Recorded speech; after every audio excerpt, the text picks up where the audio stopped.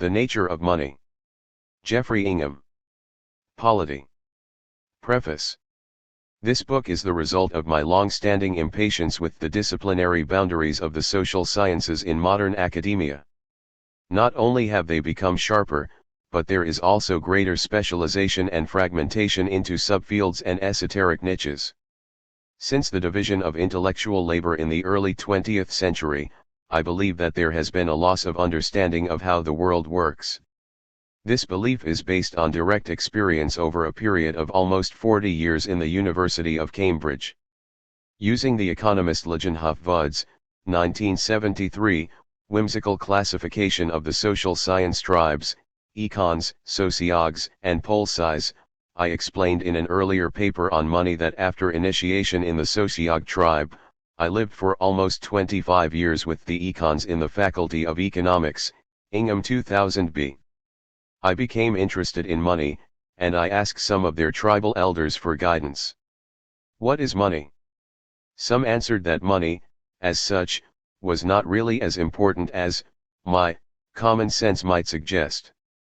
I was not convinced, and, in particular, I could not accept the orthodox economic conception of money as a neutral veil.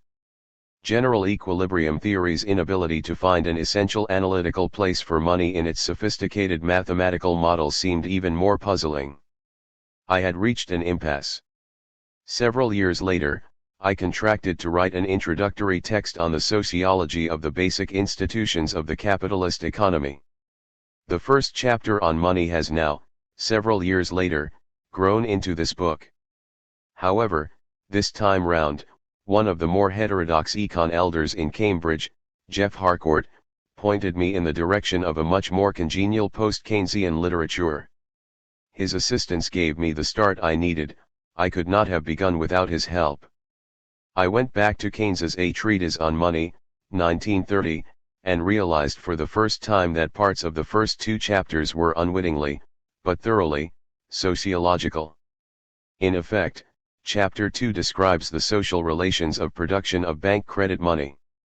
At the same time, I came across the reissue of Schumpeter's posthumous History of Economic Analysis, 1994-1954. As a graduate student in Cambridge in the early 1960s, I had read parts of this wonderfully erudite and intellectually engaging work. It is probably better for being unfinished and unedited by Schumpeter. One can see the process of thinking with all the doubts, inconsistencies, and contradictions.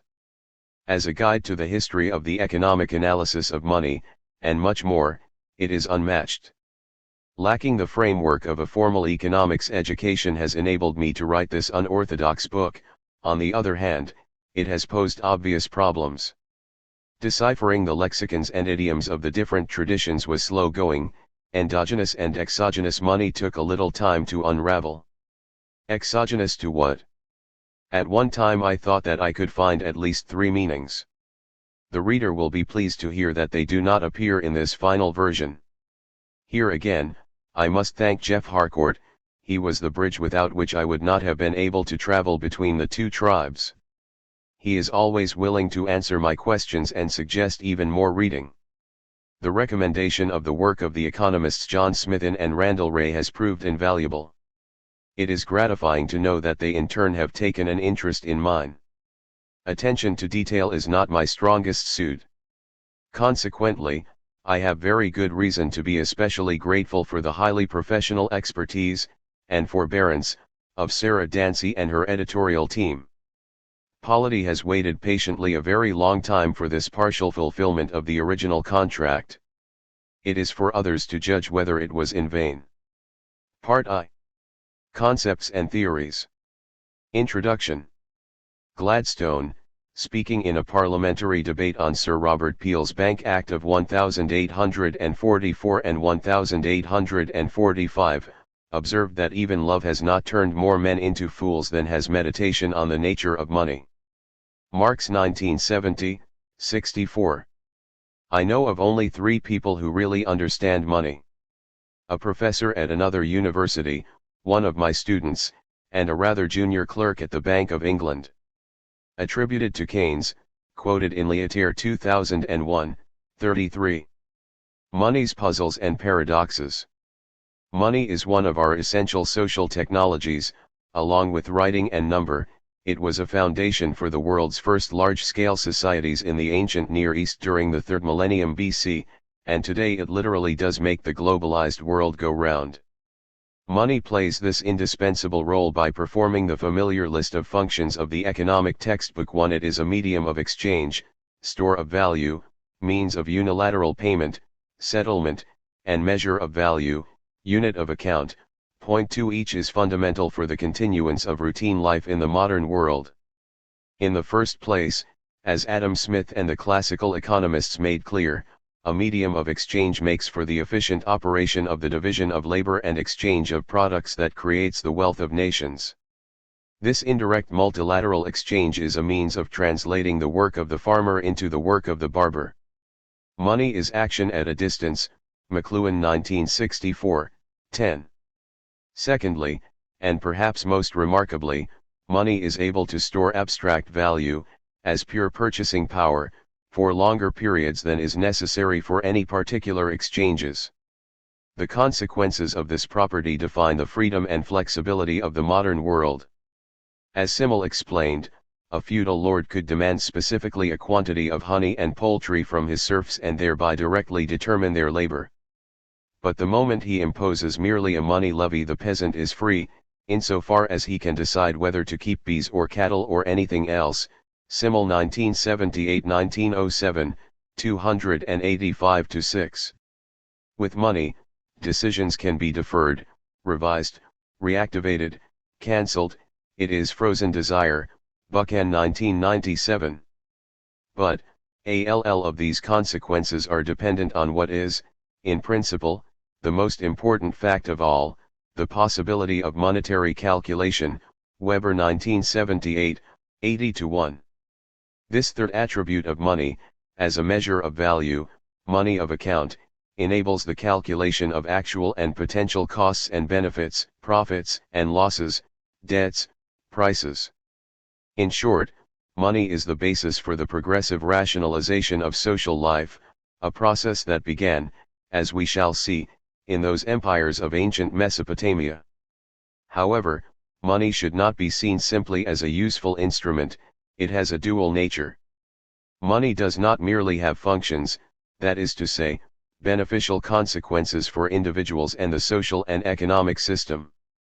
In Mann's, 1986, terminology, money is not only infrastructural power, it is also despotic power. In other words, money expands human society's capacity to get things done, but this power can be appropriated by particular interests. This is not simply a question of the possession and/or control of quantities of money, the power of wealth. Rather, as we shall see, the actual process of the production of money in its different forms is inherently a source of power.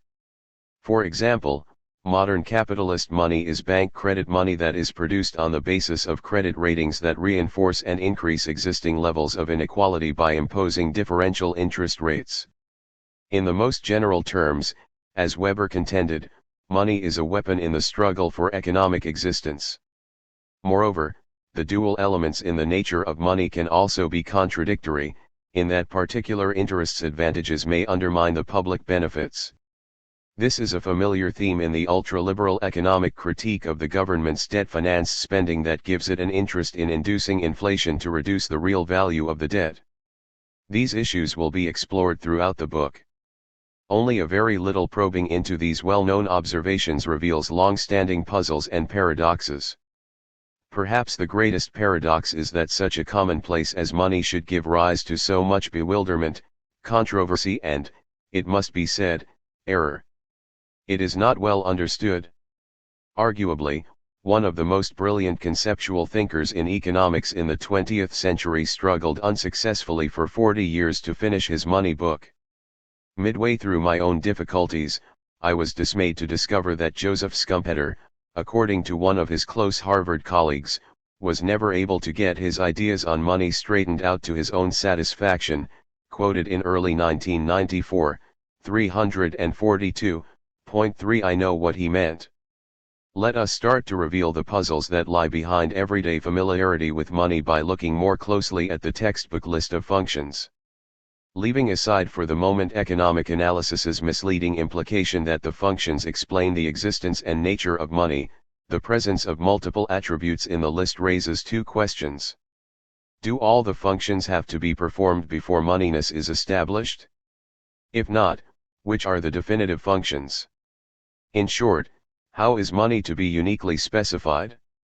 For 2000 years or so, money was identified by the integration of the four functions in the form of coin, and later in notes directly representing coin, that is, money proper in the late 19th century Cambridge Economist's lexicon.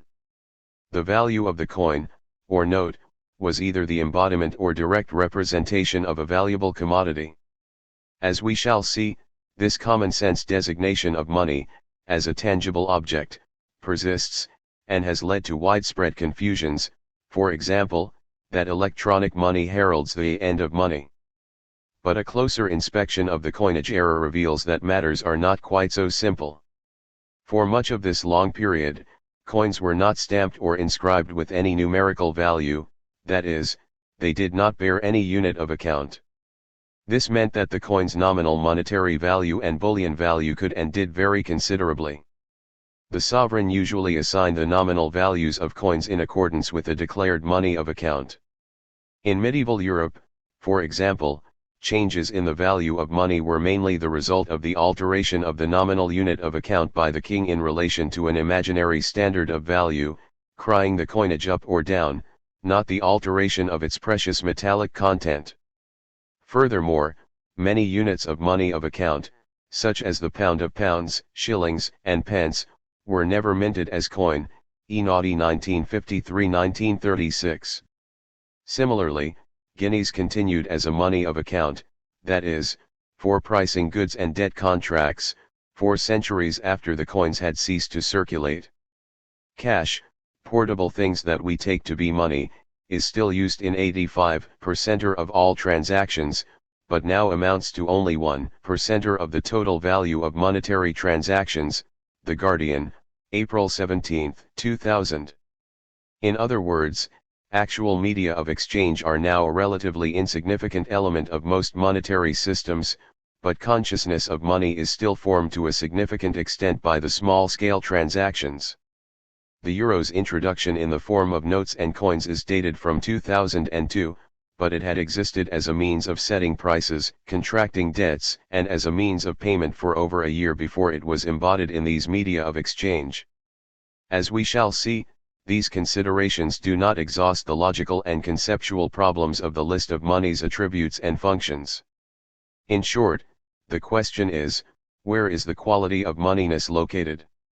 There are, in very general terms, two quite different answers to this question. As Schumpeter observed, there are only two theories of money which deserve the name, the commodity theory and the claim theory.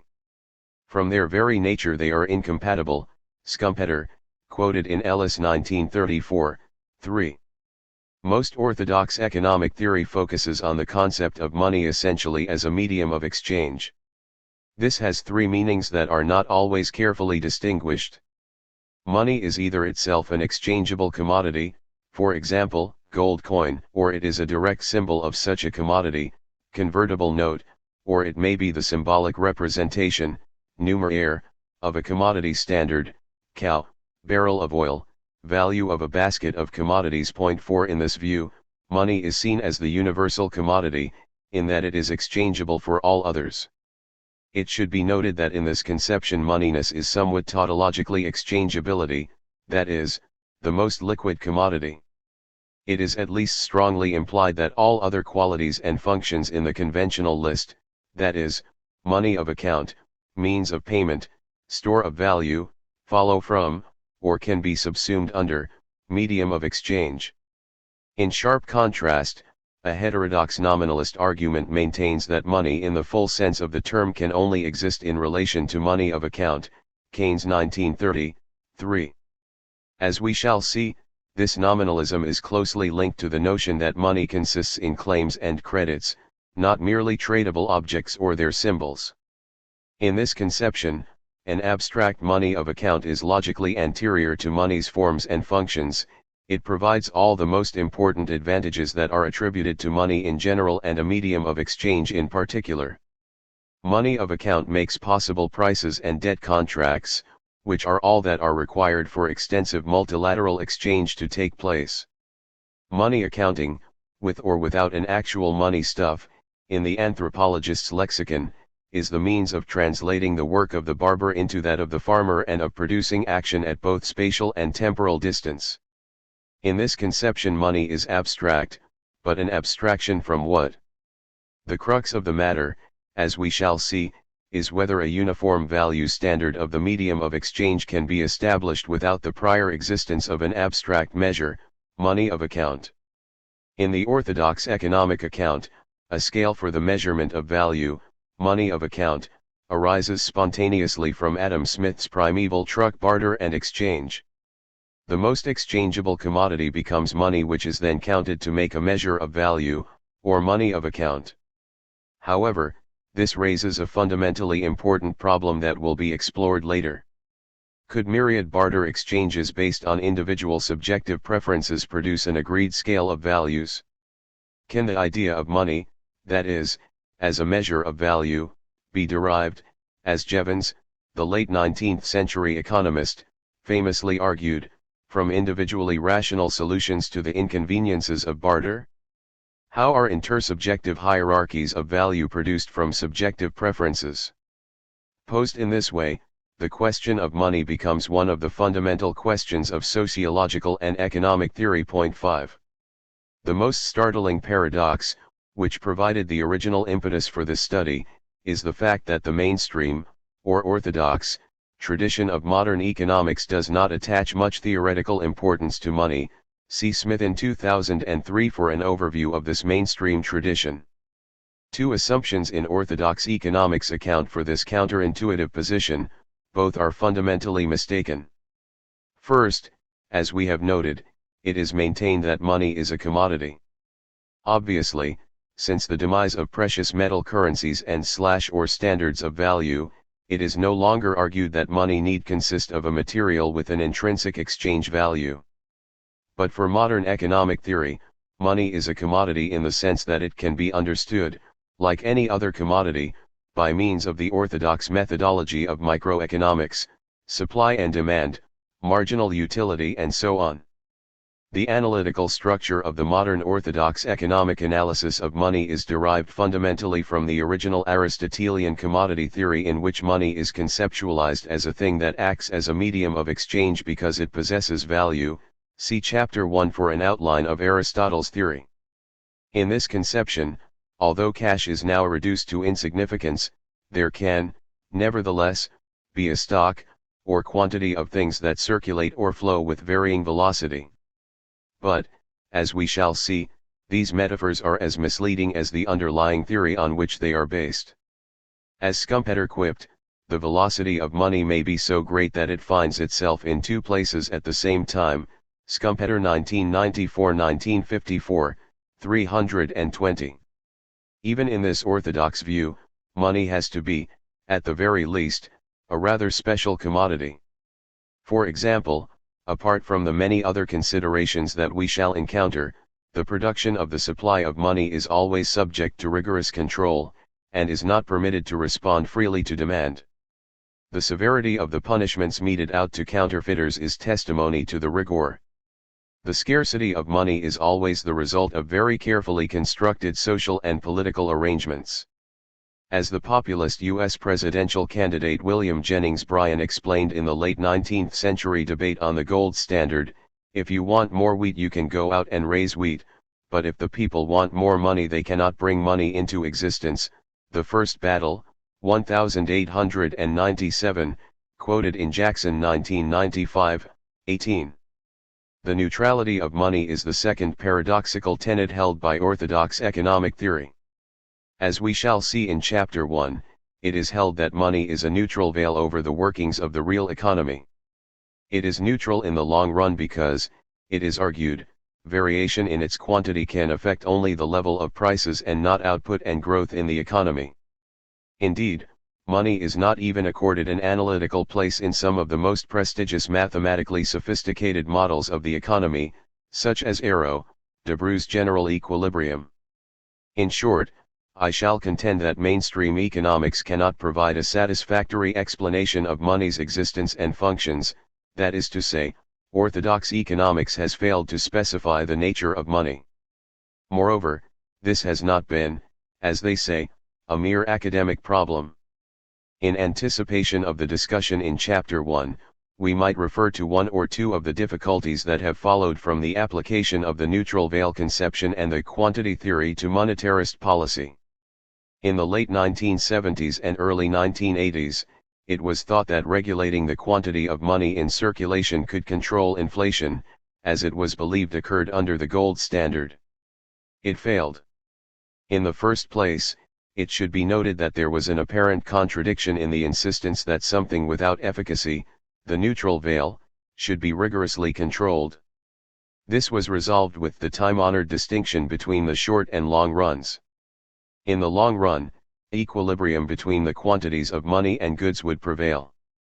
But short-run harmful disequilibria in which the supply of money outran the supply of goods, causing a rise in the price level, could occur and should be eradicated. However, as we shall see, it soon became apparent that monetarists could not reach agreement on what money was and precisely how it got into the economy. Regardless of any other practical or operational problems, controlling a quantity of something that could not be clearly identified was well nigh impossible. Within a short time, measures of money proliferated in those countries whose governments practiced monetarism. Numerous MS were progressively introduced from M0, notes and coins and checks, to M10 and beyond. But they were all measures of what? Furthermore, it became evident that the imperfectly identified and measured quantities of money did not seem to be as closely related to prices as the basic quantity theory maintained. As a practical policy doctrine, monetarism was very short-lived. It scarcely lasted a decade in the USA and UK from the late 1970s. But, as we shall see, the underlying theory on which it was based has been retained in mainstream economic theory by attributing the anomalies in the relation between quantities of money and prices to short-run, temporary, and analytically ad hoc factors. Consequently, the very same conception of money persists as the theoretical underpinning of a different kind of monetary policy, in which quantitative money aggregates are no longer considered to be important. Quantity theory's axiom of long-run monetary neutrality in the equilibrium of nominal money and real economic variables remains the ostensible foundation for policy, but no longer gives guidance to practical action. Ising 2001. In short, the relationship between the orthodox conception of money in economic analysis and practical monetary policy is now tenuous to the point of incoherence. More recently, as I have already hinted, the same orthodox analytical framework has led to the conjecture that advances in communication and information technology will replace money in the operation of economic systems. See Chapter 9. Even the Governor of the Bank of England has entertained the idea that such an end of money could render central banks redundant. King 1999. As we shall see, these conjectures are as profoundly mistaken as earlier monetarism, and the error stems just as directly from the same confusion over the nature of money. To identify forms of money and their circulation with the quality of moneyness is to misunderstand the phenomenon. It is a basic category error, which, as we shall see, has persisted since the classical Greek commodity theory of metallic coinage. This misidentification of money has produced enormous analytical difficulties and quite bizarre intellectual contortion in orthodox economics' treatment of the so-called dematerialization of money since the late 19th century. Yet, the other social and historical sciences have fared no better in the analysis of money. As a direct consequence of the division of intellectual labor in the social sciences after the methodological dispute, method and straight, of the early part of the 20th century, they have been unable to provide a more satisfactory account. In the mistaken belief that it is essentially an economic phenomenon, the other social sciences have abnegated all responsibility for the study of money, by either simply ignoring it or uncritically accepting orthodox economic analysis. Ingham 1998. Modern sociology is almost entirely concerned with very general descriptions of the consequences of money for modern society, Giddens 1990, its social meanings, Zelizer 1994, and, more indirectly, with the Marxist problem of finance capital. As Randall Collins, 1979, perceptively observed, modern sociology appears to have neglected money because it is not sociological enough. Money's existence has been taken for granted. A recent revival of interest in the subject only serves to highlight the longer-term neglect.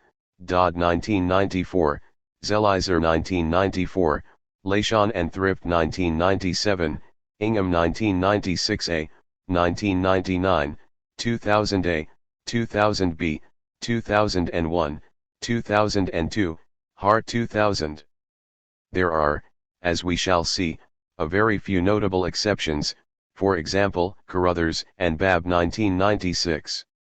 Aside from reiterating the obvious importance of trust, sociology has not addressed the problem of the actual nature of money, how it functions and how it is produced and maintained as a social institution. For example, an otherwise exemplary and important work, Fleistein's The Architecture of Markets, An Economic Sociology of the 21st Century Capitalist Societies, 2001, does not contain any discussion of what I shall argue is the pivotal institution of modern capitalism. There is not even an entry for money in the index. It is very significant that the analysis of money was a prominent issue in the method and straight that shaped the disciplinary divisions in the social sciences in the late 19th and early 20th centuries. As we have noted, Schumpeter referred at the time to the incompatibility of the theories of money that were held by the opposing sides. As we shall see, the claim or credit theories of money had existed, at least since the 15th century, as alternatives to the dominant Aristotelian commodity conception. They were favored and developed further by the historians and sociologists who were scorned by the economic theorists in the method and straight. Unfortunately, sociology was subsequently unable to develop this important early work. Picking up the threads a century later, what follows in this book may be seen, in part, as an exercise in the intellectual archaeology of the social sciences. But of course this can only be the beginning. The aim must be to construct an adequate theory of the nature of money as a social phenomenon. An outline of contents. A theory of money should provide satisfactory answers to three closely related questions: what is money? Where does it come from, or how does it get into society?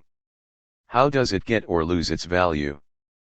Part I examines the answers given by the main traditions in the social sciences. Chapter 1, Money as a Commodity and Neutral Symbol of Commodities, outlines the development of the analysis of money to be found in mainstream or orthodox economics. Here I elaborate my contention that this understanding of money is deficient, because it is quite unable to specify money, that is to say, how money differs from other commodities. It follows that if the question of what money is cannot be answered, then the other two, where it comes from and how it gets or loses value, are also likely to be unsatisfactory. Indeed, the question of how money gets into society has been dismissed as irrelevant by one branch of orthodoxy. As Milton Friedman famously remarked, economics might just as well assume that money is dropped by helicopter and then proceed with the analysis of the effects of different quantities on the price level. The quantity theory of money is deeply infused in both the academic and the common sense answer to the third question of how money gets or loses its value. But I shall argue that there are good grounds for challenging the presumption of direct, linear causation between the quantity of money and the level of prices. Chapter 2, Abstract Value, Credit, and the State, attempts to draw together the strands in the alternative conception of money which Schumpeter identified and which have occupied what Keynes referred to as the underworld of monetary analysis. This account has two aims. The first is to make heterodoxies' commonalities more explicit and to trace their linkages. The second is to make more explicit what I take to be the inherently sociological nature of these nominalist, credit, and state theories of money. Chapter 3, Money in Sociological Theory, is not a comprehensive survey. Rather, I wish, first, to illustrate deleterious effects of the narrowly economic conception of money, both neoclassical and Marxist, on modern sociology and, secondly, to rebalance the exegetical accounts of Simmel and Weber on money. Their work on the actual process of the production of money, as opposed to its effects and consequences, was informed by the historical school's analysis. I intend to restore and use it. These extended analytical critiques form the basis for Chapter 4, in which the fundamentals of a theory of money are sketched. This is organized in relation to the three basic questions referred to above. In effect, I shall attempt to reclaim the study of money for sociology. But it is not my intention simply to perpetuate the existing disciplinary divisions, nor do I advocate that a sociological imperialism replace economics' hegemony in these matters. Throughout this work, sociological is construed in what is today a rather old-fashioned Weberian manner in which, as Collins, 1986, has persuasively argued, the social/cultural, economic, and political realms of reality are each, at one and the same time, amenable to social/cultural, economic and, above all, political analysis. Moreover, by a sociology of money I intend more than the self-evident assertion that money is produced socially, is accepted by convention, is underpinned by trust, has definite social and cultural consequences and so on. Rather, I shall argue that money is itself a social relation, that is to say, money is a claim or credit that is constituted by social relations that exist independently of the production and exchange of commodities. Regardless of any form it might take, money is essentially a provisional promise to pay, whose moneyness, as an institutional fact, is assigned by a description conferred by an abstract money of account. Money is a social relation of credit and debt denominated in a money of account. In the most basic sense, the possessor of money is owed goods. But money also represents a claim or credit against the issuer, monarch, state, bank, and so on. Money has to be issued. And something can only be issued as money if it is capable of cancelling any debt incurred by the issuer.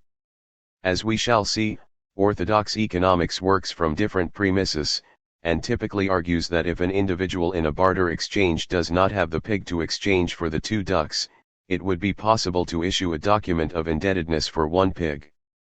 This could be held by the co-trader and later handed back for cancellation on receipt of a real pig. Is the pig IOU money? Contrary to orthodox economic theory, it will be argued that it is not, and, moreover, that such hypothetical barter could not produce money. Rather, I will argue that for money to be the most exchangeable commodity, it must first be constituted as transferable debt based on an abstract money of account. More concretely, a state issues money, as payment for goods and services, in the form of a promise to accept it in payment of taxes. A bank issues notes, or allows a check to be drawn against it as a claim, which it promises to accept in payment by its debtor. Money cannot be said to exist without the simultaneous existence of a debt that it can discharge. But note that this is not a particular debt, but rather any debt within a given monetary space. Money may appear to get its ability to buy commodities from its equivalence with them, as implied by the idea of the purchasing power of money as measured by a price index. But this misses out a crucial step, the origin of the power of money in the promise between the issuer and the user of money, that is, in the issuer's self-declared debt, as outlined above. The claim or credit must also be enforceable. 6 Monetary societies are held together by networks of credit/debt relations that are underpinned and constituted by sovereignty, Aglietta and Orlean 1998. Money is a form of sovereignty, and as such it cannot be understood without reference to an authority. This preliminary sketch of an alternative sociological analysis of money's properties and logical conditions of existence informs the historical and empirical analysis in Part 2. Having rejected orthodox economics' conjectural explanations of money's historical origins, an alternative is presented in Chapter 5, the historical origins of money and its pre-capitalist forms. First, The origin of money is not sought by looking for the early use of tradable commodities that might have developed into proto-currencies, but rather, following the great Cambridge numismatist Philip Grierson, by looking behind forms of money for the very idea of a measure of value, money of account. This again takes up and builds on the 19th century historical school's legacy, and adds from more recent scholarship. The second part of the chapter, which discusses early coinage and its development to its sophistication in the Roman Empire, has two aims. The first is to cast doubt on the almost universally accepted axiom in orthodox economic analysis that the quantity of precious metal in coins was directly related to the price of commodities, that is to say, for example, that debasing the coinage caused inflation. The second theme resurrects another contentious issue from the method and straight, the question of whether the ancient world was capitalist. At the time, the economic theorists argued that their explanatory models applied universally across time and space. Economic man and his practices were to be found throughout history. The historical school, including Weber, argued otherwise, and I elaborate their case with a more monetary interpretation of pre-capitalist history. Chapter 6, The Development of Capitalist Credit Money, pursues the theme by arguing that capitalism's distinctive structural character is to be found in the production of credit money. Capitalism is founded on the social mechanism whereby private debts are monetized in the banking system. Here the act of lending creates deposits of money. This did not occur in the so-called banks of the ancient and classical worlds. Aside from its extended application of the theoretical framework, this chapter is also intended as a correction of the standard sociological account of the rise of capitalism. Here there is an overwhelming tendency to adhere to a loosely Marxist understanding in terms of the relations of production combined with a cultural element taken from the Protestant ethic and the spirit of capitalism. One-sided emphasis on this book has led to a quite grotesque distortion of Weber's work, Ingham 2003. Chapter 7, The Production of Capitalist Credit Money, involves a partial break with the historical narrative, to present a tentative ideal type of the contemporary structure of social and political relations that produce and constitute capitalist credit money. Again, I attempt to draw out the implicit sociology in some of the more heterodox economic accounts of the empirical stylized facts involved in credit money creation. As far as I am aware, no such analysis exists, and this chapter constitutes little more than a pointer to future research. Attention is drawn to the performative role of orthodox economic theory in the social production of the fiction of an invariant standard, Morosky 1991. Case studies of three types of monetary disorder comprise Chapter 8. The purpose is to illustrate the difference between the orthodox economic conception of money and the one being presented here. Orthodoxy has difficulty in accounting for monetary disorder, because of its commitment to the notions of money's neutrality and of long-run equilibrium as the normal state of affairs. If, however, money is seen as a social relation that expresses a balance of social and political forces, and there is no presumption that such a balance entails a normal equilibrium, then monetary disorder and instability are to be expected. The rise and fall of the great inflation of the 1970s, the protracted Japanese deflation of the 1990s, and Argentina's chronic inability to produce viable money are examined. Chapter 9 again provides empirical examples to illustrate the approach. The first is a critique of the many recent conjectures that the impact of technical change, e-money, etc., might bring about the end of money. These are the result of the fundamental and widespread category error whereby moneyness is identified with a particular form of money. The second looks at the claims that local barter schemes, using information technology, might significantly encroach or even supersede formal money. Thirdly, the different analytical approaches to the Eurozone single currency experiment are examined. A short conclusion attempts to tie the argument and analysis together. 1. Money as a commodity and neutral symbol of commodities. There can be no unerring measure of either length, of weight, of time, or of value unless there be some object in nature to which the standard itself can be referred. David Ricardo in Sraffa 1951, 401, emphasis added. Monetary facts, have no direct significance for economic welfare. In this sense, money clearly is a veil. It does not comprise any of the essentials of economic life. Pigu 1949, 14. Even in the most advanced industrial economies, if we strip exchange down to its barest essentials and peel off the obscuring layer of money, we find that trade between individuals or nations largely boils down to barter. Samuelson 1973, 55. The late 19th century theorists who established the methodology of modern economics held to one version or another of the commodity theory of money. Money proper referred to either precious metal or its convertible paper symbol.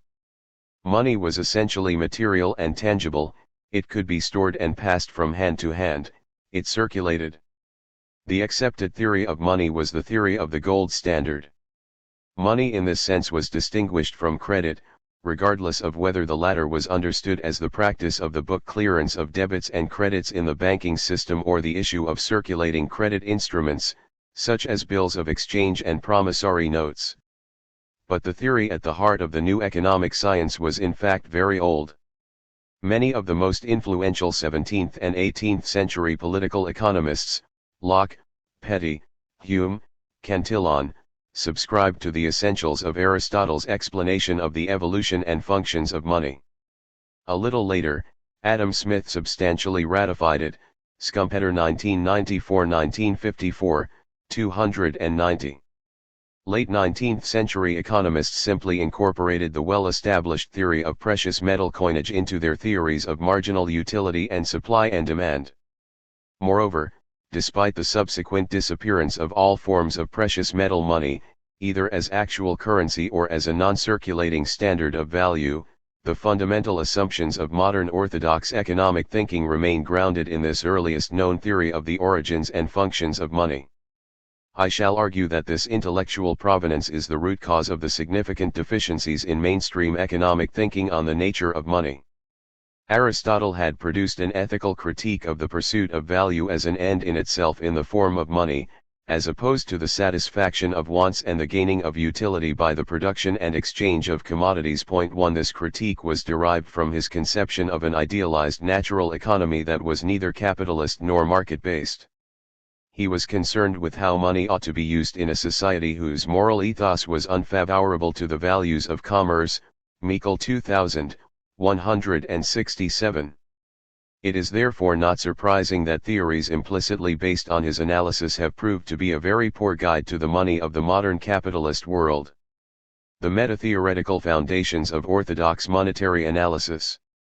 The theorems of modern economic microeconomics that deductively model the decision-making of rational utility maximizing individuals and the exchanges between them are derived from a stylized conception of a simple trading economy in which exchange ratios of commodities express their real values. The model comprises object relations, exchange ratios between commodities, or the production function, and individual agent-object relations, individual acts of utility calculation, or the utility function. For similar distinctions, see Ganchsman 1988, Weber 1978, 66, 9. Together, object and agent-object relations constitute what Schumpeter described as the real economy. Real analysis proceeds from the principle that all the essential phenomena of economic life are capable of being described in terms of goods and services, of decisions about them, and of relations between them. Money enters the picture only in the modest role of a technical device that has been adopted in order to facilitate transactions. So long as it functions normally, it does not affect the economic process, which behaves in the same way as it would in a barter economy. This is essentially what the concept of neutral money implies. Thus, money has been called a garb or veil of the things that really matter. Not only can it be discarded whenever we are analyzing the fundamental features of the economic process, but it must be discarded just as a veil must be drawn aside if we are to see the face behind it. Accordingly, money prices must give way to the exchange ratios between the commodities that are the really important thing behind money prices. Schumpeter 1994-1954, 277, 2. Other than the higgling to arrive at a mutually agreed exchange, agent, or social, relations form no part of the model, Ganchsman 1988. It is assumed that a continuous process of higgling is able to transform the myriad bilateral exchange ratios between all the different commodities, based on individual preferences, into a single price for any uniform good. Money, in the form of a highly liquid commodity, may be introduced into the model to lubricate the process of exchange. As a commodity, the medium of exchange can have an exchange ratio with other commodities. Or, as a symbol, it can directly represent real commodities.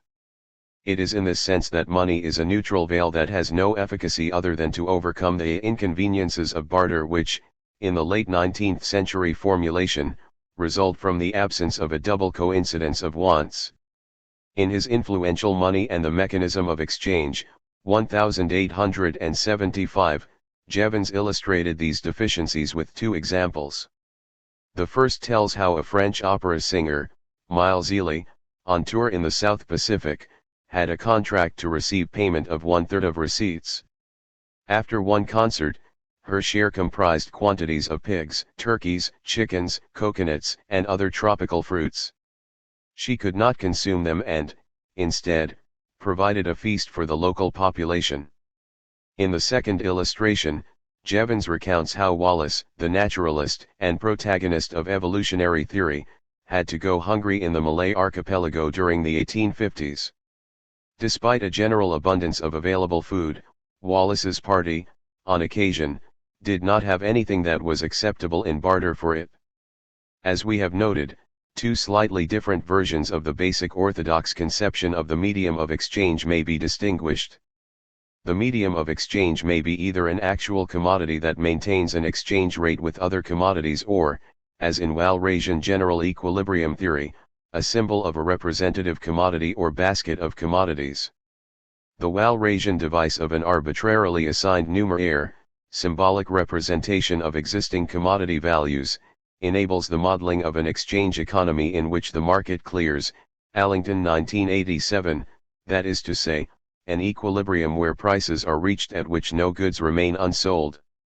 Further analytical assumptions of instantaneous, that is, timeless, multilateral trades under conditions of certainty and perfect information are made in order to render this general equilibrium amenable to a precise mathematical expression. But these conditions also render money redundant, particularly as a store of value and means of final payment, or settlement. As a leading exponent of such theorizing explains, the most serious challenge that the existence of money poses to the theorist is this: the best model of the economy cannot find room for it. The best developed model is, of course, the Arrow-Debreu version of a Walrasian general equilibrium. A world in which all conceivable contingent future contracts are known neither needs nor wants intrinsically worthless money. Han 1982, 1. In Walras's equation, the numeraire is not explained, rather, it is simply introduced along with the auctioneer in order to render the model operational, that is to say, to get the bidding started. Point 3. But money does no more than lubricate the transaction process. It is not an autonomous force, it does not make a difference to the level of economic activity and welfare, it merely enables us, according to Mill, to do more easily that which we could do without it. This conception of money runs as a continuous thread through the development of orthodox economic analysis. Hume's Essay of Money, 1752, more or less paraphrases Aristotle: money is not, properly speaking, one of the objects of commerce, but only an instrument. It is none of the wheels of trade, it is the oil which renders the motion of the wheel smooth and easy, quoted in Jackson 1995, 3. In the late 19th century, Alfred Marshall affirmed the orthodoxy that money is no more than a device by which the gigantic system of barter is carried out. As the third epigraph to this chapter tells us, one of the most influential economists of all time would have us believe that money is an obscuring layer over the economic exchange in modern capitalism that largely boils down to barter, Samuelson 1973, 55.4. Despite money's status as a neutral veil, the fact that it was seen as a commodity enabled the new economic methodology to provide a theory of its origins as a medium of exchange. Mengers, 1892, Rational choice analysis of the evolution of money remains the basis for today's neoclassical explanations, Dowd 2000, Klein and Selgin 2000. Money is the unintended consequence of individual economic rationality. In order to maximize their barter options, traders hold stocks of the most tradable commodities, which, consequently, become media of exchange. Beans, cigarettes. 5 Coinage is explained with the further conjecture that precious metals have additional advantageous properties, such as durability, divisibility, portability, etc. Metal is weighed and minted into uniform pieces, and the commodity becomes money. Thus, the commodity theory is sometimes referred to as the metal list theory of money, see Schumpeter 1994-1954, Goodhart 1998. In short, all orthodox economic accounts of money are commodity exchange theories. Both money's historical origins and logical conditions of existence are explained as the outcome of economic exchange in the market that evolves as a result of individual utility maximization. Quantity theory and the value of money. By the mid-19th century, 4 interrelated propositions were characteristic of classical economic monetary thought. First, money's existence does not interfere with the operation of any laws of value. J.S. Mill, Principles of Political Economy, 1871, quoted in Laidler 1991, 9.6. The value of money is determined by the value of the precious metals it contains, which can be explained under the rubric of the theories of relative prices and costs of production. The value of money is determined, temporarily by supply and demand, permanently and on the average by costs of production. Mill, quoted in Laidler 1991, 10. Third, variation in the quantity of money causes price movements, and not vice versa. Fourth, the existence of bank liabilities in the form of notes and bills are acknowledged as part of the money supply only if they are convertible into gold and/or silver. Other increasingly important forms of credit, such as bills of exchange and promissory notes, were usually simply left out of the reckoning. This was achieved, as I have already noted, by the evasive, inconsistent, and unclear distinction between credit and currency, that is, cash in hand, or money proper. Eventually, as we shall see, the incoherence of the efforts to maintain the distinction between money and credit proved to be the most problematic for orthodox analysis. But in the second half of the 19th century, concern was focused on tension in classical economics between two explanations of the determination of value, that is, in terms of either the immediate interplay of supply and demand for money, or the ultimate costs of its production.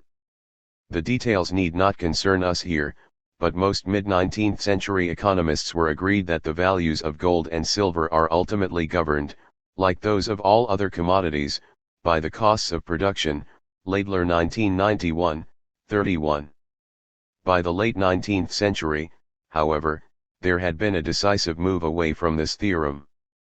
As Marshall pointed out in his evidence to the Indian Currency Committee, 1899, gold and silver were so durable that a year's supply is never more than a very small part of the total stock of circulating coins. Laidler 1991, 56. That is to say, the velocity of money meant that its value would not conform closely to its costs of production. Increasing emphasis was given to the individual demand for money, which, it was argued, ultimately determined its aggregate stock in the economy. The demand for cash balances depended upon the balance between the convenience obtained and the risk avoided. Pigou, quoted in Laidler 1991, 63. That is to say, the demand for money depended on its marginal utility for the individual. 7. Theoretically, this meant that the questions of what money is and how it actually gets into the economy were subordinated to the question of how much of it is demanded at any time. The empirical facts of its issue from mints and banks were obvious, but precisely how this happened was not considered to be theoretically relevant. Money was called forth by demand, but the specification of the actual transmission mechanism whereby demand-induced increases in the quantity of money and, in turn, raised the level of prices remained a matter of conjecture.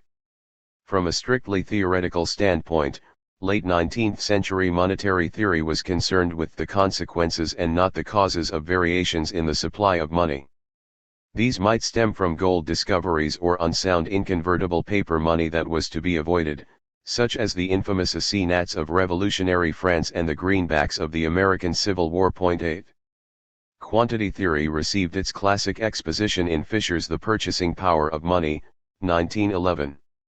By defining money as both notes and coins, M, and current account bank deposits, M1, Fisher moved some way towards taking bank money into account, but in accord with the general approach, the question of the origin of the supply of bank deposits was left indeterminate.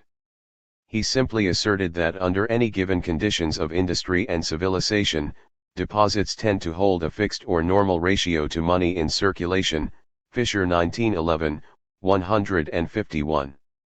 Fisher's starting point was the Cambridge equation of exchange, as formulated by Edgeworth, 1887, and others.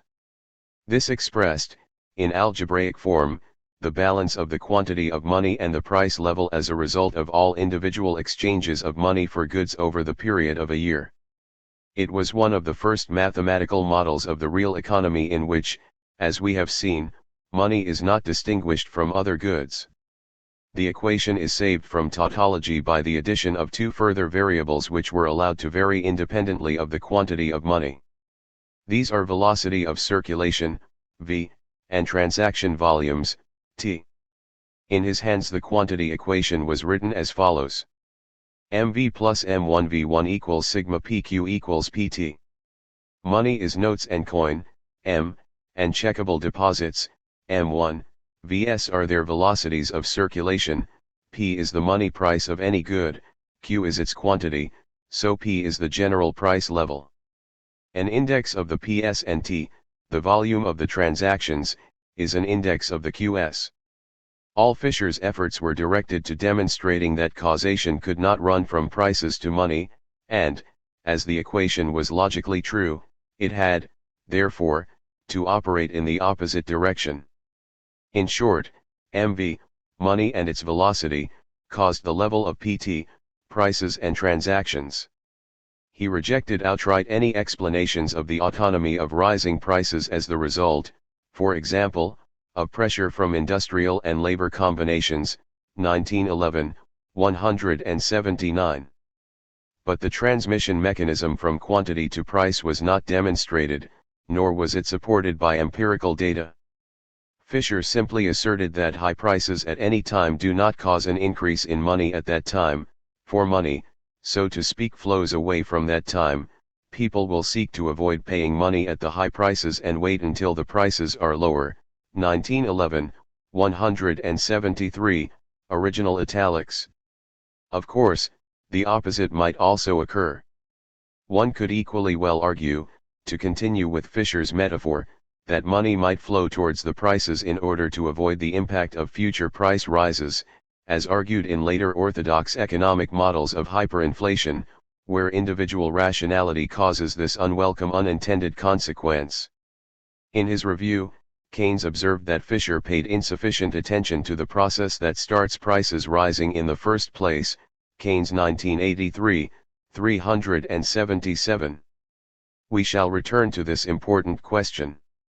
Despite the inexorable growth of bank credit money, orthodox academic economists clung, with increasing desperation, to the anachronistic theory. Their model of money supply was, in effect, an empirical generalization of a naturally constrained supply of a metallic monetary base provided by a central authority, the mint, that was outside the market. That is to say, in the terminology of the late 20th century, it was exogenous. 9 The retention of the commodity theory and its assumptions was achieved by maintaining a sharp distinction between money proper and credit. The credit supply was seen as the top of a large inverted pyramid on the narrower base of the gold standard. The direct question of whether credit was money was studiously avoided in orthodox circles, but given its pivotal importance in capitalist economies, credit was gradually incorporated into orthodox quantity analysis. However, this merely exposed the contradictions and inconsistencies in the commodity theory. For example, most orthodox economists of the early 20th century got little further than seeing credit as a means of economizing on money proper. But they all stopped short of the idea that bank loans might create credit money in the form of deposits that were relatively autonomous with respect to the stock of precious metal money. Credit could not easily be accommodated in the concept of the real economy as a structure of exchange ratios, object relations, based on the preferences of individual utility maximizers, agent-object relations. The creation of money by the creation of the social relation of debt, agent-agent relations, was utterly incompatible with the methodology of orthodox neoclassical economics. And the extension of this idea, to be considered in the following chapters, that all forms of money, including commodity money, are constituted by a social relation of credit was anathema. An analytical critique of commodity theory. As we shall see in Part 2, the historical record does not support the orthodox theory of money's sequential development from barter to commodity money to virtual money, see also Ray 1998, 2003. Here we are concerned with an internal, or analytical, critique of the theory. The specificity of money. As I noted in the introduction, the orthodox theory of money, as a medium of exchange, is unable uniquely to specify money except in terms of a purely logical description. Money is specified as the commodity that can be traded for all other commodities, Clower 1984-1967, 86. Point 10 in Menger's conjectural history, money evolves from the rational use of the most tradable commodity as a medium of exchange that maximizes trading options. However, he realized that base metal coins and inconvertible paper money broke this link.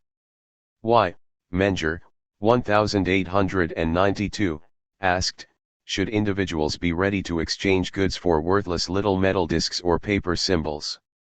Subsequently, neoclassical economics has tried to resolve the problem and establish the micro-foundations of money by showing that holding, non-commodity, money reduces transaction costs for the individual. For example, Jones 1976, Dowd 2000, Klein and Selgin 2000.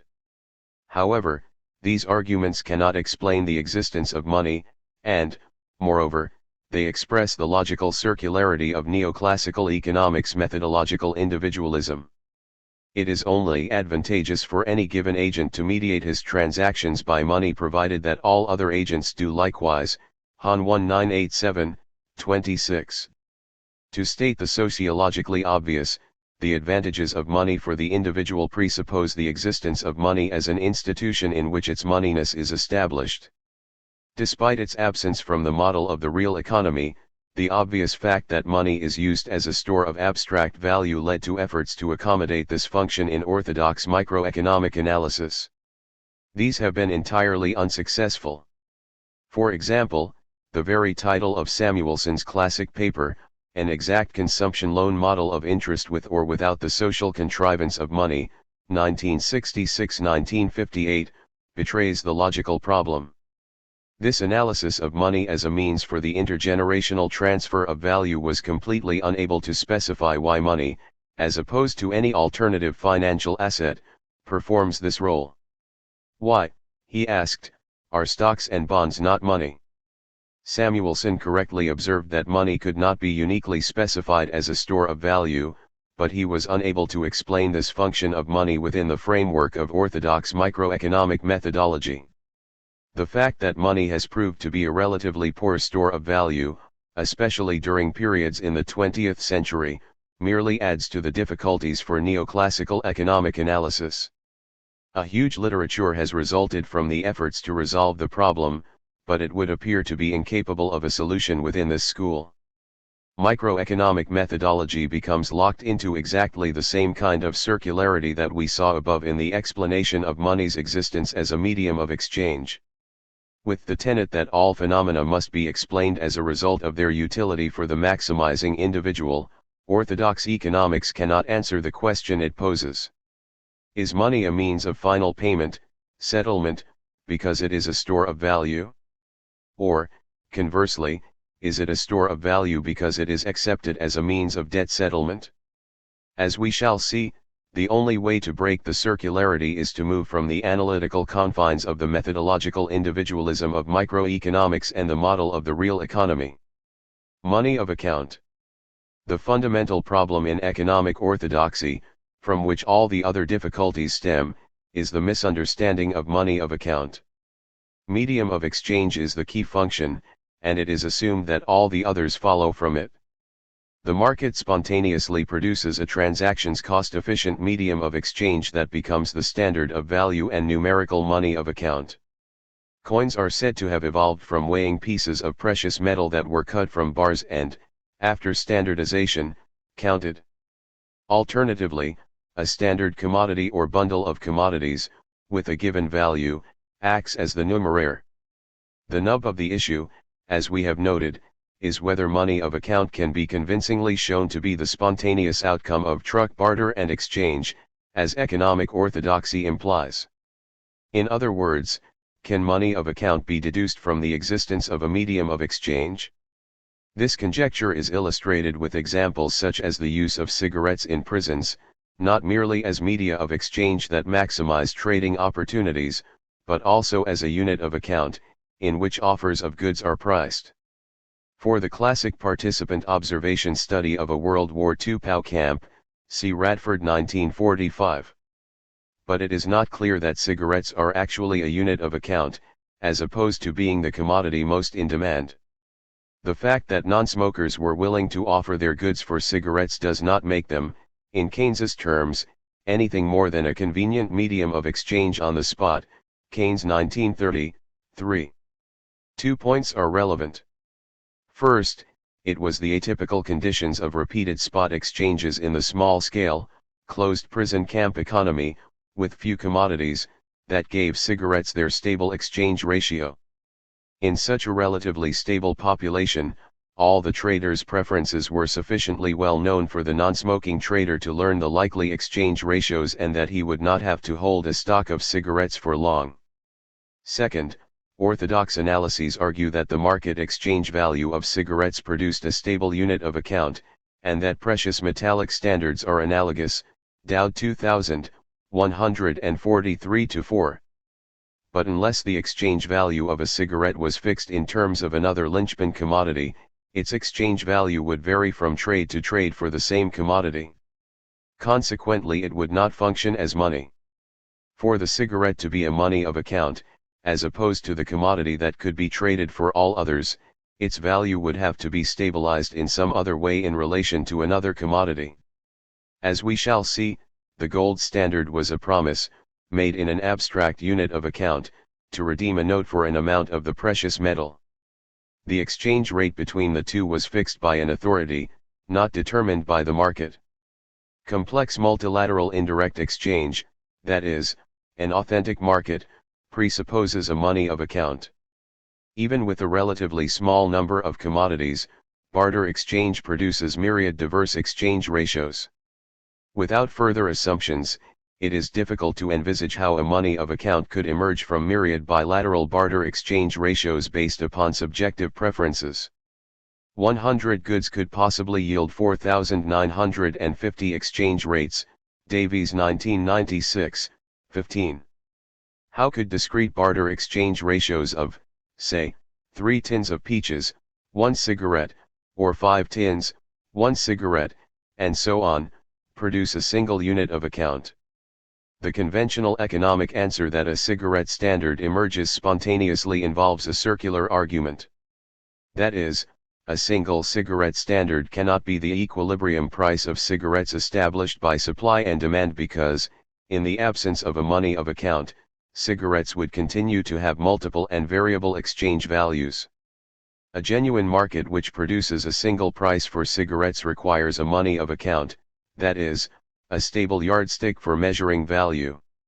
As opposed to the commodity cigarette, the monetary cigarette in any cigarette standard would be an abstract cigarette. The very idea of money, which is to say, of abstract accounting for value, is logically anterior and historically prior to market exchange. If the process of exchange could not have produced the abstract concept of money of account, how did it originate?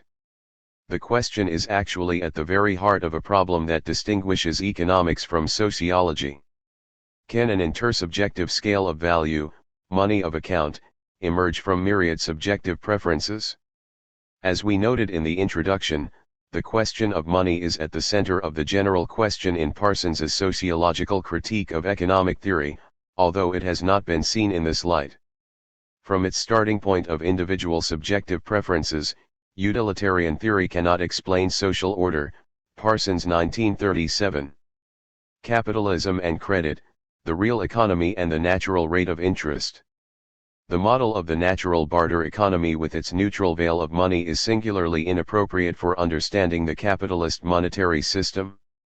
In the real economy, money exists only as a medium for the gaining of utility through the exchange of commodities, commodity rightward arrow money rightward arrow commodity, or CMC1. It models the village fair in which capitalist financing of production does not occur, Minsky 1982. In the real economy of continuous spot transactions, there is no investment in Keynes's money wage or entrepreneurial economy, Smith in 2003, 3-4. Capitalism, it will be argued, is distinguished by the entrepreneurial use of credit money produced by banks to take speculative positions regarding the production of commodities for future sale, or with regard to fluctuations in the value of money itself. Either M, bank credit money, rightward arrow MCM1, or M, bank credit money, rightward arrow MM1. Aristotle and, of course, Marx deplored both forms of exchange. The existence of credit was obviously recognized by the early 20th century orthodox theorists, but, as we have seen, could not be accommodated readily within the real analysis model of a barter economy. Wicksell's work was the most accomplished attempt to do this, and continues to provide some of mainstream economics' core theoretical assumptions, see Smith in 2003. His analysis is based on a comparison of two abstract models, a pure cash economy and a pure credit economy.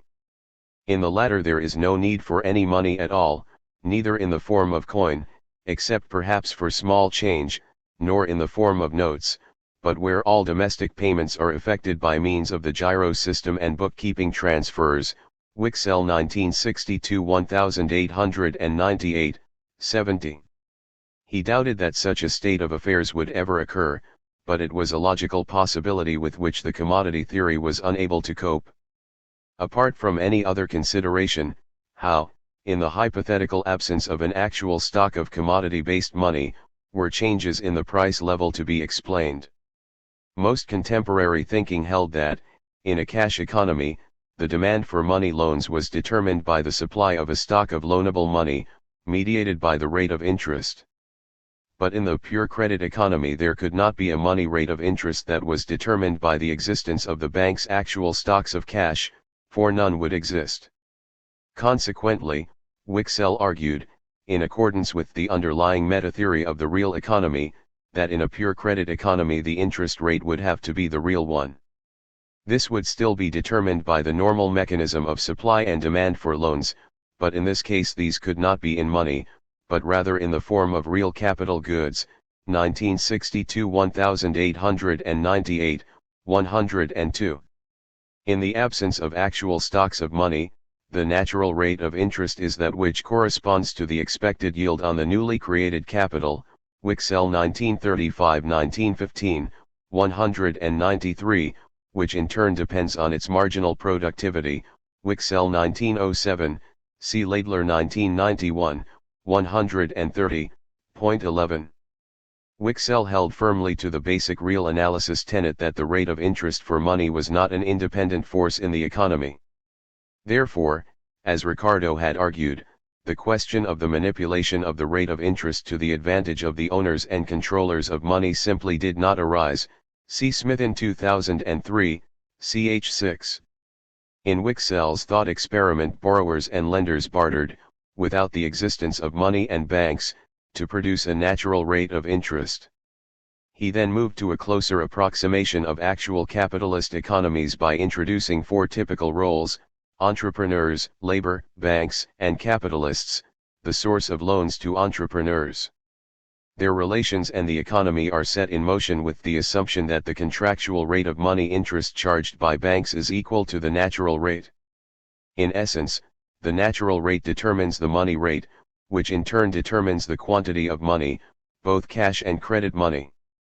But this hypothetical causal sequence is based entirely on the axioms of the theory of the real economy, and is nowhere explained or, more importantly, described empirically. The money rate of interest is always tending to coincide with an ever-changing natural rate, Wicksell 1962 1898, 117, emphasis added. However, the tendency is left as an unexplained conjecture. It should be noted that Wicksell's pure credit economy describes only one of the two forms that credit money might take. He was concerned only with the giro system for the settlement of transactions of debit and credit, that is, book transfer between accounts. But capitalist banks are not merely intermediaries in a giro system, they also produce credit money through lending and the creation of deposits. As Schumpeter explained, banks are introduced into real analysis only as neutral cost-reducing intermediaries. They place the aggregated savings of many small depositors at the disposal of borrowers of money capital. In classical theory, deposits make loans. Armed with the common-sense cloakroom analogy, the eminent English economist Cannon defended classical orthodoxy, scornfully dismissing the converse notion that loans make deposits. Cannon, quoted in Schumpeter 1994-1954, 1113. The lending of coats left with an attendant for safekeeping, he argued, does not involve the creation of more coats. Before the owners could use them, they would have to be returned. But, as Schumpeter points out, this is precisely what does not happen in capitalist banking. Here, depositors and borrowers have simultaneous use of the same money, and, furthermore, new lending creates new money. Schumpeter 1994-1954, 1113-14. This notion that loans make deposits, of money, is explored in the next chapter. In short, for Wicksell, the money rate of interest was a direct function of the capacity of productive capital. But, as Schumpeter implied, real analysis is unable to provide an adequate theoretical account of capitalist financing without recourse to considerable intellectual contortion. In this model, saving and investment must be interpreted to mean saving of some real factors of production, such as buildings, machines, raw materials, and though in the form of money, it is these physical capital goods that are really lent when an industrial borrower arranges for a loan. Schumpeter 1994-1954, 277. As we shall see, it was precisely this impasse that Keynes sought to break with his early heterodox work, A Treatise on Money, 1930. This alternative view, to be explored later, sees the money rate of interest as influenced in a relatively autonomous way by the operation of the financial system itself. In Keynes's rather obscure phrase, the marginal efficiency of capital is determined by forces partly appropriate to itself, Keynes 1973, 103. The persistence of orthodoxy. Towards the end of the capitalist crises of the 1930s and during the so-called Golden Age after World War II, both theoretical and practical monetary orthodoxy was moved off center stage, or, at least, had to share it with Keynesian economic theory. Keynes's own rapprochement with orthodoxy and the general accommodation of his work within a mainstream neoclassical synthesis need not concern us here, see Rogers and Reams 2000, Smith in 2003. Some aspects will be considered subsequently. Here I shall simply indicate how the meta-theory of the real economy and the axioms of quantity theory continue to inform both academic theory and the practice of monetary policy. The practical implications of this persistence are discussed in Part 2, in Chapters 7, 9. Monetarism. The need to deal with the inflation of the 1970s brought to the fore Friedman's restatement of Fisher's orthodox quantity theory, and his empirical work with Schwartz became the focal point of the monetarist revival, see Smith in 1996. It was conceded that changes in the supply of money could influence the level of economic activity, as they believed events had shown. But monetarists argued in time-honored fashion that this could only be a short-run effect. In the long run, any money illusion would wear off as the real values of the economy reasserted themselves and money resumed its natural neutrality. Friedman 1969. They held to the Wicksellian assumption that in the long run changes in the money rate of interest could not affect the natural rate. But short-run divergence between the two could create serious economic problems, most notably, inflation. Without any violation of the real economy model, it could be argued that states, analytically outside the economy, perform a public goods role by providing sound money.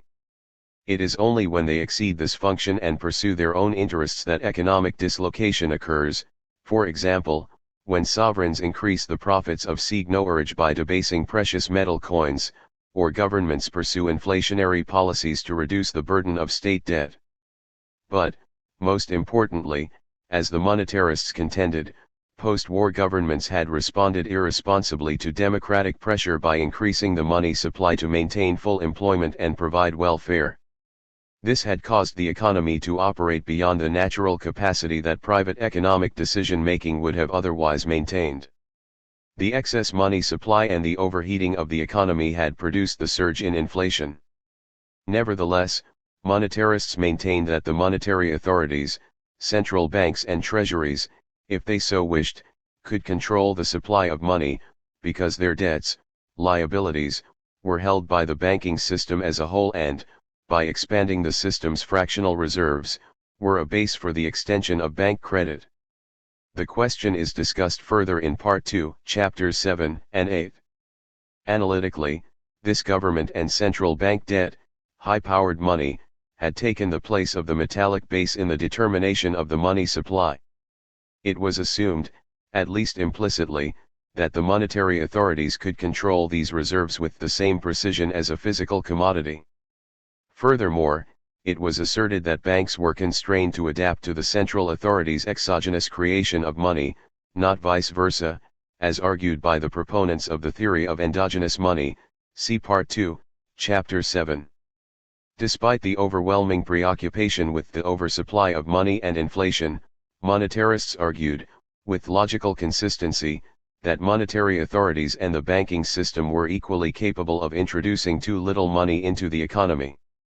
For example, Friedman and Schwartz maintained that the contraction of the money stock between 1929 and 1933 was an important causal factor in the U.S. Depression of the 1930s. But even after such a severe contraction, the propensities of the real economy would, in the long run, gradually reassert themselves, and the natural trajectory of economic activity would resume. Friedman and Schwartz 1963. Thus, the key to economic stability was seen to be the control of the supply of money in relation to the natural rhythms of the real economy. It followed that if there was a natural rate of interest, then there was also a natural rate of unemployment. The aim of economic analysis was to uncover these natural propensities and rhythms in order that the exogenous supply of money could be carefully calibrated to act, as it should, as a neutral veil. If a monetary stimulus reduced unemployment below the natural rate in any particular economy, that is, the rate determined by the marginal productivity of the factors of production, natural rate of interest, then inflation would follow.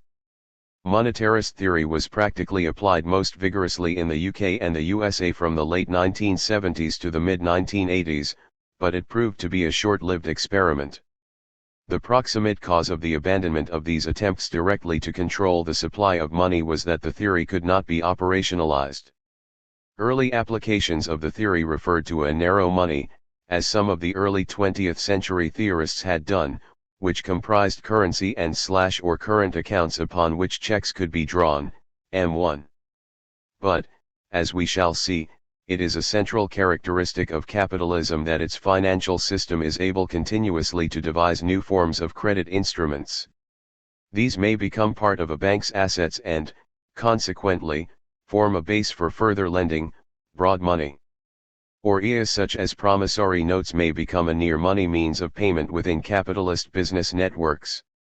Moreover, when the authorities attempt to regulate and control any particular form of credit instrument or near money, the private capitalist financial system creates new ones that are not covered by the regulation. Point 12. As we shall see in Part 2, there is no hard and fast distinction in capitalism between the various forms of increasingly fungible credit instruments and the so-called money proper. This feature of capitalism was intensified, with contradictory effects, by the financial deregulation during the 1980s. Credit instruments proliferated and were rendered more fungible and transferable into cash by the measures. For example, in both the USA and the UK, the hard and fast regulatory separation of deposit or savings accounts and current check accounts was relaxed, and the money supply was, consequently, augmented and increased. The practical consequences of the well-established, but untenable, distinction between money and credit slowly became more apparent, but not before the myriad forms of credit money supply had given rise to new measures of the money supply. M2 led to M3 and so on to M17. The policy became increasingly inoperable. Later, in the early 1990s, as credit money continued to expand at annual rates of over 25% per year, but inflation fell quite markedly, the very foundations of quantity theory came under question. Henwood 1997, 201-2, Gutman 1994. Monetarism's policy incoherence directly reflected the theoretical incoherence of the revamped orthodox theory of money, which, it must be remembered, was already anachronistic at the time of its refinement by Fisher in the early 20th century. Monetarist theory was developed, with no significant modification of the assumptions regarding the natural economy. In the hands of the early classical economists, precious metal currency was seen to be an exogenously provided public good. Credit money and bank clearance, which accounted for virtually all the significant transactions of the capitalist economy, were excluded from this category of money proper. It is, therefore, not too surprising that this analytical framework proved to be totally inadequate for the understanding of the process whereby capitalism's money is created and controlled. Rational expectations and inflation. With the failure of monetarism, orthodox monetary policy has become ever more detached from orthodox monetary theory. The fundamental tenets and assumptions, such as the long-run neutrality of money, survive, but they do not directly inform the immediate concerns of practical policy making. Point 13. Attention is now almost exclusively focused on the means by which inflation expectations might be stabilized. See Part 2, Chapter 7. Rational expectations theory contends that rational economic agents will wish to avoid inflation. If governments can create a credible commitment to low and stable inflation, then rational agents will not be tempted to engage in a self-defeating round of wage increases in order to try to keep ahead of an anticipated rise in prices. The forging of rational expectations is seen to be the responsibility of governments, whose fiscal policies are the major determinants of the money supply and, therefore, inflation. Barrow and Gordon 1983. To this limited extent, the rational expectations approach to money is consistent with the orthodox ideas that the quantity of money affects prices and that the money supply is exogenously determined. See Part 2, Chapter 7. It is contended that the expansion of the economy beyond the natural rhythms of the business cycle is largely the result of governments departing from sound monetary principles. The latter may have changed since the days of the gold standard, but the belief remains that such principles exist, and that they are dictated by the natural propensities of the economy. However, we shall pursue an alternative conception of money and monetary policy, in which production of money is seen as the result of a power struggle between the major contending groups and interests in society. The relationships between wages, the level of employment, the real rates of interest, and the exchange rate, as these are represented in macroeconomic models, express these struggles. Ingham 1996b, Smith in 2003. In rational expectations models, however, there is no social and political structure from which conflict could result. Rather, the entire analysis is based on the hypothetical responses of rational representative agents to available information. New monetary economics. Towards the end of 20th century, in a prescient anticipation of the Internet, new monetary economics suggested that computerized bookkeeping could become the basis for gigantic Walrasian sophisticated barter systems. Economic exchange could take place without money, as in the real economy, by the exchange of transferable forms of wealth, that is to say, commodities and financial assets, Fama 1980, Troutwine 1993, C. Smith in 2003. Computer technology might be able to eradicate the inconveniences of barter and create markets in which all goods are potentially media of exchange and means of payment. Walras had understood that for market clearing prices to develop, there would need to be a numeraire in terms of which goods could be priced and their exchange rates established. But there would be no universal form of value outside these goods. That is to say, there would be no good called money, which existed as an independent store of value outside the economic space that was constituted by the transactions network of the real economy. With the development of the Internet, this analysis has gained influence. There would be no actual money supply in such a sophisticated barter system, and, consequently, central banks could become redundant, King 1999.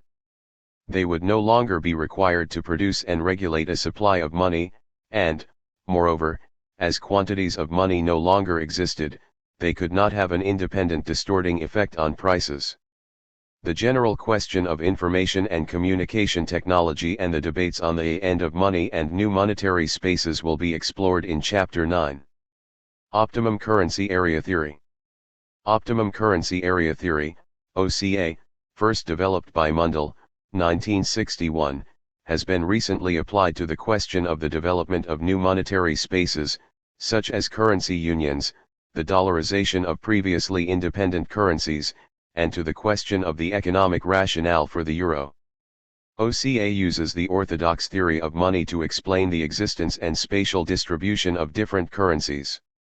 Geographical areas that form internally consistent and coherent economic systems, in terms of structure and costs of production, will tend to evolve a uniform medium of exchange, through a process of transactions cost minimization. Thus, arguments for and against joining the euro are couched in terms of the degree of alignment of the real characteristics of a potential entrance economy with those of the existing participants, that is, interest rates, labor market flexibility and so on. The criticisms of the orthodox theory of money outlined above apply to OCA, and will be elaborated in Part 2, Chapter 9. From this orthodox viewpoint, monetary space is no more than a reflection or representation of transactional, or market, space, as this is conceptualized in real analysis. Here we might simply repeat the basic counter-argument that monetary space is a social and political construction. Moreover, the authoritative imposition of a money of account over a geographical space can be the active element in the creation of a hitherto fragmented market space. The creation of monetary space defined by the geographical extent of a money of account is an act of sovereignty. Conclusions. By the early 20th century, academic economic theorists held four closely interrelated methodological assumptions and theoretical tenets. Regardless of the institutional changes in monetary systems and actual forms of money, these have guided all subsequent orthodox economic analyses of money. First, mainstream economics operates with a model of a real economy of essentially barter exchange in which money merely symbolizes the underlying real exchange ratios. It is a neutral veil, and not an economic force sui generis. In the long run, money is unimportant and inessential. Money is able to perform its fundamental role as a medium of exchange because it is itself a tradable commodity, or the direct representative of a commodity or commodities. Money is specified as a money stuff that has an exchange value. Second, money's functional role in an economy, or its logical origins, is explained in terms of its elimination of the inefficiencies of direct barter, that is, the removal of costly inconveniences caused by the search for a co-trader with congruent wants. This explanation of money's existence in terms of its minimization of transaction costs for the rational individual is consistent with the canon of economic neoclassicism, and is referred to as the micro-foundations of money. Third, as it is a commodity, or the direct symbolic representation of a commodity, money's value may be explained by general economic theories of value, such as supply and demand and or marginal utility. Fourth, it follows, ceteris paribus, from both these theories, supply and demand and marginal utility, that the price level is a function of the ratio of the quantity or stock of money in circulation to the quantity of goods. I have argued that the approach is unable adequately to deal with three fundamental questions that a theory of money should answer. What does money do, or what is money? How is it produced, or how does it get into society? How is the value of money determined? Most fundamentally, the analytical focus on money's role as a medium of exchange fails to identify the quality of moneyness, which is to be found, rather, in the abstract measure of value, the unit of account. Economic orthodoxy implies, and sometimes argues, that money of account is directly provided by the commodity standard of value, which consists in, or is represented by, the medium of exchange. Thus media of exchange simply require counting in order to produce a money of account.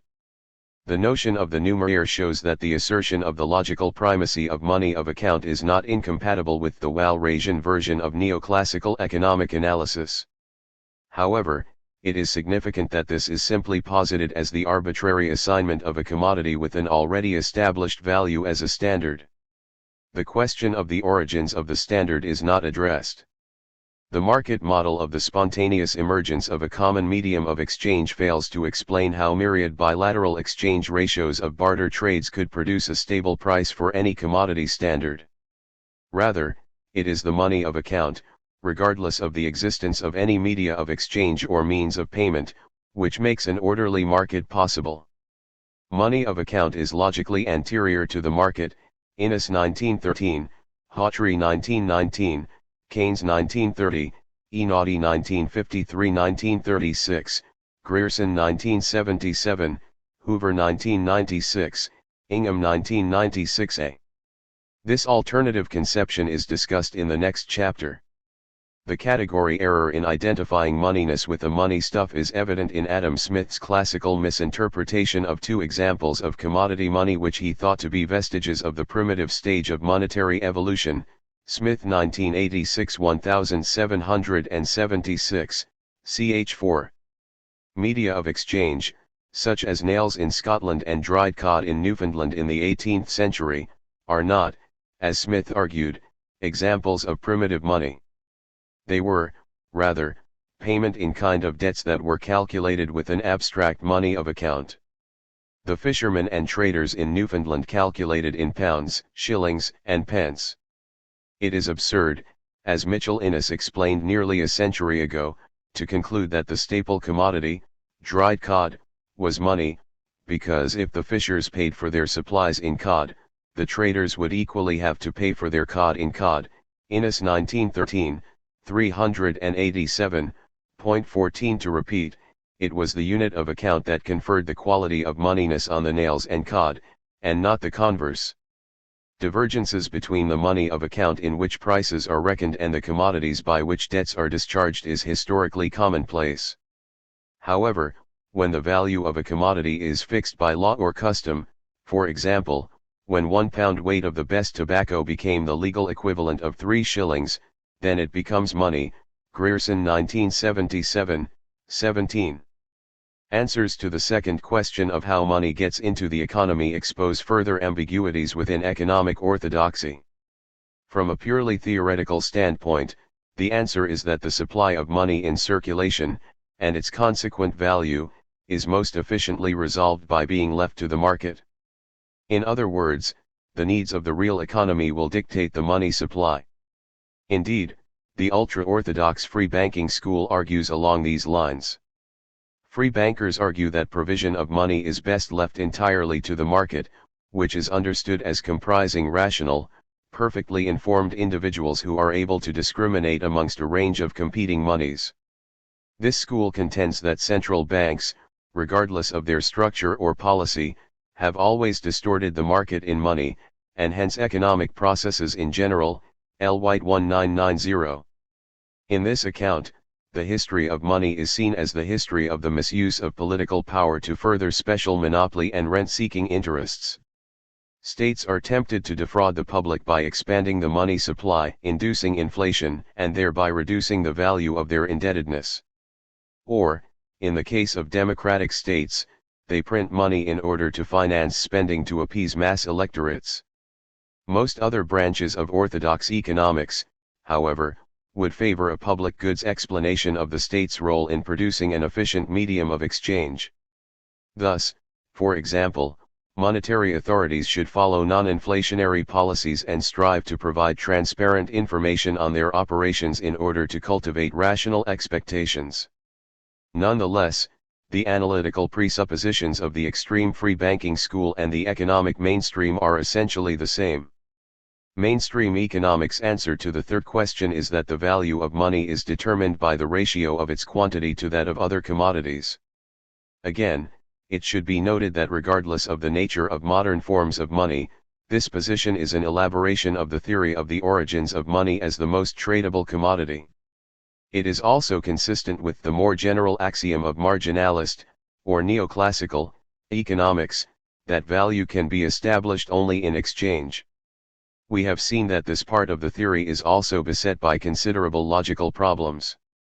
Modern macroeconomics retains the orthodox idea that it is, in principle, possible, by means of an apolitical search for the most technically efficient means, to arrive at an optimum supply of neutral money, that is to say, a supply of money that does no more than express the values of the real economy.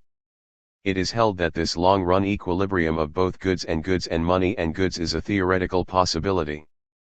Beyond this, however, the question of precisely how money gets into the economy has not, from a strictly analytical standpoint, engaged economic theory to any significant degree. Monetary institutions are relevant only insofar as they aid or impede the attainment of the theoretical monetary optimum. Some institutional arrangements are to be preferred insofar as they are believed to stabilize inflation expectations and thereby facilitate the movement to an equation of the quantities of money and goods. To be sure, expectations are important, but they are not formed rationally simply on the basis of economic information about the propensities of the real economy. As we shall see when we return to the question in chapters 7 and 8, the institutional structure of the monetary system comprises relations of power. Finally, an obvious question arises from this preliminary assessment. How can such inadequate intellectual underpinnings remain the basis for conduct of monetary affairs? As we shall see, this is asked, if not quite so brusquely, even by mainstream economists who are concerned directly with monetary policy. The most obvious answer is that this is to be expected in normal science. Paradigms can be sustained by the social organization of the scientific community beyond the point that they cease to provide clear understanding. Kuhn 1970. The mainstream conception of money outlined here is an integral part of the dominant paradigm in modern economics. If it were to be seriously challenged from within orthodoxy, it would have equally serious consequences for accepted methodology in general. However, academic entrenchment can be only part of the explanation for the persistence of this intellectually inadequate meta-theory. For a time, it was reasonable to think that the economics of Rawls, and its associated theory of money, had been superseded. Writing in the middle of the 20th century, Schumpeter asked a similar question in his magisterial history of economic analysis. He gave a rather unconvincing explanation of the failure of 17th and 18th century credit theory to displace the Aristotelian legacy, Schumpeter 1994-1954, 287, but assumed that with the rise of Keynesian economics, what he referred to as monetary, as opposed orthodox real, analysis, would prevail, p. 278. No doubt he would have been surprised by the revival of 19th century orthodoxy in the analysis of the real economy after the 1970s, but it adds force to our original question. The analytical reduction of money to a natural commodity, to the mere symbol of a commodity, or to nothing more than the neutral representation of existing values, is a powerful ideological tool. However, Money is not merely a useful technique, comparable to weights and measures, it also consists in social relations that are inherently relations of inequality and power. We shall see that in the actual process of the social production of money, promises to pay are ranked hierarchically in a way that expresses and reproduces these inequalities.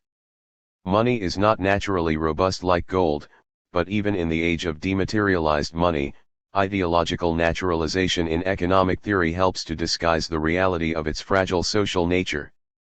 See Douglas 1986, 48. 2. Abstract value, credit, and the state. The eye has never seen, nor the hand touched a dollar. Innis 1914, 155. Money is only a claim upon society. Money appears, so to speak, as a bill of exchange from which the name of the drawee is lacking. Simmel 1978-1907, 177. Money is peculiarly a creation of the state. Keynes 1930, 4.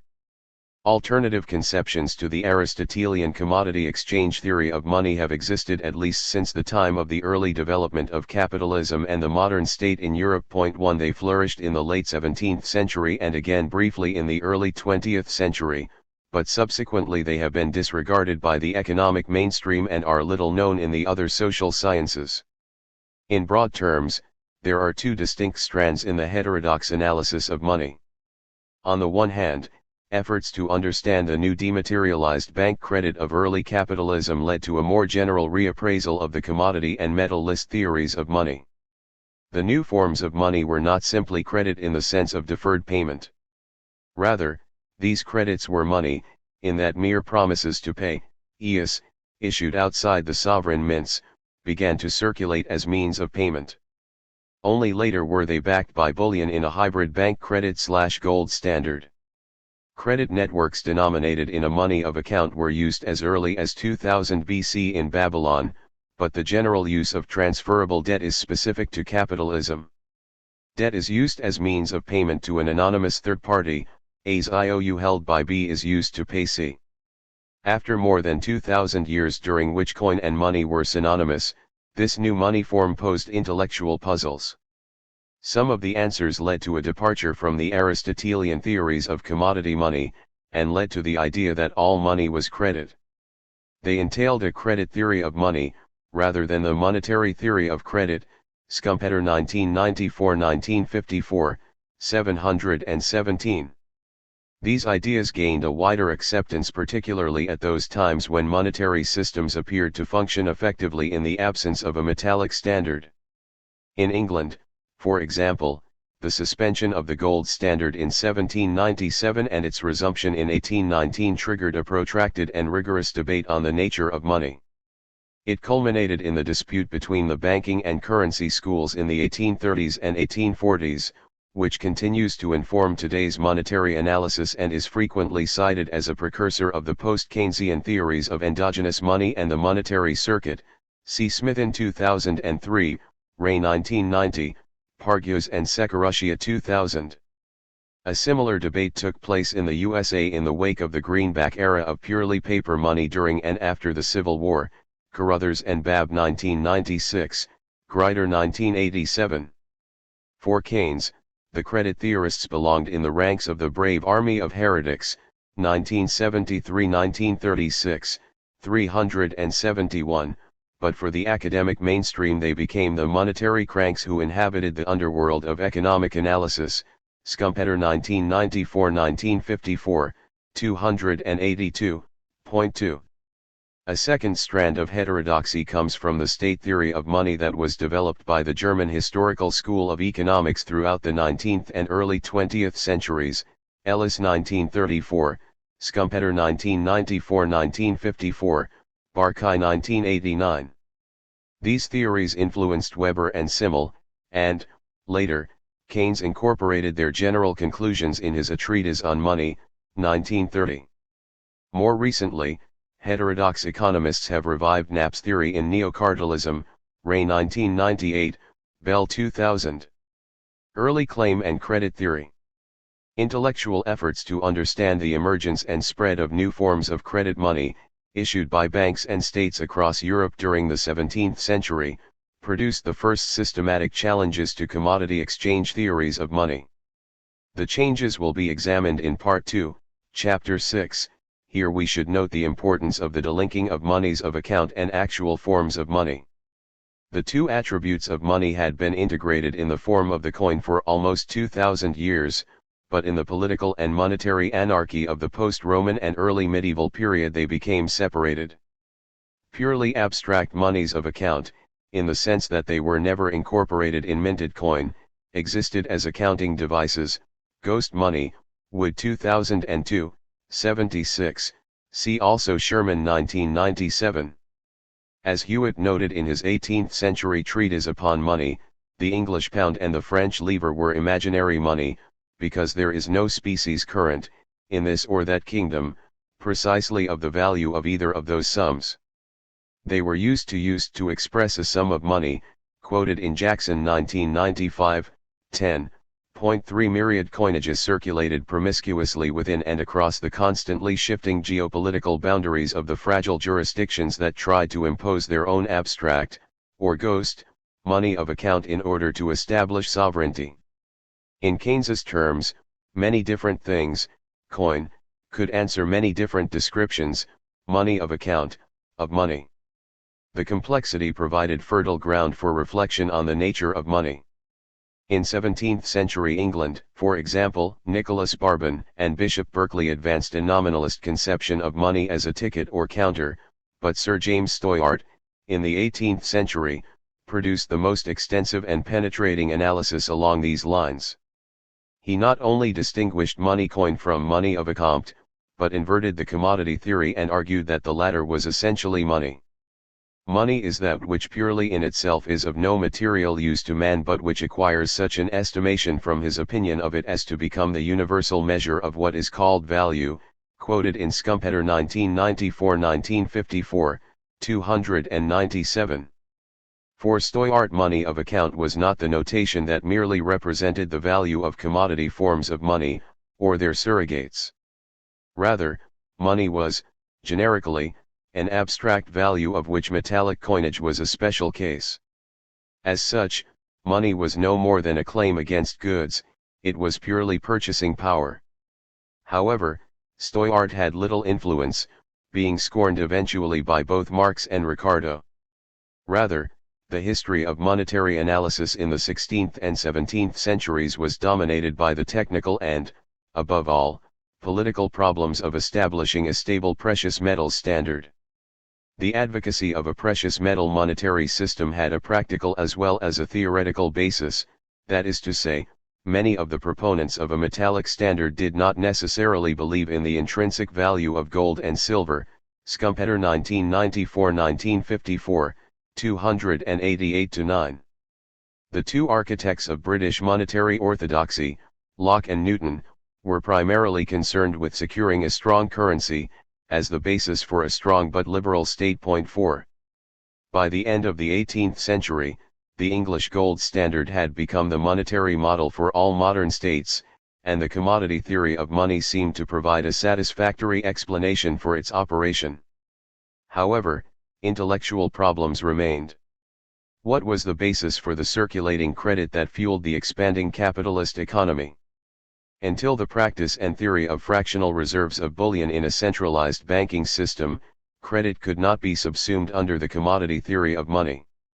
Defoe's bemusement was typical. Credit gives motion, yet itself cannot be said to exist, it creates forms, yet has no form, it is neither quantity nor quality, it has no whereness or whenness, sight or habit. I should say that it is the essential shadow of something that it is not.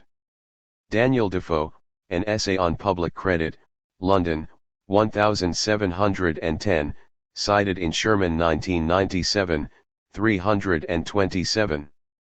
By the early 19th century, metallic currency had fallen to below 50% of the money supply.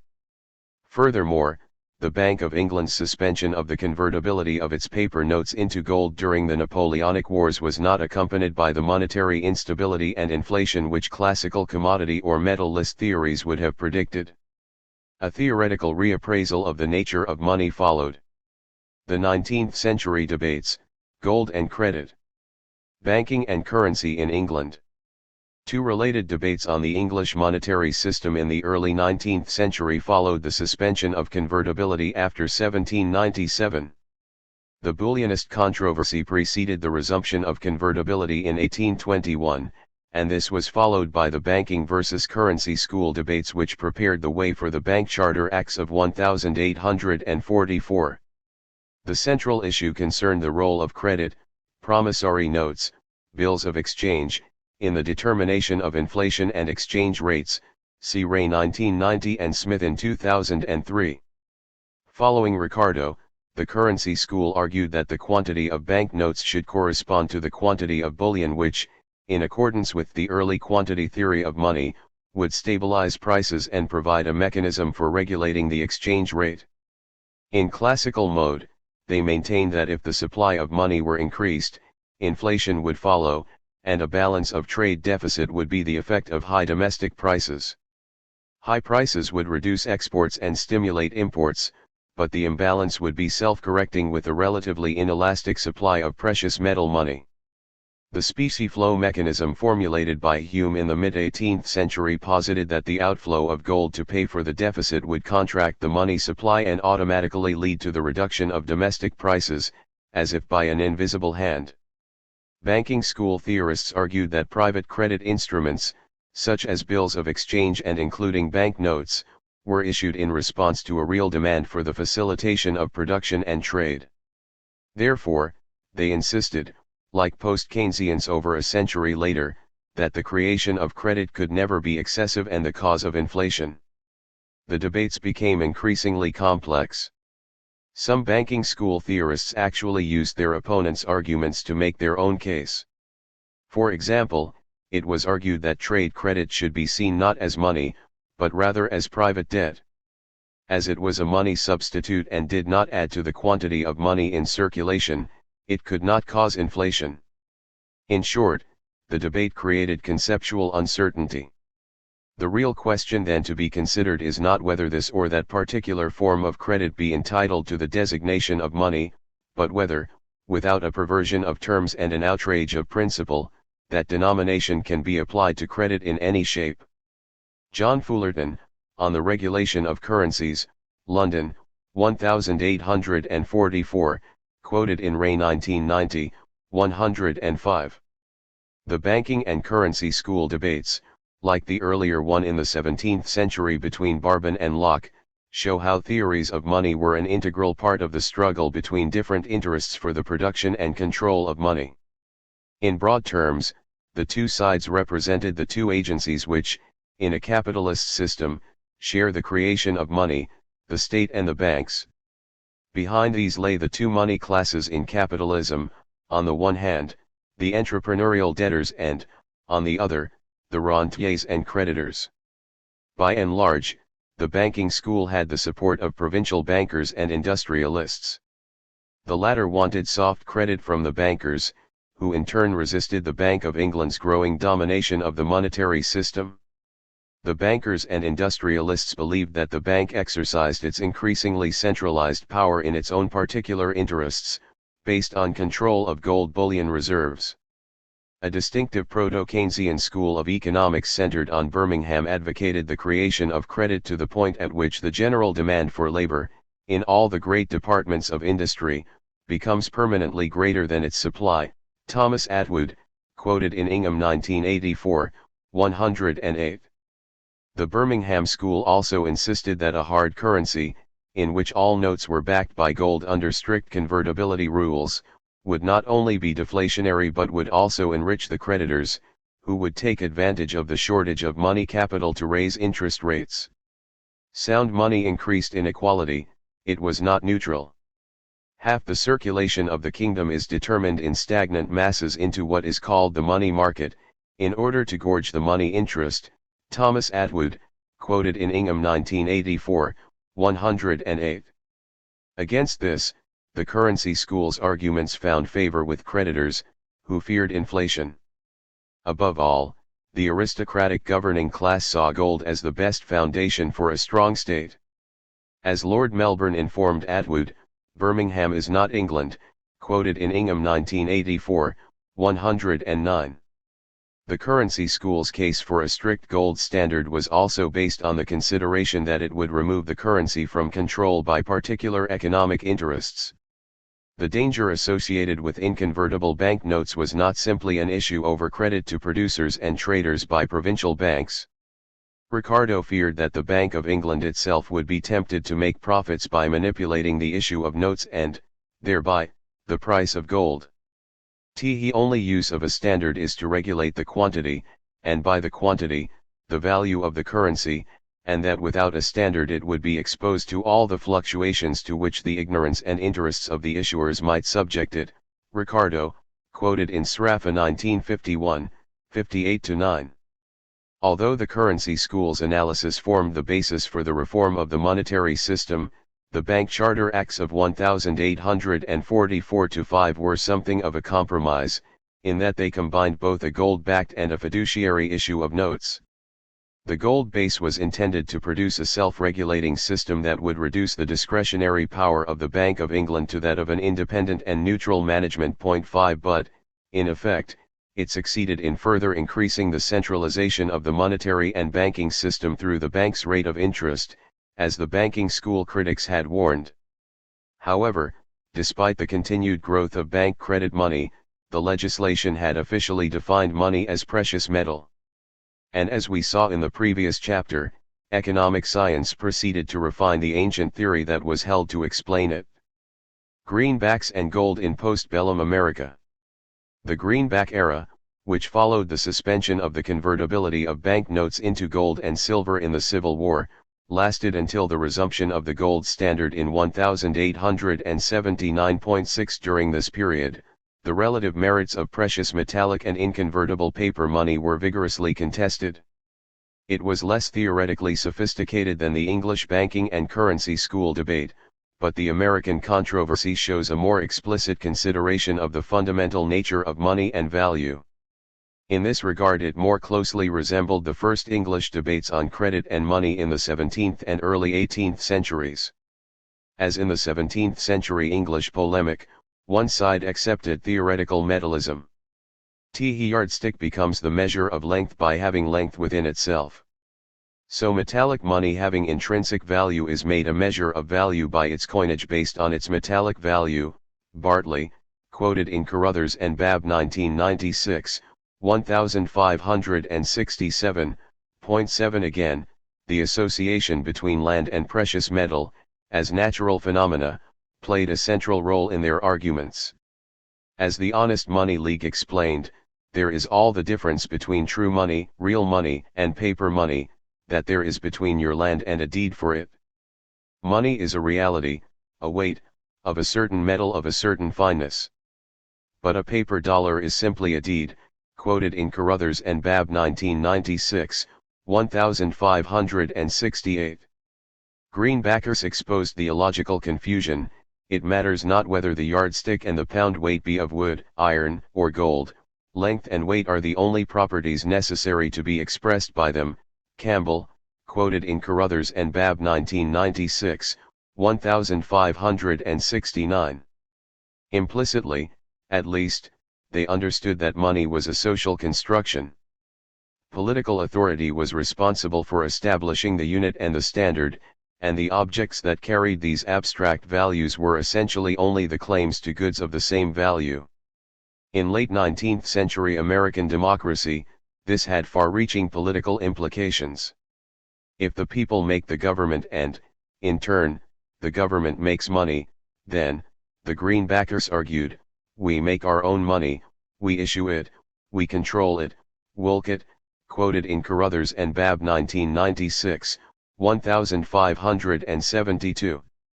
As in all other disputes, the complex struggle between creditors and debtors, on the one hand, and the state, on the other, determined the outcome. Basing their arguments on the quantity theory, metalists and creditor interests feared that inflation would be the inevitable consequence of an inconvertible paper currency. 8 But they were not all necessarily convinced by the commodity theory of money. Many did not trust a democratic government to maintain control of a non-metallic currency, that is, they were practical metallists. Schumpeter 1994-1954, 288-9. In the same manner as some of the English currency school, they argued that an inconvertible credit money system would be destabilized by the struggle between economic classes and interests. Anchored in a natural substance, commodity money would transcend this conflict. The greenbackers dismissed this appeal to a common good and argued that, on the contrary, a fixed metallic standard outside democratic control actually ceded too much power to the bankers and creditors. In effect, the greenbackers were attempting to demystify the ideological identification of the social relation of money with the supposedly natural form of precious metal coinage. Money was a social product, and they believed that its identification with gold masked the bankers' private control of the public good that should be under popular control. The greenbackers lost the struggle and, with the establishment of the Federal Reserve Bank in 1913, the United States completed the construction of a sovereign monetary space that was defined by a dollar money of account based on a gold standard. As we saw in the previous chapter, Fisher's The Purchasing Power of Money was published in 1911, and whilst it did not advocate a gold standard, it claimed to present a mathematical proof of the direct relationship between the quantity of money and the price level.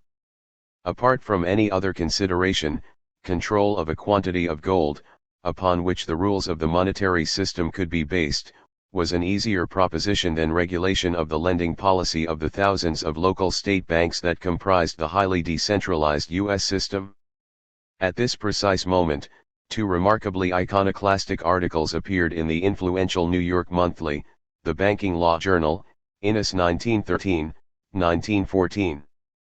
In a succinct critique of the commodity theory of money, Innis found it deeply puzzling that it may be said without exaggeration that no scientific theory has ever been put forward which was more completely lacking in foundation. 1914, 383.9. At the apogee of the gold standard, he confidently stated that there was never such a thing as a metallic standard of value. 1914, 379. Innis acknowledges that some of the earlier credit theorists, such as Stoyart, Munn, Boyce-Gilbert and, in particular, MacLeod, had seen the essential nature of money as an abstract measure of debt. All that we can touch or see is a promise to pay or satisfy a debt due for an amount called a dollar, which is intangible, immaterial, abstract.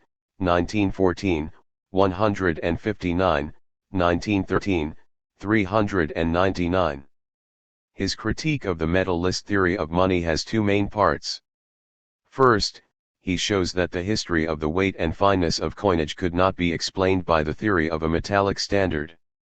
The earliest known coins in Greece and Asia Minor, during the first millennium BC, were of such irregularity that they could not have been the basis for a metallic standard. But, more importantly, they did not possess any numerical indication of their value. Later, in Rome for example, coins were marked with their value, but the most striking thing about them is the extreme irregularity of their weight and or the composition of the alloys. Innis 1913, 380. Marks of value were defined by the money of account, and we thus get the remarkable fact that for many hundreds of years the unit of account remained unaltered independently of the coinage which passed through many vicissitudes. Innis 1914, 381. Commodity theorists maintain that these lags show how people may be successfully duped, but that eventually the gradual debasement causes a depreciation of the coinage and price inflation. We shall look at this issue again in part 2, but here we may simply note the implausibility of this hypothesis in light of the very long periods of time it took for changes in the price level to occur, several centuries in Rome, for example. Innis had no doubt that all the coins were tokens, and that the weight and composition were not regarded as matters of importance. What was important was the name or distinguishing mark of the issuer, which was never absent. Innis 1914, 382. As we shall see in the discussion of the state theory of money, the issuer's mark did not necessarily guarantee a metallic standard, but simply that the issuer would accept the token in payment of a tax debt. That is to say, the money was issued as a token of indebtedness. Coins were, like all forms of money, credit instruments that represented abstract value or purchasing power. Credit and credit alone is money, Innis 1913, 392. The second part of Innis's argument points out that debtor-creditor relations denominated in a money of account predate the first coins by more than 2,000 years. Babylonian clay tablets, Shubati, from around 2500 BC represented the acknowledgement of indebtedness measured in a money of account, Innis 1913, 396. Innis also maintains that such commercial instruments continued to be the major forms of money throughout the coinage era. In other words, his analysis does not support the idea of a progressive dematerialization or abstraction of money that is found in many heterodox theories, see, for example, Simmel 1978-1907, Aglietta 2002. According to Innis, clay tablets, brittle metal objects and tally sticks that could be broken in two to signify credit and debt were followed by bills of exchange, and permitted the clearance of debts without recourse to any circulating medium. 10. After such a long period of debate and political struggle in which a metallic standard and a central bank had been established in the USA, Innis's ideas could not expect to find favor. In fact, they caused short-lived outrage and a dismissive response from the established economic orthodoxy that consigned his views to oblivion. 11. However, Innis was, fundamentally, correct. And during the recent revival of interest in heterodox theories of money, his work has been rediscovered along with some of the work of the late 19th century German historical school of economics, Smith in 2000, Ray 2000, Bell 2000, Ray 2004. The German historical schools and the state theory of money. As we have noted, the analysis of money occupied center stage in the Method and Straight, Barkai 1989, Ellis 1934. In general, the historical school opposed the explanation of money's origins and development as a commodity in market exchange. 12. Some went much further and maintained, in utter contradiction to Anglo-American economic orthodoxy, that the quantity of money is a determinand and not a determinant of the price level, Barkai 1989, 197.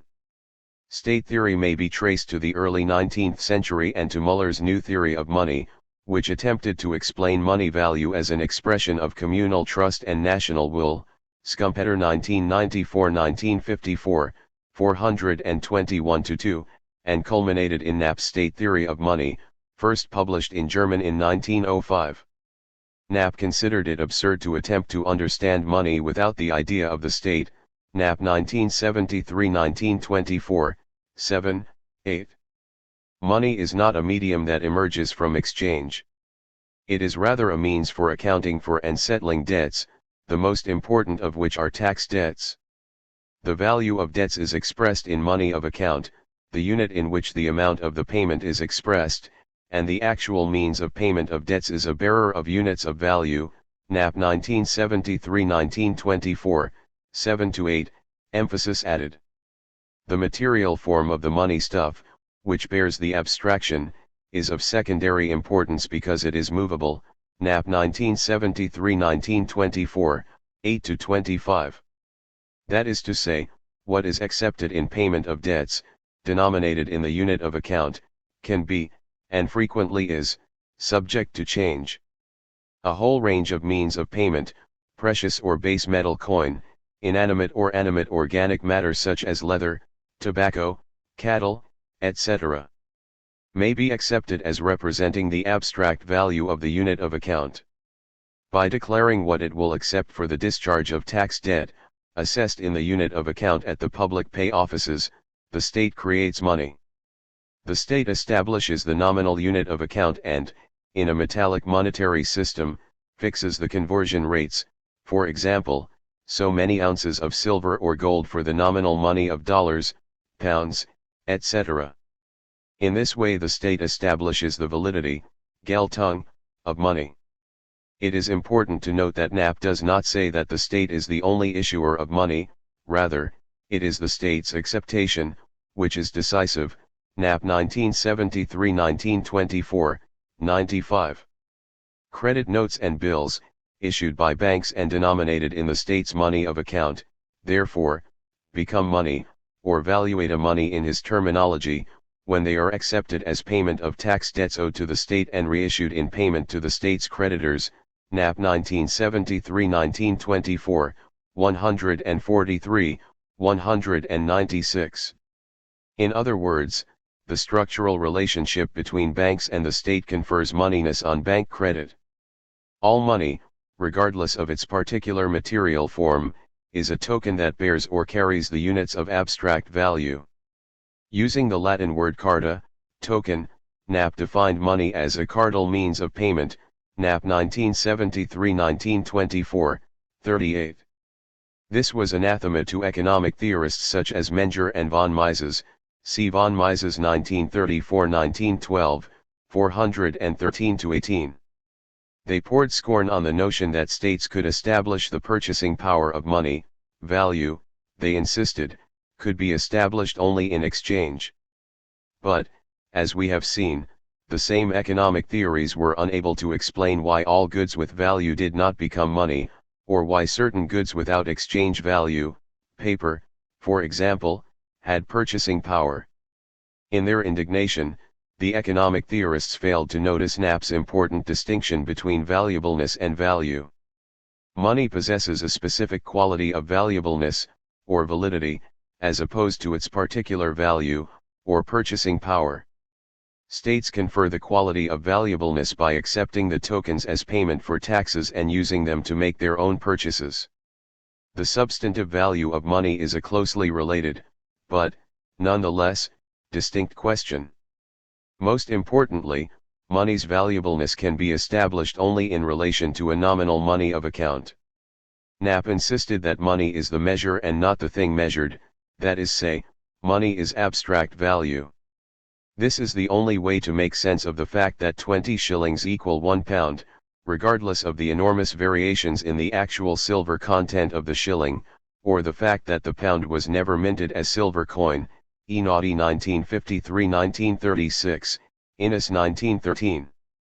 The implications of state theory struck at the very core of the underlying meta-theory of modern economics, that is, the idea of a real or natural economic substratum and the axiom that value can be established only in free exchange based on individual preferences. Historically, the state's role in fixing and manipulating the standard of value and in issuing money stuff is incontrovertible. As we have noted, orthodox economics can accommodate the state's role within a public goods theory of money. But the implication of Knapp's theory is that an authority is a necessary or logical condition for money's existence. As I argued in Chapter 1, moneyness is conferred by money of account, which cannot be produced by the free interplay of economic interests in the market, it must be introduced by an authority.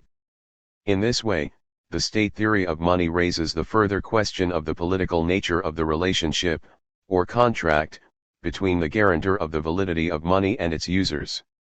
Money, in this conception, inevitably involves the question of sovereignty. The quantity theory explanation of money's value was also disregarded by some of the historical school. In the midst of the German hyperinflation in July 1922, the president of the Reichsbank apologized for not being able to print money fast enough. He did not for a moment think that his actions would exacerbate an already dire situation. The quantity of money in the form of a huge issue of notes, Haverstein averred, was not the cause, but the consequence of the fall in the value of the mark. Haverstein was expressing the widely held belief of economists and the political elite that prices determine the quantity of money, and not vice versa, as in Anglo-American economic theory. The view, noted above, that the amount of money does not determine, but is a determinant of, prices had been propounded by two leading figures in the 19th century historical school, Roscher in his Principles of Political Economy and Nies in Gold and Credit, Barkai 1989. This intellectual case for a repudiation of classic quantity theory disappeared along with the Weimar Republic in the aftermath of the hyperinflation. However, the unquestioned assumption that heterodox monetary theories played a causal role in these disastrous events is very much open to doubt. Essentially the same questions about money linger on, as we shall see, in disputes about money and monetary policy. Can the market produce and sustain its own money? Would a purely market money be more economically efficient? Or, in relation to some current questions, will electronic money and massive computing power bring about the end of money and the actualization of the real economy as envisaged in Walras's and Wicksel's models? The persistence of these models owes more to their origins in the arbitrary separation of mainstream academic economics from the other social sciences after the method and straight than it does to their intellectual merit. These issues are more compelling than at any time since the publication of Knapp's Stottlich Theorie des Gelds, and we shall return to them in Part 2. At present, we need to examine the book's short-lived influence on the work of Keynes. The influence on Keynes. In the early 20th century, those English economists trying to understand the nature of dematerialized money were quick to see the relevance of the nominalist, state, and credit theories. Point 13 Inconsistency and eventual equivocation aside, Hawtrey and, more importantly in the long run, Keynes dropped the assumptions of neo-classical real analysis. They sought to develop theories in which money was given autonomy or independence as a factor in the process of production and, in particular, in the booms and slumps of the business cycle. Point 14. State and credit theories removed money from its analytical anchorage in commodities and the real economy. However, I would argue that a satisfactory answer to the question of what money was actually anchored in, if not the real economy, or precious metal, required a decisive break with neo-classical economics. Keynes and other establishment economists were ultimately unable to make it. By the 1930s, they had reverted, or perhaps one should say regressed, towards the orthodox economics of the real and had abandoned the radical conception of money. Point 15. A treatise on money, Keynes 1930, presented a challenge to the commodity exchange theories of both the Cambridge tradition of Jevons, Marshall, and Pigou and the Austrian theorists such as Menger and von Mises. It combined 19th-century English credit theory with German monetary nominalism and state theory. An awareness of the latter had inspired Keynes's self-confessed Babylonian madness. In the mid-1920s, Keynes studied metrology and numismatics in a search for the historical and logical origins of money in ancient Near East civilizations. Point 16 As a result, a treatise on money opens with an unequivocal repudiation of orthodoxy, money of account, namely that in which debts and prices and general purchasing power are expressed, is the primary concept of a theory of money. Keynes 1930, 3, emphasis added. Nominal money is primary insofar as actual money, or that by delivery of which debt contracts and price contracts are discharged, derives its character from its relationship to the money of account, since debts and prices must first have been expressed in terms of the latter. Keynes 1930, 3, emphasis added. In short, the age of money had succeeded the age of barter as soon as men had adopted a money of account. Keynes 1930, 5. Point 17. Moreover, it is the state or community, not the market, which decides the description of the thing, money of account, and declares what thing, money proper, corresponds to the name. Keynes 1930, 4. Referring to Babylon, he makes the fundamental nominalist case that it was not necessary for the talents and shekels to be minted as coin for them to be money. Rather, the state need only define what weight and fineness of silver would constitute a payment expressed in the money of account of talents or shekels. Keynes 1930, 12. Chapter 2, The Creation of Bank Money, almost, but not quite, advances a pure credit theory of money. Keynes notes that transferable claims, checks, bills, and notes, to money proper may be accepted as a more convenient method of payment than handling cash. Keynes 1930, 23. By issuing such claims against itself in the form of loans or advances, a bank creates deposits and, thereby, creates money. Keynes 1930, 24-30. Then, as Wicksell had done, he pushes the argument to its limit by way of a thought experiment. However, without Wicksell's commitment to the idea of a natural rate of interest, which expresses the natural productive propensities of the real economy, Keynes reaches quite different conclusions. He imagines a closed banking system in which all payments are by check or by an interbank giro or book transfer, that is to say, it is without cash or money proper. In these circumstances, he concluded, it is evident that there is no limit to the amount of bank money which the banks can safely create provided that they move forward in step. The words italicized are clue to the behavior of the system.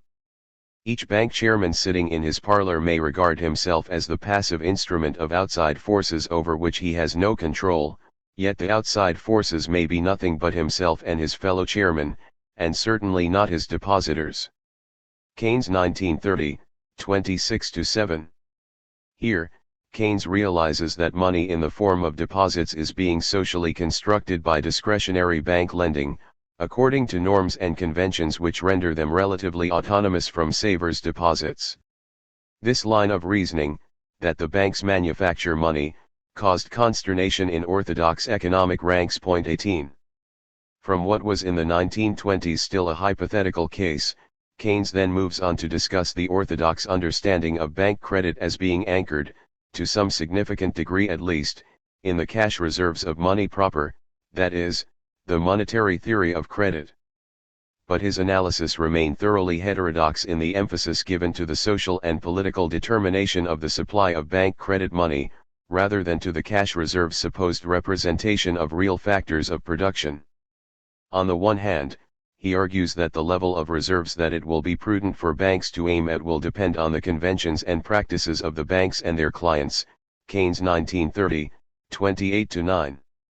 On the other hand, the central bank is the conductor of the orchestra and sets the tempo by virtue of its power to issue notes and to set the interest rate at which it will lend to the banking system as a whole, Keynes 1930, 189. Keynes pursued the theoretical implications of the analytical detachment of the money-creating process from the underlying real economy in an early draft of the general theory of employment, interest, and money. Here he contrasted the neo-classical barter exchange model of the real economy, or a cooperative economy, with the capitalist money-wage or entrepreneurial economy based on bank-created credit money, Asimakopoulos 1988, 74-6. However, the published version represents a significant compromise with orthodoxy. The more radical import of nominalism and claim theory, that money is more than an expression of the real economy, was modified by the analytical device of ex post savings. Investment must equal savings, but these need not be ex ante as in orthodox classical theory. Thus, Keynes's position could be construed, to the satisfaction of influential academic opponents and detractors, as being consistent with the axiom that money was neutral in the long run. During the post-World War II period, Keynesian macroeconomics was gradually further refashioned into a shape that was even more acceptable to neoclassical orthodoxy, Rochin 1999. However, his earlier more heterodox sketch of capitalist banking has resurfaced to influence post-Keynesian theories of endogenous money and the French and Italian circuit theory of credit money. Post-Keynesian theory, endogenous money and the monetary circuit. Endogenous money. The persistent antinomy between the commodity exchange theory and alternative conceptions of credit money have found more recent expression in the endogenous versus exogenous money debate. As we saw in the previous chapter, the theory of exogenous money was associated with monetarism, and sought to establish that the supply of money, conceptualized as a stock, is controllable by the monetary authority. Guided by the correct theory, the monetary authority may then exogenously introduce money, in the appropriate quantities, into the economy. The opposing theory of endogenous money was originally developed as a theory of capitalist bank credit money, and its intellectual pedigree is frequently traced to the writings of the 19th-century banking school, as outlined above. Money is produced endogenously by banks in the normal course of financing of capitalist production. For an account of the early views, see Rochin 1999, Smith in 2003. In short, there are three related essential propositions in the theory. First, loans make deposits, second, deposits make reserves, and third, money demand induces money supply, Ray 1990, 73-4. Because the demand for money is the demand for productive investment or consumption that will stimulate production, the monetarist idea of an excessive money supply that creates inflation does not make sense. Endogenous money theorists imply, at least, a reversal of the direction of causation in the classical quantity theory of money, that is, from prices to the quantity of money. Many favor a cost-push theory, in which inflation is primarily the result of the wage demands that were made in the period of full employment when a labor standard had replaced the gold standard, Hicks 1982-1955. Orthodox exogenous money theorists acknowledge that the banking system creates credit money, but insist that the central bank is able to exercise control over this process by its power to create the high-power base money reserves for the system. We shall return to empirical details of this process in Chapter 7, here we need only make note of the post-Keynesian counter-arguments. Point 19. The issue is complicated, however, by the disputes within this camp, for example, between the horizontalists and the structuralists on the rate of interest and the determination of the supply of credit money, see Smith in 2003, 122-3, 202-3. Structuralists hold to a more orthodox supply and demand model.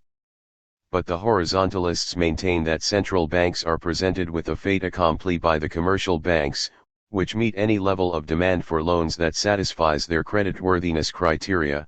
Thus, at a given rate of interest, the supply curve for credit money is horizontal.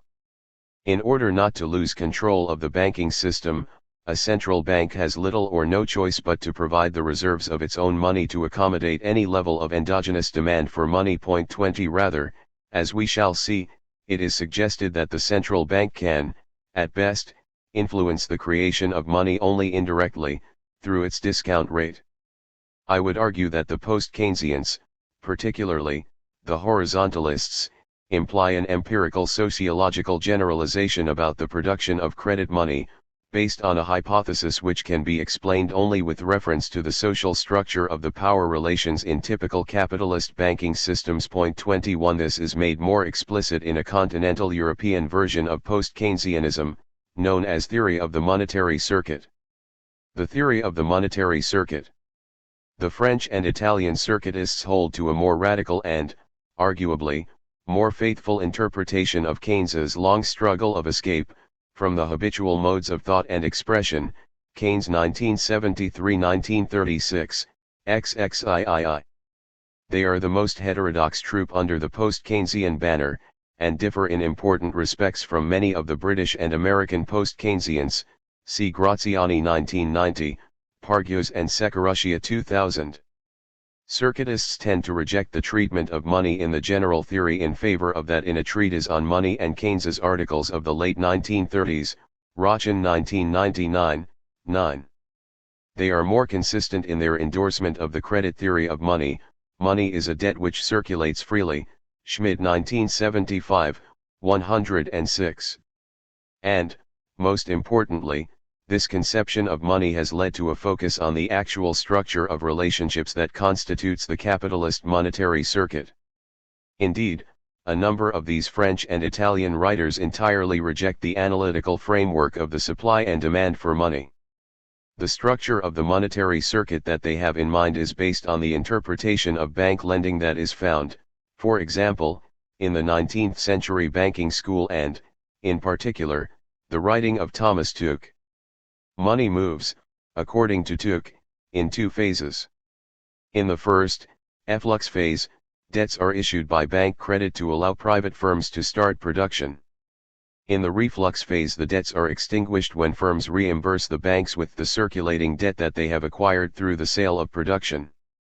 Money is created by bank credit and destroyed by the repayment of the debt from the profits of production at the end of the circuit.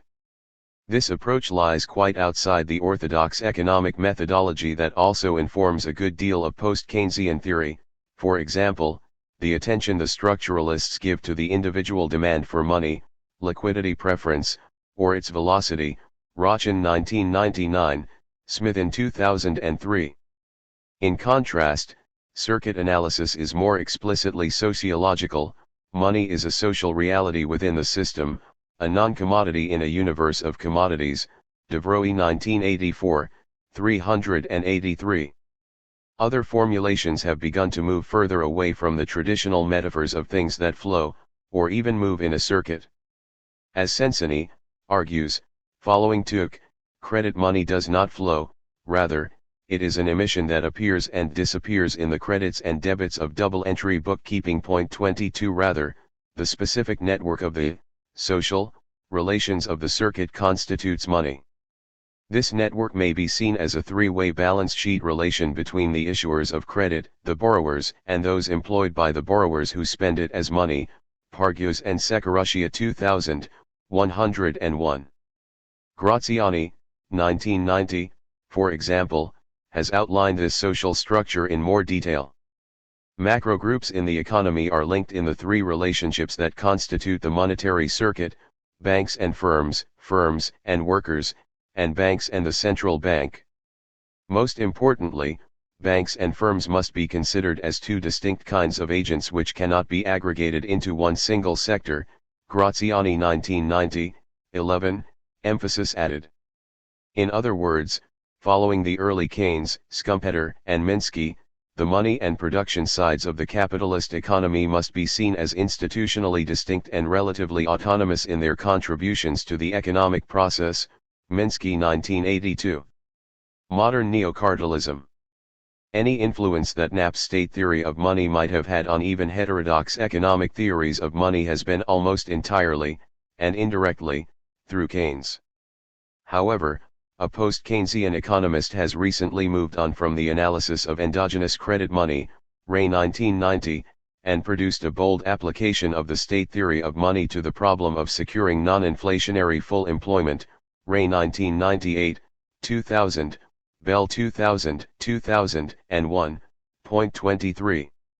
We shall have to return to some of the historical and substantive details of neocardinalism, but here we need only outline the basic structure of the argument. It is very closely based on Knapp, and also makes use of Keynes and Innes. To repeat, money is peculiarly a creation of the state, which declares the abstract money of account and the means of payment that is authorized to represent it. Money's validity is secured by its acceptance by the state as payment of taxes and in payment by the state for the goods and services of its citizens. Ray presents further examples of how colonial rulers were able to establish wage labor by enforcing the payment of taxation. Tax levels were set high enough to ensure that the indigenous population had to work continuously to meet their obligations. In a refreshing counter to the increasing emphasis on the role of trust as the basis for the use of money, Ray's analysis points to the more fundamental role of coercion, Ray 1998. Flogging, imprisonment and branding with red-hot coins were the penalties for not paying taxes in the money issued and accepted by the state. With regard to monetary policy, Ray integrates the fundamental state theory propositions concerning taxation with Lerner's theory of functional finance, Lerner 1943, 1947. Writing at the beginning of the Keynesian phase of fiscal policy in the USA, Lerner argued that the traditional doctrines of sound government finance should be replaced by a level of spending in the economy that was neither greater nor less than that rate which at the current prices would buy all the goods that it is possible to produce. Lerner 1943, 39. As Thomas Atwood and the Birmingham School argued in the 1820s, the state should act as the employer of last resort. Mosseler 1997. Neocardinalists correctly identify the state's role in the social and economic structure of monetary creation. However, like most economists of any persuasion, they tend to overlook the fact that monetary policy is not simply a matter of functionality, it is also the result of social and political struggle in which economic theory informs, and gives meaning to, the conflicting interests. In contradiction of the positivist implications of mainstream economics' naturalistic conception, theories of money are an essential part of the social process of producing money. They are performative, see the discussions in chapters 3 and 7. Conclusions.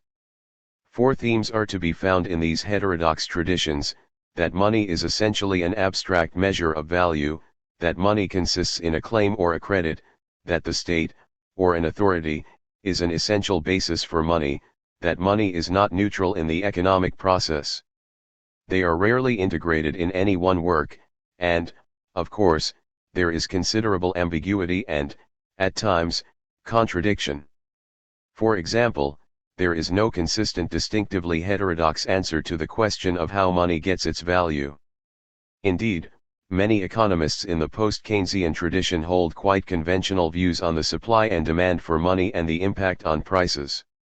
But all four themes are antithetical to orthodox economic analysis and give different answers to the questions of what money does, how it is produced and how its value is determined.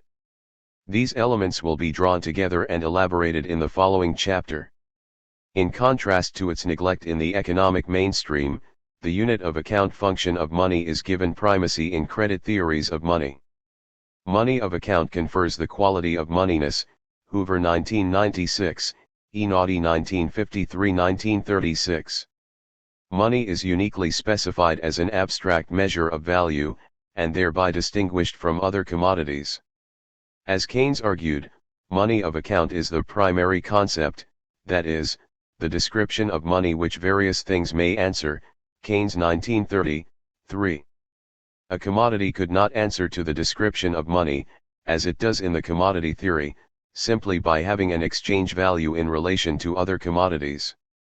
As a result of the focus on money of account, this approach is sometimes referred to as monetary nominalism, Ellis 1934, Schumpeter 1994-1954, point 24. Second, the value of money does not derive either directly or indirectly, as a symbol, from the commodity that comprises the money stuff, or from a commodity standard that money expresses. Rather, money is held to be a claim against goods, it is abstract purchasing power. The form of money stuff is of secondary importance, because all monetary instruments are tokens or tickets. The holder of money is owed goods, and therefore the creation of money entails the creation of debt. Money is issued as payment for goods, that is to say, for the discharge of a debt incurred by the state, for example. Or, money is issued as a loan which may be repaid in the same money. Regardless of the particular form and substance it has as a medium of exchange and/or payment, the value of all money is its value as credit denominated in an abstract money of account. Point 25. An insistence that the market alone cannot make and sustain a viable money is a third characteristic of heterodox thinking on money. The conjecture that money evolves to overcome the inefficiency of barter is rejected. Both the logical and the historical origins of money are to be found in the state. Only an authority can overcome the anarchy of barter and impose a uniform money of account measure of value. Monetary space is sovereign space, it does not consist simply in the symbolic representation of market transactions, as it does in orthodox economic theory. Point 26.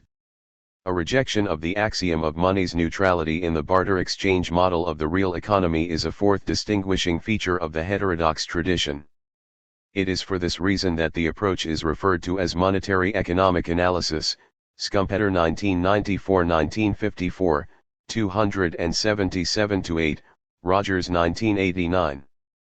Prices, rates of interest and so on are considered to be independent forces in the economy, and not merely symbols of the actual substructure of the real, see Smith in 2003, ch. 6.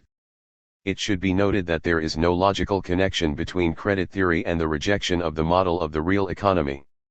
As Wicksell's work and the new monetary economics show, tickets, tokens, or simply a credit gyro clearance of debits and credits could be seen as neutral veils that merely signify real exchange ratios.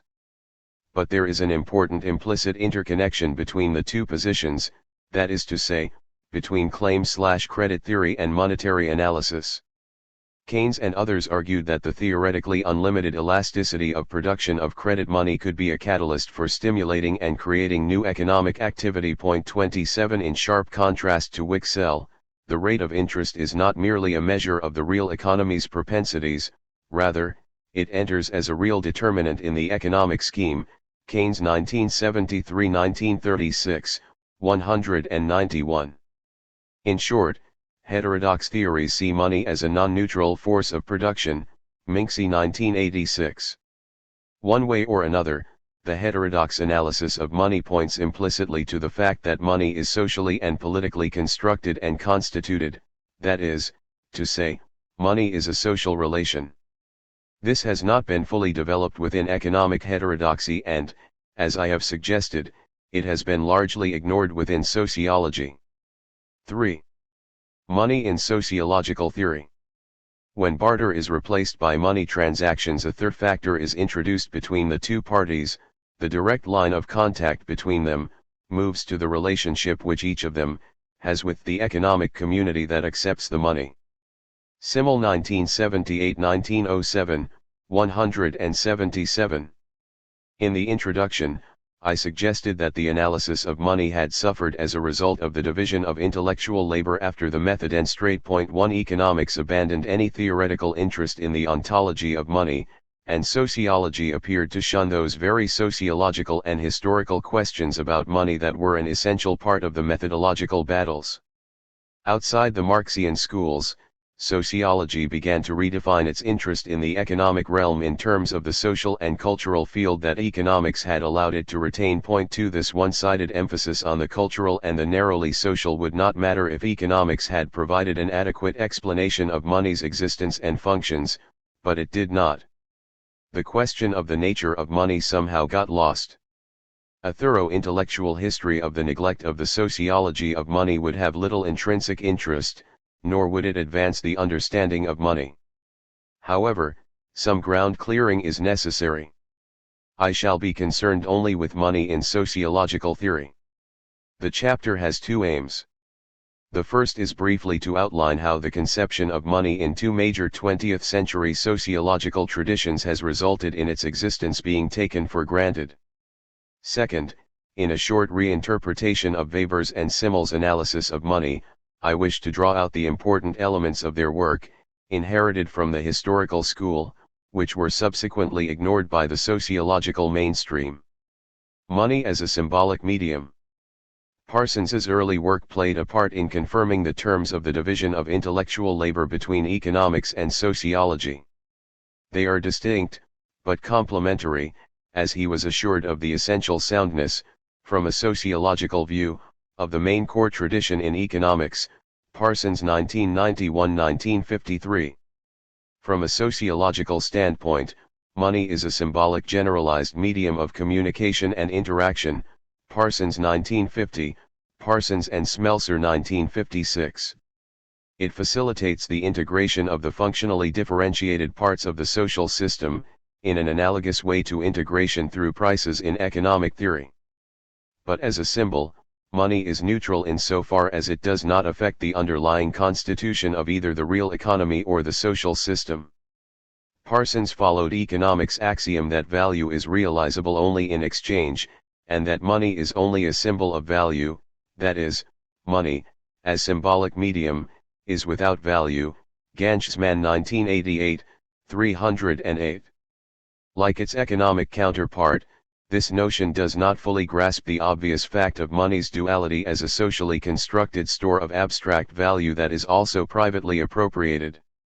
Furthermore, Parsonian sociology failed to take into account not only that domination derives from the possession of money, but also that it derives from control of the actual process of money's production by states and banks.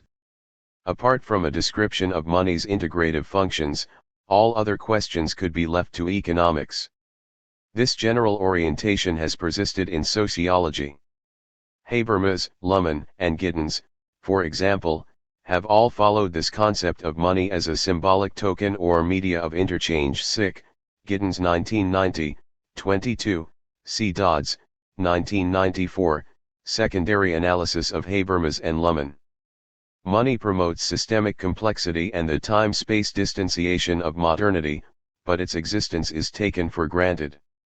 The importance of trust is repeated, but this has as much explanatory value as saying that credit comes from credere, Ganchsman 1988, 293. Rather, explaining money involves the historical analysis of a specific form of social technology that accounts for abstract value and transports it through time. To be sure, money has the consequences that Giddens and others outline, but only if the social relations of its production remain intact. In the absence of this analysis, modern mainstream sociology implies a functionalist explanation of money's existence that parallels the teleological theorems to be found in mainstream economics. Like economics, much modern sociology has lost sight of the obvious. Money is not merely a symbolic token that integrates disembedded social systems, Giddens 1990, it is also value in itself. Control of money's production is a pivotal social institution. Marx and Marxian analysis. Parsons's dismissal of Marx as a minor classical economist is a gross exaggeration, but it contains a grain of truth. The labor theory of value committed Marx, and his successors, to a version of the commodity theory of money, with all its attendant errors. To this extent, Marx's general theory of money was mistaken. He could not have been more wrong, and the error could not have been more unequivocally stated. The principal difficulty in the analysis of money is surmounted as soon as it is understood that the commodity is the origin of money, Marx 1970, 64. Most importantly, this attachment to the labor theory of value of commodity money prevented Marx from realizing that his theory of capital as a social relation applied also to money. Furthermore, the preoccupation with the labor theory of value and commodity money prevented a clear understanding of capitalist credit money, Cutler et al. 1978, 24-6. Later Marxian and sociological analyses of finance capital have perpetuated the misunderstanding, for example, Scott 1997, on Hilferding's errors, see Henwood 1997.3. Like Adam Smith, Marx held that gold confronts other commodities as money only because it previously confronted them as a commodity. It acts as a universal measure of value, and only through performing this function does gold become money, Marx 1976, 162, 188. Precious metal can become a measure of value because mining and minting embody labor, which can be expressed in the quantity of any other commodity in which the same amount of labor time is congealed, Marx 1976, 186. Forms of credit are derivative. Banknotes and bills of exchange are money insofar as they directly represent both precious metals and/or commodities in exchange. But Marx's distinctive departure from classical economics is to show that monetary relationships do not merely represent a natural economic reality, but also mask the latter's underlying reality of the social relations of production. These constitute the reality that appears in a Monetized alienated form. For Marx there are two veils. Behind money lie real economic forces, as they do in a somewhat different manner in orthodox economics. In turn, behind these economic forces lie the real social relations, which also appear as monetary relations. Tearing away these monetary masks or veils will demystify capitalism and its money, which will become visible and dazzling to our eyes, Marx 1976, 187. This kind of reasoning is why Marx is considered a classical sociologist, but it also implies that money can be analytically bracketed. Notwithstanding the two veils, Marx's analytical position is similar to that of classical economics. Emphasis on the social relations of production of commodities and the labor theory of value prevented Marx, and almost all his contemporaries, from recognizing the relative autonomy of the production of abstract value in the form of credit money, or the more radical position that all money is token credit. Marx dismissed as professorial twaddle Rorschach's perfectly aimed complaint that economists do not bear sufficiently in mind the peculiarities that distinguish money from other commodities, Marx 1976, 187, and 13. In company with all commodity theorists, Marx failed to consider money as abstract value, defined by a money of account and sustained by its own social relations of production. At times, Marx appeared to have grasped that capitalist credit money can be created autonomously outside the sphere of the production and circulation of commodities, but then he thinks that it plays an essentially dysfunctional role. Bank credit could expand beyond its necessary proportions and become the most potent means of driving capitalist production beyond its own limits, and this has become one of the most effective vehicles of crises and swindle. Marx 1981, 735-9. Marx held the conventional contemporary currency school view that credit instruments, bills of exchange, promissory notes, etc., were, or rather should be, in a rationally organized system, no more than functional substitutes for hard cash. The anachronistic and misleading commodity exchange theory of money is evident in Hilferding's Finance Capital, 1981-1910, which, despite the ostensible critique, was entirely consistent with the orthodox economic theory of the time. He dismissed Knapp's state theory for eschewing all economic explanation. Rather, money originates in the exchange process and requires no other condition. Hilferding 1981-1910, 36, see also p. 376. Credit creation is anchored in the real economy of production, and therefore the quantity of credit money is limited by the level of production and circulation. Hilferding 1981-1910, 64-5. Banks aid the capitalist process by garnering the bourgeoisie's idle capital together with the idle money of all other classes for use in production. Hilferding 1981-1910, 90. All this is perfectly true. But, as Schumpeter and Keynes argued, the differentia specifica of capitalism lies in banks' endogenous creation of new deposits of credit money ex nihilo, or, more accurately, out of the social relation of debt. This lending is new money, and not merely the collection of pre-existing little pools into larger reservoirs. Schumpeter 1994-1954, 1113.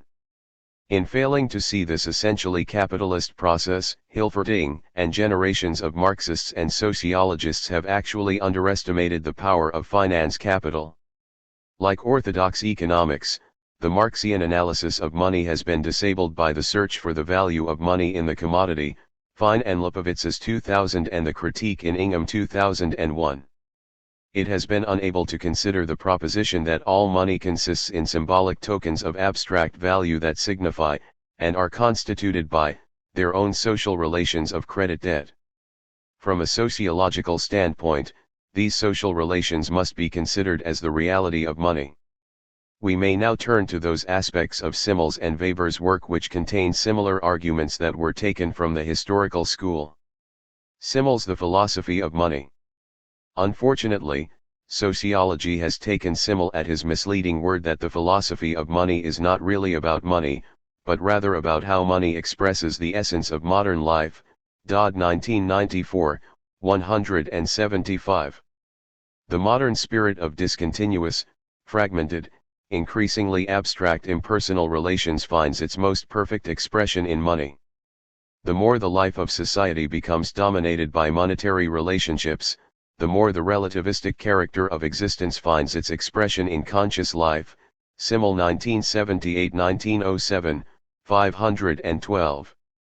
This form of sociation generates individuality, personal freedom, and intellectualism. Dodd 1994, B. Turner 1999. However, in addition to the analysis of the effects of money, the philosophy of money contains important, but fragmented, accounts of money's nature, its origins, its essential qualities and how these are produced. Two aspects of the philosophy of money have received less attention than they deserve: the analysis of money as abstract value, and as a form of sociation in itself, that is to say, as constituted by social relations. Simmel rejects all economic theory, including Marxian theory, which locates money's value in the specific substance or content of the money stuff. The value of money does not derive from the costs of its production, or supply and demand, or labor value. Rather, money is the representative of abstract value. Simmel 1978-1907, 120. It is the value of things without the things themselves. Simmel 1978-1907, 121. Money is the distilled exchangeability of objects, the relation between things, a relation that persists in spite of the changes in the things themselves. Simmel 1978-1907, 124, emphasis original. Simmel's critique of commodity theories of money is developed with a dismissal of their argument that measures must have the same quality as the object to be measured. For example, measures of length are long, and therefore a measure of value must be valuable. Simmel 1978-1907, 131. Some measures of length are long, but, as Simmel argued, this is because measure and measured object share the same quality of length. To establish a proportion between two quantities, not by direct comparison, but in terms of the fact that each of them relates to a third quantity and that these relations are equal or unequal, is one of society's great accomplishments. Simmel 1978-1907, 146. Thus, following the nominalists of the historical school, Simmel asserts the logical primacy of the abstraction of money of account. Money is one of those normative ideas that obey the norms that they themselves represent. Simmel 1978-1907, 122, see Orlean 1998, money is autoreferentially, see also Searle 1995. Writing at the apogee of the gold standard, Simmel conceded that money performs its services best when it is not simply money, that is when it does not merely represent the value of things in pure abstraction. Simmel 1978-1907, 165. But he does not lose sight of his essential and prescient point. It is not technically feasible, Simmel continues, to accomplish what is technically correct, namely to transform the money function into a pure token money, and to detach it completely from every substantial value that limits the quantity of money, even though the actual development of money suggests that this will be the final outcome. Simmel 1978-1907, 165, emphasis added. Indeed, with the breaking of the link between gold and the dollar in 1971, commodity money ceased to exist as even a standard of value. In contrast to orthodox economists, Simmel understands that exchange by money is structurally different from barter, in that it is constituted by the social relation of credit. Money is a form of association, and not a thing. Money is only a claim upon society. Simmel 1978-1907, 177. Indeed, metalic money, which is usually regarded as the absolute opposite of credit money, contains in fact two presuppositions of credit which are particularly intertwined. Simmel 1978-1907, 178. First, the metallic substance cannot normally be tested in cash transactions and is, rather, verified by the secondary characteristics stamped on coins by the issuing authority. Second, people must trust that the tokens of value will retain their value. This may be based on objective probabilities, but this kind of trust is only a weak form of inductive knowledge. Simmel 1978-1907, 179. There can never be sufficient information for it to be the only basis for holding money. Additionally, money requires an element of super-theoretical belief or social psychological quasi-religious faith. Simmel 1978-1907, 179. Money is the purest reification of means, a concrete instrument which is absolutely identical with its abstract concept. It is a pure instrument. Simmel 1978-1907, 211. And the qualities of this pure abstract value reside in social organization and supersubjective norms. Simmel 1978-1907, 210. Modern sociology's exclusive emphasis on trust tends to trivialize Simmel's analysis. Like Weber, he saw that the development of modern state and non-metallic, dematerialized money were intimately connected. Modern states were built, in large part, on the basis of credible metallic standards and coinage. Money led to the dissolution of the personalized bonds of feudal relations, and the enforcement of money transactions meant an extension of royal power into areas in which private and personal modes of exchange had existed. Simmel 1978-1907, 185, emphasis added.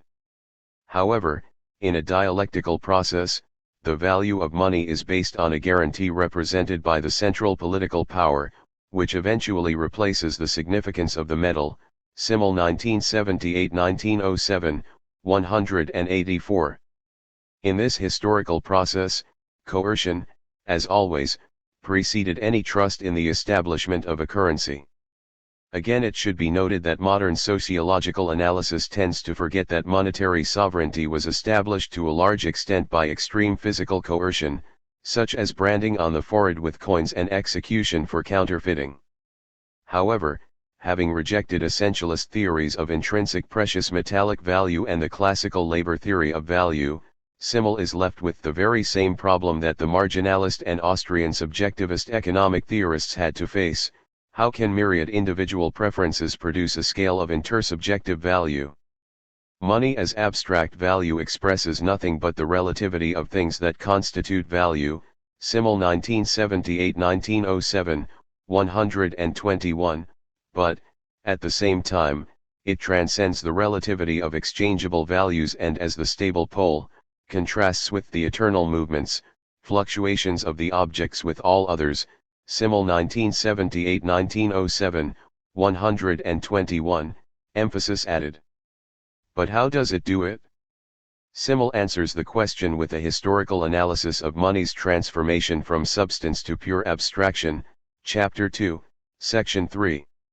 It is full of insights gleaned from the historical school, but is no more than a description of the process of becoming the non-material abstraction he correctly identified as money. Moreover, it is confused. For example, he failed to see that if all money is credit, then Hildebrand's barter rightward arrow commodity money rightward arrow credit evolutionary scheme is contradictory. Two fundamental questions remained unanswered in the philosophy of money. First, what are the origins of the concept of money as value? Simel agrees with the Austrian economists that money expresses exchangeability, but sees that it cannot have been the result of the process of exchange. Rather, it can have developed only out of previously existing values. Simel 1978-1907, 119, emphasis added. But what might these have been? Simel left no more than scattered clues. Second, how is the abstract value of modern dematerialized money established and maintained? Precious metal is a means of maintaining confidence, but in an ideal world money would be no more than its essential function, as a symbol of abstract value. Here, Simel reverts to a thoroughly positivist economic conception of money. Money would then reach a neutral position which would be as little affected by the fluctuations in commodities as is the yardstick by the different lengths that it measures. Simel 1978-1907, 191, emphasis added.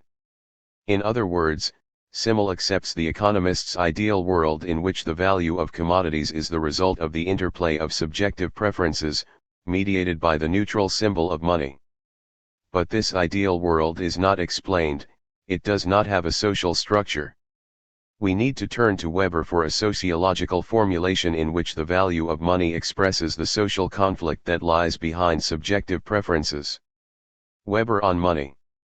The enormous secondary sociological literature on Weber's analysis of capitalism scarcely refers to his analysis of money. The chapters on money and banking in general economic history have been almost completely ignored. Weber 1981-1927. The emphasis on religion has led to a distorted view of his work. Point 4. For example, he argued that the underdevelopment of capitalism in China was as much the result of the fact that its money was scarcely as developed as Ptolemaic Egypt as it was of its religious ethic. Weber 1951, 3. This neglect is more puzzling in light of his lavish praise for Knapp's state theory of money. One would have expected scholars to have followed Weber's lead in exploring the permanently fundamental importance of this magnificent work. Weber 1978, 184, 169, also 78-9. Money expands market, or indirect, exchange by which it is possible to obtain goods which are separated from those offered in exchange for them in space, in time, in respect of the persons involved, and, what is very important, in respect to the quantity in each side of the transaction, Weber 1978, 80. As we noted in the introduction, the most important element is not the existence of a commodity money as a medium of exchange, but the possibility of monetary calculation, assigning money values to all goods and services, Weber 1978, 81. Money of account, the continuity of the nominal unit of money, even though the monetary material may have changed, makes this calculation possible. It is as an abstraction that the individual values the nominal unit of money as a certain proportional part of his income, and not as a cardinal piece of metal or note, Weber 1978, 168. Following Knapp, Weber refers to the state's definition of money in terms of a unit of account for the legal payment of debts, as its formal validity, 1978, 169. Weber upheld Knapp's distinction between valuableness and value, Weber 1978, 193, see also 78-9. But, in addition to money's formal validity, valuableness, there must also exist the probability that it will be at some future time acceptable in exchange for specified or unspecified goods in price relationships which are capable of approximate estimate, Weber 1978, 169.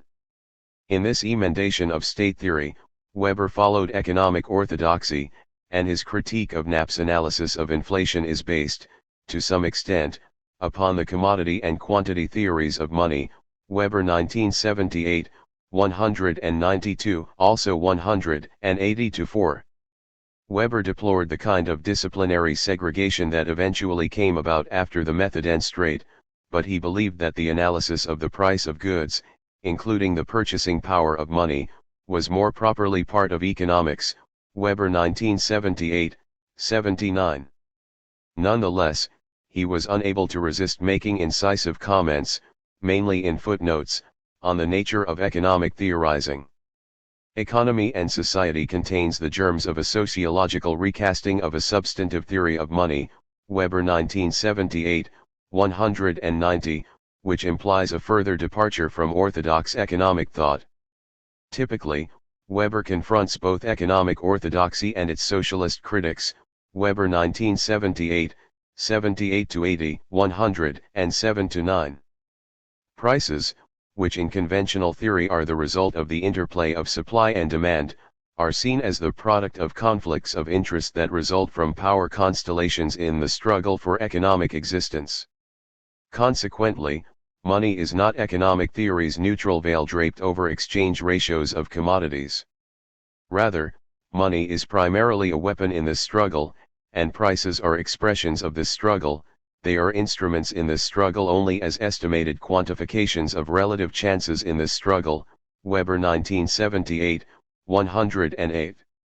The market may be a power struggle, but Weber offers no comfort to the socialists, who, following Marx, wished to remedy the inequality by issuing vouchers for an agreed quantity of socially useful labor.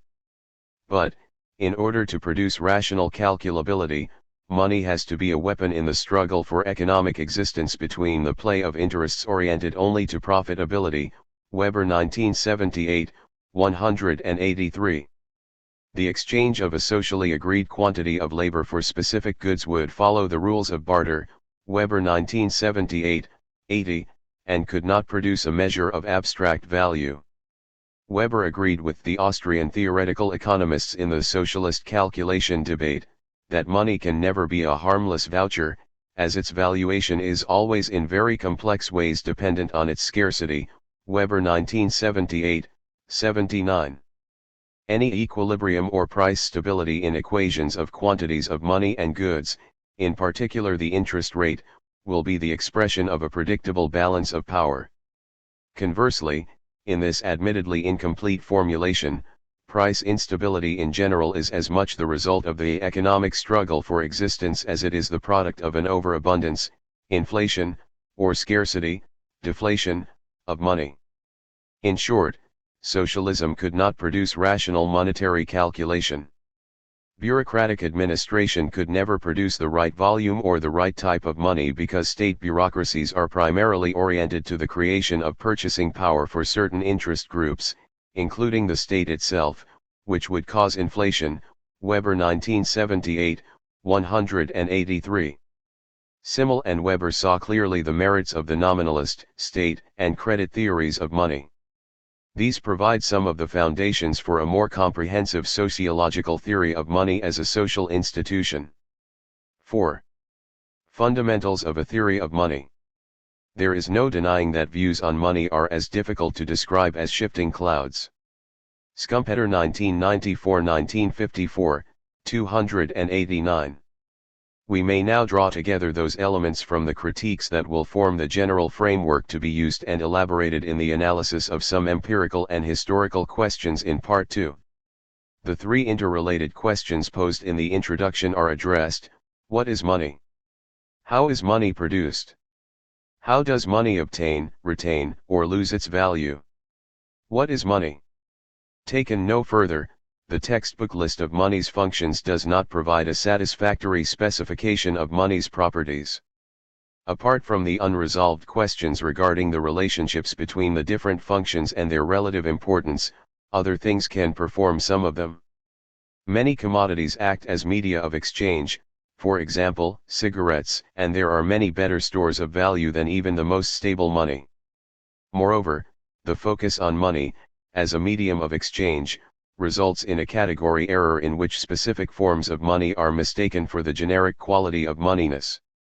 This has produced confusion vis-a-vis a number of closely related issues, for example, the distinction between money and credit, the so-called dematerialization of money, the advent of electronic money and the supposed end of money, and the debate on new monetary spaces, such as the Eurozone. See the discussions in Part 2, Chapter 9. In particular, the orthodox conception of money as a medium of exchange, as it appears in optimum currency area theory, has confused the debate on the problem of establishing viable money in the transition economies of the former Soviet bloc, especially Russia. 1.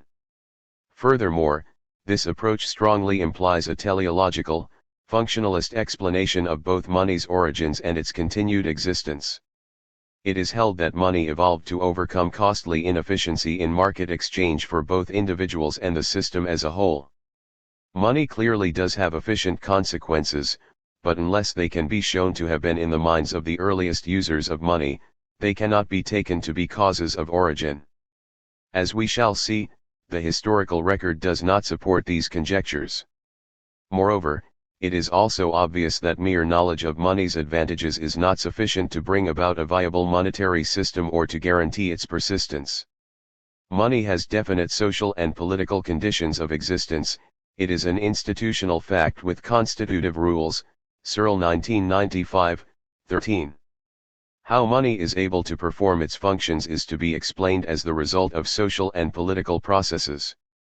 The test of moneyness depends on the satisfaction of both of two conditions. These describe the specific functions that are assigned socially and politically in a process whereby money becomes an institutional fact. Searle 1995. Money is uniquely specified as a measure of abstract value, money of account, Keynes 1930, Grierson 1977, Hicks 1989, Hoover 1996, and as a means of storing and transporting this abstract value, for means of final payment or settlement of debt, Knapp 1973-1924. All the other functions, medium of exchange, for example, may be subsumed under these two attributes, Hicks 1989. Convenient media of exchange, such as cigarettes in prison, can exist quite independently without becoming money.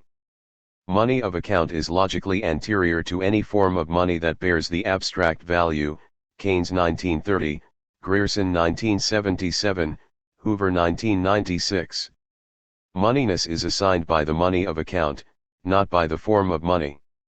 Materiality and the tangibility or portability of forms should not be confused with the abstract quality of money.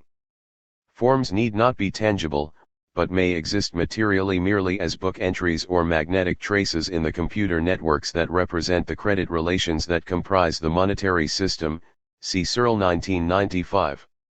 Money has a purchasing power that exists independently of the goods it can buy, the value of things in pure abstraction, Simmel 1978-1907, 165. Ultimately, the consumer's good is the only final means of payment of the claim that is stored in money's purchasing power, Schumpeter 1994-1954, 321. But this is not to say that money is reducible to the value of goods in any but the hypothetical circumstances described by mainstream economic theory's long-run end state.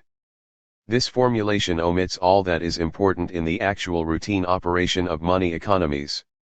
The prospective value of money is a means for producing price lists for goods that would otherwise have myriad barter exchange ratios. In Weber's terms, the substantive value of money, purchasing power, at any moment in time is the result of the economic battle of man with man in which money is a weapon, Weber 1978, 92-3. It is not a neutral veil, or a harmless voucher, Weber 1978, 79. Any balance of money and goods is an expression of a temporary balance of economic power. It does not represent the achievement of the long-run equilibrium described by economic theory. The fact that moneyness is conferred by money of account becomes clearer with consideration of both the multiplicity and dissociation of money things. The measure, money of account, means of payment for the unilateral discharge of debt, and any media of exchange need not be integrated in a single form, as in coinage.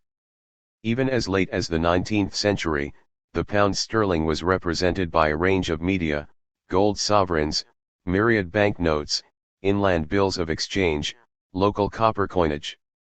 The pound as an abstraction was constituted precisely by its capacity to assume these heterogeneous forms, Rowlandson 1999, 64-5. Today many media coexist, cash, plastic cards, checks, magnetic traces in computer disks and so on. Monetary space is defined by money of account in terms of which debts are contracted and discharged and all transactions are conducted. Monetary space need not be national space, but unless it is located in something other than economic transactions, monetary space tends to be unstable. Monetary space is not reducible to the actual transactional or market space as it is in, say, optimum currency area theory, see Chapter 1. Rather, monetary space is the site, or field, of potential transactions that may be conducted under specific monetary conditions, that is to say, monetary space is sovereign space, on economic fields, see Fleistine 2001, 15-16. The means of storing and transporting this abstract value consist in the social organization of the monetary system.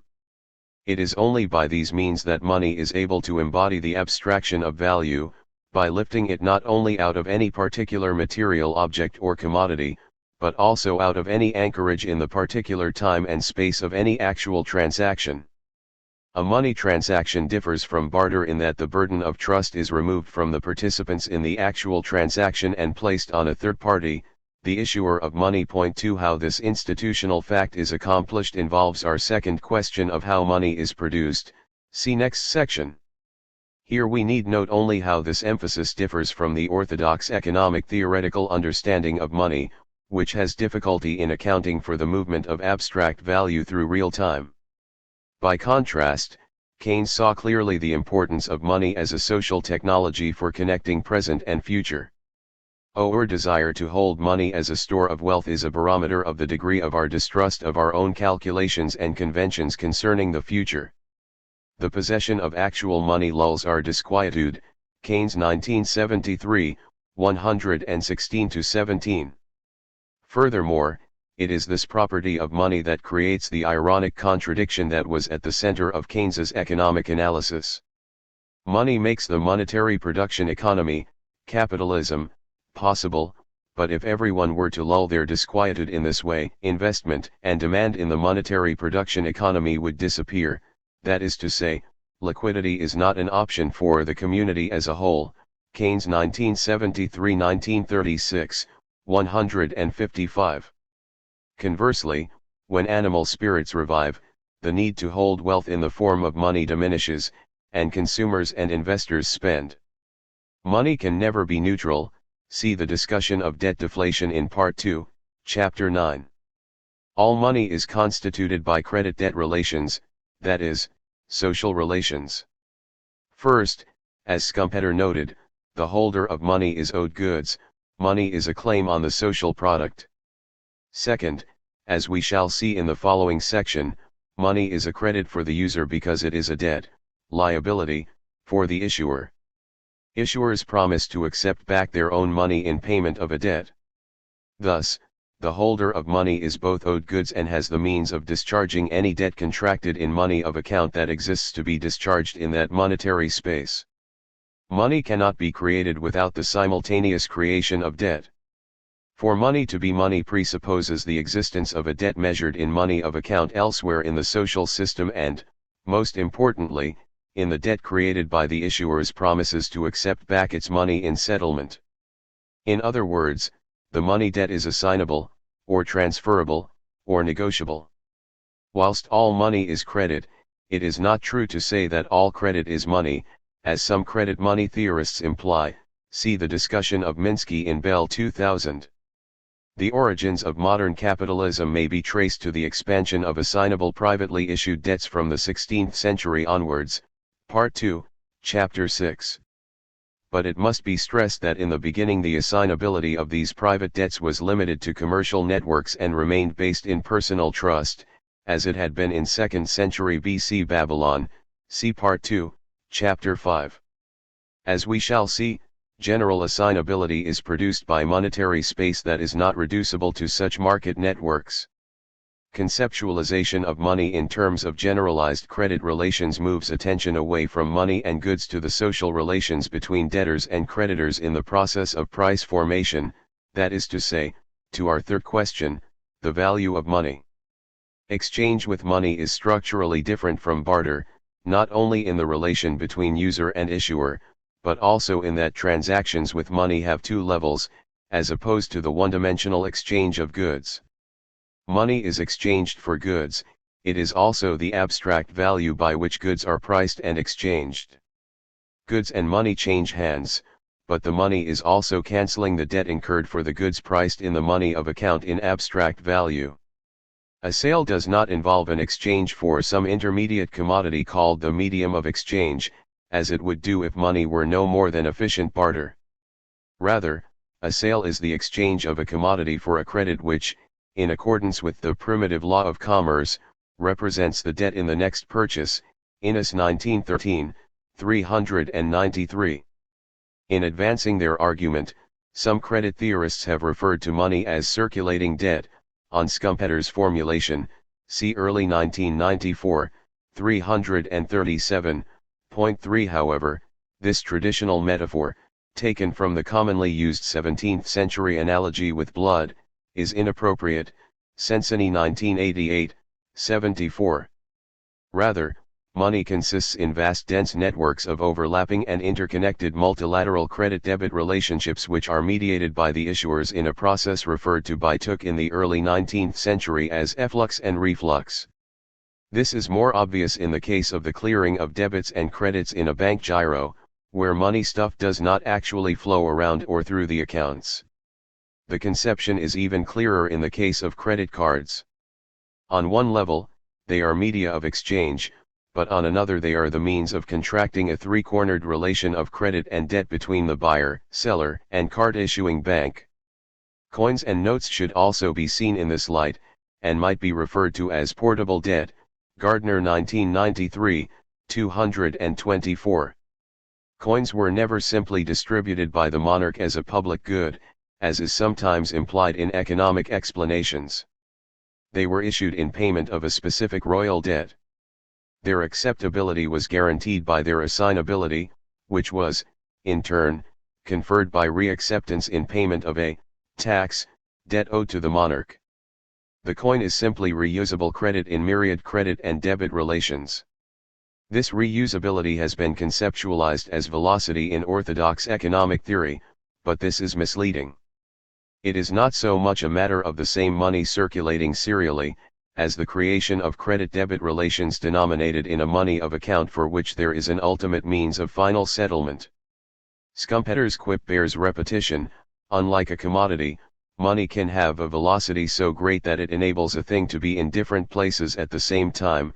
Schumpeter 1994-1954, 320.4. How is money produced? Money is one of those normative ideas that obey the norms that they themselves represent. Simmel 1978-1907, 122.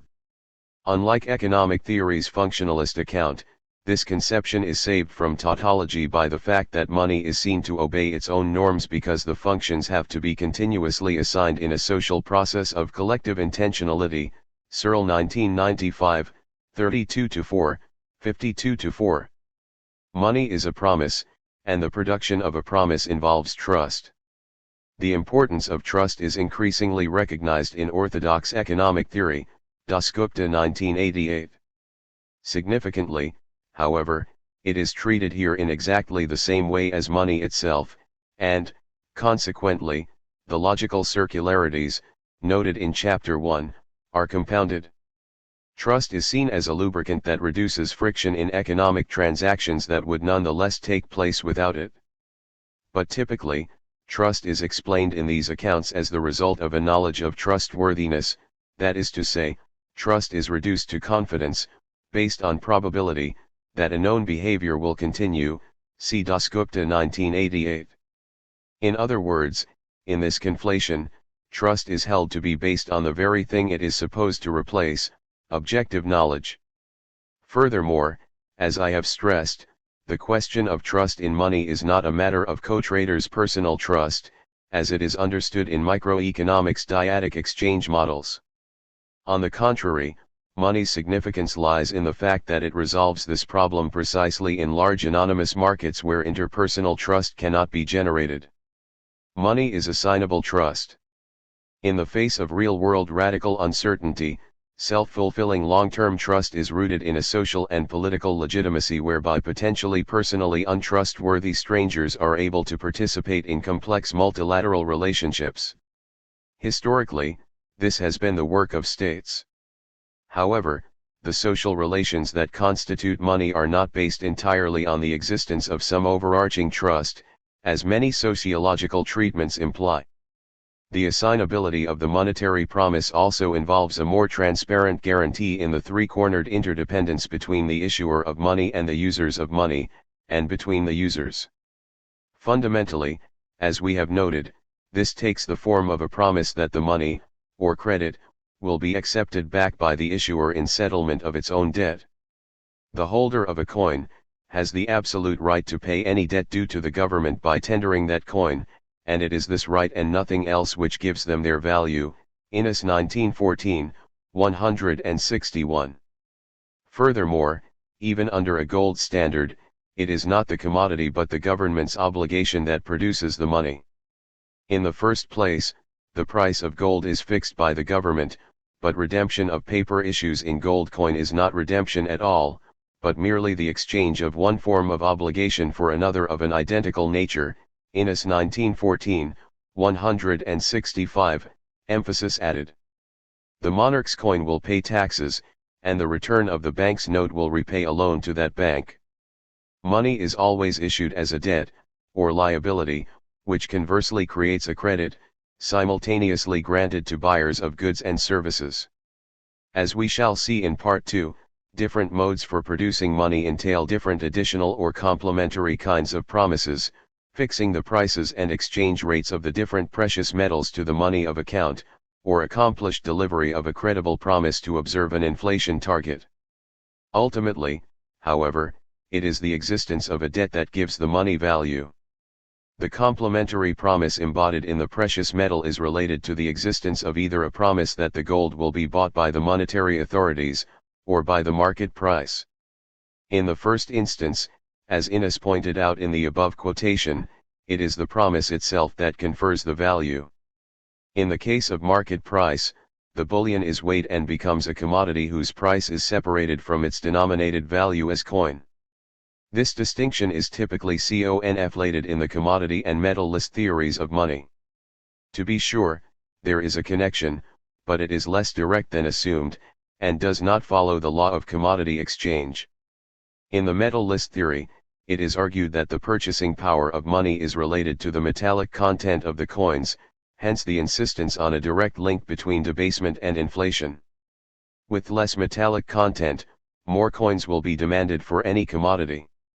However, there is little evidence of a direct linear relationship.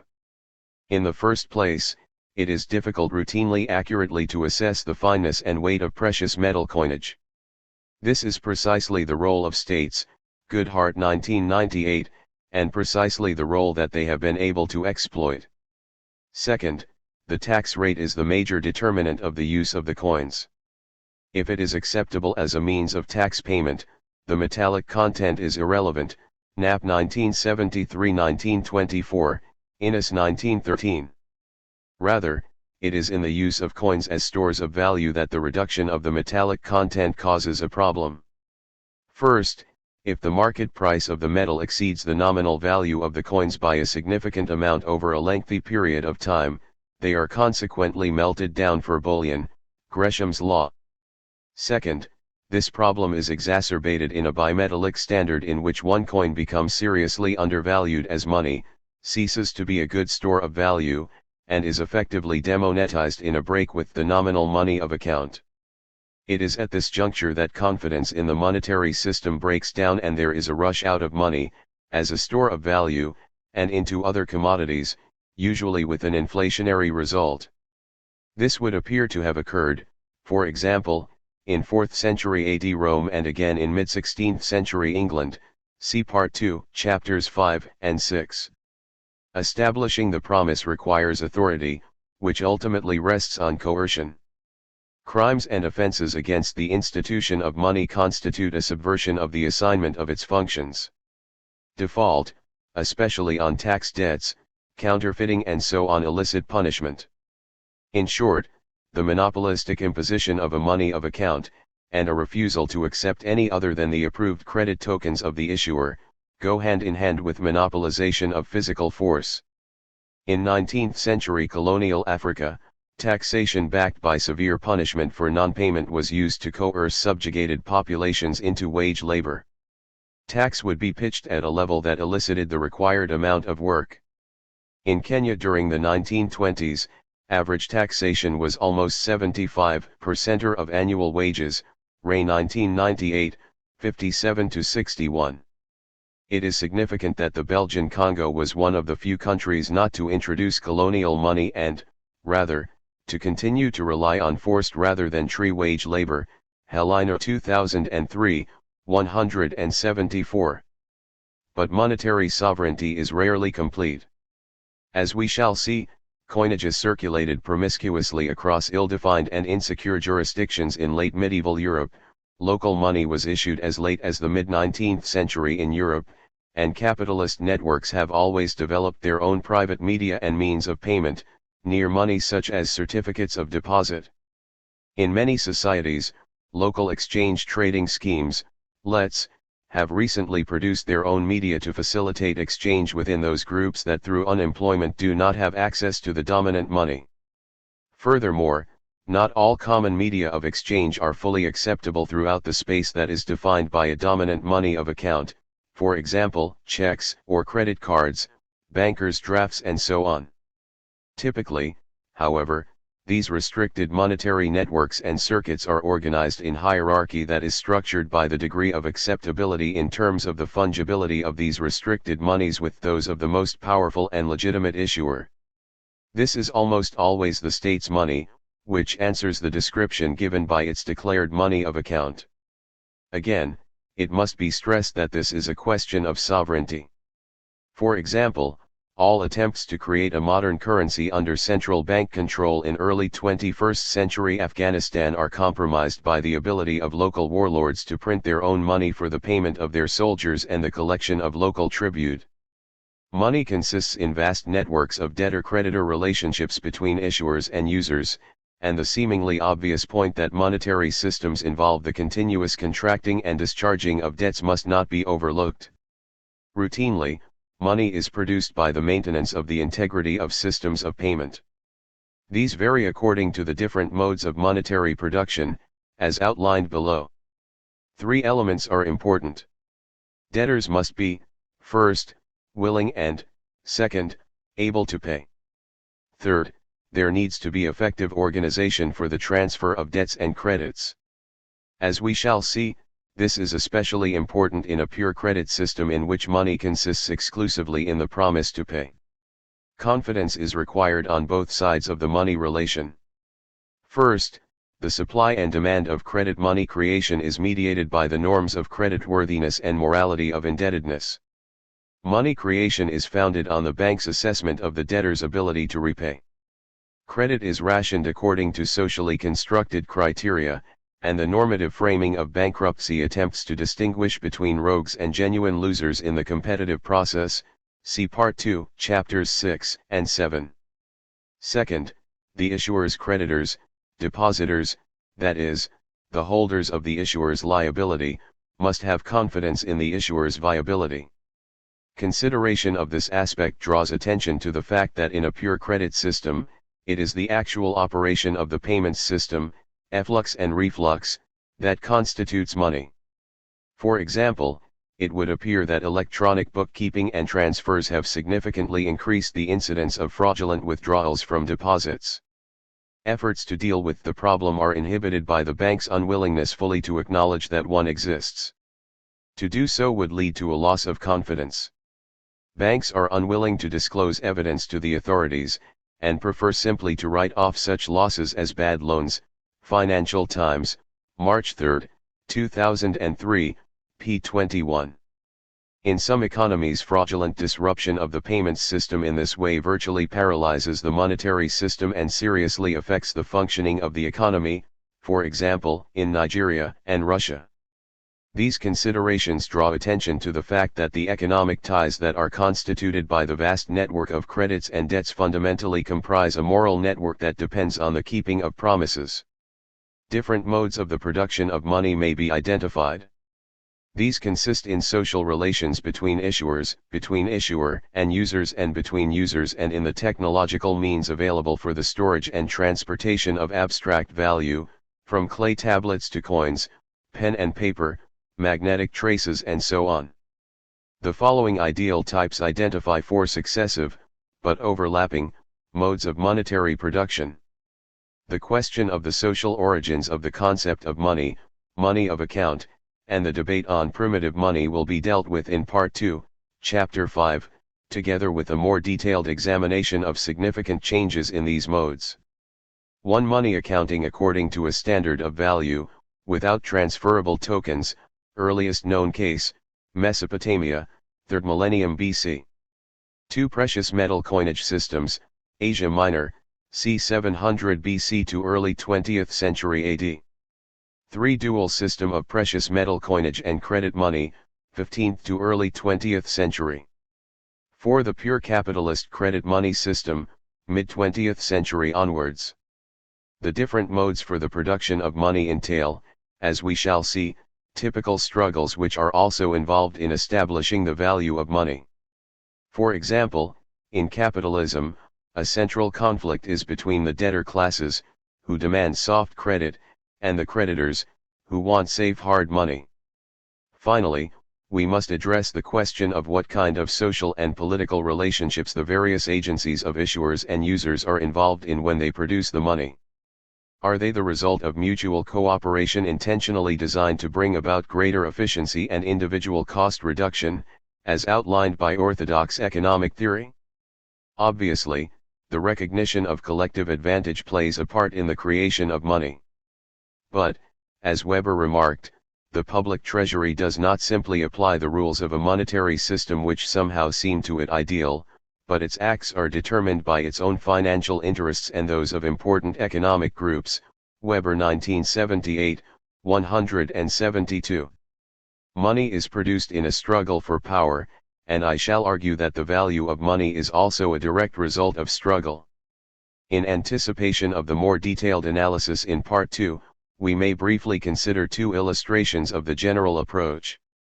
First, medieval coinage systems were based on precious metals standards in which precious metals, denominated in the sovereign's money of account, were accepted as final payment. These were the result of a struggle over control of the mines and the supply of bullion, the actual manufacturing process of striking and minting by moneyers, and the sovereign's control of the money of account through the power to tax. A further significant struggle developed between the merchants, who used private credit for their wholesale transactions, and kings, who considered this to be a breach of their monetary sovereignty. As we shall see in Part 2, different outcomes of this conflict had far-reaching effects on capitalist development, whereby the production of money was eventually shared between two agencies, banks and the state. Second, the production of money in modern capitalism involves a struggle between the state and its creditors, buyers of government stock, and debtors, taxpayers. As shall see in Part 2, Chapter 6, this was a central political struggle in 18th century England, and its outcome had a fundamentally important effect on the money supply. Ingham 1999, Ferguson 2001. In their investigation of the possibilities for non-inflationary full employment, modern neo-cartelist economists have addressed the questions of which actually finances state expenditure, taxes or bonds, and, as it is the ultimate source of all money, whether the state needs its citizens' tax money at all. Ray 1998, 2000, Bell 2000.5. However, this narrow concern with the economic or accountancy question of what actually pays for what misses the sociological significance of the struggles between debtors, creditors, taxpayers, and government bondholders. In Weberian terms, the question of sound and unsound finance in relation to any normatively defined ratios of taxation and borrowing cannot be separated from the economic battle of man with man. Weber 1978, 93, see also p. 79. On one level, the neo-cartelists are correct to say that the state doesn't actually need the taxpayers' money and that it is the taxpayers who need the state's money to meet their tax debt. However, the tax question cannot be seen only in these bookkeeping terms. Bookkeeping, like money, is not neutral. In capitalism, taxation is also a part of the settlement with the state's creditors, the rentiers, whose dividends are believed to be secured by taxes. Concepts of sound finance comprise the fiscal norms that govern struggles surrounding this exchange of goods, services, and money between the state and the major economic interest groups. And, fundamentally, these settlements in capitalist societies consist in relations of credit and debt. It is precisely this kind of fiscal settlement that has proved so difficult to establish, as we shall see, in some otherwise economically advantaged states, such as Argentina. Finally, it should be noted that the production of money is accompanied by an attempt ideologically to naturalize the social relation of money. Social institutions and conventions based on no more than either an equilibrium of competing interests or a consensual agreement are fragile. They require a stronger foundation. Douglas 1986.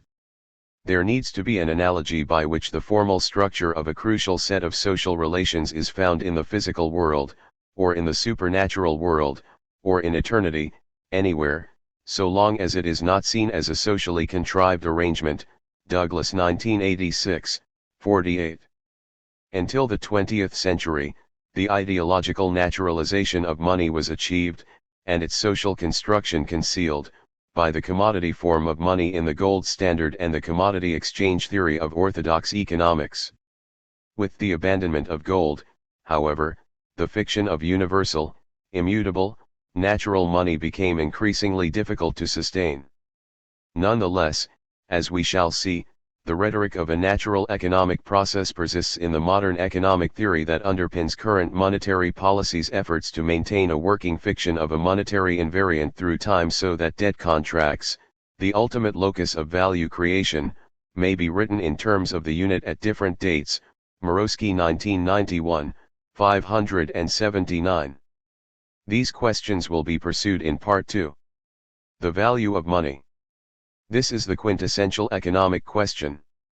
Since separating from the other social and historical sciences in the early 20th century, theoretical economics has insisted that the only acceptable explanation of value must be in terms of value in exchange. The intensity of the disputes and the extreme positions taken during the Method and Straight were an indication of just how important the question was for economics explanatory framework. Point 6 If the methodology of supply and demand, marginal utility, etc. could not explain the value of money, what could it explain? It was argued in Chapter 1 that these narrow economic answers to the question are illogical and incomplete. If, as I have contended, money is more than either a commodity with exchange value or a mere symbolic representation of existing commodity values, then, the answer to the question of its value must be sought, at least in part, from outside orthodox economic theory. Once constructed as an institutional fact, money is, of course, traded as a commodity, but, as we shall see, the creation of its valuableness cannot be entirely divorced from its substantive value. In various ways, the uncertain prospective value of money influences its present value. What follows does not claim to do any more than present elements of an alternative approach that departs from orthodox economics in two fundamental ways. First, at the most general level, the idea that there exists an optimum supply and value of money that is ultimately determined by the propensities of the real economy is rejected. Rather, as the social relations for the production of money and of commodities must be seen as comprising two distinct, relatively autonomous sectors, the value of money is the enacted outcome of social and political conflicts between the main interests in the economy. As argued above, money's value is the result of the struggle for economic existence, that is to say, for example, stable money expresses a stable balance of power. So long as it is money, Weber 1978, 79, its value will depend on a conflict of interests. It is these, rather than the ideas of the economic administration that will rule the world. Weber 1978, 184. Secondly, money's value is in part determined by its own conditions of existence in the relatively autonomous monetary system, that is, how it is produced. Its quality and quantity of pure abstraction reside in its social organization and supersubjective norms. Simmel 1978-1907, 210. As we have seen, the Keynesian and post-Keynesian cost push and demand pull theory of inflation implies a reversal of the quantity theory equation's causal sequence. That is to say, groups struggle to monetize their positions of power by raising their prices. See Fisher 1996, 200-3, 232-4, especially the reference to Slosson's work in the 1930s. These claims may then be met, as the post-Keynesian horizontalists argue, by the endogenous creation of credit money in the banking system. The role of the distribution of power in the generation and control of inflation is seen clearly in wartime. Exigencies in general, and the level of state demand in particular, shift the balance of power between the state and various economic groups. Notwithstanding appeals to patriotism, this presents an opportunity to exploit bottlenecks by means of an inflationary markup of the price of goods, services, and labor. During World War II, the control of inflation in Britain was, arguably, as much the result of the politically negotiated industrial concordat on incomes and profits, and the direct control of key prices, as it was of the economic and administrative skills of Keynes and the Treasury. Skidelsky 2000, ch. 8. The hyperinflation of the 1970s produced a promising sociology of inflation along these lines, based on the theory of distributional conflicts, but it waned with its subject matter. Hirsch and Goldthorpe 1978, see especially Mayer 1978, for a more recent general non-economic model, see Fisher 1996. As yet, the growing deflationary pressures in the early 21st century have not elicited a similar response. But I would suggest, for example, that an answer to the economic puzzle of Japan's protracted recession and deflation since 1990 requires an approach that goes beyond mainstream economic analysis and policy prescription. See Part 2, Chapter 8. Changes in the balance of power between capital and labor, and between producers and consumers, affects the purchasing power of money, but arguably the pivotal struggle is between creditors and debtors. Historically, the struggle between creditors and debtors may be the most significant class struggle. Ferguson 2001. Late 20th century capitalism saw a significant conflict over the real rate of interest, nominal rate minus the rate of inflation, which was expressed at the ideological level between Keynesianism and Monetarism. Smith in 1996, see also Part 2, Chapter 8. Creditors seek to safeguard their positions by the minimization of risk through default or the erosion of the value of the debt through inflation. Schumpeter rightly designated the money market as the headquarters of capitalism, and as we shall see in Part 2, Chapter 7, the market for state securities represents its inner sanctum. Here the offers of long-term rates of interest on government bonds are weighed against the likelihood of inflation to produce a key rate of interest that affects investment behavior in general, and the central bank's prime rate in particular. In addition to the central bank's linchpin rate of interest, the supply and demand of credit money creation is also mediated by norms of creditworthiness and indebtedness, as we have noted. First, credit is rationed by lenders according to socially constructed criteria. Secondly, willingness to incur debt, and thereby to create credit money, increased considerably during the 20th century, after early capitalism's emphasis on thrift. Successful capitalist economies, such as the USA, have largely abandoned the strict moral condemnation of debt and bankruptcy, and have relaxed the law accordingly.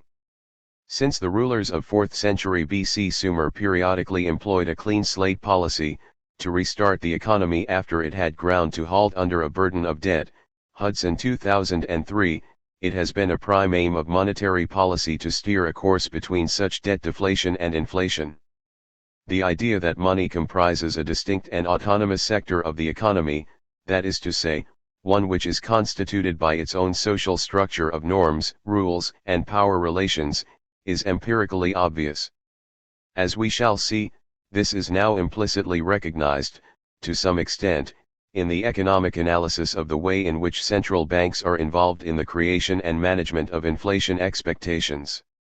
However, this is not incorporated systematically into the basic tenets of economic theory, because it is not considered relevant to the question of money's fundamental value, which, it is held, resides in the long-run equilibrium between quantities of money and goods.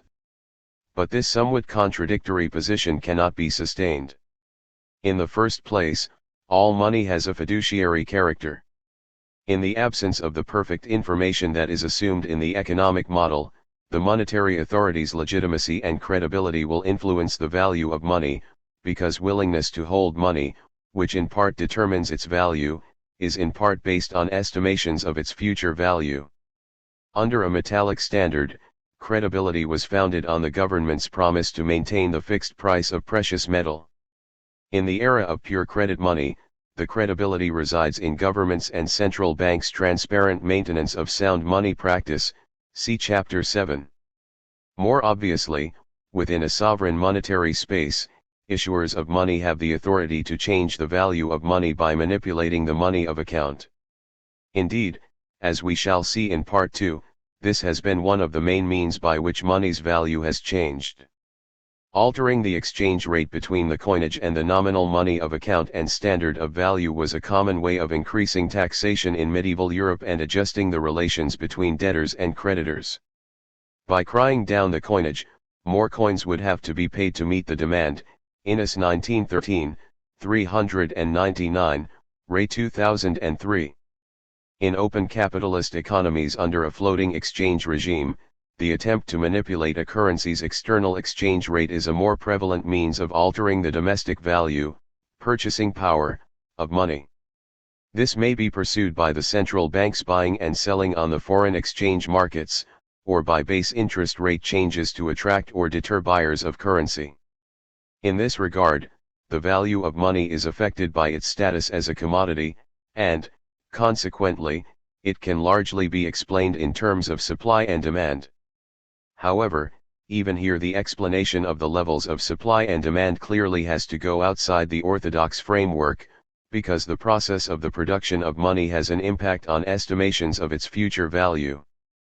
Foreign exchange markets speculate on the basis of interpretations of the impact of government and central bank macroeconomic policy on the value of money, on exchange rate politics, see Kirchner 1995. The conception of money as a social relation, rather than a thing that circulates with velocity, also directs attention to the fact that its value depends on a fundamental core, or critical mass, of continuous payments, that is, an efflux-reflux of debits and credits. Money is created and destroyed through indebtedness and repayment, as in the double-entry balance sheet. Counterintuitively, it has been frequently observed, money would disappear if everyone repaid his or her debts, see Part 2, Chapter 7, and 6. The production of new money involves the creation of new debt that is as yet unmatched by a credit reflux. Thus, the scarcity, or abundance, of money is a function of the willingness to contract new debt, in particular, the willingness of the issuers of the ultimate means of payment. It is widely acknowledged that a faster growth on one side of the overall complex balance sheet that comprises the monetary system is associated with changes in the value of money.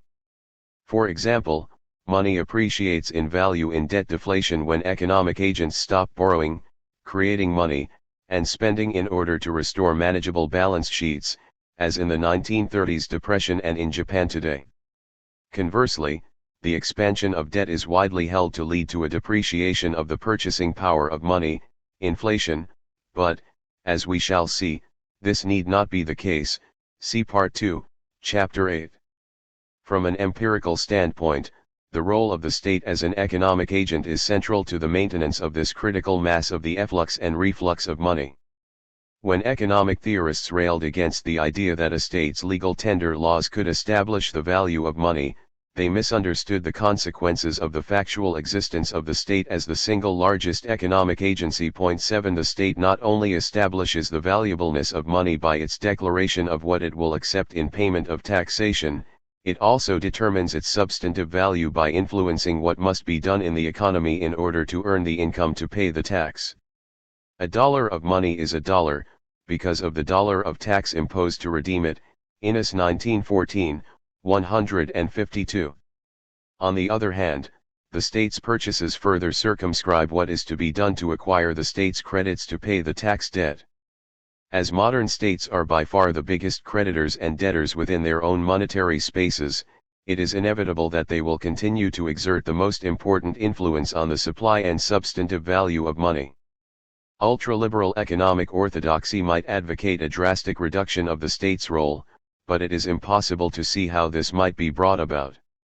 This is recognized, of course, in orthodox macroeconomic theory and policy making in the form of counter-cyclical taxation and spending measures to stabilize the economy. Again, however, this should not be seen as a matter of mechanical relationships between levels of state expenditure, revenue, and inflation/deflation as expressed in orthodox monetary theory. The balance of power and the theoretical understanding of the hypothetical impact of fiscal and monetary policy always mediate the impact of a given level of expenditure. 8 In this regard, economic theory plays a performative role, that is to say, it is part of the process whereby the balance of power in any monetary regime is established, as the doctrinal shift to monetarism during the late 20th century demonstrated so clearly. And, as we have noted, this performativity is also ideological, in its attempt to produce the working fiction of stable money, see Morosky 1991 above. A coherent and comprehensive answer to this question of the determination of the purchasing power of money scarcely exists. As we saw in Chapter 1, monetarism's attempt to establish determinate quantitative short-run relations between money and goods failed utterly. Nonetheless, orthodox economics persists with its theory of the real economy, and, by focusing on the long-run neutrality of money, it is disabled from making any theoretical advances. As we shall see in Part 2, Chapter 7, the practice of modern monetary policy is increasingly divorced from any foundation in economic theory. Building on earlier developments that were arrested by economics hegemony, I have sketched the tentative outline of an alternative conception of the problem and the means for its solution. Part 2. History and Analysis. 5. The historical origins of money and its pre-capitalist forms. One of the greatest advances made by mankind, the discovery of a new world out of the old, is to establish a proportion between two quantities, not by direct comparison, but in terms of the fact that each of them relates to a third quantity and that these two relations are either equal or unequal. Simmel 1978-1907, 146. Money lies behind coinage. Grierson 1977, 12. As the logical foundation of money is to be found in money of account, it is here that we should attempt to locate its historical origins, not in the excavation and dating of money stuff. Grierson 1977, 12. The paucity of the archaeological record poses difficulties, but the evidence does not lend support to economic orthodoxy's theory of the transition from barter to money. See, for example, Davies 1996, Goodhart 1998, Ray 1998, 2004. Point 1. However, there are two closely linked alternative accounts. One attempts to locate the beginning of money's evolution in the more inclusive social category of debt. The other has looked for the origins of the very idea of money, that is, the concept of a measure of the value, or money of account. Point 2. Origins of money, debt and measure of value. Debt and sacrifice. The historical importance of tax debts is, as we have seen, the basis for state theory, but it is also argued that money originated in more elementary social obligations that constitute one of the fundamental social bonds between the individual and society. Aglietta and Orlean 1998. The level of payment for such debts is specified by a hierarchy of value by which an individual's position and status in society were established. Aglietta and Orlean 1998, 21. See Andrea's analysis of the Roman census, 213-52. Such hierarchies are historically prior to the market, considered as a mechanism for producing prices. It is only with the separation of the economic sphere from the rest of society in the modern era that money takes on its historically exceptional role in representing private property and private contracts. Aglietta and Orlean 1998, 15. Point 3. Money became a general medium of exchange only when the economy became detached from the rest of society. The primordial debt is that owed by the living to the continuity and durability of the society that secures their individual existence. The ultimate discharge of this fundamental debt is sacrifice of the living to appease and express gratitude to the ancestors and deities of the cosmos. Aglietta and Orlean 1982. Point 4. In addition to human sacrifice, debt payment also took the form of sacrificial privation. Scarce and valuable materials or food would be given up to a brotherhood of priests who mediated between the society and the cosmos. Point 5. Such hypotheses must remain conjectural, but there is considerable indirect etymological evidence. In all Indo-European languages, words for debt are synonymous with those for sin or guilt, illustrating the links between religion, payment, and the mediation of the sacred and profane realms by money. For example, there is a connection between money, German Geld, indemnity or sacrifice, Old English Gild, tax, Gothic Guild, and, of course, guilt. Hudson 2004. Value at this stage of social development is the value of society to its members, as measured by sacrifices of various kinds. But we are still a considerable distance from the identification of an abstraction of these values as a scale, later represented in universally equivalent money. The problem involves attempting to fill in the intermediate stages in the process of the progressive abstraction of money from a substantive fixed payment, in the form of an offering of an institutionally specific sacred debt, to decontextualized symbolic tokens denominated in money of account. Measures of value and money of account. Unilateral debt, unlike the neutral medium of exchange in commodity theory, is inherently a relation of social inequality. Members of early human society were subordinated by their debt to ancestors, deities and, eventually, their earthly representatives in the priesthood. but it is impossible to say whether the debts of human and material sacrifice were borne equally by all members of society. Were children of all statuses potential sacrificial victims? Did all members have to give the same amount of food sacrifice? In those societies with little or no surplus, where the distribution of the subsistence resources was governed by norms of hospitality and reciprocity, no scale for measuring differential payments would have been needed. 6 In other words, a fairly well-developed division of labor and systematic inequality would seem to have been the necessary basis for a scaled measure of value by which to calculate differential debts to society. Primitive communism would have had no use for money, either as a precise measure of value or as a generalized abstract means of payment. See the account of the transition from egalitarian tribal to stratified pharaonic Egypt from 4000 to 2500 BC and the development of money in Henry 2004. Broadly speaking, there are two theories of the origin of measures of value that confer moneyness on the various forms. The first may be subsumed under a general theory of public debts to society, as outlined above.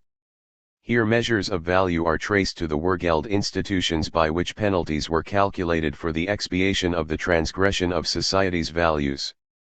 The second approach locates the use of money of account in the need to calculate economic equivalencies of goods in the agrarian command economies of the ancient Mesopotamian and Egyptian empires. The inadequacy of the historical written record again creates a significant problem. The best evidence for Wergeld comes from the European tribes of the 5th and 6th centuries AD, that is, several millennia after the use of money of account recorded on clay tablets in ancient Mesopotamia. However, there is also some evidence for Wergeld payments at this earlier time, Hudson 2004. It would seem reasonable to conclude that the codification of public debts in Wergeld institutions was typical of human societies before the ancient Near Eastern empires. Here, with the development of number and writing, the calculation of social obligations was transformed into a means of measuring the equivalencies between commodities. Wergeld and money of account. Behind the phenomenon of coin is the phenomenon of money, the origins of which are not to be sought in the market but in a much earlier stage of communal development, when worth and Wergeld were interchangeable terms. Grierson 1977, 33. Wergeld, or worth payment, was a means of compensating for injuries and damage in communal or tribal societies as an alternative to socially and economically debilitating blood feuds. Grierson 1977, 28. As argued in Chapter 1, the concept of money's worth could not have originated directly from the exchange of commodities. 7. The conditions under which these laws were put together would appear to satisfy much better than the market mechanism, the prerequisites for the establishment of a monetary system. The tariffs for damages were established in public assemblies.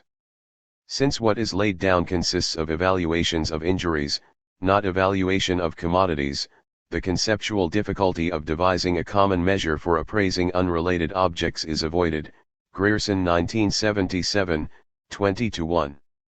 This analysis lends itself to a Durkheimian interpretation whereby Wergeld may be seen as a collective representation for which the analog is the structure of society, as implied in the above discussion of primordial debt and sacrifice. Wergeld expressed the two meanings of worth that derive from the two basic elements of social structure, the utilitarian and the moral. Again, there is compelling etymological support for this interpretation. For example, Geld originated from Vergeltung, which implies the settling of scores and revenge, Einzig 1966, 379, and Schilling from Skillen, which means killing or wounding, Simmel 1978-1907, 357.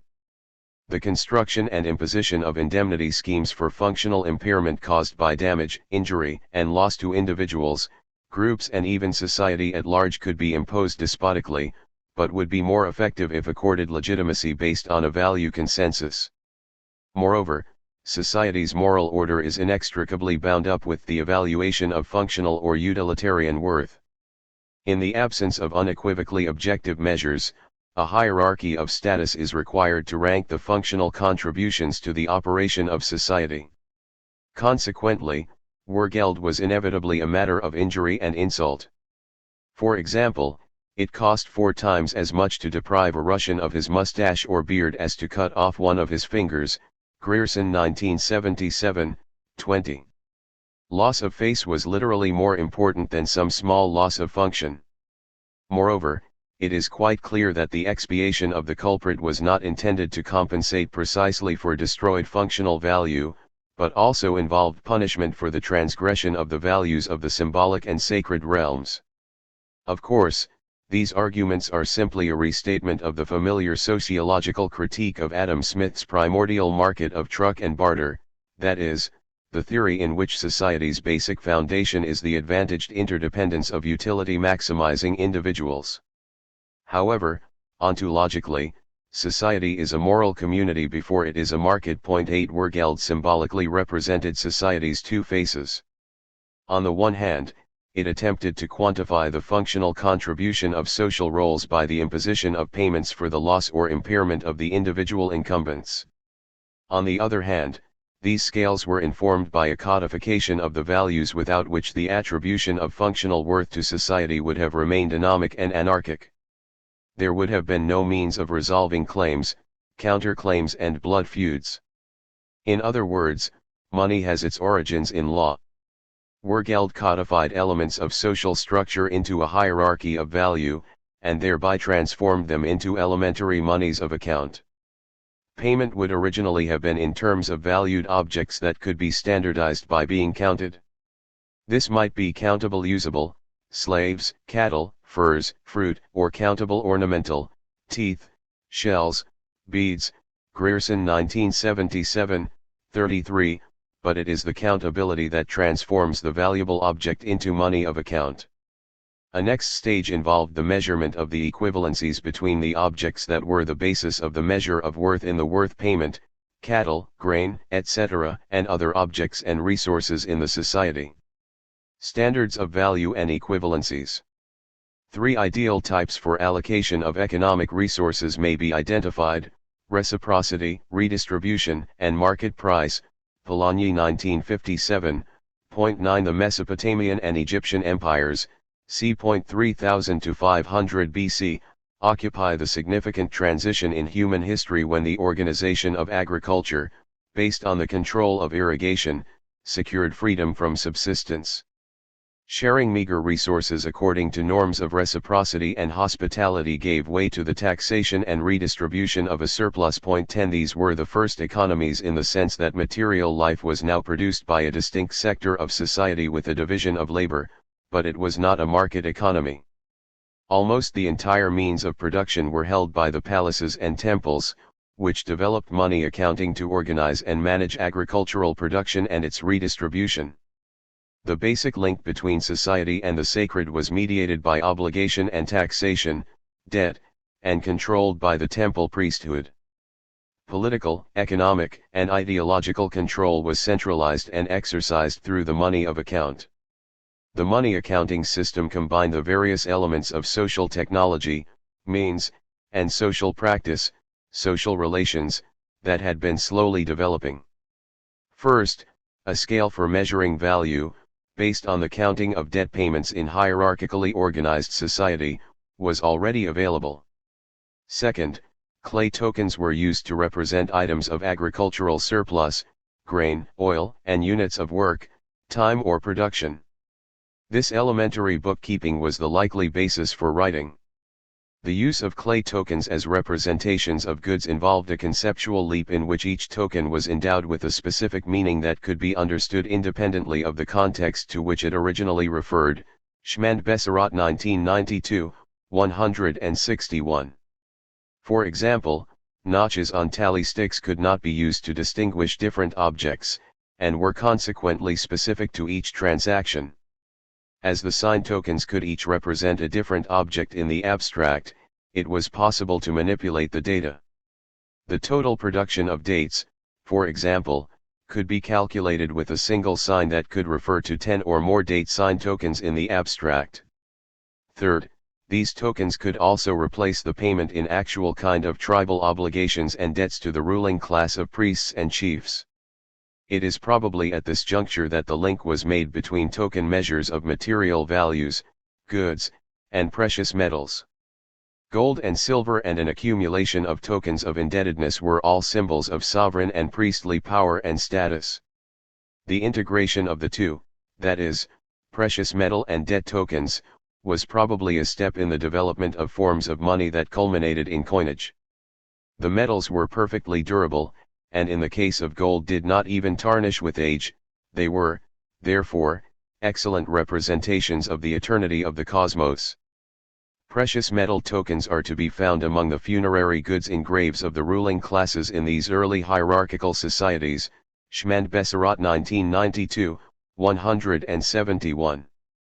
Thus, by 3000 BC in the agrarian command economies, counting and writing were integrated in a system of money accounting to represent goods, debts, symbols of status and, most importantly, the mediating link between the sacred and profane.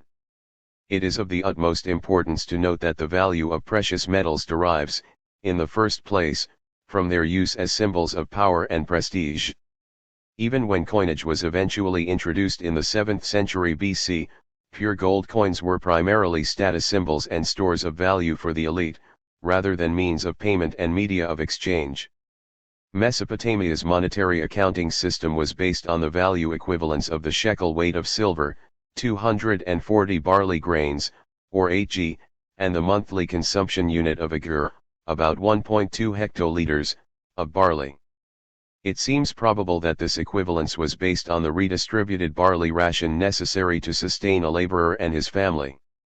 The developmental sequence begins with counting grains of barley, not weighing either barley or silver, neither was it necessary for the talent and shekel to be minted. Rather, it was sufficient that these units should be state-created in the sense that it was the state which defined what weight and fineness of silver would satisfy a debt or customary payment in talents or in shekels of silver.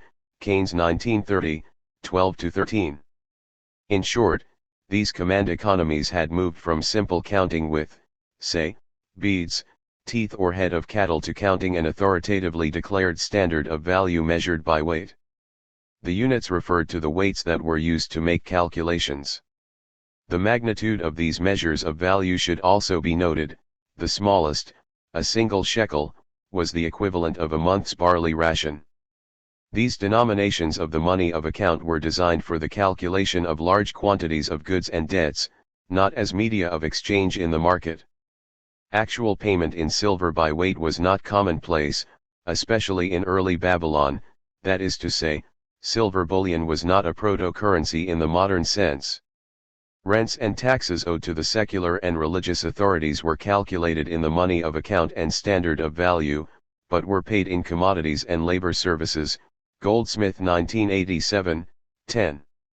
The pivot of the system was the crop rental relationship between the temples and palaces and the farmers. Rents could be paid, at the official silver rate, in barley, which was then redistributed by the central temple and palace authorities to other workers. All other prices were similarly fixed, which served to stabilize the public-private leasing arrangements and the distribution and sale of goods to the rest of the economy. Hudson 2004, Polanyi 1957, 20-1, 264-5.11. The development of coinage did not occur for a further 2,000 years. The economic systems of the ancient Near Eastern empires, Mesopotamia, Egypt, and the Indus Plain, from the 3rd to the middle of the 1st millennium BC, were not organized and integrated by the price mechanism of the market. Polanyi 1957, Weber 1981-1927, Mann 1986. However, despite the absence of freely circulating media of exchange, it is misleading to conclude, as do all conventional accounts, that these countries and millennia were essentially non-monetized. Goldsmith 1987, 10. On the contrary, money was the very means by which society was organized and managed by a hierarchy of value, money of account, which measured the flows and allocation of resources and the pivotal temple, farmer, creditor, debtor relation. Poor or failed harvests prevented the repayment of rent debts in barley, and its subsequent redistribution could trigger crises. These were overcome by simply writing off the debts, Hudson 2004. The network of debts was a social bond structured by the money of account and standard of value. However, the debts were not generally transferable as they are in modern capitalism's banking system. Ancient banking. The question of ancient banking occupied an important place in the primitivist, modernist debate that followed the method and straight in the social sciences, CN 9. Valuable commodities, such as grain and precious metals, were stored in the temples and palaces of the ancient empires, and receipts for these deposits were used in the transfer and clearing of debts within the state elite.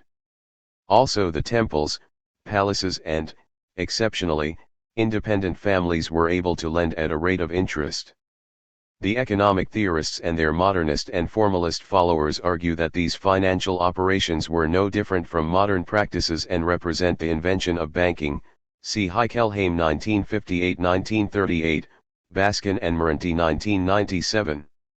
On the other hand, the primitivists and substantivist historians and anthropologists have maintained that these financial practices were pre-modern, and could be understood only in the context of social structure in which they were embedded, Polanyi et al. 1957. The equivocal nature of the archaeological evidence permits quite free and fanciful interpretations. As if to demonstrate the timeless and almost natural character of capitalism, many guides and commentaries on modern sophisticated financial techniques make the implausible claim that they can be traced directly to Babylon, see, for example, Dunbar 2001, 24-6.12.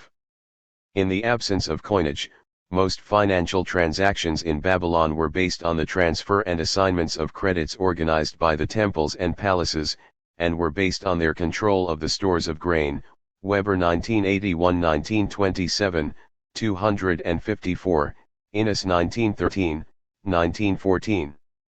The extent to which the clay tablet records refer to private transfers between individual depositors or merely to budgetary redistribution by the bureaucracy is not at all clear. But all the evidence leads to the conclusion that private transfers outside the command economy comprised an insignificant part of total financial transactions. However, more extensive evidence does exist for a sophisticated gyro system, based on the deposits in the granaries of Ptolemaic Egypt, for making transfers of value in writing denominated in money of account, Davies 1996, 51-4. But money's main role was in tax collection, bureaucratic auditing and accounting control, and the distribution of ration tokens. Furthermore, the credit transactions differed from modern capitalist banking.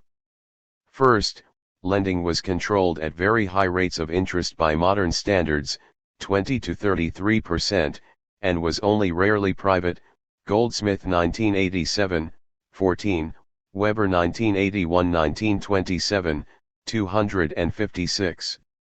The few firms operating in the middle of the first millennium BC in Babylon, the Ejabai family, or Nineveh, the Murajah family, were not banks in the modern capitalist sense, although they have been frequently described as such. They did not receive deposits, and they combined money lending with many other activities, Goldsmith 1987, 14. As Weber warns in his analysis of pre-capitalist banking, one must guard against thinking in terms too modern. And one must not think in this connection of banknotes in our sense, for the modern banknote circulates independently of any deposit by a particular individual. In contrast, the Babylonian banknotes or tickets were merely a means for the more rapid and secure transmission of payments between depositor customers, Weber 1981-1927, 254-5. As we noted in Part I, and will examine in more detail later, the issue and circulation of banknotes independently of any particular individual's deposit or, indeed, a particular aggregate level of deposits requires the impersonal or universalistic transferability of debt as a means of payment. This social relation was entirely absent from both the ancient and, as we shall see, classical economies. Gyro clearance of mutual indebtedness did occur on a small scale within the merchant classes, Innes 1913, 1914, Hudson 2003, Henry 2004. But the main temple farmer debts were personalized and could not be freely transferred to third parties for the payment of debt. Moreover, the standard of value, silver by weight, was not embodied in a transferable and portable form that was independent of a particular debt. This is precisely what coinage was to do. The issuer's token of debt, payment for goods and services, became detached from a particular transaction and furthered the progressive universalization and abstraction of money. The early development of coinage. For 2 millennia after the 7th century BC, money was identified with coin, and the intellectual confusion over the nature of money began. In the commodity theory of money, the exchange value of the money stuff, precious metal, determines its purchasing power. Coins embodied a measure of value within a conveniently portable medium of exchange and acceptable means of payment, settlement. However, Keynes, 1930-11, did not think that the act of coinage effected so significant a change as is commonly attributed to it. To be sure, coin is not the origin of money, but it was undoubtedly significant. The first true coins date from c. 640 BC in the Near Eastern Kingdom of Lydia, Western Turkey, Davies 1996, 63. However, they were extremely irregular in weight and in the composition of the alloys, and did not possess any numerical indication of their value, Innes 1913, 380.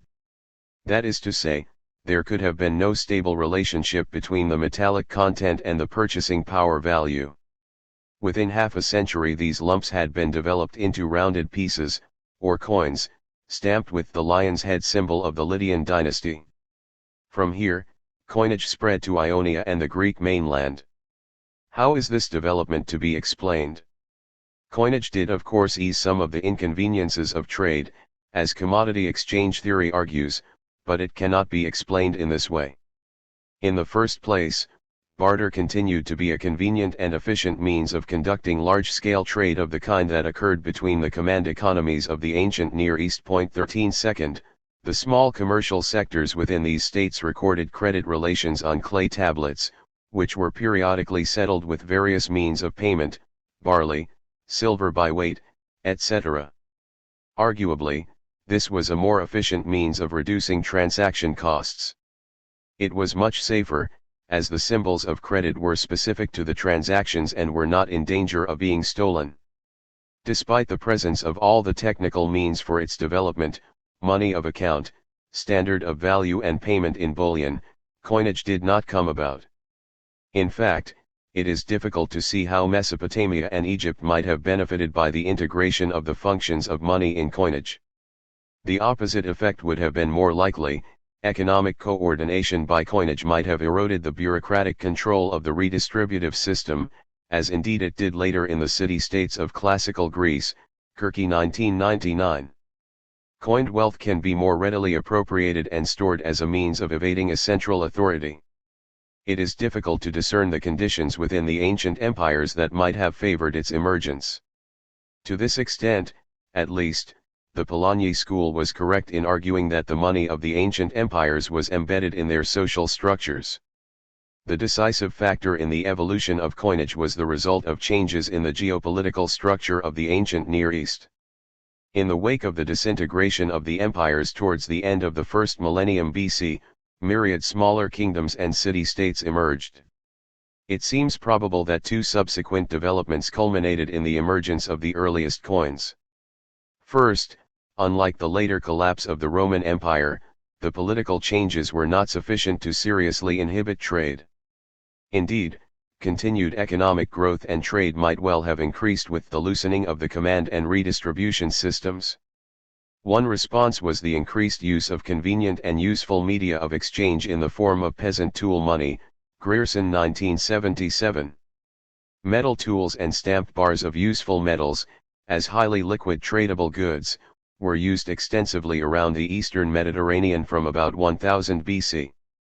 It is easy to see how they could be taken to be to proto-coinage, Mann 1986, 194, as outlined in the Mendrian account of money's origins. And it is possible that the exchange of useful and valuable metal outside the command economies played a role in the evolution of coinage. but it must be borne in mind that without attachment to a money of account, these media remained part of barter exchange. The exchange ratios of tools, metals, and other commodities would have varied by transaction, and not in relation to the common denominator of a monetary unit. Nonetheless, it would seem likely that such trading practices increased the use of liquid stores of value, and were a direct result of the needs of an emerging market system. The critical step in the integration of value by weight, as in the shekel weight of silver, with countability and portability came with the world's first large-scale wage labor, mercenary soldiers, Cook 1958, Cree 1964. The same peasant farmers who were part of the increasingly dense trading networks after the disintegration of the empires were also the mercenary hoplite troops whose new tactics and organization led to a demand for their services throughout the Mediterranean and the Near East. Large mercenary armies required a steady supply of a portable means of payment that could be used, in the process of expansion and conquest, outside its jurisdiction of origin. However, as sovereign monetary spaces were unstable, and the fineness and weight of the metal uncertain, a coin's value in exchange could vary quite considerably.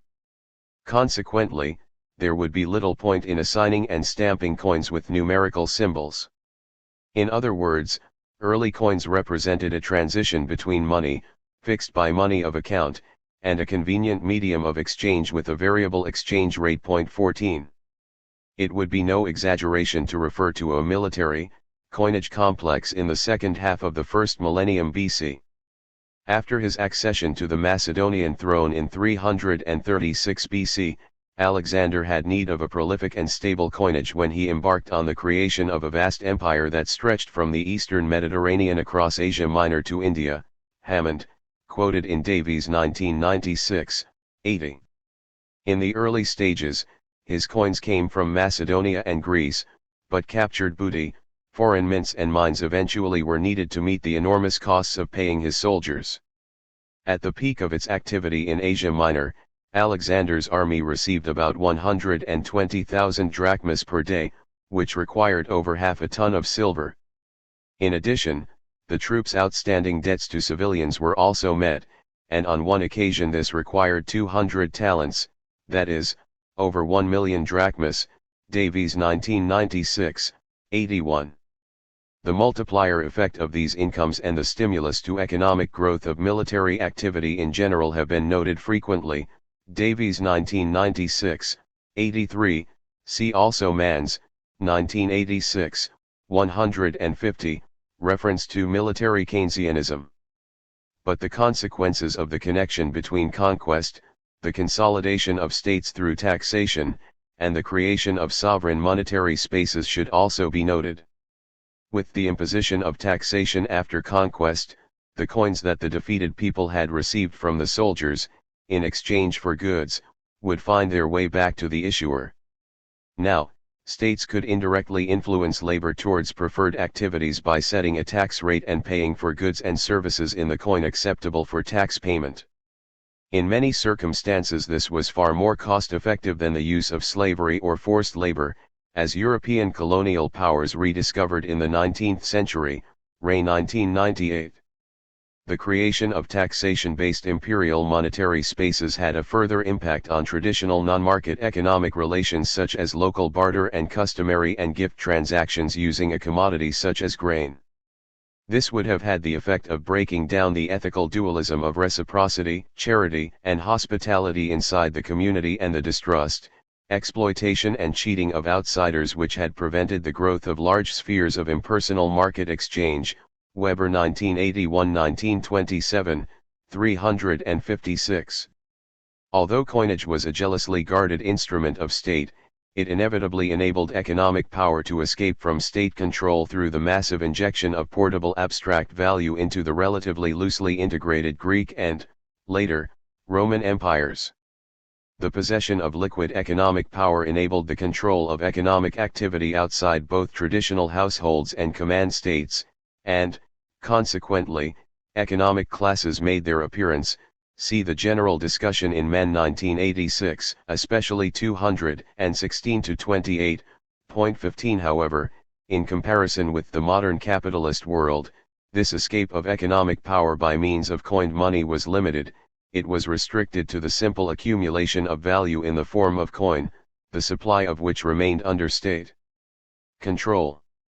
Such accumulation was the basis for money lending, which appeared from the late 5th century BC in Athens. Again, this has raised the question of the existence of early banking. The arguments presented above in relation to Babylon apply equally to Greece and Rome. Modern capitalist banking, as opposed to money lending and the giro clearance of debts, involves the creation of deposits through the act of lending, and there is no evidence to suggest that this occurred. In any case, the business of accepting deposits for safekeeping and extending loans was negligible. Goldsmith 1987, 28, for an alternative, modernist view of classical Greek banking based on orthodox economic theory, C. E. Cohen 1992. The Roman monetary system. At the death of Augustus in AD 14, Rome's sound money was accepted over an area larger than any before or after until the 19th century, Goldsmith 1987, 36. Half the national product was moneized, and all imperial trade was conducted entirely on a cash basis, Goldsmith 1987, 47. The Roman economy was driven by the state's activity, but, because it owned a far smaller proportion of resources than the earlier Mesopotamian and Egyptian empires, direct control was much weaker. On the other hand, coinage coupled with enough coercion and administrative organization to collect taxes helped considerably in extending the empire. Money taxes were exacted in the core provinces, such as Gaul, Spain, and Asia, and were mostly spent in Italy or on army pay in the frontier provinces. Core provinces had to export goods to the center in order to buy back the money with which to pay the taxes. Hopkins 1978, 94, emphasis added. But this was not simply a fiscal relation, as some have argued, Crawford 1970, 46. Rome had to buy its supplies privately, and, consequently, its issue of coinage also had an important economic multiplier effect. There is evidence to suggest that more coins were issued than were needed for immediate purposes, in order to stimulate production and exchange, in a proto-Keynesian fashion. During the first phase of imperial expansion, expenditure released far more coins into the provinces, via the superb network of roads, canals, and sea routes, than were collected back in taxation. 16. Unlike the early capitalist states of 16th and 17th century Europe, Rome did not sell bonds to its wealthy citizens to finance expenditure, that is to say, there was no national debt. The Roman state's debt, so to speak, consisted in liabilities issued in the form of coin for payment for goods and services. Consequently, any disruption of the credit-debt relations of the coinage multiplier could produce a crisis. The system depended on the maintenance of three interdependent elements: the control and inflow of bullion, an effective system for tax collection, and sufficient economic activity, mainly the state's, for the generation of income in coin to meet tax debts. Eventually each was disrupted to an extent that threatened the continued reproduction of reciprocal money relations. Imperial overreach affected both the supply of precious metals and the collection of taxation. The inability fully to impose money taxation in the imperial hinterland inhibited the extension of relations between the fiscal and economic elements of the coinage multiplier, see Weber 1981-1927, 60. Outside the coastal trading regions of early imperial expansion, monoreal and feudal relations persisted, and were resistant to production for the market that elsewhere was driven by the need to acquire Roman coins for payment of taxes. Over several centuries, the balance between, on the one hand, the returns to Rome of both marketed goods and services and, on the other hand, taxes and the expenditure on military expansion gradually shifted from positive to negative. Other factors, such as bad harvest and slave revolts, were involved, but the difficulty of reproducing the relations of the monetary system had an independent effect on the eventual fall of the Roman Empire.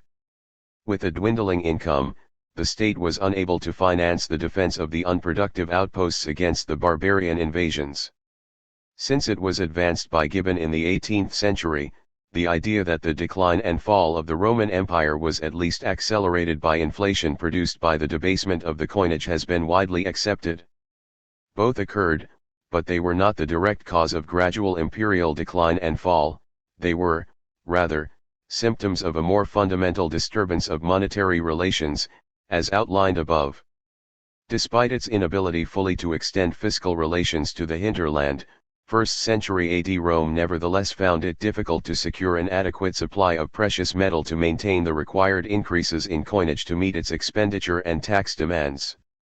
It became necessary to spread the metal, especially silver, more thinly, and this set in train a slow but progressive dislocation of the money of account and standard of value. 17. First, there was a partial dissociation of the means of payment from media of exchange. Rome used two precious metal means of payment. The gold aureus was used mainly as a store of value, and for very large purchases such as land. The silver denarius coins were for taxation and other significant purchases. These were supplemented by base metal media of exchange, the sestertius of copper, zinc, or tin, and the quadrans of copper, for the routine purchase of small items. 18. The latter were not accepted in payment of taxes, and were not good stores of value. Secondly, from the 2nd century AD onwards, the state decreed, by fiat, the rates between the gold and silver coins, and began continuously to debase the silver denarius. Unlike the capitalist states of modern Europe, Rome did not practice hierophantism, that is, it did not promise to redeem coins for bullion at a fixed rate. Eventually, the gold aureus became undervalued in relation to silver, and an increasingly poor store of value in its money form.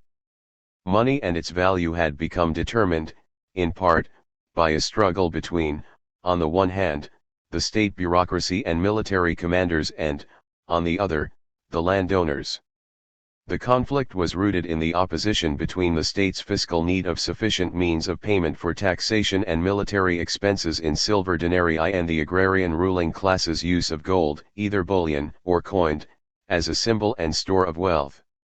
At the time of Diocletian's attempt to stabilize prices in his edict of AD 301, a pound of silver produced over 130 times more denarii than it had at the death of Augustus, almost 3 centuries earlier. Goldsmith 1987, 37. However, from the standpoint of the orthodox commodity theory of money, the effects of debasement were very slow to appear, and prices did not rise significantly for some time. Silver money illusion seems to have persisted for over a century. Goldsmith 1987, 37. But, of course, a reduction of metallic content will not necessarily affect prices if the coins continue to be accepted, at their face value, in payment of taxes. In commercial transactions, it would also be difficult to assess accurately the fineness and weight of precious metal coinage and adjust prices accordingly. Goodhart 1998, Innes 1913. However, with the progressive devaluation of gold, in the form of money, because of changes in the aureus/denarius exchange rate, it was gradually demonetized. Gold was hoarded in bullion form, and used in barter transaction for land or gifts to advance political careers. The withdrawal of gold from circulation caused shortages that disrupted large payments and transactions, Aglietta 2002, but, most importantly, it began to break the trust in the entire monetary system. The heavy demands of state expenditure on dwindling resources, the slowing down in the supply of slaves and the effect of the rising demand for land were the real underlying causes of the rise in prices. It is significant that Diocletian combined his monetary policy of restoring confidence in money with full-weight gold coins with an attempt to control prices and wages. Davies 1996, 101-2. Neither had any lasting effect on inflation. Eventually, however, the continuation of inflation and debasement, in conjunction with increasing political and military problems, completely undermined trust in the coinage. At this juncture, in the 4th century AD, general trust in the monetary system broke down, and there was a rush out of money, as a store of value, into other commodities, which further fueled inflation. The coinage broke its link with the money of account. Not only gold, but also silver coins, ceased to be money and became speculative commodities that were valued in private transactions, conducted in the money of account, Aglietta 2002. This demonetization further impaired the already weakened taxation system, and undoubtedly contributed significantly to the disintegration of the empire. Banking and capitalism in Rome. Studies employing orthodox economic methodology view classical Greek and Roman finance either as essentially the same as that of the modern world, or as a proto-capitalist early stage of development. For example, Baskin and Morenti 1997, see the discussion in Davies 1996. Point 19 Greek and Roman merchants, like ancient Babylonians, kept credit accounts of their transactions, which could be settled by being periodically netted out. But these activities were only marginal to the operation of the monetary system. Secondly, modernist interpretations of the classical economies also refer to money changing and lending coin as banking. But neither entailed the endogenous deposit creation of modern banking and the transferability of financial claims, see Part I, Chapter 2. As we shall see in the following chapter, transferable private credit became money as a result of changes in the social structure of early modern Europe. At present, we need only note that early modern Europe differed from Rome and the ancient world in general in two important, related respects. The first was the existence of a powerful class of capitalist bankers who produced their own private money, based on the bill of exchange, and from whom the city-states borrowed. Boyer Zambu et al. 1994. The second step in the creation of capitalist credit money occurred when these private promises to pay became generally transferable to third parties as an accepted means of payment. But Roman social structure was inimical to such a development. As a result of the highly personalized character of the debt relationship, instruments payable to the order of the payee or to the bearer, which served for the transfer of claims, especially monetary claims, and of powers of disposition over commercial goods and membership rights in commercial enterprises, had been utterly unknown in Roman law. Weber 1978, 681-3. Point 28 Plutocracy did develop in Rome, Mann 1986, 267-72. Tax farmers, who purchased the rights to collection, were conspicuous members of this class, but they were dependent upon the fiscal arrangements and were subservient to the state that controlled them. This privatization of tax collection did not constitute capitalism and the rise of a capitalist class, unless this is simply identified with profit-making, as it is in most modernist accounts based on orthodox economic theory. The aftermath of Rome's fall further illustrates the significance of the relative autonomy of money, or, rather, the social relations that constitute money. In real terms, the material resources of the Roman Empire did not vanish, but, as a consequence of the disintegration of money, they atrophied. Most importantly, the former Roman monetary space was eventually utterly destroyed by the inability of the barbarian chiefs to impose taxation that might bring about the acceptability of their coinages. Furthermore, contrary to ultra-orthodox economic monetary theory, competition between the chiefs' issues of coinage did not eventually produce more efficient money. Rather, it led to monetary anarchy, which, in turn, accelerated the economic disintegration. Issuers and mints and coinages multiplied. Significantly, coercion and terror fueled the anarchy as the warlords attempted to impose and enforce their own issues. The severity of the punishment for the use of non-acceptable coins was a measure of the disintegration of sovereign monetary space, see MacDonald's description, cited in Goodhart 1998, 428-9. As they penetrated each other's territories, competing chiefs collected their adversaries' coins for melting down and reissue as their own. But as the new states were too weak to impose a stable tax system, minting slowed almost to a standstill, causing further economic dislocation, and in large areas of the former empire barter was resumed. However, monetary relations did not entirely disappear, and the Roman abstract money of account continued to be used to calculate credits and debts that were settled with a wide range of different means of payment. This radical delinking of the money of account and means of payment was to have, as we shall see, far-reaching effects on the next stage of money's historical development. Conclusions. All evidence points to the historical origins of money as a means of calculating obligations and debts in pre-market tribal and clan society. Early settled agricultural societies developed a more complex division of labor than the hunters and gatherers, generating a surplus that was distributed unequally. Measures for the assessment of differential social and political obligations were developed.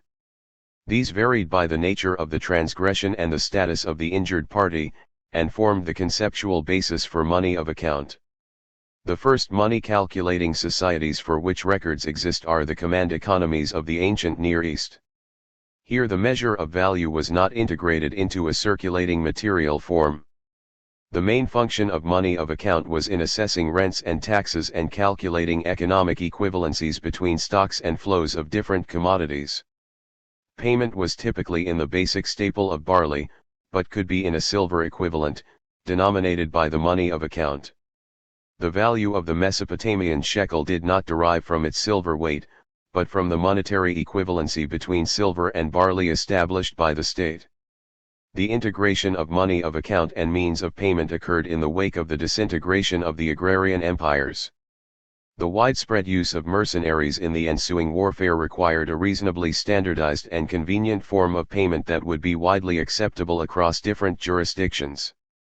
These looser relationships between the state, military force, and economic exchange weakened the monetary circuit between state and taxation. Mercenaries did not necessarily owe a tax debt to their employers, whilst, on the other hand, they had need of an acceptable medium of exchange. The connection between the mercenaries' political freedom, economic autonomy, and the extension of market exchange should be noted. Paradoxically, this loosening of the links between money and political and administrative control eventually led to a greater extension of territorial control in a taxation coinage multiplier. Mercenary armies developed into Greek city-states with citizen soldiers and their own sovereign coinage. From these the empires of Alexander and Rome arose.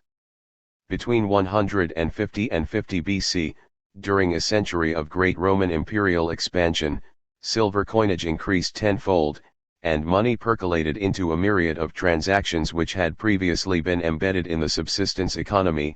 Hopkins 1980, 110. Despite the hitherto unparalleled sophistication of the coinage and the extension of market exchange, it should not be forgotten that Rome's overall level of monetization was relatively low by modern capitalist standards. Goldsmith 1987, 58. Aside from the military, there was no wage labor, and money was used mainly for the exchange between taxation and the acquisition of the means of payment through the sale of commodities to the imperial state. The private commercial sector was no greater than it had been in Egypt or Greece, and did not in general represent progress. Goldsmith 1987, 58. Like the emergence of coinage after the fall of Babylon, it was the disintegration of the Roman Empire that created the conditions for developments in monetary practice that became the basis for modern capitalism. 6. The development of capitalist credit money. Credit operations of whatever shape and kind do affect the working of the monetary system. More important, they do affect the working of the capitalist engine, so much so as to become a central part of it without which the rest cannot be understood at all.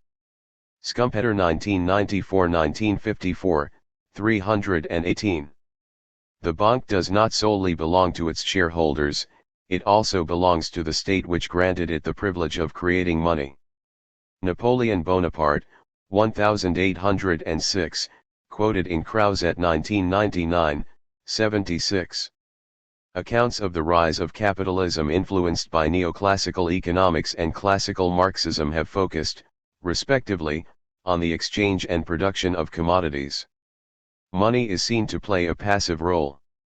Changes in its forms and functions are explained as responses to the need for more efficient transactions and to developments that occurred elsewhere in the economy. 1 However, notwithstanding the importance of the free market, machine technology, factory organization, and labor-capital relations, The historical specificity of capitalism is also to be found in its distinctive credit money system. The idea that the development of credit money was a force in capitalist development is to be found in the work of writers who were influenced by the German historical school of economics and, to a lesser degree, in the French Annals school of history. 2 The financial complement of capitalist production and trade, Schumpeter also wrote, was so important that the development of the law and practice of negotiable paper and of created deposits afford the best indication we have for dating the rise of capitalism, Schumpeter 1994-1954, 78. The crucial element is that the production of credit money in a banking system is a self-generating, relatively autonomous process insofar as the banks can always grant further loans, since the larger amounts going out are then matched by larger amounts coming in. Schumpeter 1917, 207, quoted in Arena and Fester 1999, 119. Moreover, Schumpeter believed that the distinctiveness of capitalism was, in part, to be found in the entrepreneur's role as debtor. Although accumulated wealth constitutes a practical advantage, usually someone can only become an entrepreneur by previously becoming a debtor. Furthermore, in capitalism no one else is a debtor by the nature of his economic function. Schumpeter 1934, 101-3, quoted in Arena and Fester 1999, 119.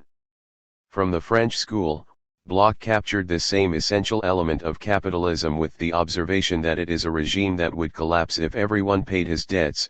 Bloch 1954-1936, 77. The essence of capitalism lies in the elastic creation of money by means of readily transferable debt. As we shall see, capitalist credit money was the result of two related changes in the social relations of monetary production in medieval and early modern Europe. First, the private media of exchange, bills of exchange, used in merchant networks, became detached from the existence of any particular commodities in exchange and transit, and were used as pure credit between traders. Later, in a crucial further stage of dislocation, bills became detachable from the particular individuals named in the creditor-debtor relation.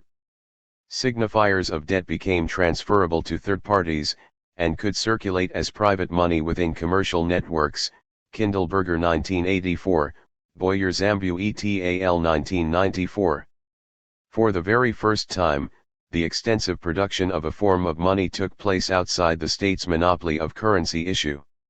Eventually, such signifiers of debt became completely depersonalized, that is, payable to X or bearer, and were issued as bank money, that is to say, the promises to pay drawn on banks became a widely accepted means of payment. With this change, the private capitalistic financing of enterprise on a large scale became a possibility. In a second, and related, major structural change, some states began to finance their activities by borrowing from their wealthy merchant classes. Their promises to repay these national debts became the basis for public credit money, which existed in an uneasy and uncertain relationship with the coinage. Orthodox economic explanations imply that the development of credit and modern forms of finance result from economizing on mining and minting or as a response to the insufficiently elastic supply of commodity money to meet the needs of the expansion of commerce and industrial production in capitalism. North 1981. Of course, economic interest was a spur to the development of advantageous monetary practices, but these were made possible by changes in social and political structure that were, in the first instance, only indirectly related to the pursuit of cost efficiency. In the first place, monetary practice, as ever, evolved with regard to the demands made by states in pursuit of their own interests. Second, the particular character of these changes cannot be understood outside the circumstances that were presented by the unique configuration of medieval Europe's social and political structure. The disintegration of Rome left the cultural shell of a civilization coextensive with Christendom, but comprising multiple, insecure, acephalous political jurisdictions. Mann 1986. The evolution of capitalist credit money was, arguably, one of the most important consequences of these circumstances. the delinking of the money of account and the means of payment. After the fall of Rome in the middle of the 4th century AD, money almost disappeared. As imperial trade and production diminished, and mercenary soldiers' wages no longer needed to be paid, the demand for media of exchange and payment fell considerably. But, most importantly, as we have seen, the fiscal flows of the Roman Empire dried up. This situation held particularly on the Celtic margins of the former empire, where coinage became redundant for 2 centuries, after having been in continuous use for more than 500 years, Spofford 1988, 9. As the archaeological finds of large hoards of money imply, it was no longer routinely needed. Given the very small silver content of late Roman coins, it is likely that they were simply dumped, Davies 1996, 116-17. The two basic functions of money as a unit of account and a means of payment were unable to operate. The social and political system that was accounted for by the abstract money of account no longer existed.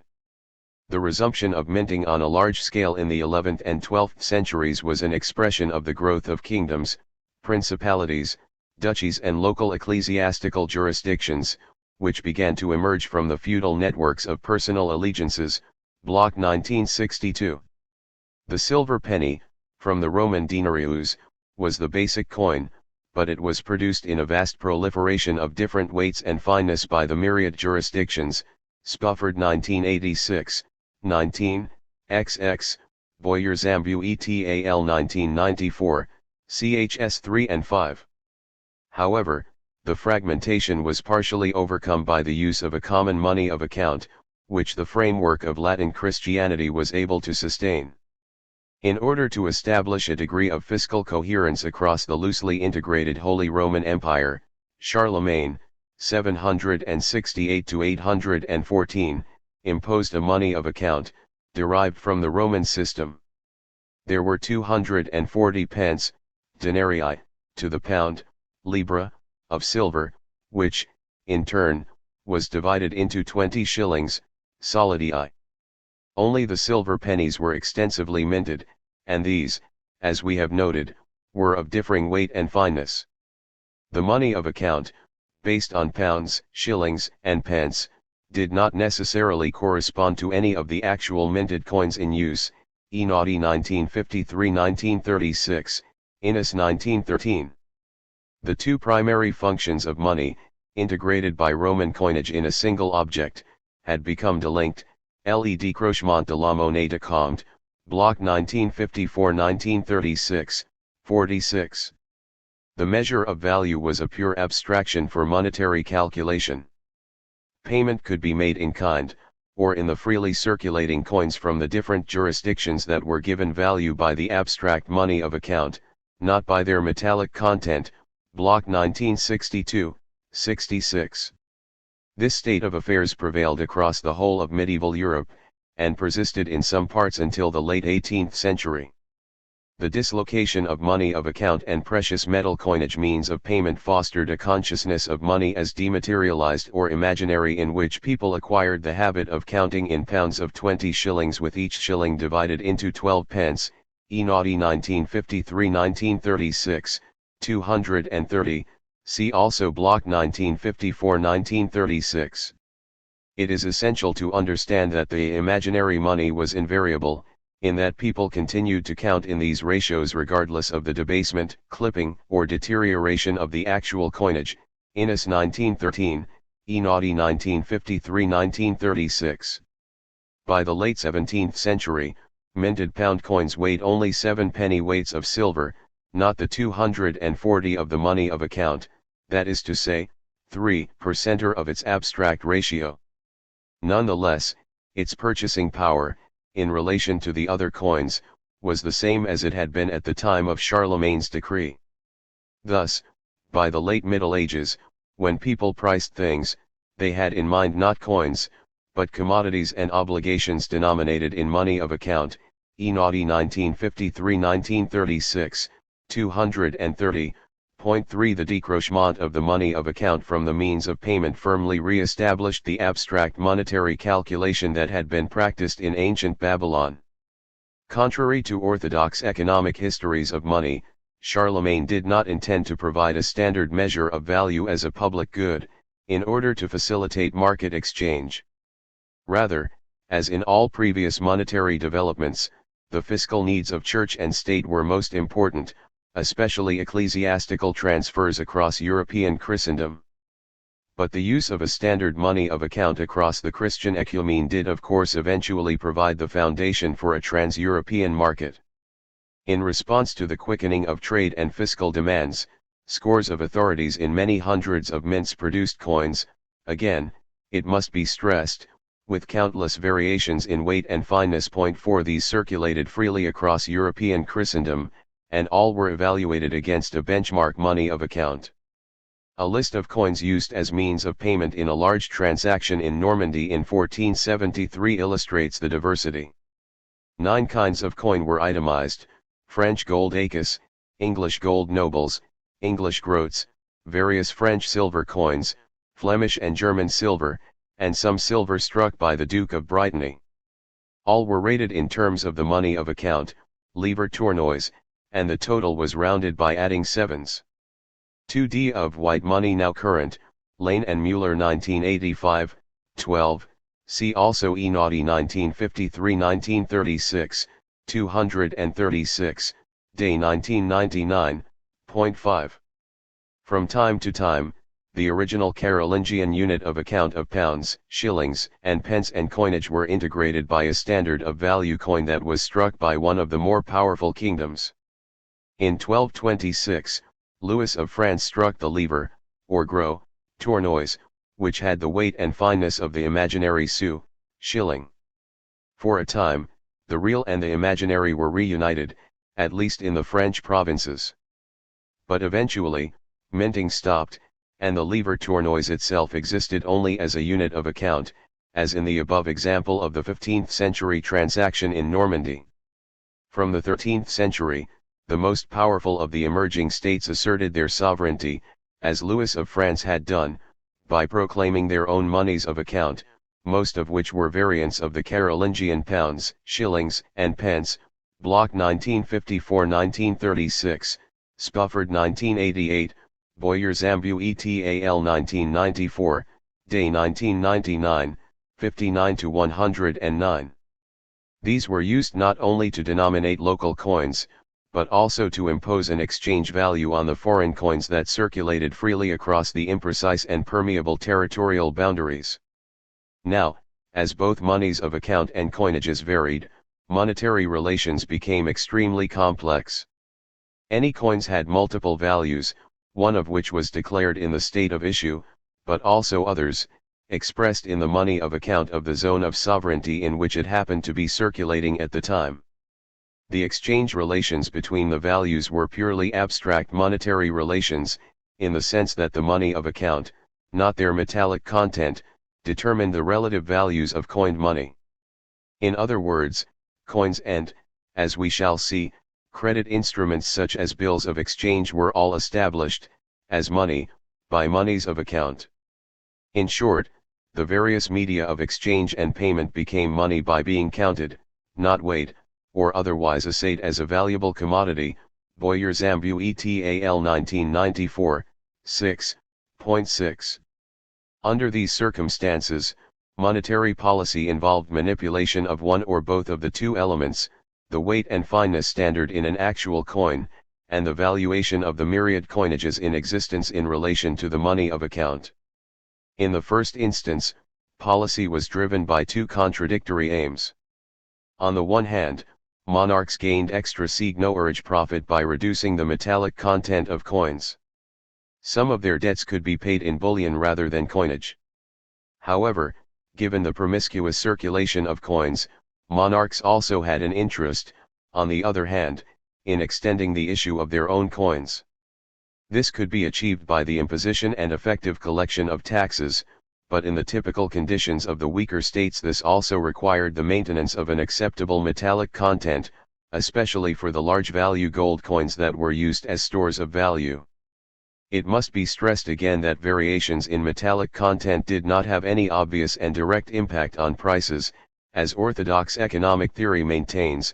See Fisher 1996.7. Even if states had direct control of sources of precious metal, it was much easier to impose and manipulate a sovereign money of account, that is to say, to declare a value of existing coins in relation to an imaginary standard coin that need not be minted.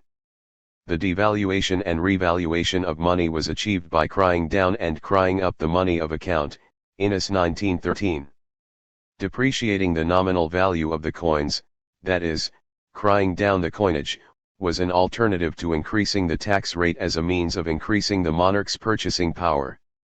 It would be declared, for example, that an increased number of pennies were equal to the money of account of, say, a florin.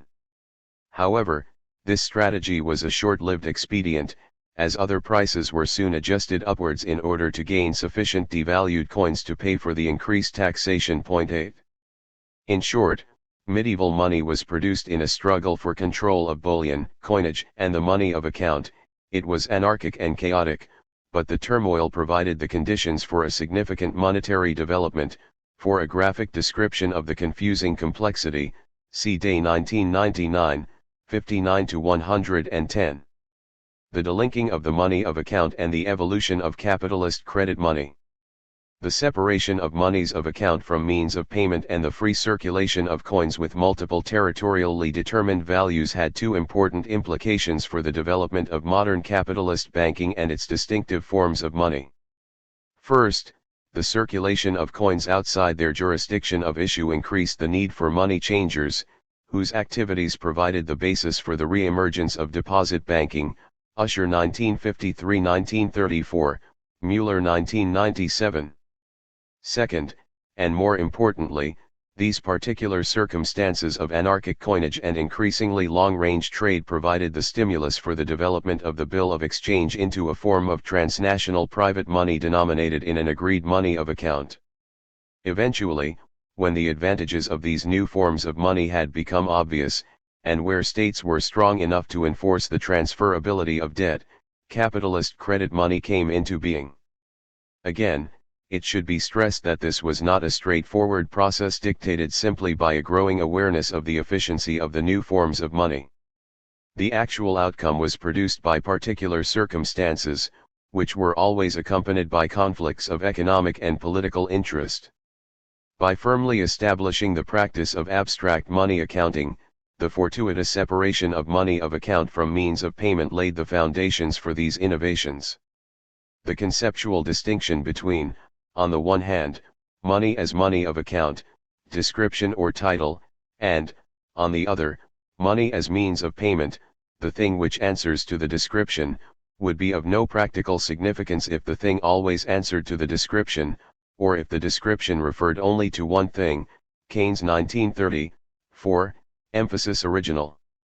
However, the delinking opened up the possibility that a range of things might be taken as answering to the description and could, therefore, be used as means of payment. By the late 15th century, Pacioli, in his treatise on double-entry bookkeeping, listed 9 ways by which payment could be made. In addition to cash, these included credit, bill of exchange and assignment in a bank, Lane and Mueller 1985, 6. Both these developments, money changing/deposit banking and the use of credit instruments, were the result of the geopolitical structure of late medieval Europe. On the one hand, political and social order was sufficient to sustain an expansion of commerce. On the other hand, monetary anarchy, especially competing monies of account, created difficulties in making payments. It is possible to discern in these complex circumstances the gradual development of 4 elements that culminated in capitalist credit money. First, the emergence of banks of deposit in the late 13th century. Second, the formation of public banks, especially in Mediterranean city-states in the 15th century. Third, the widespread use of the bill of exchange as a form of private money used by the international merchant bankers/traders during the 16th century, and fourth, the very gradual depersonalization and transferability of debt in the major European states during the 17th and early 18th centuries, which transformed the private promises to pay into money. In this regard, the most decisive final development was the integration of the bankers' private bill money with the coinage of sovereign states to form the hybridized, or dual, system of credit money and a metallic standard of value. It was the late 20th century before the latter finally disappeared to leave money in its pure credit form. Primitive banks of deposit. Early medieval money-changing bankers, bancherii, whose services were essential in the monetary anarchy of multiple and overlapping coinages and moneys of account, also took deposits of cash for safekeeping, which eventually permitted the book clearance of transfers between their depositors. However, these early banks did not issue credit money in the form of bills and notes, and it is largely for this reason that they are referred to as primitive, that is to say, non-capitalist. Usher 1953-1934, 264.9. In this regard, as we saw in relation to ancient Mesopotamia and Egypt, it is important to distinguish these two distinct bank practices, book clearance of credit and debt and the creation of deposits by lending. Book transfer and clearance between depositors as a means of payment come into existence when a sufficient number of deposit accounts are opened in single enterprise. Here the book money exists as a currency substitute. Payment by bank transfer was, for example, countenanced by a Venetian ordinance of 1421, contati di banco, bank money, in addition to denari contati, coined currency, Usher 1953-1934, 263. The banker could also use some of the deposits to make loans or invest in trade, without depriving the depositors of the use of their deposits, unless of course they all wished to use them at the same time.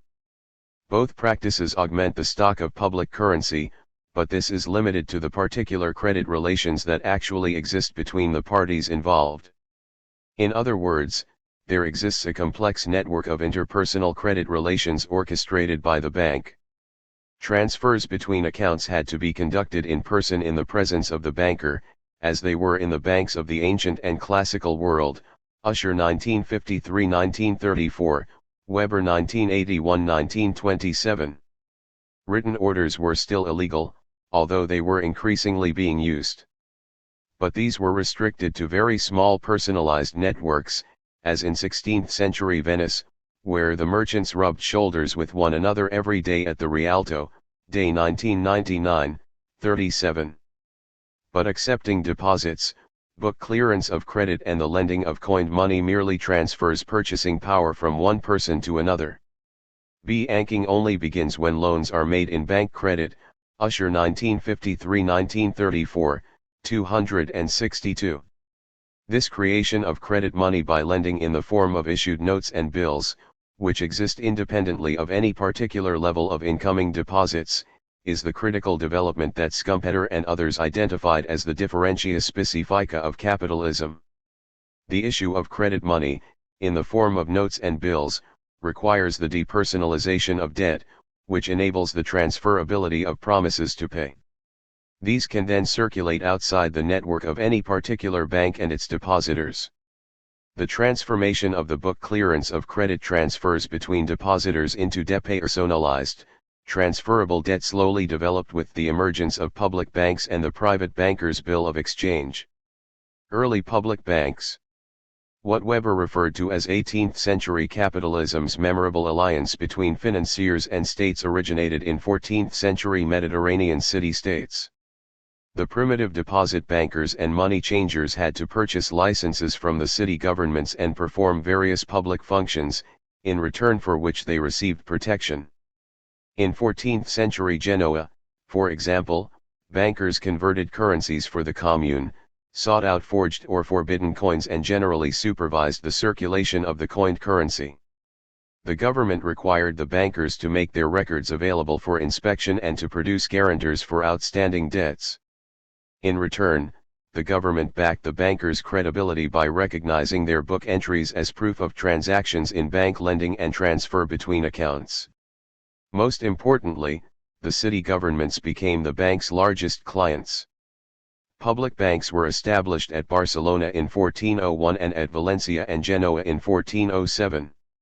Venice's Banco della Piazza di Rialto, founded in 1587, also accepted bills of exchange payable to its depositors and converted the state's debt into transferable bonds.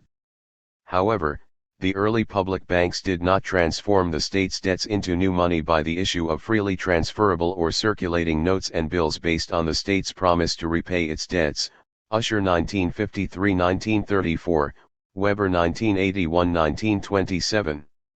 During the late Middle Ages, monarchs in the larger kingdoms were regular borrowers from merchants and bankers, but these were, in effect, personal loans. Point 10. However, loans to the city-states were public, in that the debtor was the corporate government, see the General Survey in Bonney 1999.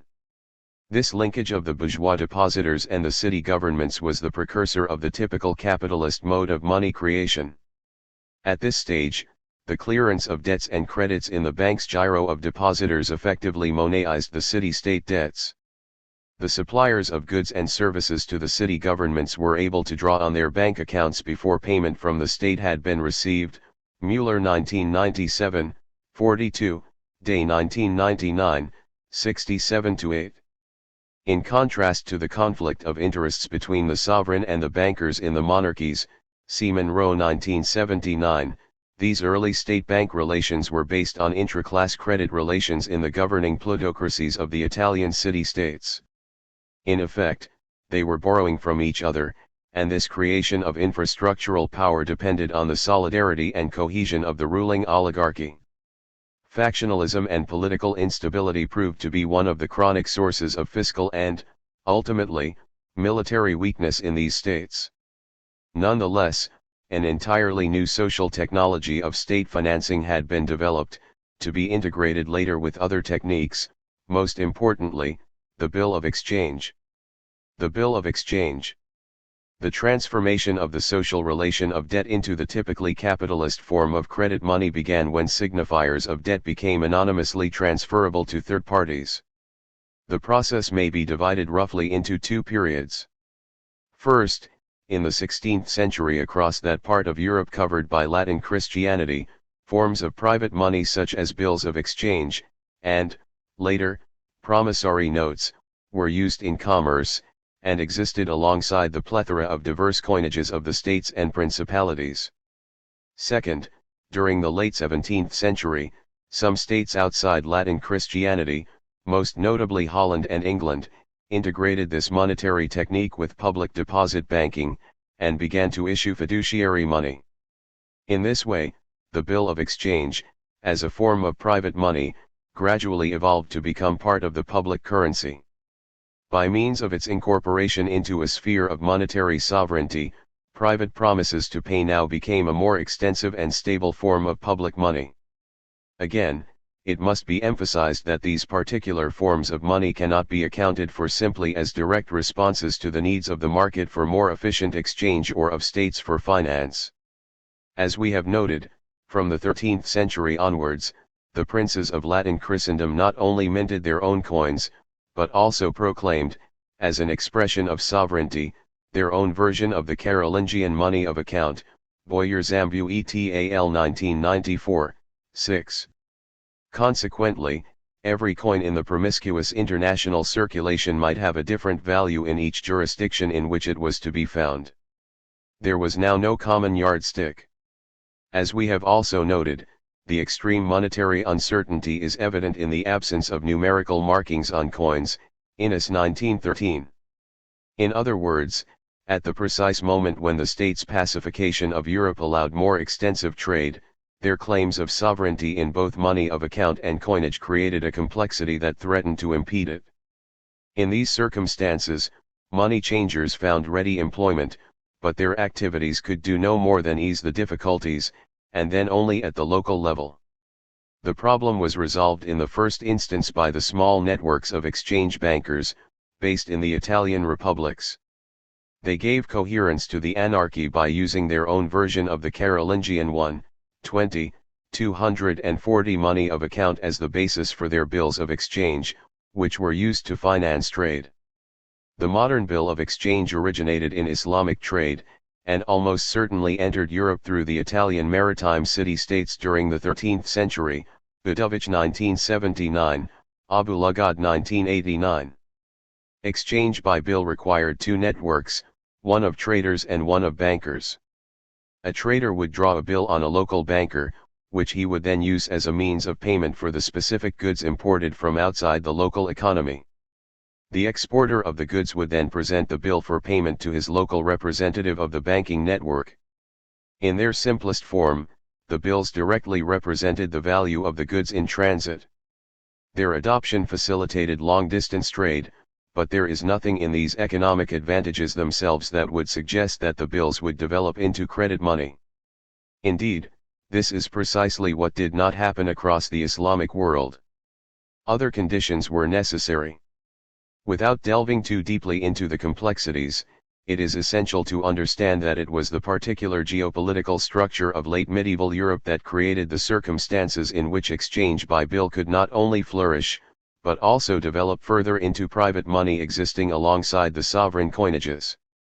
The anarchy of myriad monies of account, and their separation from the equally varied means of payment in a plethora of monetary sovereignties, was the basis for the exchange bankers' systematic enrichment from the use of bills of exchange.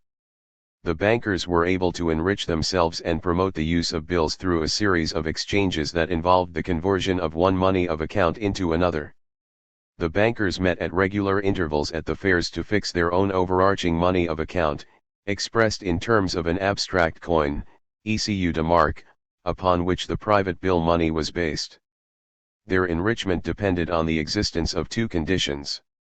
First, the bankers had to maintain the permanent advantage of the central fair rate of exchange of their own money of account and, at Lyons, for example, over any other.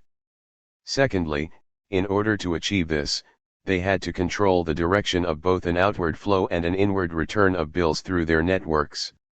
In this way, they were able also to control the advantageous arbitrage in which the passage of bills unfailingly produced a profit as they were converted from one unit of account to another. Boyer's Ambu et al. 1994, ch. 6. In other words, this state of affairs bore no relationship to a market in bills, as this is understood in conventional economic analysis. The situation outlined above, and the profit opportunities that it provided, were the result of a purely monetary relation that existed between the myriad monies of account and their lack of any stable relationship to the equally varied coinages.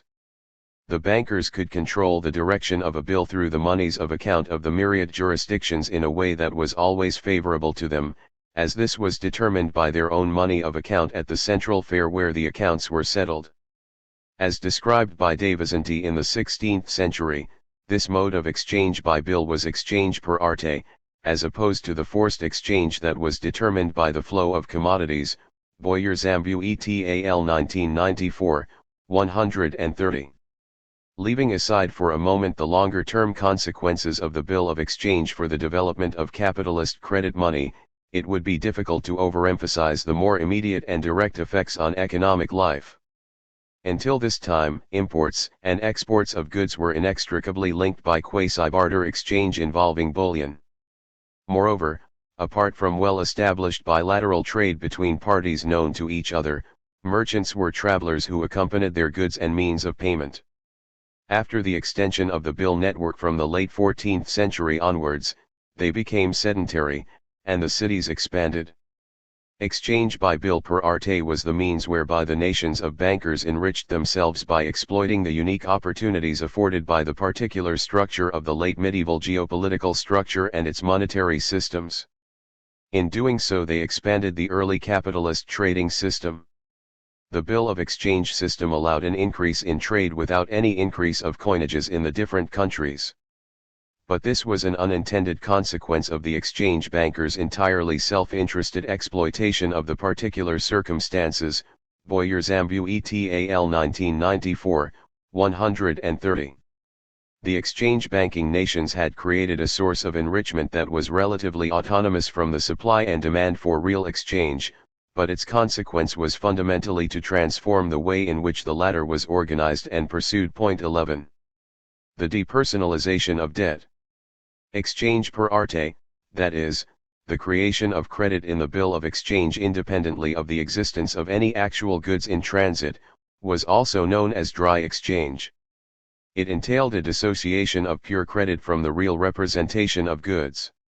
In turn, this eventually led to a further dissociation of the bill from any particular dry exchange credit relation, that is, to the growing autonomy of depersonalized debt relations and their eventual evolution as a form of credit money. Subsequently, exchange by bill eventually became integrated with public banking, and resulted in the issue of credit money by states. 12. As we have noted, verbal personal contracts, based on Roman law, in both casual credit relations and more formal arrangements, conducted by the early banks of deposit, predominated until the 16th century, Usher 1953-1934, 273. These were made before a notary and witnesses, and became a matter of public record. This form of contract served to fix debt as a particularistic social relation, and therefore, until written contracts became the norm, the transferability of debt to the point where it served as a general impersonal means of payment was not possible. The widespread use of the bill in dry exchange, per arte, undoubtedly hastened the transition from oral to written contracts, and opened up the possibility that the signifier of bilateral debt could be used in the settlement of a third-party debt. Bills were drawn for the first and fictitious destination and the option of a reimbursement in Genoa, Lopez 1979, 16, see also Spofford 1986, Sliv. This was a pure monetary instrument, which consisted exclusively in a promise to pay denominated in an abstract money of account. In this way, a further dissociation was effected, a form of circulating money was separated from the precious metal manifestation that it had taken in the previous 1,000 years. During the 16th century, bills began to leak out of the network of exchange bankers and take on the property of more general, but still restricted, means of payment. For example, the name of the presenter of the bill was omitted when the bill was drawn and added later as necessary, Usher 1953-1934, 286. But until the bills became widely transferable as means of payment to third parties outside the network of bankers, they remained private money. In particular, bills were not a means of final settlement of debts, especially tax debts. Moreover, the elite banker nations opposed the free and extended circulation of bills. It threatened their systematic enrichment per arte, which depended on absolute control of the directional flow of bills. Significantly, this further development of the bill into a more generally acceptable means of payment occurred in Holland and, later, England, which were outside exchange bankers' direct sphere of influence. In Holland, by the middle of the 16th century, the properly constituted agent of the named payee on the bill, or bearer, was recognized in law. Towards the end of the century, changes to the parties involved in a contract were written on the back of a bill, and this was accepted as an order to pay, Usher 1953-1934, 287. From a technical standpoint, the document itself was now deemed to contain all the necessary information, and, in effect, signifiers of debt had become depersonalized. However, full transferability of such instruments of debt as means of payment outside the merchant capitalist networks and within a sovereign monetary space was not established, as we shall see, until the early 18th century. During the 16th century, a singular form of profit-making was made possible by the exchange bankers' exploitation of the diversity of monies of account and their dislocation from the equally varied means of payment that resulted from the geopolitical structure of myriad weak states. 13 For a time, the transnational exchange bankers brought a degree of integration to the system by linking the value of the French king sous tournois with their own abstract money of account, the ECU de marque. This expressed a particular balance of power between the prince's sovereign claims, with their attendant tax advantages, and the bankers' profit-making ventures. However, this balance shifted dramatically towards the end of the 16th century. Two interdependent forces were involved. First, the exchange bankers' networks weakened to the point of collapse in the aftermath of typical capitalist defaults and liquidity crises, which they alone could not stabilize. Secondly, the French state reasserted sovereign control of its monetary system, Boyers Ambu et al. 1994, ch. 7. In 1577, the French monetary authorities effectively removed the foundations for enrichment from exchange per arte by the establishment of a uniform metallic standard that reconnected the money of account and means of payment, and by the prohibition of the circulation of foreign coins. Henceforth, exchange by bills became a financial rather than a monetary relation, in the sense that their value ceased to be fixed in the abstract money of account rate, but rather on the floating exchange rates of metallic coins, as in today's foreign exchange markets. Boyers Ambu et al. 1994, 202. This form of exchange, and banking in general, withered temporarily in face of the absolutist monarchy's metallic money, Kindleberger 1984, ch. 6. However, the new credit money practices moved on geographically to those states with more powerful merchant banking classes, such as Holland and England. In the latter, credit money and the older coinage form were eventually recombined in a further significant development: the transformation of credit into currency. Apart from later refinements, the basic organizational and technical means for producing the various forms of credit money were, from a practical standpoint, widely available by the 16th century. Italian treatises on the new techniques described how the supply of precious metal coinage could be augmented. 3 methods were identified: bank clearance of debt, the creation of money in the form of claims against the public debt, and exchange of bills per arte. Boyers Ambu et al. 1994. As we have seen, bills and promissory notes were slowly becoming disconnected from the direct representation of goods in transit or of personal debt, but they were not widely accepted as means of payment. In other words, the social and political basis for the transformation of private debt into currency lagged behind technique. Even in England, where the new forms of credit money eventually became most extensive, the establishment of full transferability of debt was a long and gradual process, which was not completed until the 18th century. 14.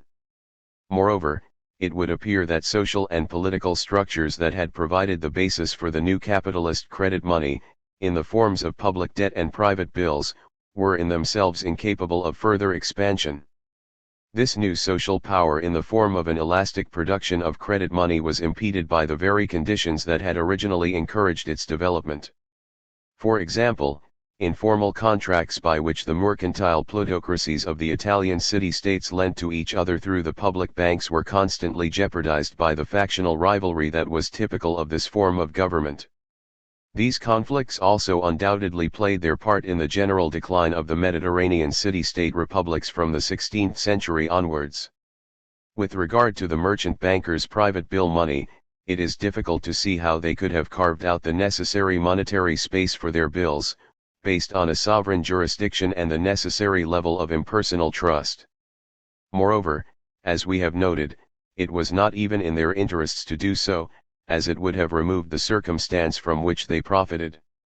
Without a wider base, the liquidity of bills of exchange was almost entirely restricted to banking and mercantile networks, and could not evolve into credit money currency. In other words, there were definite social and political limits to the market-driven expansion of credit money. The essential monetary space for a genuinely impersonal sphere of exchange was eventually provided by states. As the largest makers and receivers of payments, and in declaring what was acceptable as payment of taxes, states were the ultimate arbiters. They created monetary spaces that encompassed and integrated social groups whose interaction was embedded in particular social ties or specific economic interests. Until private credit money was incorporated into the fiscal system of states which commanded a secure jurisdiction and a legitimacy, it could be argued that it remained, in evolutionary terms, a dead end. Rapidly shifting political boundaries, the promiscuous circulation of coins across them, not to mention competing monies of account, were the norm. Credit money was a product of this insecure monetary space, but, in turn, these very same circumstances could not sustain it. In this regard, it is significant that the bills of exchange were centrally important in the operation of the fairs of Champagne and Burgundy during the 15th and 16th centuries. They flourished in precisely those more feudalistic, but pacified, parts of Europe which were least favorable to the creation of a strong coinage, but just strong enough to protect the fares. The bankers' bill money flourished in those regions where a balance of power allowed them to function. Early capitalist monetary practices spread to these regions not only because they were on the Baltic-Mediterranean trade route, but also because the Dukes of Burgundy, for example, unlike the kings of France, were not despotically powerful enough successfully to establish a monetary monopoly that integrated a money of account with metallic currency. The two forms of money, or, rather, the structure of social relations and the interests of the producers of private bills and public coins, were antithetical and antagonistic. On a most general level, the minting of coin was both a symbol and a real source of the monarch's sovereignty. Monopoly control brought great benefits, which it was feared would be eroded if exchange by bills were to displace the coinage. But, paradoxically, the first step in the creation of stable monetary spaces that could sustain credit money was the strengthening of metallic monetary sovereignty. It could be said that the stringency and effectiveness of bullionist monetary policies were a good measure of the power of the medieval monarchical state. And this was nowhere more apparent than in England, where, eventually, credit money was first successfully established as public currency.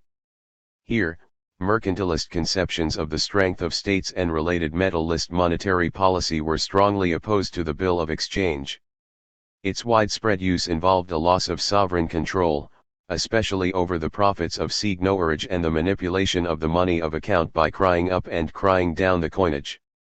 At times, from the 14th to the mid-17th century, English kings banned the importation of foreign coins and the export of bullion, ordered exporters to supply their bullion to the mints, attempted to prohibit the bill of exchange, and generally sought to limit the use of credit. Monroe 1979. 15 It is significant that when Paciola's 1494 treatise on financial practice and double-entry bookkeeping was translated into English in 1588, the section on banking was omitted on grounds of irrelevance. Lane and Mueller 1985, 68. The controls on exchange and the domestic unit of account exercised by the English monarchy largely prevented the promiscuous circulation of coins and multiple monies of account that took place in continental Europe. Consequently, both deposit banking through money changing and exchange by bill per arte were both less developed in England. However, the critical factor was that the new forms of credit money could not be entirely suppressed. And it was precisely in this secure, socially and politically constructed monetary space that credit money was able eventually to function as currency. Henry II's reconstruction of the French coinage, which dealt the decisive blow to the exchange bankers' method of enrichment, was modelled on Elizabeth I's thorough recoinage in England during 1560-1, Davies 1996, 203-8. The French stabilization collapsed in 1601, but in England, the setting of 4 ounces of sterling silver as the invariant standard for the pound unit of account lasted until World War I. This stability is historically unique, little short of a miracle, and almost inexplicable at first sight. Brodel 1984, 356. However difficult it might be to explain, the maintenance of the standard through the centuries was indisputably the linchpin of England's fiscal and political system. As we shall see, its retention was a condition of the survival of the constitutional and fiscal settlement between sovereign, government and ruling classes after the successful resistance to the absolutist claims of James II, Charles I and Charles II in the 17th century. The maintenance of the standard encouraged a steady supply of long-term creditors for the state, and in this way provided a secure basis for the eventual adoption and expansion of the credit money system. England eventually achieved what Venice and others had been unable to secure, and reaped the benefits. We must now examine how this critical development, involving the successful hybridization of the two forms of money, coinage and credit, was achieved in England. It occurred in 2 steps: the creation of a single monetary space for a national coinage, into which credit money was then gradually introduced. Sovereign monetary space in England. the temptations of increased seigniorage by means of debasement proved too much for Henry VIII in the search to finance his costly wars. During the Great Debasement, 1544–51, the silver content of the coinage was systematically reduced from 93% to 33%, which resulted in a seigniorage to the crown amounting to over £1.2 million. Goldsmith 1987, 178, Davies 1996, 203.16. Although the reduction of the metallic content of coins does not necessarily affect prices, Innes 1913, 1914, Brodel 1984, 356–9, Davies 1996, the debasement did discredit the monarchy and create insecurity by destroying confidence in money as a store of value. Like all serious monetary disorder, it threatened political and social disorder. Elizabeth I's reforms stabilized the coinage, successfully prohibited the circulation of foreign coins and secured monetary sovereignty. English monetary policy was unequivocally monarchical and Bullionist, Monroe 1979. Citing the abuses of merchants and brokers upon bargains of exchange, Elizabeth's minister, Lord Burleigh, forbade bill of exchange transactions that were not licensed and the issue of bills by unknown merchants, and placed a 1/2d in the pound tax on the discounting of bill for coin. Other elements of state building aided the creation of monetary sovereignty.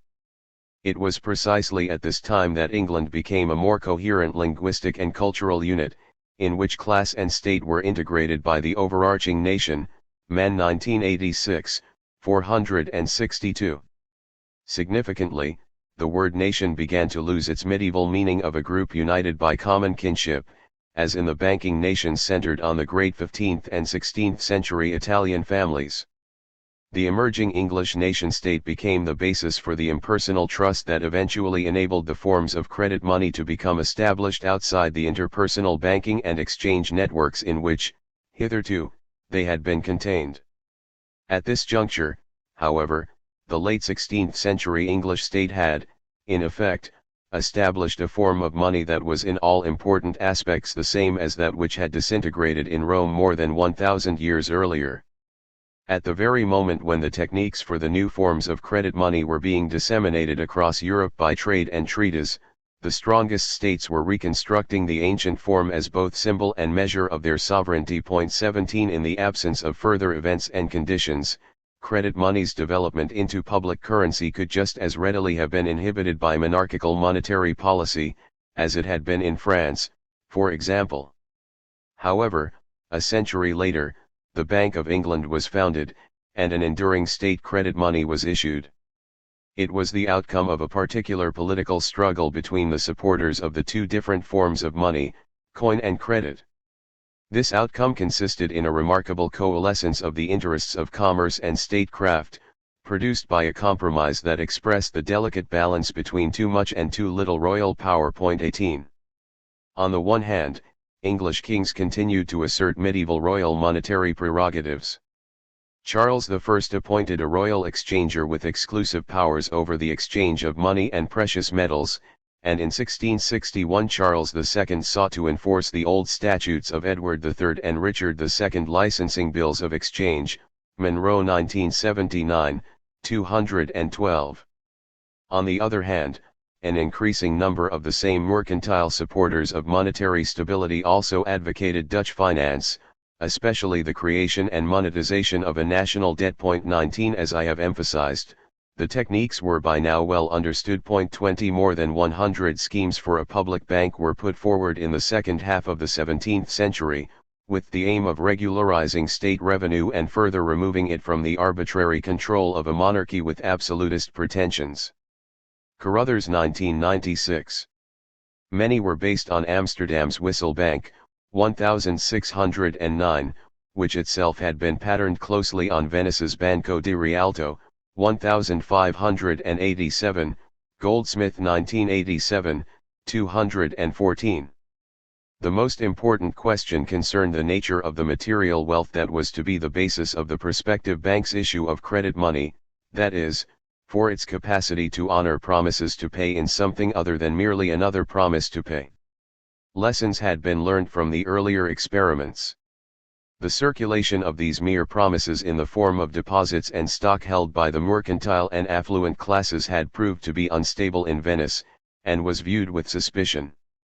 Furthermore, the Dutch had more recently experienced similar crises.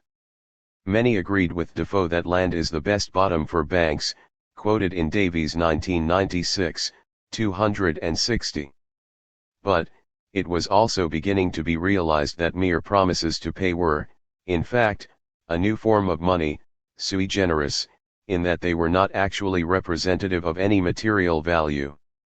As we saw in Part I, Chapter 2, a credit theory of money was emerging. Of all beings that have existence in the minds of men, nothing is more fantastical and nice than credit. It is never to be forced, it hangs upon opinion, it depends upon our passions of hope and fear, it comes many times unsought for, and often goes away without reason, and when once lost, is hardly to be quite recovered. And no trading nation ever did subsist and carry on its business by real stock. Trust and confidence in each other are as necessary to link and hold people together, as obedience, love, friendship, or the intercourse of speech. Charles Davenant, c. 1682, quoted in Pocket 1975, 77, 21. In England during the 17th century, a civic morality of trust was developing that could sustain a wider credit money economy outside the closed networks of the metropolitan mercantile and political elite, Muldrew 1998. It was a consequence of profound changes in credit relations that would seem to have occurred during the previous century. During the 1570s, bilateral personal credit, typically based on traditional oral contracts before witnesses, became commonplace for a wide range of sales and services, Muldrew 1998. For reasons that have not been fully explained, default soon became widespread. However, in the wake of the collapse of the credit relations, a new culture of credit based upon a currency of reputation was constructed. Given the interconnectedness of the credit relations, defaults must have had extensive ramifications. Total litigation in the 1580s might have been as high as 1,102,367 cases per year, or over one suit for every household in the country, Muldrew 1998:236. It is possible, but by no means clear, that such a large-scale use of the law led to the final destruction of the personal feudalistic ties of affiliation and dependence of the Middle Ages. It would appear that a process of normative reconstruction followed, in which the general quality of trustworthiness as a public, or communal, virtue replaced personal commitment. It entailed a sort of competitive piety in which virtue of a household gave it credit, Muldrew 1998, 195. Moreover, as Muldrew emphasizes, this moral basis of trustworthiness, which could support extensive market relations and a credit money economy, was not the result of a natural sociability. Rather, it had to be created not only by legal enactment and enforcement, but also through culture, drama, ballads, and poetry. Universalistic trustworthiness, which could be claimed by acting in a reputable manner, replaced the obligations to honor agreements based on particularistic ties of family or kin. 22. The dual monetary system, the hybridization of credit and coinage. By the late 17th century, the two forms of money, private credit and public metallic coinage, were available, but unevenly spread across Europe. However, they remained distinct, and their respective producers, that is, states and capitalist traders, remained in conflict. As I have suggested, England's social and political structure favored the integration of the different interests that were tied to the different monies. Here, the balance of power was such that a compromise and a sharing of monetary sovereignty were a possibility. But there should be no presumption of the inevitability of a hybridized form of money that combined the advantages of each, sovereign coin and private credit. As ever, events proved decisive in tilting the balance away from the sovereign's monopolistic control of the supply of money. Charles II's debt default in 1672 hastened the adoption of public banking as a means of state finance. Since the 14th century, English kings had borrowed, on a small scale, against future tax revenues. There was also a small market in the tally stick receipts for the loans, which effectively increased the money supply beyond the limits of minting. Davies 1996, 149. However, compared with state borrowing in the Italian and Dutch republics, English kings, like all monarchs, were disadvantaged by the very despotic power of their sovereignty. Potential creditors were deterred by the monarch's immunity from legal action for default and their successors' insistence that they could not be held liable for any debts that a dynasty might have accumulated. With an impending war with the Dutch, an annual crown income of less than £2 million and debts of more than £1.3 million, Charles II defaulted on repayment to the tally holders in the Exchequer stop. It was a critically important event in the London mercantile bourgeoisie's rejection of English absolutism. It culminated in the Glorious Revolution and the invitation to William of Orange to invade and claim the throne. The prevention of any recurrence of default was a paramount consideration, which Parliament put to the new Dutch king in the constitutional settlement of 1689. In the first place, William was intentionally provided with insufficient revenues for normal expenditure and, consequently, was forced to accept dependence on Parliament for additional funds. Second, with William's approval and the expertise of his Dutch financial advisers, the government adopted long-term borrowing. This was funded by setting aside specific tax revenues for the interest payments. Carruthers 1996, 71-83, North and Weingast 1989, the classic path-breaking account remains Dixon 1967. The state's creditors were drawn from London merchants, who backed a proposal for a Bank of England, in order to take the financial developments a step further. They provided £1.2 million for the bank's stock, which was then loaned to the king and his government at 8% interest, which, in turn, was funded by hypothecated customs and excise revenues. In addition to the interest, the bank received an annual management fee of £4,000 and a royal charter that granted it the right to take deposits, issue bank notes and discount bills of exchange. After the failure of a Tory land bank competitor, a monopoly on banking and the right to issue further bank bills and notes to the total of newly subscribed capital was granted by royal charter in 1697. As Galbraith explains, when subscribed the whole sum would be lent to King William, the government's promise to pay would be the security for a note issue of the same amount. The notes so authorized would go out as loans to worthy private borrowers. Interest would be earned both on these loans and on loans to the government. Again, the wonder of banking. Galbraith 1995-1975, 32, see also Carruthers 1996, Davies 1996.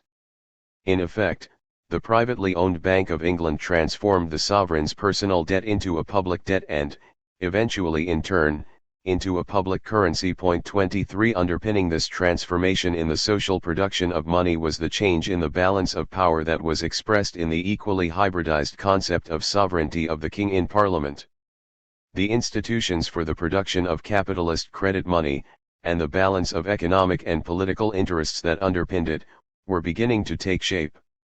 The state was financed by loans from a powerful creditor class that were channeled through a public bank. Each had an interest in the long-term survival of the other. This fusion of the two monies, which England's political settlement and rejection of absolutist monetary sovereignty made possible, resolved two significant problems that were encountered in the earlier applications of the credit money social technology. First, the private money of the bill of exchange was lifted out from the private mercantile network and given a wider and more abstract monetary space based on impersonal trust and legitimacy. This involved an underlying fusion of modern elements such as an emerging civic morality of creditworthiness and contract law with the traditional sovereignty of the monarch. 24 Second, Parliament sanctioned the collection of future revenue from taxation and excise duty, to service the interest on loans. Here again, the balance between too little and too much royal power was critically important in determining the settlement between debtor and creditor. Expressed in the concept of the sovereignty of king in parliament, it reduced both the factional strife that had prevented such long-term commitment in the Italian republics and also the absolutist monetary and fiscal policies that weakened the French state in the 18th century, Bonney 1999, Kindleberger 1984. The new monetary techniques conferred a distinct competitive advantage in the geopolitical struggles of the time, which in turn rendered England's high levels of taxation and duties for the service of the interest on the national debt more acceptable. Ferguson 2001. From a monetary perspective, the most important, but unintended, long-term consequence of the establishment of the bank was its monopoly to deal in bills of exchange, Weber 1981-1927, 265. This arrangement practically fused the private money and public currency. The purchase of domestic bills of exchange at a discount before maturity was a source of monopoly profits for the bank.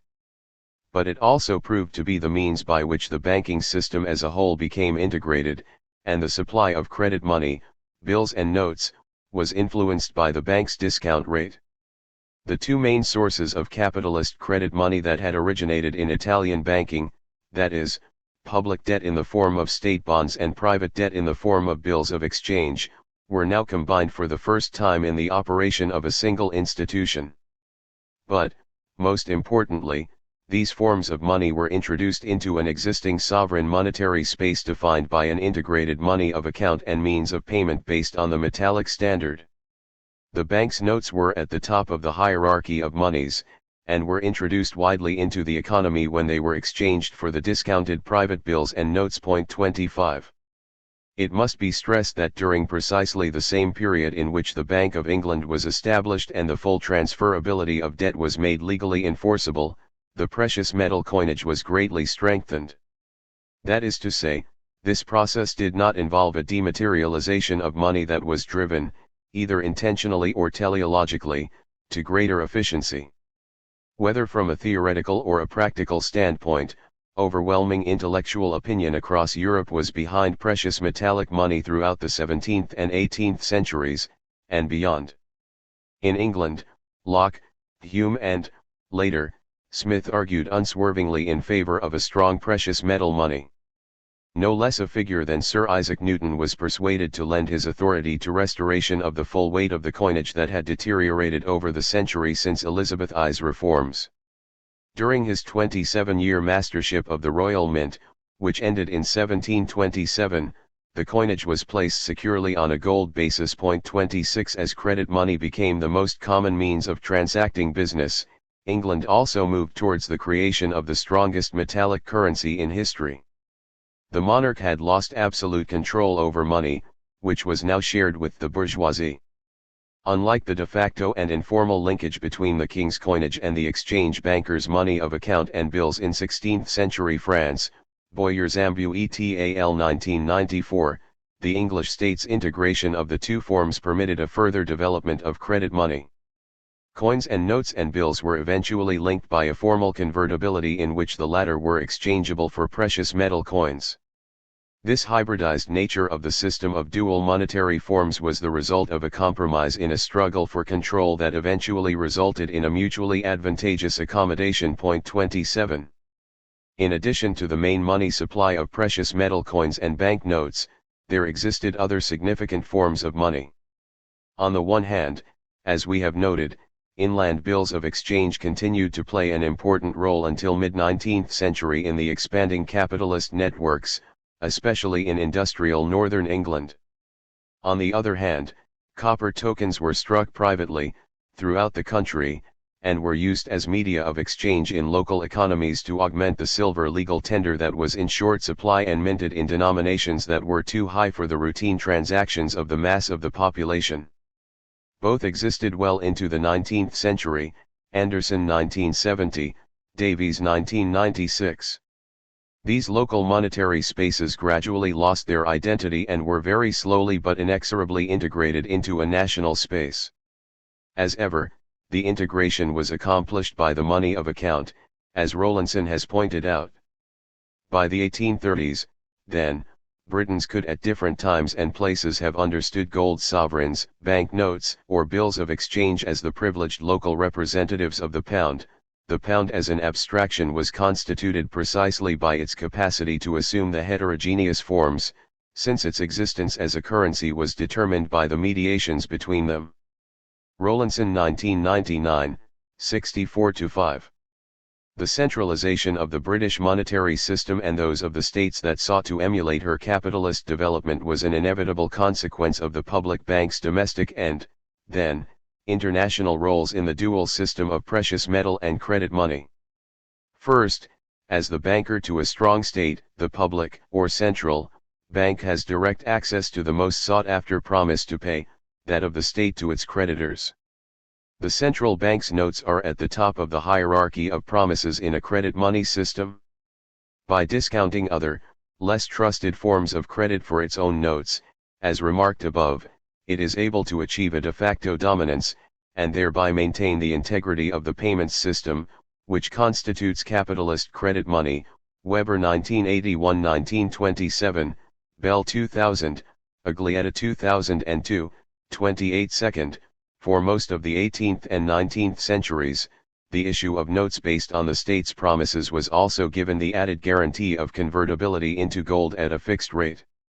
As other national economies placed their monetary systems on the gold standard at the end of the 19th century, the international relations between central banks and their management of the gold flows tended to enhance their central control of the respective domestic monetary systems. Helliner 1999. Since the disappearance of the last vestige of precious metal money in 1971, when the USA abandoned the gold-dollar standard of the Bretton Woods international monetary system, it has been argued that central banks have lost a degree of control to foreign exchange markets. B. Cohen 2001b. But far from signaling the demise of central banking, their role in creating credible pure credit money has enhanced their power and autonomy. Indeed, in pursuit of the goal of stable, pure credit money, central banks of the major economies have gained power over the domestic systems through control of the supply of reserves and the discount rate. 29. These questions are pursued further in the following chapters. Conclusions. The social relations for the manufacture of capitalist credit money were first successfully developed in England from the late 17th century onwards, and were copied, with varying degrees of success, throughout the developing Western world. Capitalist credit money connects the state with the bourgeois classes. The institutional structure of this form of money consists in three-way debtor-creditor relations between the state, rentiers, and taxpayers, which are mediated and reproduced by a public bank, an efficient bureaucratic administration and a robust parliament. Holders of the national debt were given confidence in the state's promise to pay interest and capital by the funding of the debt with hypothecated tax revenues, collected by a vast army of bureaucrats. Brewer 1989. The terms of the settlement between state, creditors, and taxpayers, that is, the levels of borrowing and tax rates, were negotiated and scrutinized in Parliament. North and Weingast 1989. For 3 centuries, this form of money was grafted onto the existing, but greatly strengthened, precious metal coinage, and thereby its storage of value function was given an additional guarantee. But, as I have frequently stressed, the ratio between money and goods, or money's purchasing power, was not established directly by the market exchange ratios between precious metal and other commodities. Rather, monetary authorities promised to maintain the conversion price of gold and notes that they had fixed. For most of its history, money in capitalism was produced in a dual or hybrid system in which public metal coinage and private credit were integrated and transformed. As we saw in Part I, the idea of a metallic standard ideologically naturalized the underlying social relations. Apart from its almost entirely symbolic role in the Bretton Woods monetary system, the gold standard has been inoperative for almost a century. 30. The basic elements of the pure form of capitalist credit money are explored further in the following chapter, but here we might note the immense increase in infrastructural social power that the relatively elastic production of money brought about. What was observed at the time is now widely accepted, that is to say, England was able to defeat France in the struggle for European dominance during the 18th century because of its ability, and France's inability, to create credit money, Crouzet 1999, Ferguson 2001. In contrast to Patterson's Bank of England, John Law's Banque Royale, 1719, was an utter failure. A detailed comparative analysis cannot be presented here, but there are obvious significant differences. First, France did not have as powerful a bourgeois mercantile class, with such an intimate knowledge of, and confidence in, Dutch finance, to dictate terms to the state in the creation of financial and monetary institutions. Second, the French state could not provide the two crucial guarantees to its potential creditors, reliably collected tax revenues and gold standard convertibility of notes. In Weber's terms, France remained a patrimonial polity in which the state was a source of enrichment and not a means for the further creation of wealth. Finance was raised by the sale of offices, and tax collection remained privatized in the hands of tax farmers. The beneficiaries in the traditional classes of the Ancien regime had no interest in monetary and financial rationalization. It took the Revolution, and its failure, before France could attempt to emulate her rival in the 19th century. It is significant that the two most successful states of the capitalist era, Britain and the USA, have also been the most indebted, Ferguson 2001, 133-41. The relationship between power, success, debt, and the creation of money is complex. It involves virtuous cycles in which debt finances successful state activity and enables further credit to be extended on favorable terms to the borrower. Economic activity is stimulated and taxed at a rate which gives confidence that revenues are adequate to service the debt. On the other hand, of course, it may equally end in disaster, ventures may fail, taxes cannot be collected, debts cannot be repaid, and a vicious cycle of decline sets in. Any outcome will be the result of many factors in which chance and contingency, as ever, will play an important part. But any successful extension of infrastructure of power by means of credit money can only take place within a legitimate institutional framework based on an acceptable and workable settlement between creditors and debtors. 7. The production of capitalist credit money. The banker is not so much primarily a middleman in the commodity purchasing power as a producer of this commodity. Schumpeter 1934, 74. It is well enough that the people of the nation do not understand our banking and monetary system, for, if they did, I believe that there would be a revolution before tomorrow morning. Henry Ford Sr., quoted in Grider 1987, 55. The overriding problem of all market-oriented societies is to find some means to maintain the working fiction of a monetary invariance so that debt contracts, the ultimate locus of value creation, may be written in terms of the unit at different dates. Morosky 1991, 579.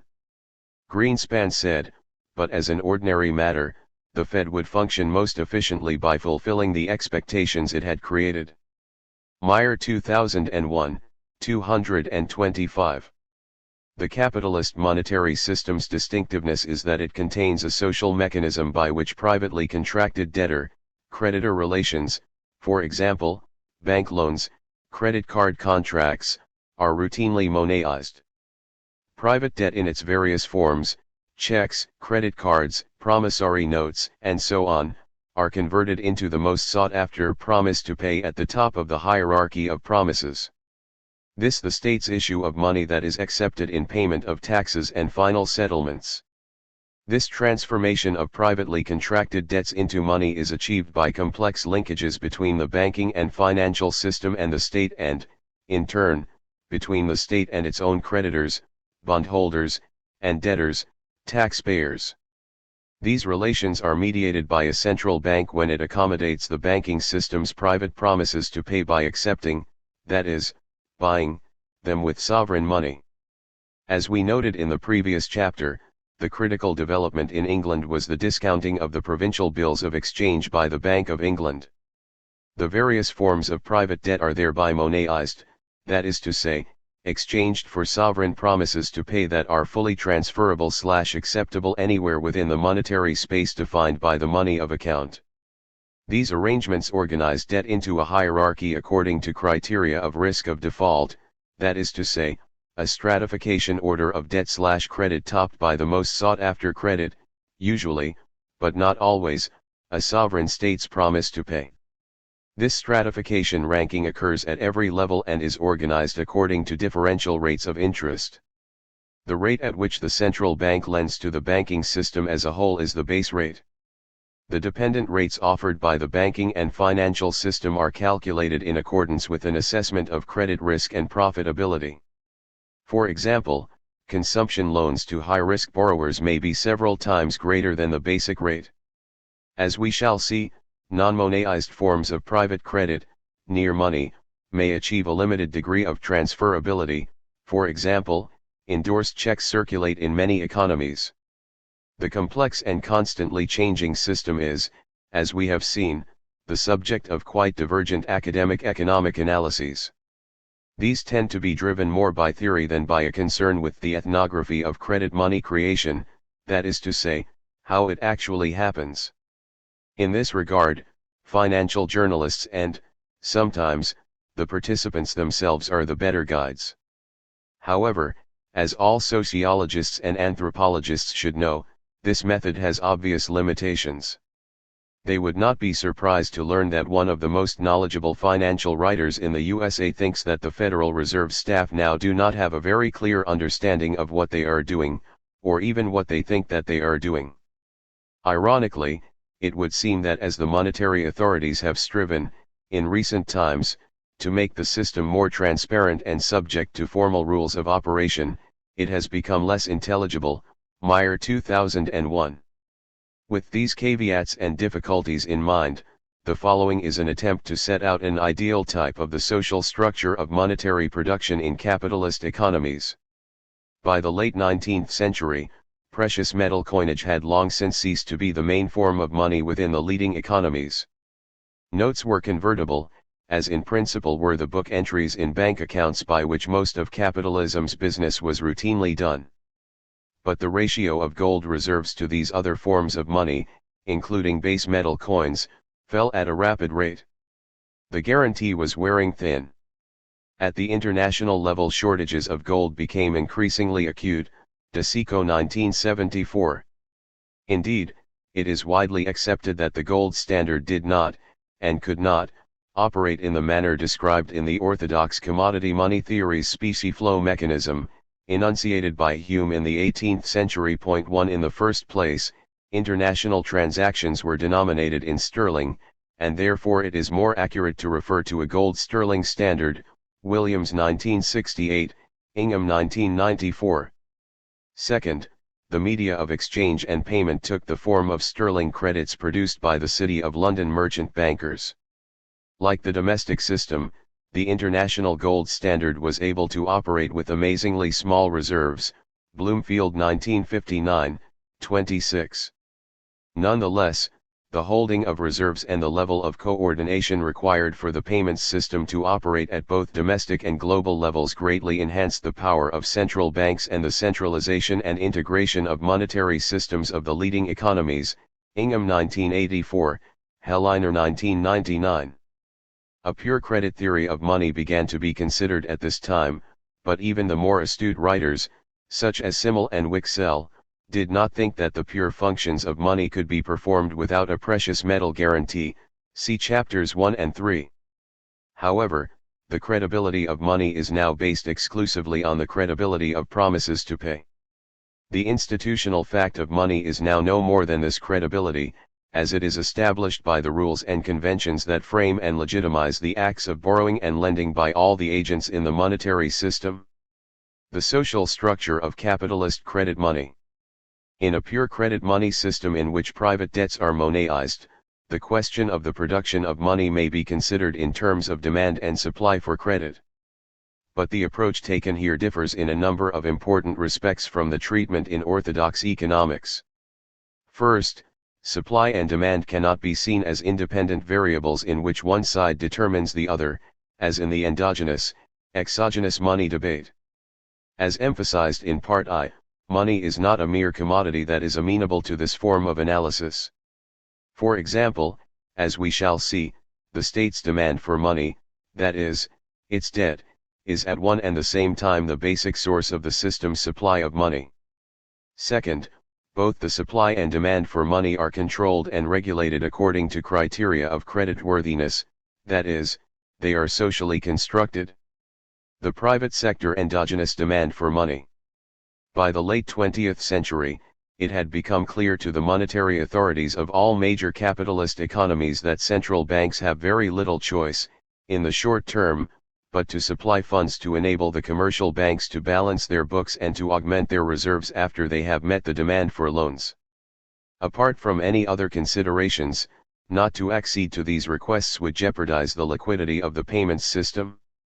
This was recognized by the Radcliffe Report in the UK in 1959, Smith in 2003, 44, 96, but it took the failure of monetarism for it to be officially endorsed.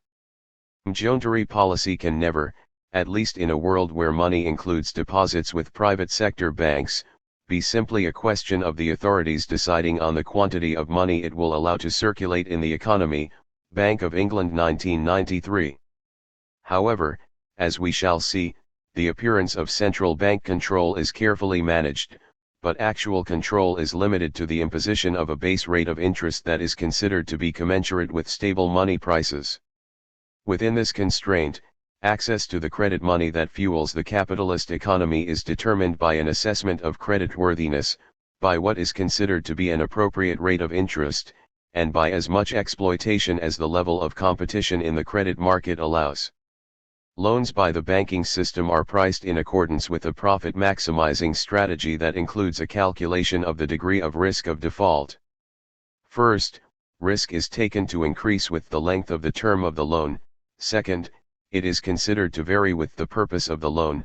Investment, especially if collateral is provided, is less risky than loans for consumption. And third, the borrower's ability to repay, creditworthiness, is assessed.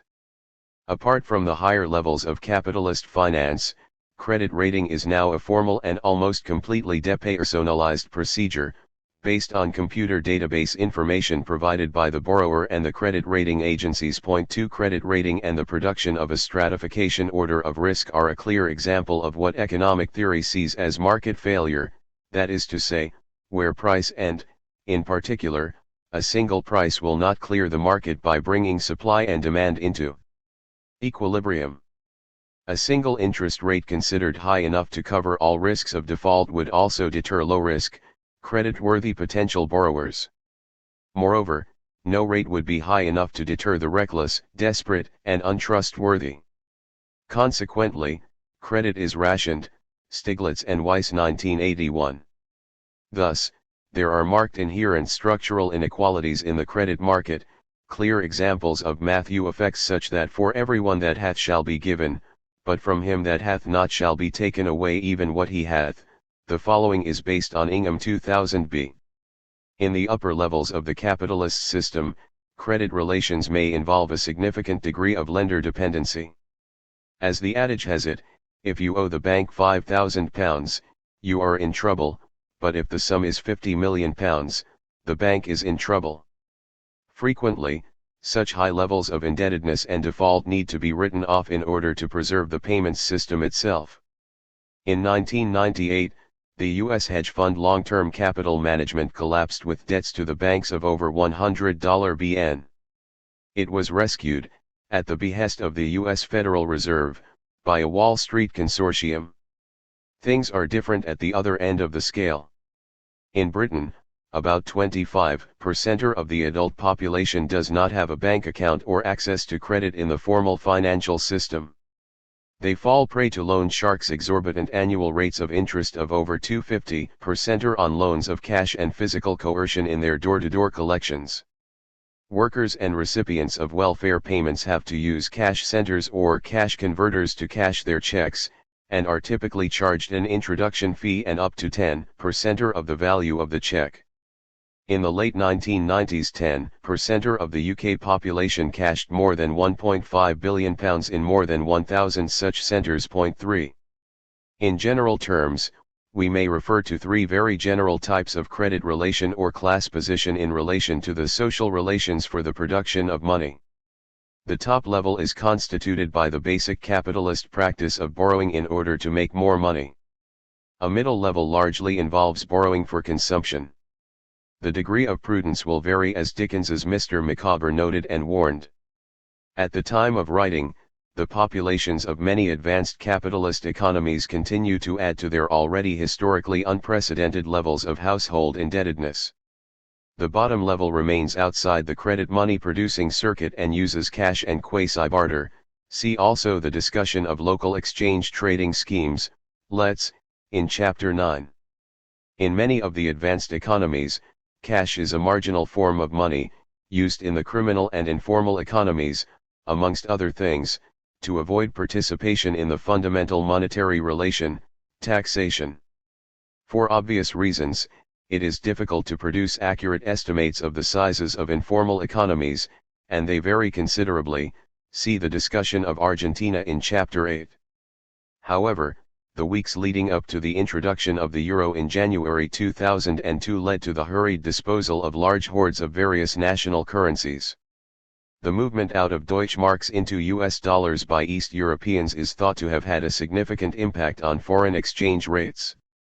By December 2001, the increased level of cash payments for luxury goods in Spain and Italy, for example, indicated that their black economies were between 20 and 30% of GDP. Financial Times, December 13, 2001, p. 10. The widespread circulation of foreign cash generally indicates a state's weakness and inability to impose an effective taxation system that will ensure the use of its money. 4. The banking system and the supply of money by the multiplier. During the 1920s, it was beginning to be realized that the banking system's pyramid of debts was itself a means of producing new money. 5 Banks accept deposits on which they pay interest, and these debts, liabilities to their creditors, form a basis for lending. However, banks also extend loans unmatched by incoming deposits. These create deposits against which checks may be drawn and are debts owed to the bank, assets. These debts become money and find their way, as deposits, into other banks in the system. Banking practice has developed through convention and regulation to the point where only a small fraction of deposits, liabilities, from creditor customers are kept as a reserve out of which to pay these depositors, should they wish to withdraw their money. As reserves earn no interest, banks strive to operate with the smallest fraction they can. Assuming that a bank operates with a 10% fractional reserve, for every £100 deposited, liabilities, it is able to advance loans, assets, of £90. As it is spent, this monetized debt appears in bank accounts elsewhere in the system. In turn, further deposits are created against which these other banks may extend loans. In the first instance, a loan of £81, £90 minus £9, 10% fractional reserve, equals £81. Eventually, the initial deposit of £100 could produce £900 of new money in the form of loans. In accordance with the conventions of double-entry bookkeeping, the totals of deposits, liabilities, and loans, assets, in the entire system cancel each other. This gives the appearance that there exists a one-to-one relationship between deposits and loans, as is suggested by common sense, and, until fairly recently, endorsed by academic opinion. However, the accountancy rules and conventions do not capture the dynamic money-creating role of capitalist banking. As the great French historian Marc Bloch observed, the secret of the capitalist system consists of delaying payments and settlements and consistently making these deferrals overlap one another, quoted in Arrighi 1994, 114. The time frame of the delays and deferrals that makes possible the expansion of both sides of the banking system's balance sheet is established by conventional norms. There are significant cultural differences in this respect that would appear to impede the development of a truly global money market. East Asian economies, in particular Japan, as we shall see, operate with long and sometimes indefinite time frames in which debts are rolled over and extended. For the system to continue to produce money, debts must not only be repaid, eventually, but be repaid within the conventional time frame. The norms that prescribe the conventional delays and deferrals must be observed. In Keynes's phrase, the banks must march in step in the construction of this systemic balance sheet of debits and credits in order to produce monetary expansion.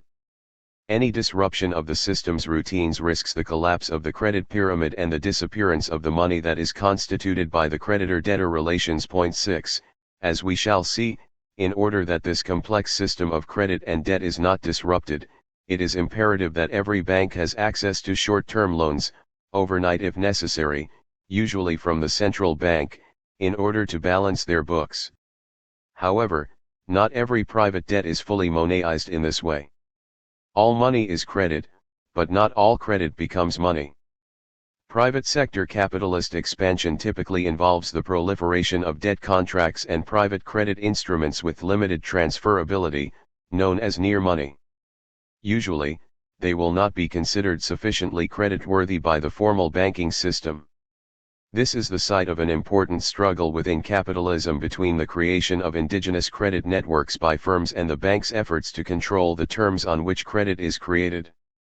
The bank's privileged access to the state money at the top of the hierarchy gives them an advantage. As this credit is created outside the formally regulated system which has direct access to central bank money, the process is referred to as disintermediation. As we shall see, this is potentially destabilizing, as, for example, in the UK's secondary banking crisis in the early 1970s, for the USA, see Gutman 1994.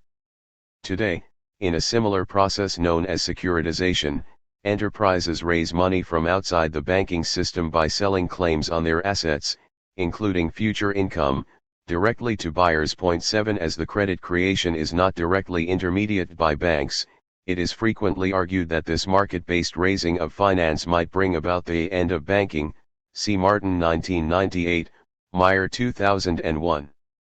However, this confuses a recurrent cyclical pattern in capitalism with a long-term secular trend. Disintermediation and the issue of private debt, or near money, occurs in all expansionary phases of the capitalist economy. Nonetheless, it creates instability unless it is fully monetized by being discounted by banks that, in turn, have access to the central bank's sovereign money. See the discussion of Minsky's financial instability hypothesis in Chapter 8. Furthermore, the purchase of these private credit instruments is made with borrowed bank money. The question of the degree of accommodation of privately created credit is, arguably, the fundamental dilemma faced by monetary authorities. Public sector demand for money, state debt and the creation, supply, of high-powered money. If a state is viable and can tax effectively, its promise to pay its debt, demand for money, will be the most sought after, and consequently the basis for the creation of money, supply, in the banking system. The origins of the relationships were outlined in the previous chapter. In exactly the same way as a private clearing bank's creation of money by lending to a customer, the central bank creates a deposit for the state by accepting its promise to repay the loan, usually in the form of a government bond. The state is able to pay its debts to suppliers with checks drawn on its account at the central bank. These will first be paid into the recipient's accounts held at their commercial bank, which, in turn, presents them at the central bank for payment. As the commercial banks are required to hold some of their assets as cash deposited with the central bank as liquid reserves for crisis management, the payments mechanism increases the commercial bank's reserve holdings. Mainstream economic theory refers to this as high-powered money, that is, the base money for the credit money multiplier of the most sought-after promise to pay.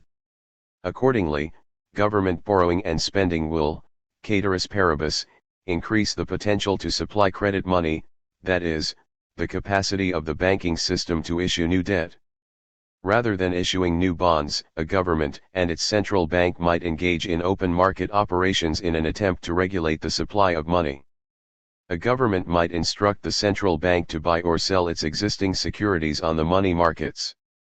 On the one hand, if the central bank buys back bonds from the private sector, the effect is to permit a possible increase in the supply of credit money on the base of increased reserves, as in the case of the sale of new bonds. On the other hand, the central bank may be instructed to sell bonds to the commercial banks in order to reduce their reserves and limit their capacity to create credit money through lending. In this model, cash reserves of high-powered money are held to operate exactly as bullion reserves would do under a precious metal standard. It was on these grounds that monetarists argued that high-powered money could be controlled precisely enough to regulate the total money supply, exogenously determined money supply. We have seen in part that conceptual and methodological problems in measuring money quickly led to the abandonment of the doctrine. But these difficulties should not lead to the dismissal of the significance of so-called high-powered money, as in some heterodox and post-Keynesian economics. As we have seen, it is not a question of endogenously or exogenously determined money, rather, these two terms express the two sides of the struggle over the production of credit money that is typical of capitalism. The experience of the late 20th century would suggest that attempts directly to control the aggregate supply of money with high-powered money, or by any other method, are unworkable. The main instrument of monetary policy is now indirect control, through interest rates, of the propensity for indebtedness, that is, the demand for credit money. Indeed, most central banks no longer give much weight to monetary aggregates. By its very nature, the creation of money in the capitalist system is indeterminate. Disintermediated credit creation is the norm, and the gap between the situation on the bank's balance sheets and the actual levels of debt may be considerable. It would appear that the real-world banks extend credit, creating deposits in the process, and look for the reserves later. The question then becomes one of whether and how the Federal Reserve will accommodate the demand for reserves. In the very short run, the Federal Reserve has little or no choice about accommodating that demand. Over time its influence can obviously be felt. U.S. central banker Alan Holmes, quoted in Henwood 1997, 220. Any influence is not felt directly, but as a consequence of the fact that the central bank has the power and discretion to act as lender of last resort in the event of the bank's inability to maintain the efflux and reflux of the payments system, without which the money disappears. The banks are ultimately dependent and, apart from any other consideration, have an interest in conforming to the central bank's requests concerning credit money creation. The central bank's power derives from its production and control of the most sought-after promise to pay. 9 During the secondary banking crisis in the UK in the early 1970s, for example, the Bank of England organised a lifeboat for sinking banks, in return for which the survivors were invited to submit themselves to voluntary supervision, quoted in Meyer 2001, 113. For further illustrations, see Meyer 2001, CHS 5 and 6. Other less compliant financial firms might find themselves excluded from any rescue.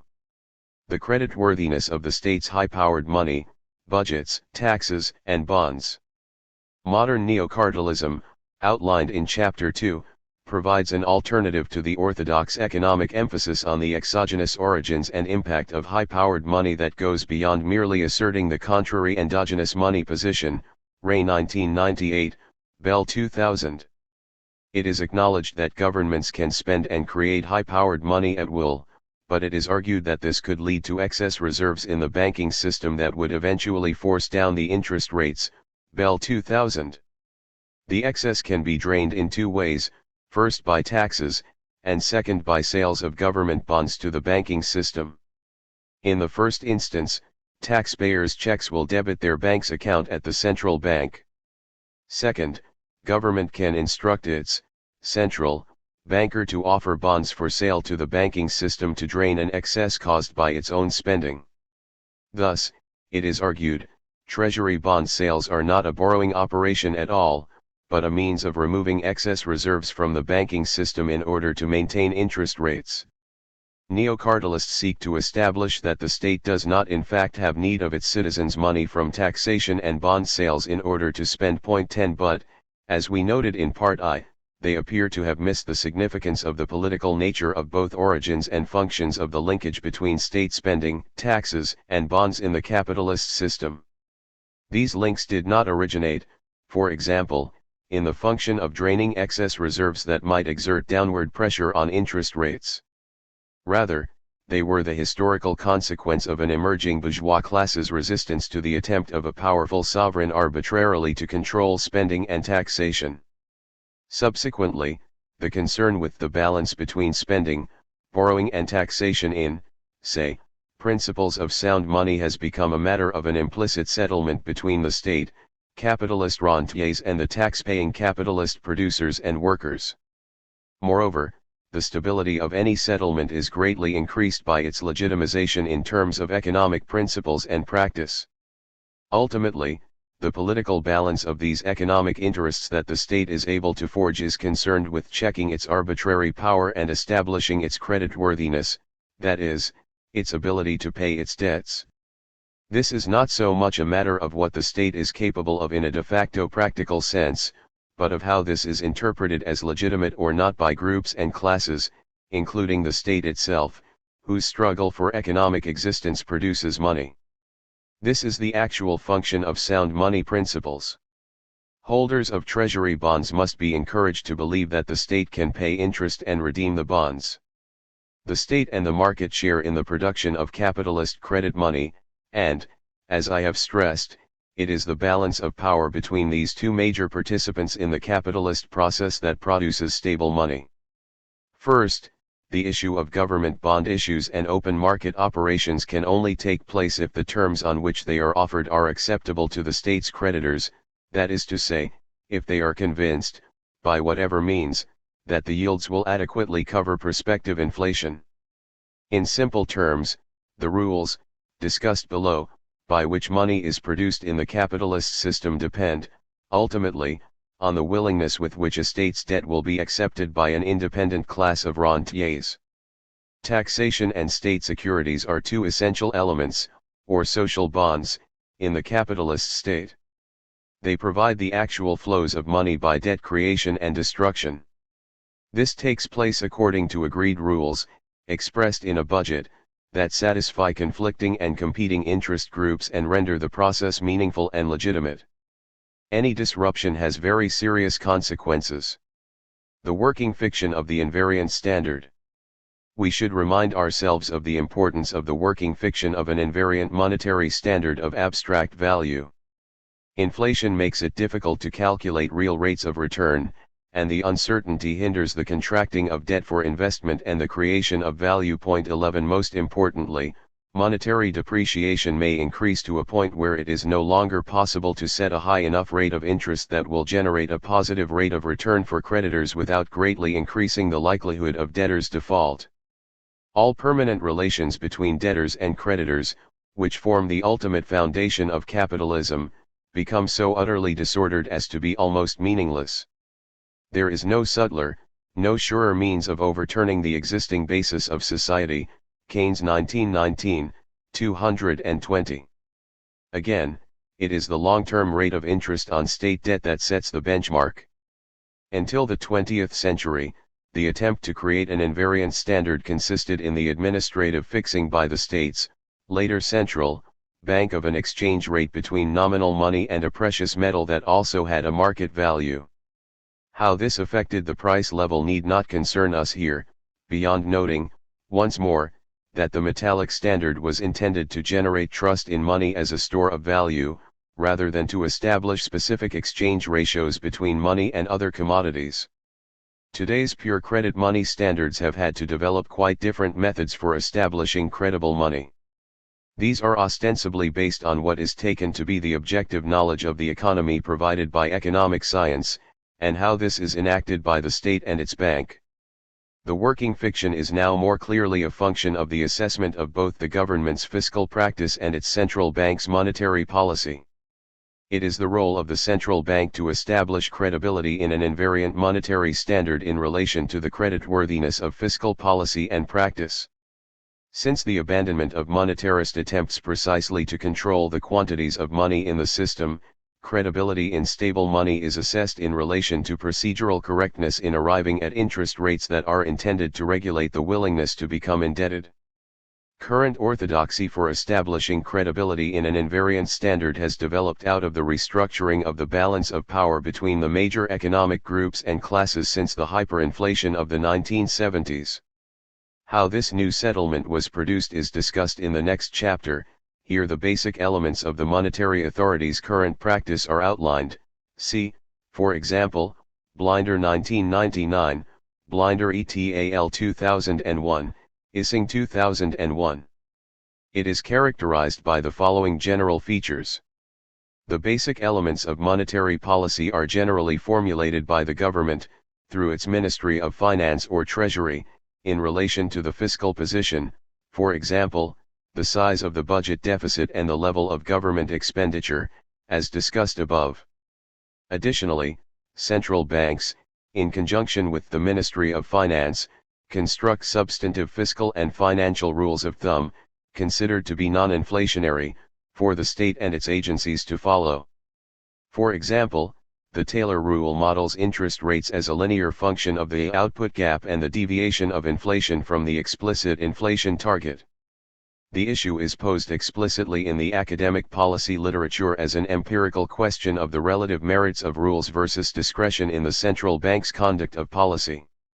Implicitly, it is a question of trust, in which simple rules have gained favor because they can be seen, as the means to ultimately ensure that credibility is earned and maintained, because they can be monitored by third parties, Ising 2001, 42. But even their proponents do not advocate them as prescriptive economic policy tools, because their very simplicity does not provide a reliable economic analysis. Most central banks now have a significant degree of independence in deciding the interest rate that is consistent with these policies and achieving monetary stability. The intention is to depoliticize monetary policy by removing it from the direct influence of those interests most likely to exert inflationary pressures, most notably governments and their electorates' demands. The primary policy objective of controlling inflation, with a few notable exceptions, is presented as an explicit inflation target in a range usually between 2 and 4%. A central bank committee consisting of some of its own officials, technically expert co-opted economists, and, in some cases, representatives of the major economic interest groups, decides, after taking into account any rules, what short-term rate of interest will best achieve the target. Monetary authorities, primarily the central bank and Ministry of Finance, attempt to achieve, by means of regular and frequent meetings, a record of consistency in decision-making in relation to the application of their own understanding of the monetary situation and any substantive rules that might have been formulated. However, it should also be noted that this aim for consistency is frequently jeopardized by rivalries and conflicts between the two institutions and the indeterminacy of the experts' econometric models and data. It is now maintained that a record for consistency of decision-making is best achieved by transparency, that is to say, the open communication to the public realm of a reasoned case for any decision. 12 Consistency can be accomplished only in relation to a consensus on the meaning of the monetary situation as described by economic theory and econometric models. In this situation, as we shall see, the monetary authorities are engaged in the creation of an epistemic community of understanding based on theoretical economic knowledge and routine practice. However, transparent disagreements between experts may undermine the aim of consistency, CN 18. In short, the manifest aim is to depoliticize monetary policy, and place it in the hands of institutionally autonomous experts whose claim to neutrality is based on the application of positive economic science. Once the state's fiscal creditworthiness has been formally rated by credit rating agencies such as Standard & Poor and Moody's, or judged by an IMF or OECD report, and the central bank has established its credibility, then, the working fictions are traded, in the forms of currencies and government bonds, on the global money markets.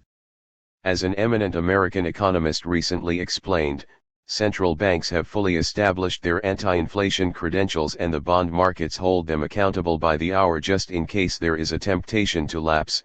Dornbusch 2001, 15. Economic theory, performativity, and ideology. These current arrangements are the result of two related changes in the social structure of monetary systems at the end of the 20th century. The first involved the expunging of inflation from the late 1970s onwards, see Chapter 8. In a second change, the money markets, especially those in state bonds, became organized more impersonally, as they globalized after the Big Bang deregulation of the major financial markets, see Chapter 8. Hitherto, the buying and selling of government securities in open market operations had been largely domestic affairs operated by a closed personal network, with very little public disclosure. The replacement of personal by institutional ownership and the growth of impersonal transnational markets required quite a different structure in order to operate.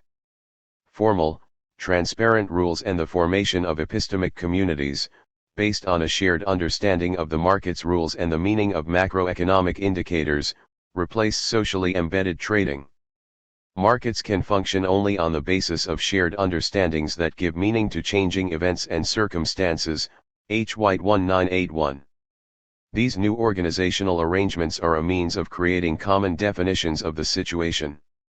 As ever, economic theory has played an important role in the reconstruction of the latest versions of the practice of sound money. In particular, rational expectations theory may be seen as an expression of the changes outlined above. In this regard, academic economics sees the relationship between theory and practice as one in which the latter is brought closer to the theoretical optimum.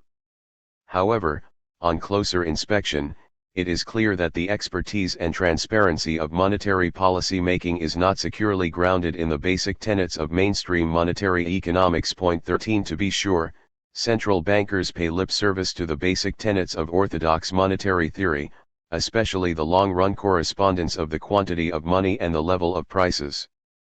But they acknowledge that this cannot guide their practice in dealing with what they see as short-term disequilibria. It is conceded that there is no satisfactory way of constructing empirically based models of these short-run effects, or of judging the relative merits of the models, Ising 2001, 7, 21. If the key issue of exactly how monetary policy impacts on real variables over time is still only imperfectly understood, Ising 2001, 7, how, then, do central banks and their experts actually go about their business? 14. It seems that they do as they have done for several decades.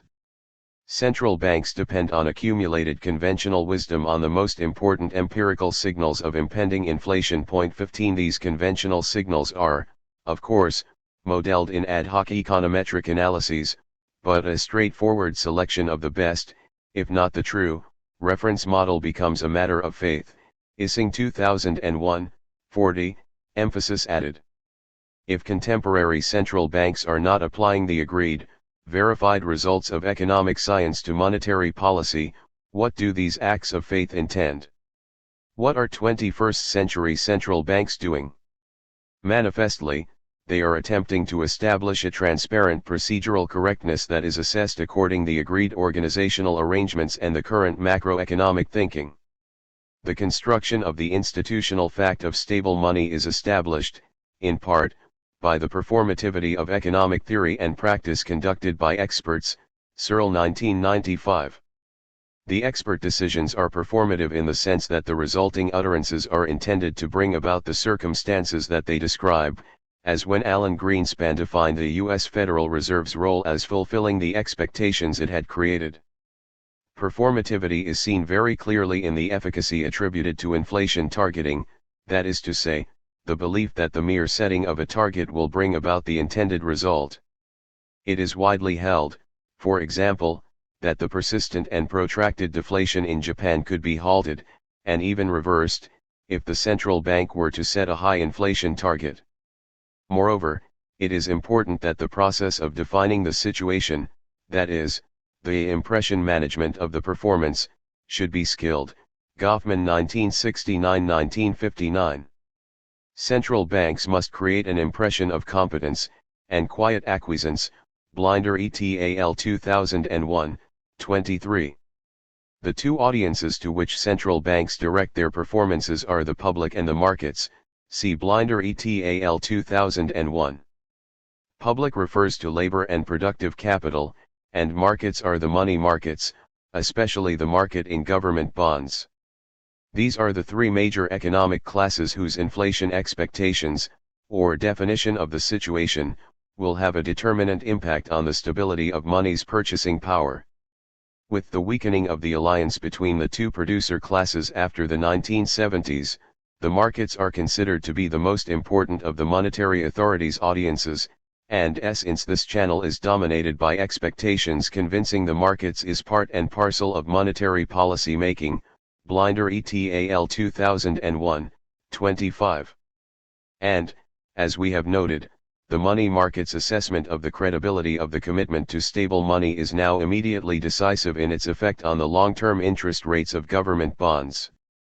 With operational independence and transparency of deliberations established, any cut in short-term interest rates, for example, is less likely to be interpreted as a politically motivated loosening of monetary policy in response to demands from consumers, producers, or the government. Consequently, the money markets are less likely to demand and force higher compensatory rates on long-term bonds. Indeed, it is a measure of the success of the new practices that recently, on occasion, long-term interest rates have fallen to a level below those of the short-term rates. This represents a reversal of the normal ratio, in which the market risk of long-term uncertainty is expressed in higher interest rates. In part it was argued that orthodox commodity theories of money have also played an ideological role in masking the social character of the creation of money. But the very nature of recent changes in the production of money would now appear to make it more difficult to naturalize, and ideologically to conceal, the social construction of money. 16 However, modern independent central banks continue to attempt ideologically to universalize social and political relations. At the most fundamental level, this is apparent in the concepts of both neutral money and a monetary policy that implicitly denies or conceals inequalities and opposing interests in the actual process of creating money. First, it is maintained that inflation is an unambiguous cost, borne equally by all members of society, and that it is possible in principle, if not yet accomplished in practice, to theoretically establish an optimum monetary policy that would minimize these costs. Ising 2001, Kirshner 1999. Second, monetary policy is informed by an underlying meta-theoretical assumption that there exists a discoverable, naturally optimally efficient state of affairs in the real economy, which contains natural levels of unemployment, rates of interest and so on. In this, there can be no real basis for opposed interests, only cognitive error and consequent suboptimal solutions to common problems that have a universal impact. In this conception, the struggle for economic existence can only be the struggle for rationality. 17 However, as we shall see in the following chapter, both assumptions are demonstrably false, and make it difficult to explain the rise and fall of the great inflation of the 1970s. Following Weber, we might say that the manifest aim of modern central bank practice is to establish the highest level of formal rationality of inflation expectations. That is to say, central bank practice, as outlined above, attempts to establish a routine and procedurally predictable regime of coordinated expectations on the part of the bank and the money and capital markets. Such credentials are established through a record of exemplary policy decisions, which are formally rational in relation to the agreed causes of inflation or economic prospects in general, as pronounced in the epistemic community of academics, policy makers, and practitioners in the financial system. However, Weber also strongly argued that any semblance of formal rationality in terms of predictable, routine conduct must have a substantive basis in the predictability of the particular power relations that underlie the conduct. The production of capitalist credit money is at the core of the complex economic battle of man with man, that is between debtors, creditors, taxpayers, and government bondholders. The question of sound finance, like the question of the value of money itself, is part of this struggle. As Ray has pointed out, if high-powered money grew on trees, it would be worth very little. Ray 2004, 106. High-powered money is the result of the struggle between debtors' demand for money and creditors' belief that the state can service its debt, which in turn depends on tax revenues. And it is the need to work for a taxable income that gives it value. Conclusions. As we shall see in the following chapter, the ability of monopoly capitalists to mark up prices, and of labor to mount successful wage claims, in the advanced economies has been moderated by the changes in the structure of power relationships that were outlined above. In short, the shift in the balance of power has been brought about by the intensification of global competition and its corollary, the weakening of trade unions and the creation of deregulated flexible labor markets. To a significant degree, central bank inflation forecasts will be maintained to the extent that this balance of power is also maintained. This is not to say that monetary policy does not have an effect, but rather that it is as reinforcement of any balance of power that has been forged. The current arrangements followed on the restructuring of the balance of power during the last 2 decades of the 20th century. Arguably, the most structurally fundamental struggle in capitalism is not that between productive capital and labor, but rather between debtor, producers and consumers of goods, and creditor, producers and controllers of money, classes and centers on 2 rates of interest, the long and the short. The state has its own interest as a debtor, but is also the side of the struggle. Rates of interest represent benchmarks, or terms of reference, for settlements between conflicting groups. The central banks are the main mediators of these struggles, and all the recent changes in their organization and operation express the resurgence of money capitalist creditor power. Central bankers are presented and, in some cases, present themselves as having the knowledge and capability to control the trajectory of the economy. But in reality this control is severely constrained. First, all the evidence points to the fact that, at a given rate of interest, central banks must accommodate the private demand for money, that is, the money supply is endogenous. Second, central bank base rates seem relatively powerless to control asset prices in the money and financial markets. Indeed, it is argued that central banks are tempted to follow the markets and deliver the interest rates that are embedded in asset prices, Blinder 1999, 60.18. As we saw in Part I, the approach taken here rejects the concept of a natural rate of interest that expresses the natural marginal productivity of the factors of production, see also Smith in 2003. Rather, the essence of capitalism is to be found in the calculation of, and switching between, 2 possible courses of action, the accumulation, production, and control of credit money, MM1, and the production of commodities, MCM1, see Chapter 8, also Origi 1994, Minsky 1982, Keynes 1973-1936. Capitalism consists in the continuous comparison of money market rates and the profitability of satisfying wants by production in firms, Weber 1978, 96-7. Each side of the economy imposes limitations on, and continually threatens to perturb and impede, the operation of the other.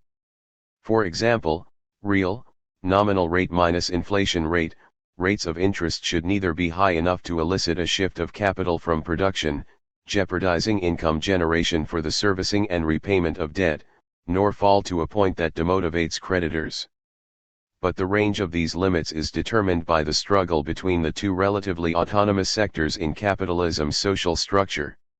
When the extremes of these limits are reached, that is, to say, in hyperinflation and debt deflation, the struggle may give way to a rebalancing of the power relations and a new settlement. 8. Monetary disorder. As long as an economy is capitalist, it will be financially unstable. Minsky 1982-36. From a strictly theoretical standpoint, mainstream economics sees the monetary disorders of inflation and deflation as short-run deviations from a long-run tendency towards an equilibrium of money and goods. This follows logically from the neutral veil conception of money as a symbol of the exchange ratios of commodities. If, however, money consists in debt, promises to pay that can be contracted in a relatively autonomous manner outside the realms of production and exchange, then disequilibria are to be expected. The tenet of the long-run neutrality of money has meant that mainstream economic analysis has paid little attention to the instances of acute monetary disintegration or of chronic failures to establish viable money. These phenomena pose interesting questions about the nature of money, especially if they occur in otherwise propitious economic circumstances. The following accounts of 3 examples of fundamental monetary disorder are intended to illustrate in broad terms the alternative approach that was developed in Part I. None represents a thorough analysis, but each aims to draw attention to the essential social and political nature of disorder. The first is concerned with the control of late 20th century capitalism's inflation. The facts and interpretation of the imposition of a new form of neoliberal governance or regulation in the major capitalist states is a well-plowed field. Here I wish to focus on the changes in the power balance of the struggle for economic existence during the emergence of the inflation and its elimination. The second illustration concerns the reverse phenomenon, prolonged deflation or, more accurately, debt deflation. This is illustrated with a brief examination of Japan's stagnation since 1990. Finally, the disintegration of Argentina's money after 2001 is placed in the long-term context of the state's chronic inability to forge the basic fiscal relations with its taxpayers and rentiers that underpin the production of a sovereign monetary space. The rise and fall of inflation in the late 20th century. Apart from periods of hyperinflation triggered by acute political crisis, large rises of the price level in otherwise relatively stable states are historically unusual. Indeed, even the rapid expansion of industrial capitalism throughout the 19th century was accompanied by a steady price level in the leading economies, the Victorian equilibrium, Fisher 1996, 156-78. Soon afterwards, however, there occurred a fundamental alteration of the balance of power between the main groups and classes of the major capitalist states, Keynes 1919. There were no successful proletarian revolutions, but conflict between the two great classes of Marx's scheme was at the center of the advance of representative democracy and the forging of social democratic settlements involving full employment and welfare. However, these developments must also be understood in the context of international relations between states, which had an impact on the production of money, at both domestic and international levels. For example, World War I's destabilization of the hierarchy of power in the international system was the proximate cause of the disintegration of the international gold standard, regardless of its internal operational weaknesses. This opened the way for the political management of money for social democratic ends. In the post-Cold War era, it is sometimes difficult to appreciate the impact of fascism and of communism's promises of deliverance from mass unemployment and economic decline both before and after World War II. The interwar period saw the first systemic failure of the capitalist system, and hastened the abandonment of faith in economic liberalism. Finance and money markets came to be seen as inherently destabilizing forces, and the free market was viewed with suspicion. In 1931 the final collapse of the restored, but by now unworkable, gold standard gave credence to the more advanced understandings of the operation of the credit monetary system. It was soon realized that the recently discovered money multiplier could stimulate an employment multiplier. Keynes and his Cambridge colleagues, Myrdal and the Stockholm School, Kalecki, and numerous others began to create a political economy of social democracy. The consequences of World War I may have paved the way, but the reformers' advocacy of cheap money was able to triumph against sound money conventions only after the normal operation of monetary systems were suspended by World War II. International money markets cannot operate in such circumstances, and domestic fiscal and monetary rules and conventions are invariably relaxed or abandoned in the face of the need for large-scale deficit finance. In the face of oblivion, the yields on government bonds and the prospects for inflation become increasingly irrelevant considerations for rentiers. By 1945, sound money opposition to a new social democratic settlement based on full employment, welfare, and managed money had been moved off stage. In the context of the heightened working class expectations for peace and prosperity, the possibility of a return to economic breakdown, and the continued threat of communist totalitarianism, the Keynesian welfare state came into being. As the term implies, economic analysis clearly played a part, but, as ever, this was as much rhetorical as it was a practical guide to, and influence on, practical economic decision-making. Point 1. But it is the balance of power between the three great capitalist classes that I wish to emphasize. The discrediting of money capital during the 1930s and its temporary removal from the struggle for economic existence during the war presented the opportunity to create a mode of economic regulation, including new rules for producing money, from which it was excluded. Ingham, 1994. The post-war international monetary system was intended to facilitate the managed expansion of capitalist production and international trade. It was widely held that the interwar global economy's contraction was due, in part, to the lack of a viable means of international exchange and payment. In the absence of the uninvited financiers and money capitalists at the Bretton Woods negotiations, the USA and the UK were able to impose the controls on the international movement of money that they considered necessary to honor a political commitment to high levels of employment. Helliner, 1994. It was intended that money's role in the international economy should be restricted to its basic functions as a neutral medium of exchange and payment. That is to say, money was not to be permitted to be a speculative commodity whose value might vary on foreign exchange markets in a way that was not determined by the fundamentals of its country's economic performance.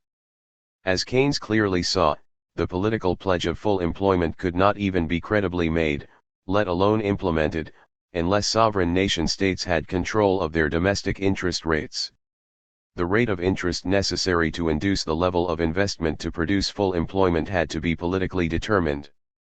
Private owners and controllers of money could not be allowed freely to move money from one nation-state to another, either in search of higher interest rates or for fear of the supposed inflationary consequences of high levels of government spending.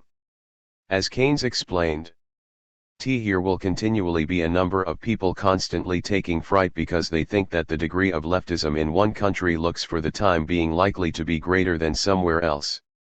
In my view, the whole management of the domestic economy depends upon being free to have the appropriate rate of interest without reference to rates prevailing elsewhere in the world. Capital control is a corollary of this. Keynes, 1980, 149, 2.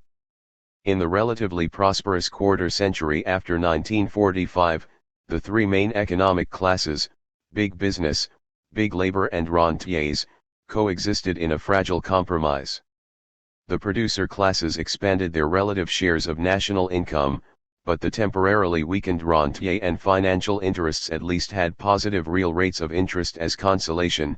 Smithen, 1996, 5, Rowthorne, 1995. However, with steady economic expansion, two shifts occurred in the immediate post-war balance of power.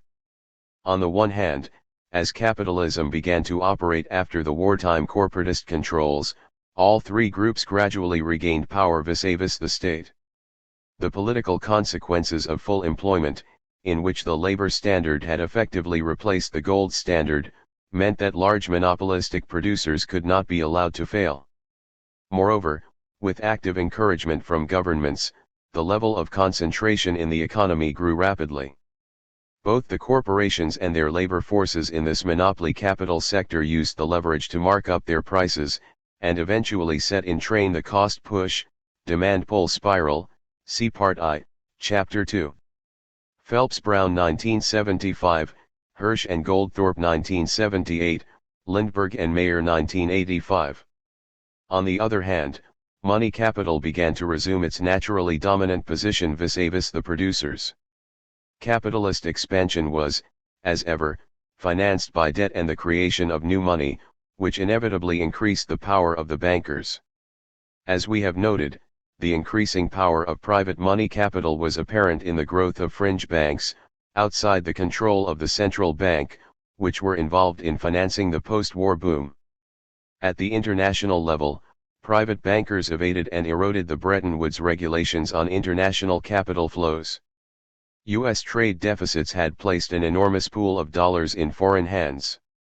The City of London bankers, by creating and exploiting loopholes in the Bretton Woods regulations, organized these expatriate dollars into offshore euro currency markets. Slowly, control of international monetary flows was wrested from states, Heliner 1994, Ingham 1994, Germain 1997. In the early 1970s, inflation accelerated rapidly in the Western democracies.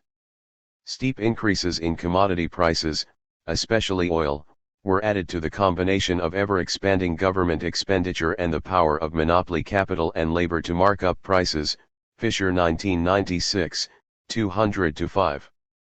By mid-decade, inflation had increased to a level such that real interest rates and returns on financial assets were negative. And, as we noted earlier, a time came when it was no longer possible to raise interest rates high enough to compensate for money's depreciation without causing widespread default. A crisis point had been reached, and the political struggle to rebalance the forces in the economic struggle for existence began in the major capitalist states. In essence, it was to become the revenge of the rentier, Smith in 1996. The measures and the events of the 1980s in Reagan's USA and Thatcher's Britain have been thoroughly chronicled, and we need draw attention only to the main features. However, it should be borne in mind that the situation was not necessarily understood by the participants as one in which the rentier's dominance should be restored. Clearly, not all the responses to the crisis were intended to rebalance the economic classes and groups in this way. Nonetheless, by accident or design, this is exactly what happened. Fundamentally, the demands and expectations of the post-war era were to be reined in by sound money principles in the new guise of monetarism. The strategy began in 1979-80 with base interest rates rising close to 20% in the USA and Britain. These continued despite the onset of a long world recession. Kalecki's warning in 1944 that prolonged full employment might require democratic states to discipline their workforces and Marx's comments on the function of the reserve army of the unemployed were noted even by political moderates. In the USA, New Deal legislation enacted in the 1930s to alter the balance of power in favor of producers and consumers, debtors, was repealed, see Fisher 1996. In defense of victims of inflation, such as the fabled small saver, the interest rate ceilings and other curbs on creditor power were abolished. But of course this also benefited the country's wealthiest 10%er who owned 86% of net financial wealth, Grider 1987, 168. The power of monopolists in the supply of both goods and labor was to be checked by stronger competition policy and, in Britain in particular, by curbs on the power of trade unions and by the Thatcher government's deliberate confrontation with them. Here also, the inflationary impact of administered pricing in the public sector, in its tacit collusion with its monopolist suppliers, was to be dealt with by controlling local government expenditure and the privatization of the public sector provision of services. Eventually, the monetary policy regime in which control was placed in the hands of independent central banks was gradually adopted across the advanced economies. Evidence shows that these arrangements were first established in those countries where there existed a politically powerful coalition that was based upon money capitalist creditor interests, Posen 1993, 46. By the 1990s, a quite remarkable redistribution had taken place in favor of creditor classes. First and foremost, the adjustment is apparent in the rising real interest rates and falling real wages and profits in the production and service sectors, Henwood 1997. Since the late 1970s, the former have been at historically record high levels, Rowthorne 1995, and only in 1998 did real wages in the USA, for example, return to their 1979 level. Even when inflation rates had fallen, and economic growth had resumed, high real rates of interest persisted as evidence of the new settlement, Rowthorne 1995. Furthermore, money capital power has had indirect, but no less material, effects.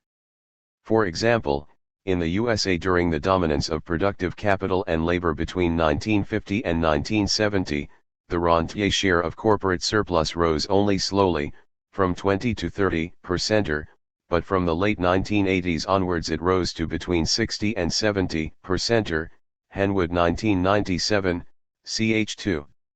The shift is also evident in the growing dominance of finance inside the corporation during the transition from the post-war, mass production, managerial control era, with its emphasis on growth and sales, to the current preoccupation with productivity, profitability, and shareholder value, Fleistine 2001. The change in corporate strategy from growth and output to a preoccupation with productivity and financial returns to investment lay behind the downsizing and delayering of manufacturing that took place in the 1980s and early 1990s. Changing income differentials also show the growing dominance of the financial sector. Earnings settlements in the UK for the first quarter of 1998 showed a growth of 10.3% in the financial sector, as opposed to an overall 5.6% in the private sector and a mere 2.6% in the public sector, Ingham 2000b. In this return to dominance of money capital, the ratio of purely financial transactions to the production and exchange of goods and services has increased, accelerated in part by big bank financial deregulation. An analysis of the U.S. Federal Reserve's flow of funds data shows that from the 1950s to the 1980s non-financial firms' share rose from 25 to 50% of GDP. However, those of the financial sector grew from an insignificant 2% to more than 50% of GDP, Henwood 1997, Gutman 1994, 38. Moreover, concentration of resources in the financial sector and an increase in creditor power were accompanied by a growing indebtedness of the poor and social polarization, Fisher 1996, Arrighi 1994. These changes in the domestic balance of power and distribution of rewards in favor of money capital and finance were hastened by the disintegration of the Bretton Woods international monetary system and its capital controls on international capital movements. Nixon's action in abandoning the dollar gold standard in 1971 wrought further, almost inevitable, rapid transformations in all sectors of the money market. Deregulation of the restrictive practices in the closed, locally embedded stock markets, which the Bretton Woods restrictions had sustained, was the corollary of a regime of floating exchange rates. With the dismantling of exchange controls, a global market in equities/securities became possible, but first their old social and legal structures had to be swept away. May Day, May 1, 1975, brought about the abolition of the barriers to entry and fixed commissions on the New York Stock Exchange. Foreign investment flowed into Wall Street, and other stock markets, including the London Stock Exchange, suddenly became globally uncompetitive and restricted to poor-grade domestic securities. The US action set off a tidal wave of responses. Competitive deregulation swept around the world during the 1980s to such an extent that, by 1992, even the Japanese were pushed into a grudging, and very gradual, relaxation of their closed-shop stock exchange rules. As ever, the strongest players have, as intended, dominated the global financial leveled playing field. During the 1980s, before the implosion of the Japanese economy, the outcome was by no means certain, but since the mid-1990s, U.S. firms have inexorably come to dominate the global money and capital markets. As we shall see, growth in financialization can be seen as a part of a typically cyclical phenomenon in capitalism, Arrighi 1994, not merely the result of irrational exuberance, as Alan Greenspan famously remarked in 1996. Often it ends with the bursting of a speculative bubble, which may be followed by a debt deflation in which the debts incurred during the expansion can no longer be serviced. Point 3 With the collapse of communication technology stock prices in 2001 and the fraud and bankruptcy of large corporations, it is again possible that such a phase will become general across the capitalist world, as it did in the 1930s, Bootle 1996, Warburton 2000, Economist, January 22, 2001, Financial Times, January 3, 2003. But such a situation has already existed in Japan for more than a decade. It is explored in the following section. Debt deflation and the case of Japan. Many would consider that prolonged deflation poses an even greater threat to capitalism than inflation.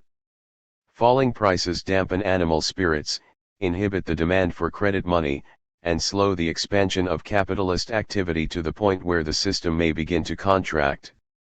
Capitalism cannot mark time, it is inherently incapable of reaching and maintaining a permanent equilibrium position.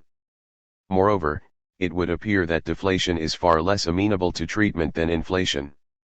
Interest rates and taxation are much more effective in the curtailment of economic activity than in its stimulation. In economists' terms, monetary and fiscal policy are asymmetric, or, more prosaically, one cannot push on string.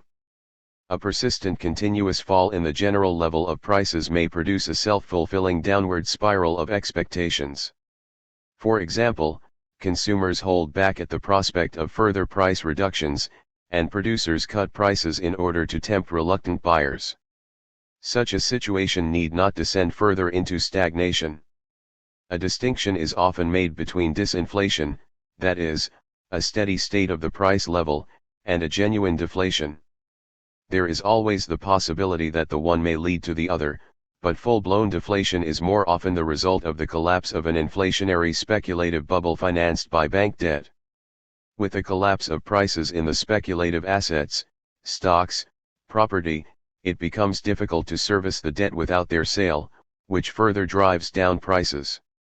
Falling prices may spread to other sectors, causing activity to slow further as expenditure and investment are cut to service the debt overhang. Stagnation results.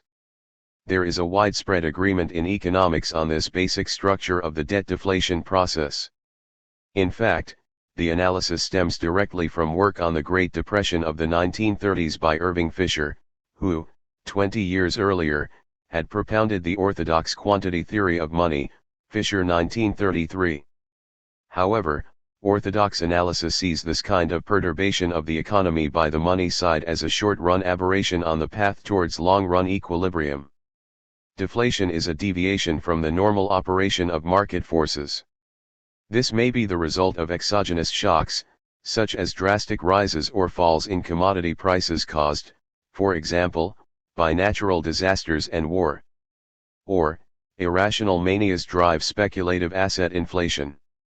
In the long run, a reversion to normal conditions and the exercise of economic rationality based on more adequate information will re-establish equilibrium. However, the heterodox economic analysis of Keynes, Schumpeter, and others argues that the money side of the economy must be seen as the active autonomous force whereby capitalist economic relations are structured and projected through the radical uncertainty of time.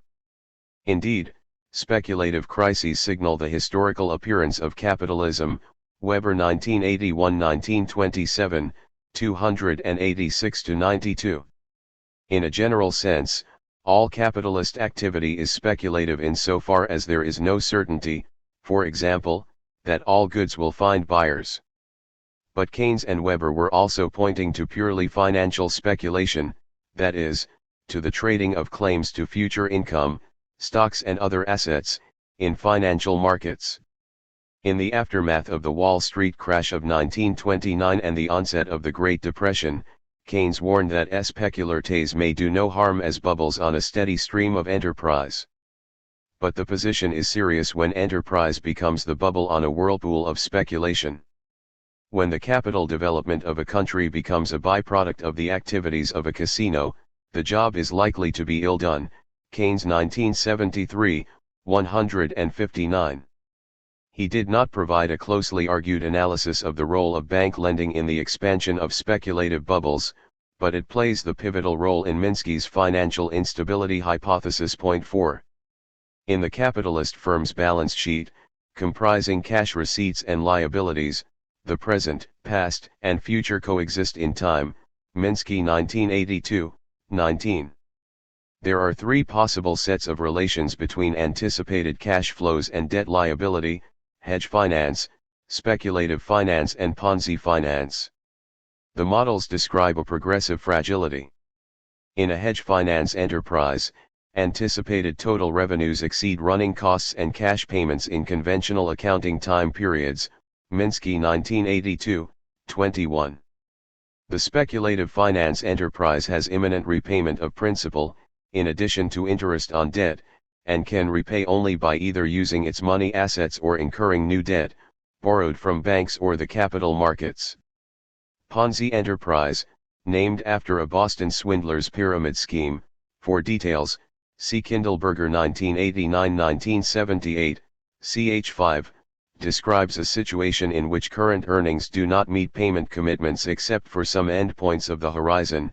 Minsky 1982, 22.5. Large construction projects, such as the Channel Tunnel, fall into this category, but Ponzi finance is found mainly in the financial sector, and typically involves borrowing to acquire speculative assets for resale.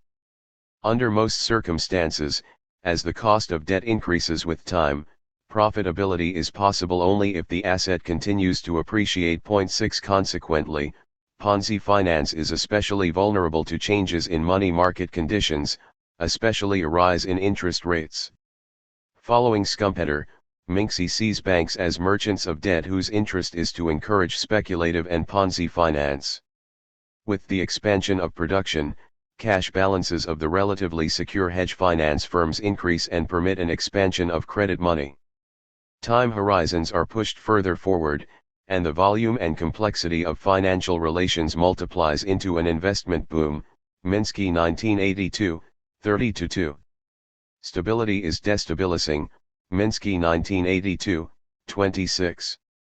At this juncture, the expansion of investment that the stability has induced leads to higher interest rates, either as the market's response to the need to attract funds, or if they are raised by the monetary authority in order to dampen the boom. 7. Either way, speculative enterprise is transformed into Ponzi, and even the prudently hedged firms are drawn into speculative status. As the level of unserviceable debt increases, it becomes increasingly likely that rising interest rates will create defaults and a crisis. As current income is insufficient to meet the higher interest rates, assets are liquidated to realize cash for servicing debt. Investment programs are abandoned, workers are laid off, demand and output fall, triggering debt deflation. Recession, and possibly depression, result. In short, Minsky emphasizes two propositions: that the internal workings of a capitalist economy generate financial relations that are conducive to instability, and that the price and asset value relations that will trigger a financial crisis in a fragile financial structure are normal functioning events. Minsky 1982, 37, emphasis added. The elastic creation of credit money through the monetization of debt has the inherent tendency to destabilize an economy. Minsky does not, however, draw a Marxist conclusion that capitalism will collapse as a result of these internal, financial, contradictions. Rather, he implies an intriguing paradox that quite correctly leaves the outcome open-ended. In his terms, a delicate balance is emerging. As capitalist finance has become more efficient in creating credit money and managing risk, it has become more vulnerable. But at the same time, governments and monetary authorities believe that they have learned to monitor the system and to prevent fragility from becoming a crisis. However, there are good grounds for thinking that any permanent moderation of the extremes of the business cycle is illusory. 8. An important implication of Minsky's analysis is that bankruptcies and failures caused by the crises purge the over-indebtedness in the system and permit another cycle of the debt financing of production to begin. From a Minskyan perspective, the avoidance of crises by expert monetary and financial management is merely a postponement. If debts are not expunged through bankruptcies, they remain as an overhang that might be triggered into a chain of defaults. Evidence suggests that this could be a secular trend.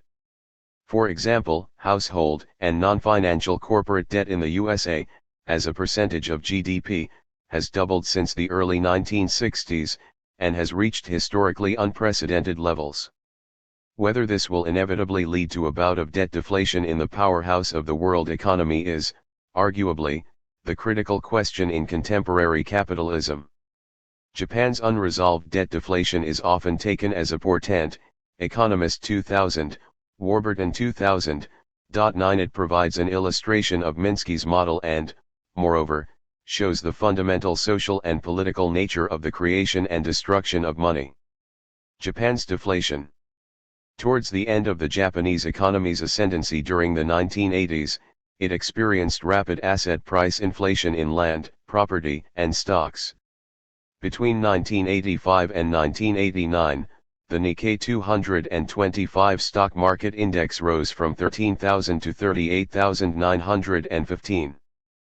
Property prices increased by an annual average of 22%, and it was estimated that in 1989 the property value of metropolitan Tokyo exceeded the value of that of the entire USA, Van Riedel 2002, 171. The causes need not concern us here, see Van Riedel 2002 for a survey of the conventional wisdom, except to note that it presents a classic example of an inflationary financial bubble. Asset prices were driven up by debt finance demand. 10 During the 1980s, Japan's domestic credit creation was more reckless than anywhere else in the world, doubling to 300% of GDP, Warburton 2011. Institutionalized informal links, amakudari, between the private financial sector and the monetary authorities in Japan created a regulatory forbearance that allowed the bank-based expansion of the speculative bubble to continue way beyond the early warning signs, Van Riedel 2002, 177. And, as we shall see, the same networks have inhibited the introduction of stringent remedial measures since the crash in 1990.11. By early 1989, the indulgent authorities could no longer ignore the situation and raised interest rates. Real estate companies and other financial firms that had driven the asset inflation immediately experienced difficulty in servicing their massive debts. Defaults became widespread, and the scramble to sell assets to repay debt pushed prices down further. The Nikkei stock market index fell from its 1989 peak of 39,000 to 14,000 by 1992, and land and real estate prices have during the same period, Van Riedel 2002, 174. The collapse of the bubble set in train a deflationary spiral that stubbornly persists. As prices fall, the real cost of debt rises, companies reduce costs, particularly labor costs, cutting aggregate demand and exacerbating the cycle. Expectations of further deflation become self-fulfilling as investment and consumption decline in mutually reinforcing descent. Every sector of the Japanese economy is affected. Towards the end of the 1990s, the pace of bankruptcies increased, and even the large zaibatsu conglomerates that were the engines of the post-war Japanese miracle began to lay off workers and abandon their lifetime employment policy. At around 6%, unemployment is relatively low by Western standards, but it continues to rise and intensify the chronic insecurity that has set in. By encouraging investment in production and current consumption, mild inflation might break the impasse, but to date this has proved to be beyond the government's powers to induce. Orthodox measures to increase the money supply are utterly ineffective, and, moreover, with near-zero interest rates and an unsustainable ratio of government debt to GDP, it would appear that the limit of conventional policy has been reached. Interest rates cannot go lower than zero. Nonetheless, many orthodox economists persist in the belief that monetary policy will eventually halt deflation. For example, it is suggested that the government could drastically cut taxes and print an enormous issue of non-interest-bearing bonds that would inject high-powered money into the banking system. It is thought that in sparing future generations the burden of debt repayment, non-interest-bearing bonds would be more acceptable. A. Turner 2002. In a similar manner to modern neocartalism, this prescription recognizes that the state has the power to print as much money as it takes to trigger an inflationary shock to the economy. 12 The only limits on the ability of a government and central bank together to stimulate nominal demand are those created by the relationship between government and central bank, which the government itself defines. A. Turner 2002. However, as we have seen, this power is conventionally limited by norms governing orthodox fiscal practice. Despite the stagnation, it is clear that the Bank of Japan is unwilling to break those that are intended precisely to prevent potential inflation. As the outgoing governor of the Bank of Japan reminded his critics, the central bank should be the guardian of the integrity of our country's money. Financial Times, December 3, 2001. Furthermore, rentiers demand a rate of interest that is deemed to cover long-run inflation, which is negotiated or bargained in the market for government securities, and a level of taxation that is considered adequate to meet the interest payments. 13 In short, such a drastic measure as the issue of non-interest-bearing bonds would require a new political settlement between the state and its creditors and a new normative structure. 14 Short of wartime exigencies, such measures are rarely introduced. Orthodox economic analysis also argues that in the current situation the Japanese banking system is disabled by the debt overhang from using the high-powered money that the government's large and growing debt provides. 15 The fall in asset prices after 1990 had an immediate effect on the banking system. Banks became burdened with bad debts, or non-performing loans, and the fall in stock prices greatly diminished the value of their capital and reserves. If the banks follow the existing norms and rules that govern the ratio of lending to fractional reserves, both problems significantly reduce the capacity of the banks to extend further loans that might, in principle, stimulate the economy. Although, of course, it must be noted that demand for investment is now very low. The opacity of auditing practice and banking supervision in Japan has meant that estimates of the size of the non-performing loans vary considerably, but they are very large. Officially, the figures is Y60,000 BN, but some put it as high as Y237,000 BN. Financial Times, February 13, 2002. The prescribed remedy is for banks to write off the debts and restore balance sheets to a level at which fractional reserves would permit further loans. Exasperation is often expressed in orthodox economic and monetary circles at what seems to be Japan's apparent unwillingness to take what are considered to be the necessary policy steps to activate the economy and halt the deflation. World Bank chief hits at Japan's efforts on deflation. Financial Times, January 17, 2003.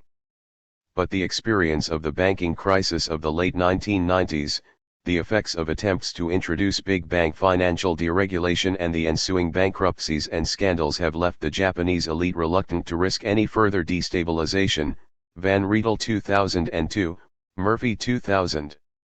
Writing off debts would increase bankruptcies and unemployment as banks foreclosed on companies. Given the tight networks of cross-held ownership in the upper reaches of the keiretsu sector of the economy, any action on the scale deemed to be necessary could effectively destroy the existing social and political structure of the economy. It is very unusual for entrenched ruling elites intentionally to undermine their own positions. Indeed, Japan is even less likely to willingly undertake such measures, given the fundamental informality, amakudari, of the social structure that links the economy and the polity. Van Riedel 2002. Re-equilibrating the Japanese balance sheet by bad debt write-offs and large-scale bankruptcies would destroy the power bases of the closely interconnected corporate and political elite. Murphy 2000. This kind of diagnosis is acknowledged in Japan. Great efforts were made during 2001-2 to create a charismatic power base, outside the established political structure, to enable Prime Minister Koizumi to take drastic steps to restructure the economy. Banks were to be compelled to write off bad debts, and the Zaibatsu forced to shed excess productive capacity. By 2003, it was generally agreed, in the West at least, that he had failed to overcome the established resistance in the LDP and bureaucracy. A large part of the Japanese elite fears not only for its privileged position and power, but also for social stability. But it is doubtful whether any narrowly economic and monetary measures, however radical, would have the desired effect.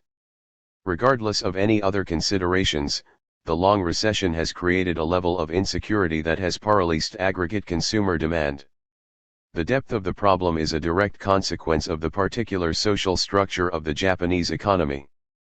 After the post-war reconstruction, the basic foundation for social welfare and economic security was provided by lifetime employment in the Japanese conglomerate corporations, keiretsu, not so much by the state, as in the West.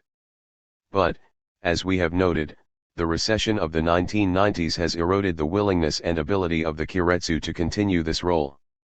Regardless of the elite's reluctance to tackle the impasse, chronic insecurity resists all conventional economic policy measures to inflate the economy.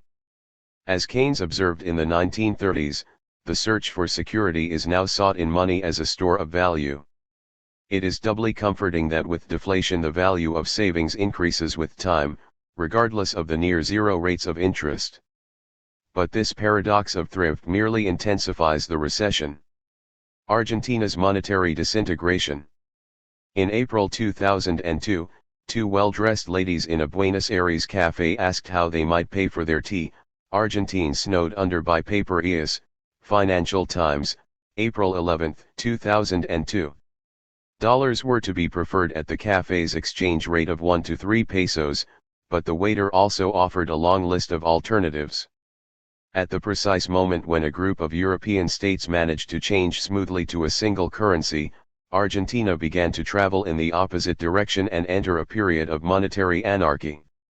The extent of the disintegration after the government defaulted on its sovereign debt on Christmas Eve 2001 is unusual for a developed state in peacetime. Arguably, it is unparalleled in the modern era. Mexico and even Russia did not experience this level of monetary incoherence and collapse after their recent defaults.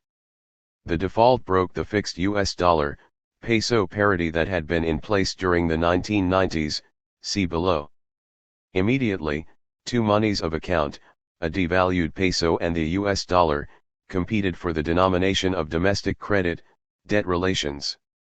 Further confusion was added by their volatile exchange rates. Both the peso and the dollar circulated as currency, but were joined by an array of over a dozen EAS issued by the provincial governments, Patacons, Series I, II and III, Lecups, La Riojas and so on. To these were added luncheon vouchers, tickets, and shopping mall currencies, such as Galerías Pacificos. Informal monetary arrangements, such as the check volateur, flying check, have always played a prominent part in Argentina's large black economy, Powell 2002. But the proliferation of both means of payment and, more importantly, competing and unstable monies of account marked a new level of monetary fragmentation. All debtor-creditor relations have had to be redefined and reassembled time and again since late 2001. In a stark illustration of money's non-neutrality, rioting and several rapid changes of government followed within the space of a few weeks. The current situation has interrelated, long and short-term causes. Obviously, the country's chronic economic underperformance, its political instability and the immediate effects of the 1990s monetary policy are important. But I shall argue that the actual crisis and the character of the ensuing disintegration can be traced to the endemic frailty of the monetary system itself. Although the case cannot be established in detail, I would also suggest that Argentina's long-term economic underperformance is, to a large degree, a result of the monetary system's institutional weakness. In essence, the monetary incapacity is the result of the Argentine state's long-term inability to create and maintain stable relations between itself and its debtors, taxpayers, and creditors, rentiers/bondholders. Consequently, the state has been unable to establish a viable sovereign monetary space in which a robust banking system could flourish and sustain an equally robust peso. To be sure, erratic and eventually stagnant economic development has reinforced the failure to develop a viable money, but the latter's feebleness also has independent social and political causes. The weakness of Argentina's money is the expression of the weakness of its state, which in turn has made it difficult to realize the potential of the country's enviable economic factor endowments. The long-run development of Argentina's economy is a clear example of an underlying long-run non-neutrality of money. The enigmatic nature of Argentine economic development is widely recognized, see, for example, Manzetti 1993, Lewis 1990, Economist, March 2, 2002. At the outbreak of World War I, Argentina ranked amongst the very richest nations in the world, ahead of France and Germany. In many ways it promised to be a South American USA. natural resources, industry, a vital immigrant population and abundant flows of money capital sustained the growth. Its position was maintained throughout the interwar world depression, but by 1990 it had dropped to 70th place. Economist, April 18, 1992. Recent events and the crisis. The 1980s were a dire culmination of 50 years during which annual economic growth barely averaged 1%. Between 1984 and 1988, GDP increased at an annual rate of only 0.3%, unemployment grew rapidly and the decade ended with hyperinflation, Bethel 1993, 61. However, by the end of the 1990s, the country was hailed as an example of the efficacy of strict modern monetary management and the economic liberal orthodoxy of free trade, privatization, and deregulation. The economy grew at an average annual rate of around 6% between 1991 and 1997, the highest in the Latin American region. Economist, March 2, 2002. The recovery was attributed to the new monetary regime, in which the peso was legally fixed at par to the US dollar. With the risk of devaluation and inflation apparently eliminated, foreign investment poured in, as it had done from time to time during the previous century, and produced rapid economic growth. However, there were two problems with the fixed US dollar-peso parity. The first is the general disadvantage of all currency pegging, which removes the option of a flexible exchange rate policy to deal with adverse conditions, with the result that economies become hostages to fortune. Global money markets are well aware that only the weak, out of necessity, take such drastic measures as effectively surrendering monetary sovereignty. Foreign capital was initially lured by the guarantee afforded by the peg, but it nonetheless reacted swiftly and nervously to any unfavorable sign that might lead Argentina to abandon the arrangement, as in 1995. At this time, GDP fell by 4% and a dozen banks collapsed, but the crisis passed. With the collapse of exports and the 1998 recession, it became clear just how much the dollar peg had overvalued the peso. Most importantly, with the dollar-denominated national debt and rising government expenditure in the recession, repayment would soon become too onerous. Over Christmas 2001, Argentina became, for the time being at least, the greatest sovereign defaulter in history, to the tune of $155 billion. Inevitably, devaluation followed the default, with serious consequences for creditors at home and abroad. The second problem was specific to Argentina, but, arguably, it was more fundamental. Dollarization had merely papered over the cracks and disguised Argentina's underlying structural inability to maintain sovereign money based on an effective fiscal settlement and viable domestic banking system. 16 In some respects, the adoption of a US dollar standard was a formalization of what the Argentine elite had been practicing for decades, that is, a tenuous participation in the domestic monetary system and the conversion of their assets into US dollars held offshore. In short, the apparent resolution of the peso's weakness actually exacerbated the long-standing problem. The usual range of orthodox economic explanations of the crisis soon appeared. For example, it was widely held that fiscal laxity and the growth of government expenditure, that is, the size of Argentina's debt, are the most important factors in the debacle. So much is obvious: if the debt had been smaller, then the problem of default would not have loomed so large. Other explanations focused on particular adverse factors, such as the late 1990s recession, exogenous shocks, such as the appreciation of the dollar at a time when Argentina's main trading partner, Brazil, devalued, and so on. Economist, March 2, 2002. However, none of these explains the scale of the actual monetary anarchy that threatens to impede any solution to Argentina's economic problems. The current crisis is an expression of the endemic weakness of Argentina's monetary system, which was, of course, the fundamental reason for the adoption of the high-risk dollarization strategy in the first place. As economic difficulties mounted in the late 1990s, The chronic absence of any trust between the monetary authorities and the population was again revealed. As the economy's balance of payments deficits began to threaten the ability to maintain the fixed dollar standard, the government acted in a characteristic manner. With the aim of maintaining its solvency and ability to service the debt, it sought to confiscate the banking and financial system's reserves by any means it could devise.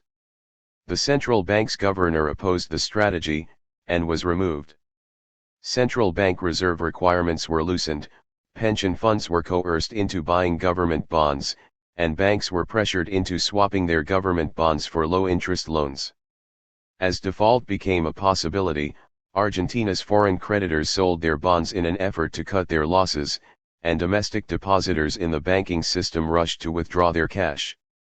To stem the sell-off, interest rates on government bonds were raised to more than 50%, which further increased the need for funds to meet the mounting charges on the debt.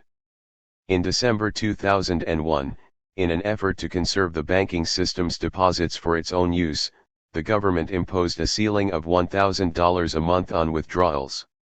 The middle class was outraged at the confiscation of its deposits, and the ensuing shortage of cash impeded the operation of the extensive black economy. Rioting and a political crisis followed the devaluation. In late January 2002, Eduardo Duhalde became Argentina's fifth president within the space of a fortnight. 17. Despite misgivings, the IMF had continued to support the dollarization during the difficulties of the late 1990s, and in a last-ditch attempt to save the situation lent a further $8 billion in addition to the $14 billion provided in January 2001. During 2002, the Argentines asked for more, but the IMF held firm in its refusal to lend until sweeping structural reforms had been made to the monetary and political systems. The implementation of some of the conditions might conceivably improve the situation, for example, the elimination of the local provincial governments' control over their budgets and new local currencies. But such remedies presuppose that which they are intended to produce, a viable sovereign monetary space. The failure of Argentine money. Successful money in modern capitalism consists in the institutionalization of two reciprocal relations between a state and its citizens, taxation and the national debt, denominated in the state's money of account. The two relations are linked in a settlement whose legitimacy is framed in terms of accepted norms of good fiscal practice and credibility that will be sustained. The willingness of the state's creditors to fund further national debt is to a large degree dependent on the state's capacity to secure revenue, in large part through taxation, at a level that creates confidence in the ability to pay interest on, and principal of, the debt. Today, many states' debts are funded to a greater extent than hitherto by foreign holdings of bonds through the global money markets. But the relationship of the state to domestic creditors in its fiscal constitution has been important in securing legitimacy in the most successful modern states. Argentina has failed to forge both these relations, and has become locked into a situation in which the inability to tax effectively has denied its governments access to affordable credit. This impasse was further intensified in the period from Perón to the 1990s by the related weakness of populist pandering through higher wages and fringe benefits to workers in the large state-owned sector. The legacy persists. For at least half a century, no more than half of those Argentines legally required to pay income tax have done so. Manzotti 1993, 135, Lewis 1990, 362. The widespread non-payment does not involve surreptitious evasion so much as a widespread, blatant denial of the state's authority to collect taxes. It is a further indication of the state's weakness in relation to the Argentine capitalist classes that even if made, tax payment is the result of ad hoc bargaining. Lewis 1990, 270. Of course, the corporations have had good reason to mistrust the long sequence of populist authoritarian governments since Perón. In the mid-1970s, for example, it was discovered that the government owed 101 billion pesos of collected taxes to the social security system, but only 48 billion could be traced to the Armed Forces Retirement Fund. Lewis 1990, 273. The corollary of this level of non-payment is the large informal or black economy, Powell 2002. Such sectors are to be found in all societies, but with the exception of some post-communist states, rarely are they so open and extensive as in Argentina. Moreover, the informal operates at all levels of the economy. As in Russia, it is a parallel economy, rather than merely being confined to the lower levels. In the late 1970s, a shanty town was found to have more than 30,000 relatively affluent inhabitants operating a wide range of enterprises, such as shoe and furniture factories, some of which were directly linked to foreign companies. They were illegally tapped into the nearby power lines, and were served by a well-planned network of roads, Lewis 1990, 364. In addition to peso and dollar cash, the informal economy has its own media of exchange, such as the flying checks, check volatility. As in early modern European capitalism, bilateral promissory notes between named transactors circulate, at a discount, for the payment of third parties. Dollar checks drawn on overseas banks also circulate widely as means of payment. It is disadvantageous to hoard cash in a high-inflation economy such as Argentina's, and therefore much of the informal economy's wealth finds its way out of the country to augment the steady export of money from the legitimate sector. In effect, a majority of the population does not have to acquire the official domestic money in order to discharge their tax debt to the state. It is therefore difficult to establish the domestic value of the peso and a payments system based on a trusted domestic banking system. In the absence of a sovereign monetary space, dollarization is almost inevitable. As I have stressed, the memorable alliance with domestic capitalist classes was the foundation of the more successful modern capitalist states. The national debt became the basis for an elastic supply of credit money upon which the capitalist system was established from the 17th century onwards in Western Europe. In this alliance of state and creditor, each has an interest in the strength and long-term survival of the other. States that have depended to a very large extent on foreign creditors have rarely flourished. The Argentine state has never forged a relation of advantaged interdependence between itself and an indigenous capitalist class. The result has been a chronically weak domestic banking and financial system and a fragile peso. Money generated by Argentine capitalism has customarily sought to become dollars and to find itself safely deposited in New York and London.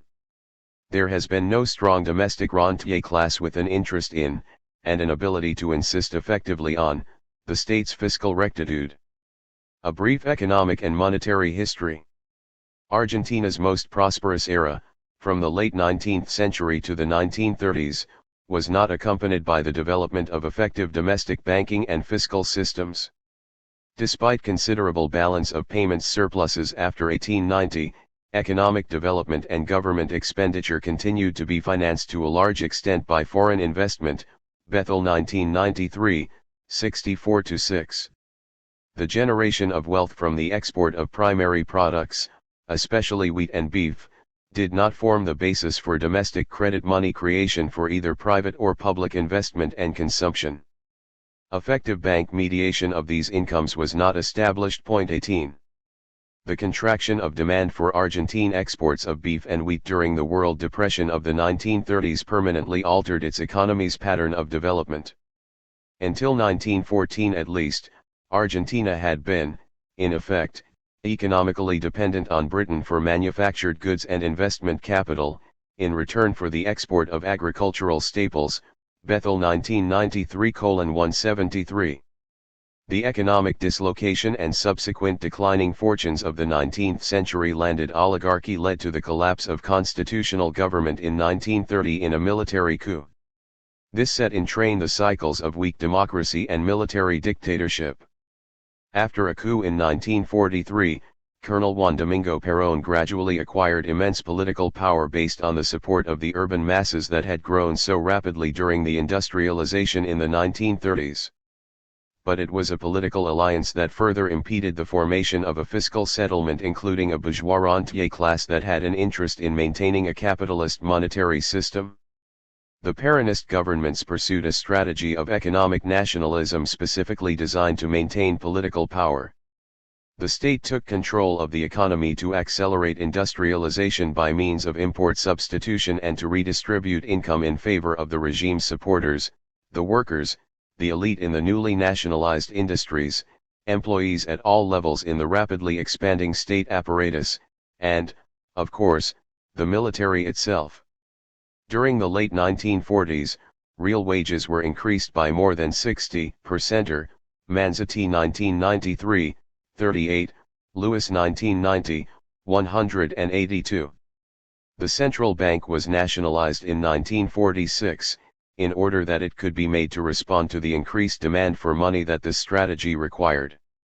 In effect, private money capital was confiscated, all banks were required to register their deposits with the central bank, and no private bank could make a loan without its approval. Private banks making unauthorized loans had their deposits seized, Lewis 1990, 159. In all successful capitalist economies, central banks mediate the relations between the state and its creditors, but Perón effectively removed the possibility that this might develop in Argentina. Perón's regime brought about a massive shift in the balance of power in the structure of monetary relations. Despite rapid inflation, average real family income for wage and salary earners increased by around 15% between 1946 and 1953. For the self-employed in the industrial and mining sectors of the economy, it fell by a similar amount. But money capital suffered more, income from commerce and finance fell 60% and rentiers' returns from interest and dividends by 50%, Lewis 1990, 209. Atypically for an industrializing economy, banking's share of Argentine GDP fell by more than 50% between 1945 and 1972, from the very low comparative figure of 7%. The indigenous financial sector never recovered, Manzetti 1993, 293. The rigid control of imported manufactures was accompanied, ironically, by an accelerating outward flow of money into safe havens abroad. Isolated from any competitive constraint, there was nothing other than Perón's exhortations to prevent the industrial producers and the state employees from exercising the power he had given them to claim an ever-increasing share of the GDP. Not only did wages, salaries, and government budgets increase, workers spent less and less time at work. By 1951, it was estimated that Argentine workers on average took every third day off, in addition to the extra holidays granted by the Perón government, Lewis 1990, 183. The gap between the production of goods and services and the granting of higher wages and salaries widened. And in the absence of any countervailing force in the form of a strong indigenous creditor class with a controlling stake in the money and banking system, the state was able to print the money to meet the demands. In effect, the debtors expropriated the creditors, and the result was annual rates of inflation of at least 30% and the further disaffection of the indigenous capitalist classes, most especially the rentiers and money capitalists. After Perón, the state lost all control of its fiscal and monetary system, it was quite unable to establish a settlement between itself, its creditors and the tax-paying citizens.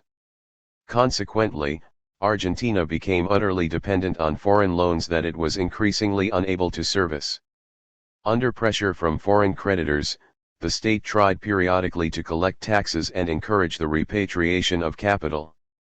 Between 1956 and the late 1980s, 6 amnesties, or whitewashes, of black funds were declared, Lewis 1990, 558.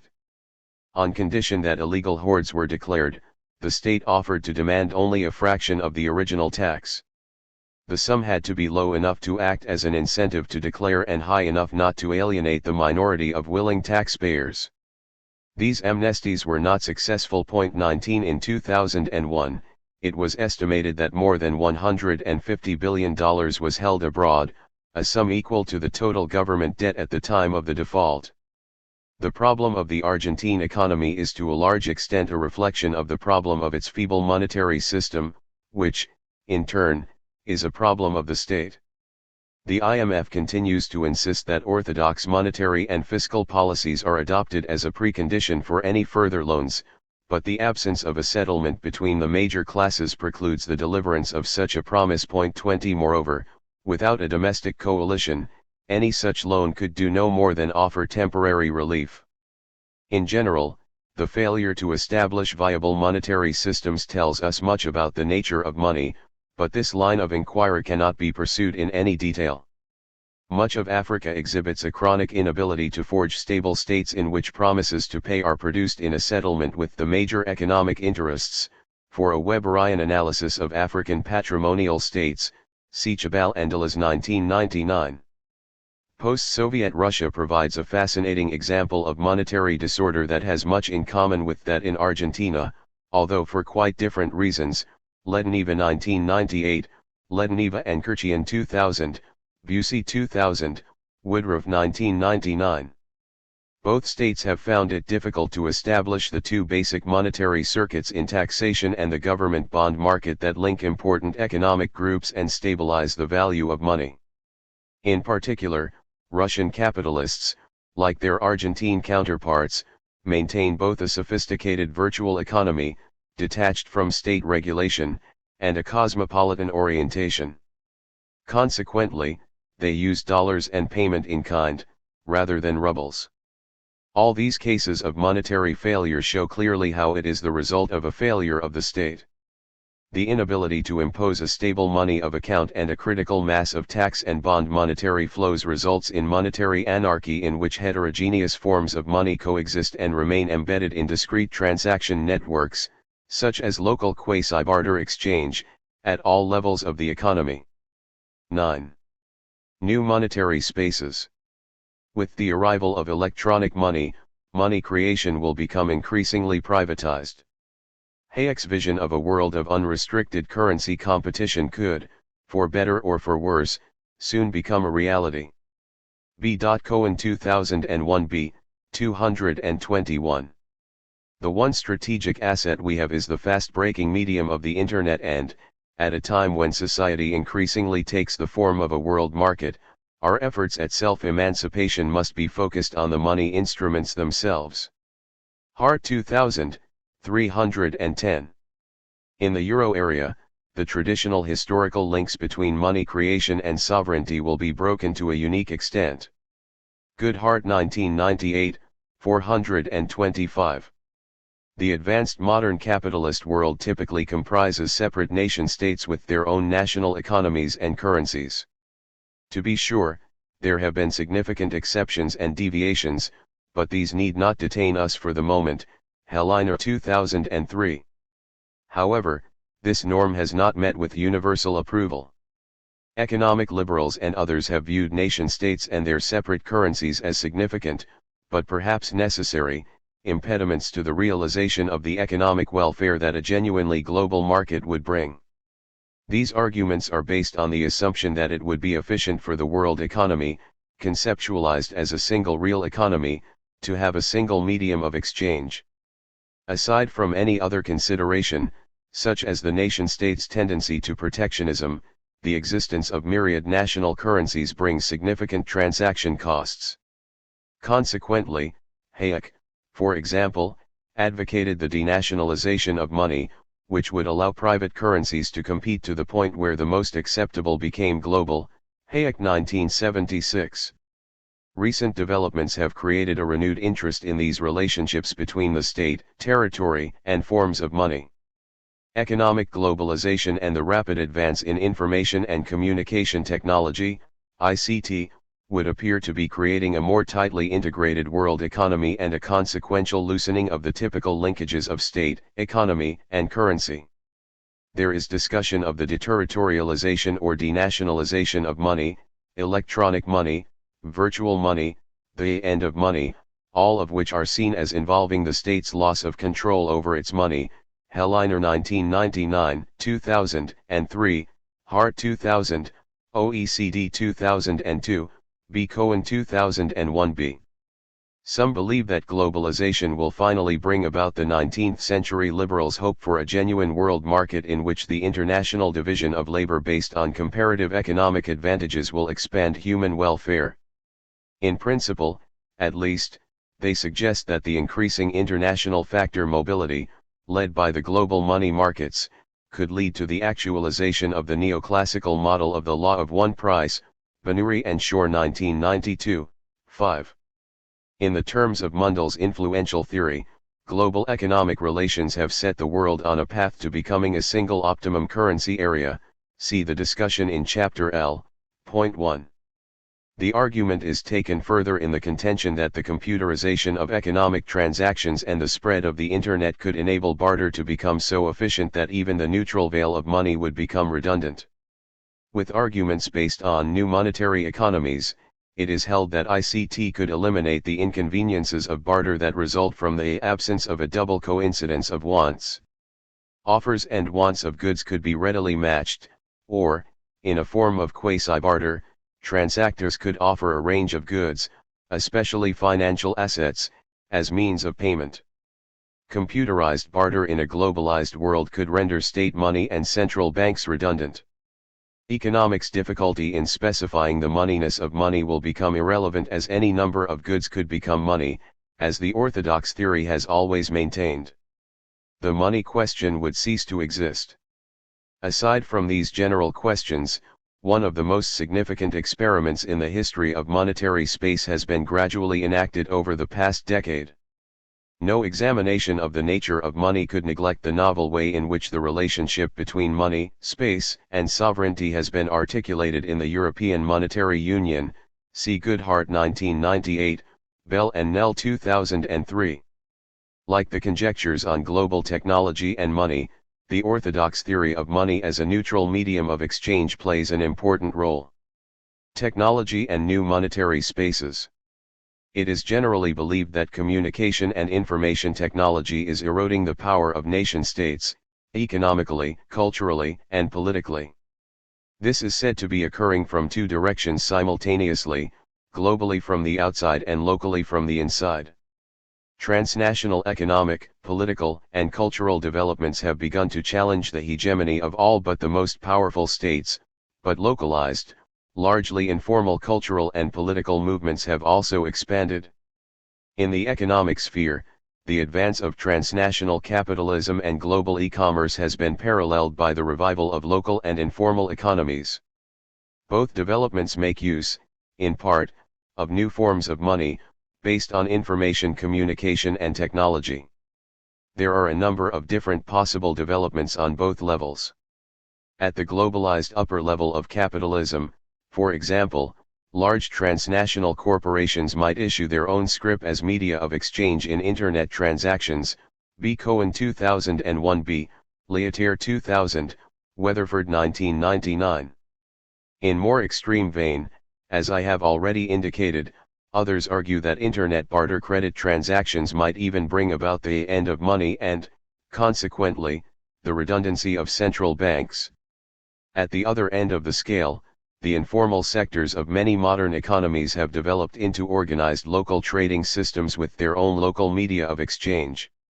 This underlying conception of money is shared by two quite diverse and opposed ideological positions, which both hold to the possibility that a spontaneous order could exist without the state.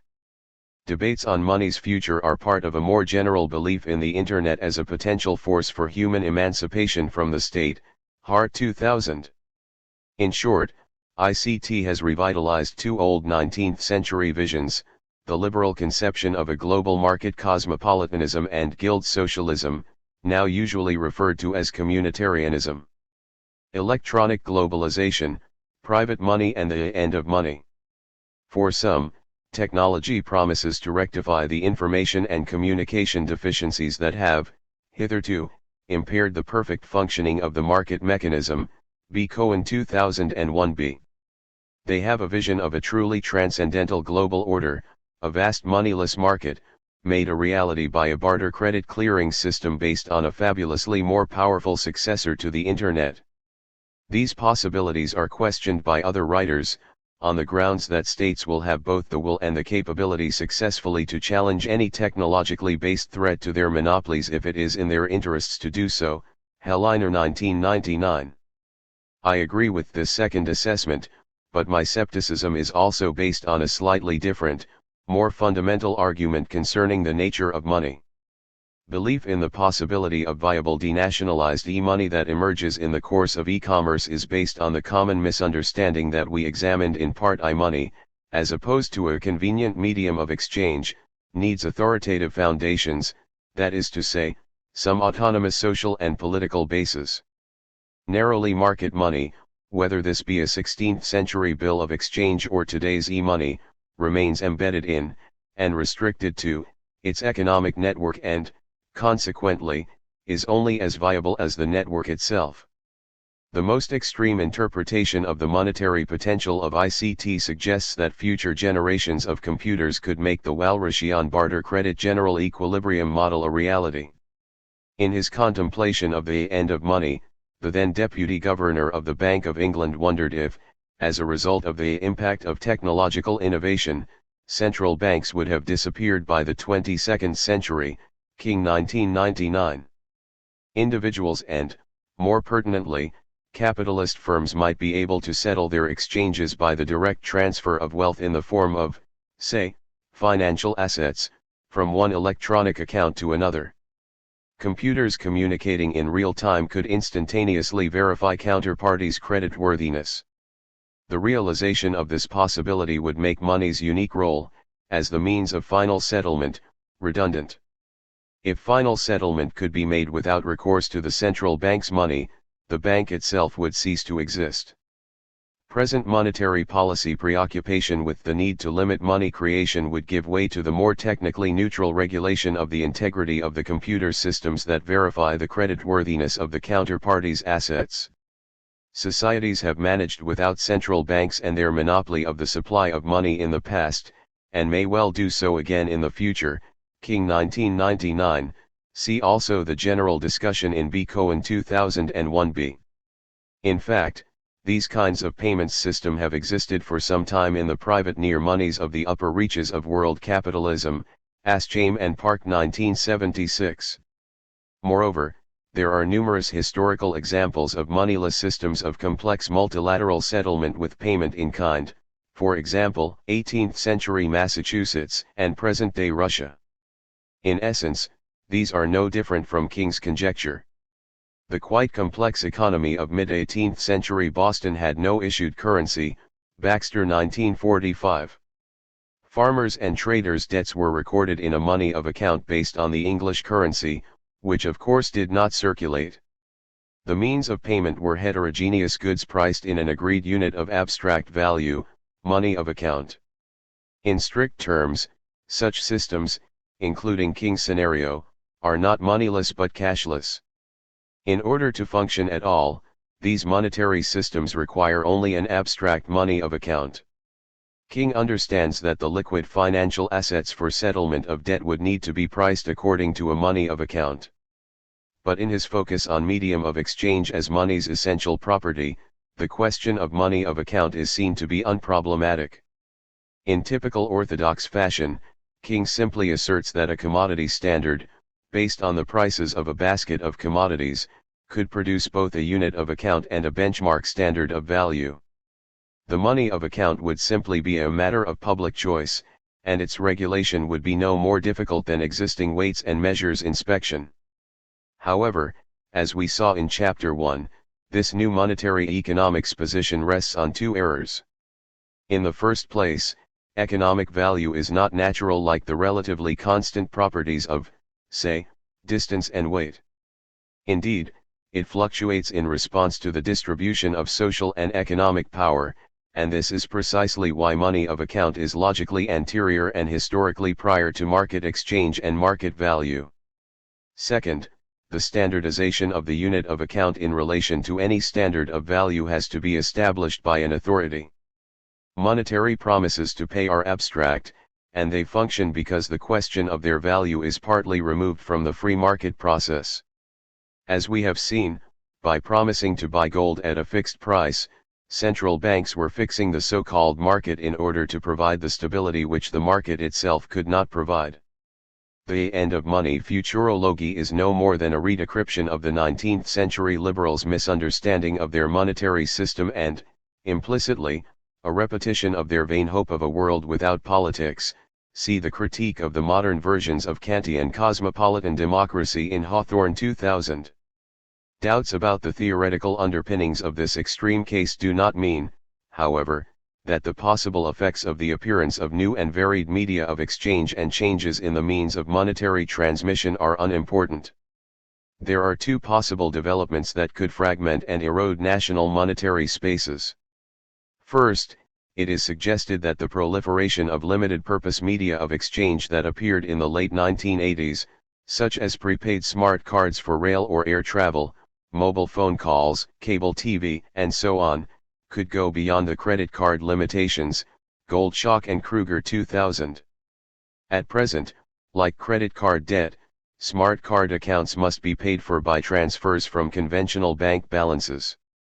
However, the technological possibility exists for balances of the different limited-purpose media to become readily exchangeable one for the other in payment for an ever-widening range of goods. The next generation of PCs will have the necessary smart card slot. For example, a mobile phone company might accept unused rail card balances as payment, Boyle 1999. Indeed, it is in the interests of companies to encourage the formation of such multilateral payment networks. It is argued that as e-commerce became more extensive, these limited media of exchange will begin to take on the function of means of payment and final settlement, and will approach the status of private money, Leotier 2001. The award of loyalty credit for purchases of a range of goods whose suppliers comprise a linked trading network might also operate in a similar way in the production of limited media of exchange. The Internet has enabled these media of exchange to extend their scope, and in the late 1990s a number of so-called cyber currencies emerged, for example, BINs, ePoints, and PayPal, Dreams of a Cashless Society, Economist, May 5, 2000. It is argued that Internet money could spread to a point where it challenged existing state monies. New circuits of spending, based on alternative media of exchange, can evolve that make no use at all of a country's traditional settlement system, rootless money circling in cyberspace indefinitely, B. Cohen 2001 B. 200-1, quoting Solomon 1997, 75. The problem of the absence of trust in cyberspace money is recognized, but it is assumed that it will develop simply as a direct function of the volume of electronic commerce. In Cohen's view, this would be no different from the way in which cigarettes in prisons or chewing gum in post-war Europe became money. See Chapter 1 for a critique of this conception of money as no more than a convenient medium of exchange. Point 2. The same technology might also enable private corporations to issue their own money. The largest global corporations' assets far exceed those of many money-issuing states, and the real goods and services of companies would back the private issue, Leotier 2001, 79. However, there are good reasons to doubt that private corporate money could ever become more than a minor adjunct to state money. Quite simply, the structure and mode of operation of what Brodel called the capitalist jungle is inimical to the creation of corporations with the necessary longevity and trustworthiness to produce money that could successfully compete with states' issue. If the pattern of the 20th century continues, only 1 in 3 of the largest U.S. corporations will survive the next 25 years, Financial Times, April 12, 2001. Moreover, if large corporations periodically behave like Enron and WorldCom did in the early 21st century, it is unlikely that private money would ever secure the necessary legitimacy. Finally, it has not been convincingly demonstrated that it would actually be in the corporation's economic interest to issue money. As the 20th century has shown, even the dominant states whose money has been used globally have found this to be a costly burden, Ingham 1994. However, the most important obstacle to the issue of such private money is that in order to be fungible it would have to be part of a monetary space that is circumscribed by a dominant money of account. Multiple currencies create transaction costs, as Charlemagne realized more than 1,000 years ago in his attempt to bring order to the monetary anarchy created by myriad competing currencies across Europe. In fact, e-money is structurally no different from the multiplicity of local media of exchange, corporate and government scrip and private bank money that existed in all advanced capitalist societies in the 19th century. As we have seen, the heterogeneous forms of the pound sterling money in the 19th century were integrated by their abstract money of account, Rowlandson 1999, 64-5. These different media were displaced not by technological innovation, but by the political interests of states in tax collection and the stabilization of their currency by participation in the international gold standard. On the one hand, states could dictate what form of money was acceptable for taxation, and, on the other, the international gold standard gave the central banks control over the issue of their convertible notes. It is to misunderstand the nature of money to argue that just as early forms of paper monies eventually took on a life of their own, delinked from their specie base, so too might electronic money one day be able to dispense with all such formal guarantees. B. Cohen 2001a, 6, emphasis added. No money can simply take on a life of its own, or have a rootless existence in cyberspace. To think that this is possible is the result of a preoccupation with the form of money and economic transactions, rather than the social and political relations between the issuers and the users. Money is essentially rooted in the money of account and the final means of settlement that is, of necessity, established by an authority. Fundamentally, then, the question of new monetary spaces based on ICT is not technological, or even economic, it is political. Aside from the essential role of an authority in maintaining a money of account and means of final settlement, the extent of any developments in even very limited purpose media of exchange will depend on the state. The European Central Bank, for example, has taken a strong stance with regard to competing private e-money. In addition to requiring that e-money conform to existing banking supervision, including the reserve requirement, the issuers of e-money are, if requested, to be legally obliged to redeem it at par against central bank euros, Ising 1999, quoted in Leatir 2001, 216. In other words, it is the ECB's intention that any new issuers of private e-money become part of the existing banking system. Out of concern for the USA's lead in e-commerce, the Federal Reserve is, as yet, more tolerant of e-money. However, the U.S. Inland Revenue Service has opposed the part payment of income in frequent flyer miles that are potentially transferable, or assignable, means of payment.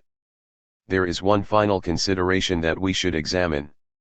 It receives little or no attention in the literature, largely because orthodox approaches assume that money, whatever its form, is neutral in its effects. It is just conceivable that e-money might become a transmission mechanism for currency substitution on an extensive scale for a global financial elite. The Internet might produce a more extensive and promiscuous circulation of national currencies, as occurred in Europe before the consolidation of the state system of the 18th century. Or, could there be, for example, a non-bank version of the 1960s Eurodollar market? 3. The amount of globalized private investment is large and growing at a fast rate, from $1 trillion in 1981 to $4.5 trillion in 1993, to Giessen 1995. Rather than being merely offshore, as they were 40 years ago, the new markets would be in cyberspace. Currency X could be exchanged into e-money, and thence to currency Y and into other liquid financial assets.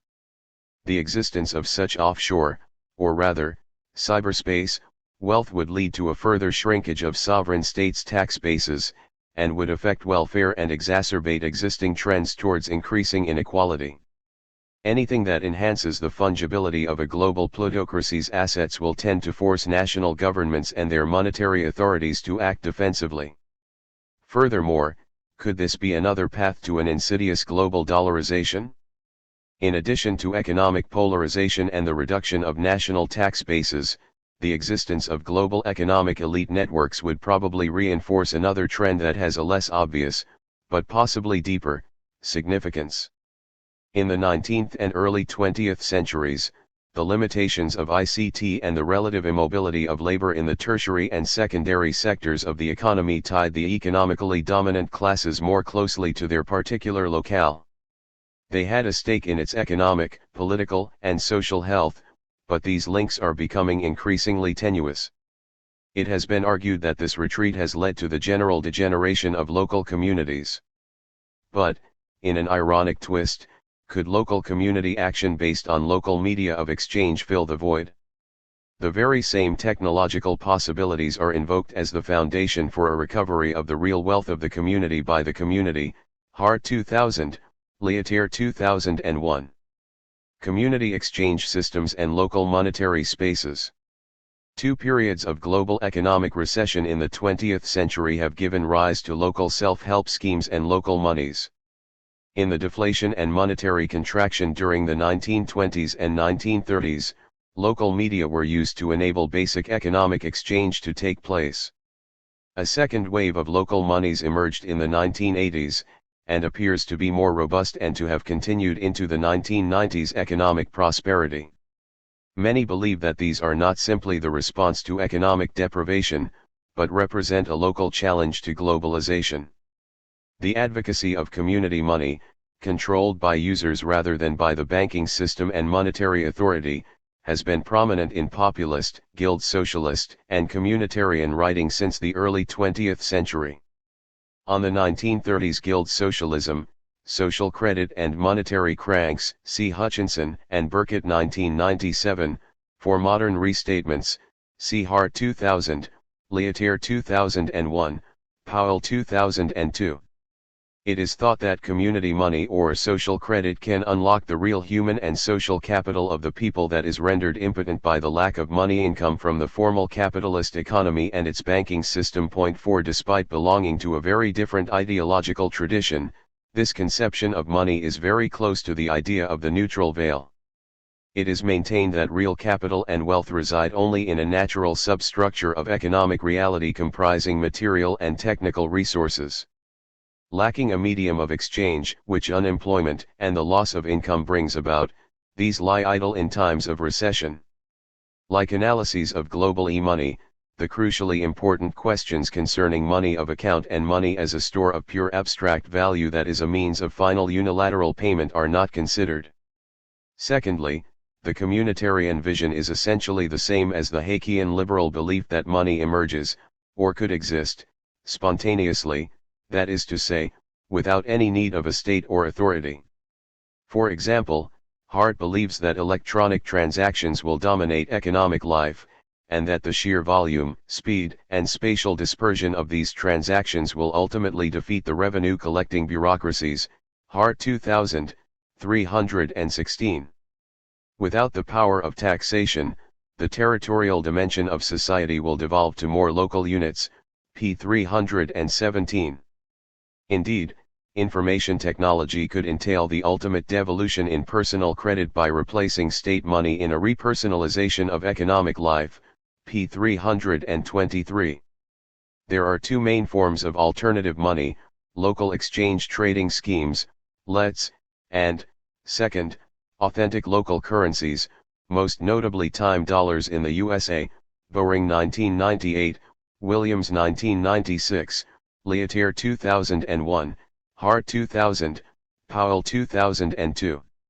For some writers, ICT raises the possibility that these local cells might become connected into strong networks that define economic spaces outside those of national monies and currency blocks.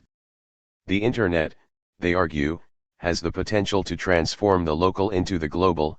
Hart 2000. The original local exchange trading scheme, LETS, was founded in Vancouver in 1983, and there are now more than 2,500 such schemes across advanced capitalist and developing societies. In the UK, for example, the first appeared at Norwich in 1985, but there were 450 schemes in operation by the end of the 20th century. However, with about 30,000 participants and an annual turnover of only £2.2 million, these schemes remain, at present, very marginal to the UK economy, and the situation is not significantly different elsewhere. Strictly speaking, lets are barter credit networks in which offers and wants of goods and services are matched. The schemes occupy a position between simple bilateral barter and a fully developed money economy. Media of exchange credits are usually issued to participants in the form of paper chits that shadow their national currency, but sometimes signal the locality, as in bobbins in Manchester and tails in Canterbury. After a transaction, the media of exchange are placed in local collection boxes or posted to the clearing house where members' accounts are debited or credited. Many systems now make use of the internet for recording and clearing transactions. Let's go some way towards overcoming the well-known impediments to barter trade that occur in the absence of a double coincidence of wants. A level of multilateral exchange and separation of transactions in time is achieved, but the chits do not function beyond a direct representation of the actual goods and services to be exchanged.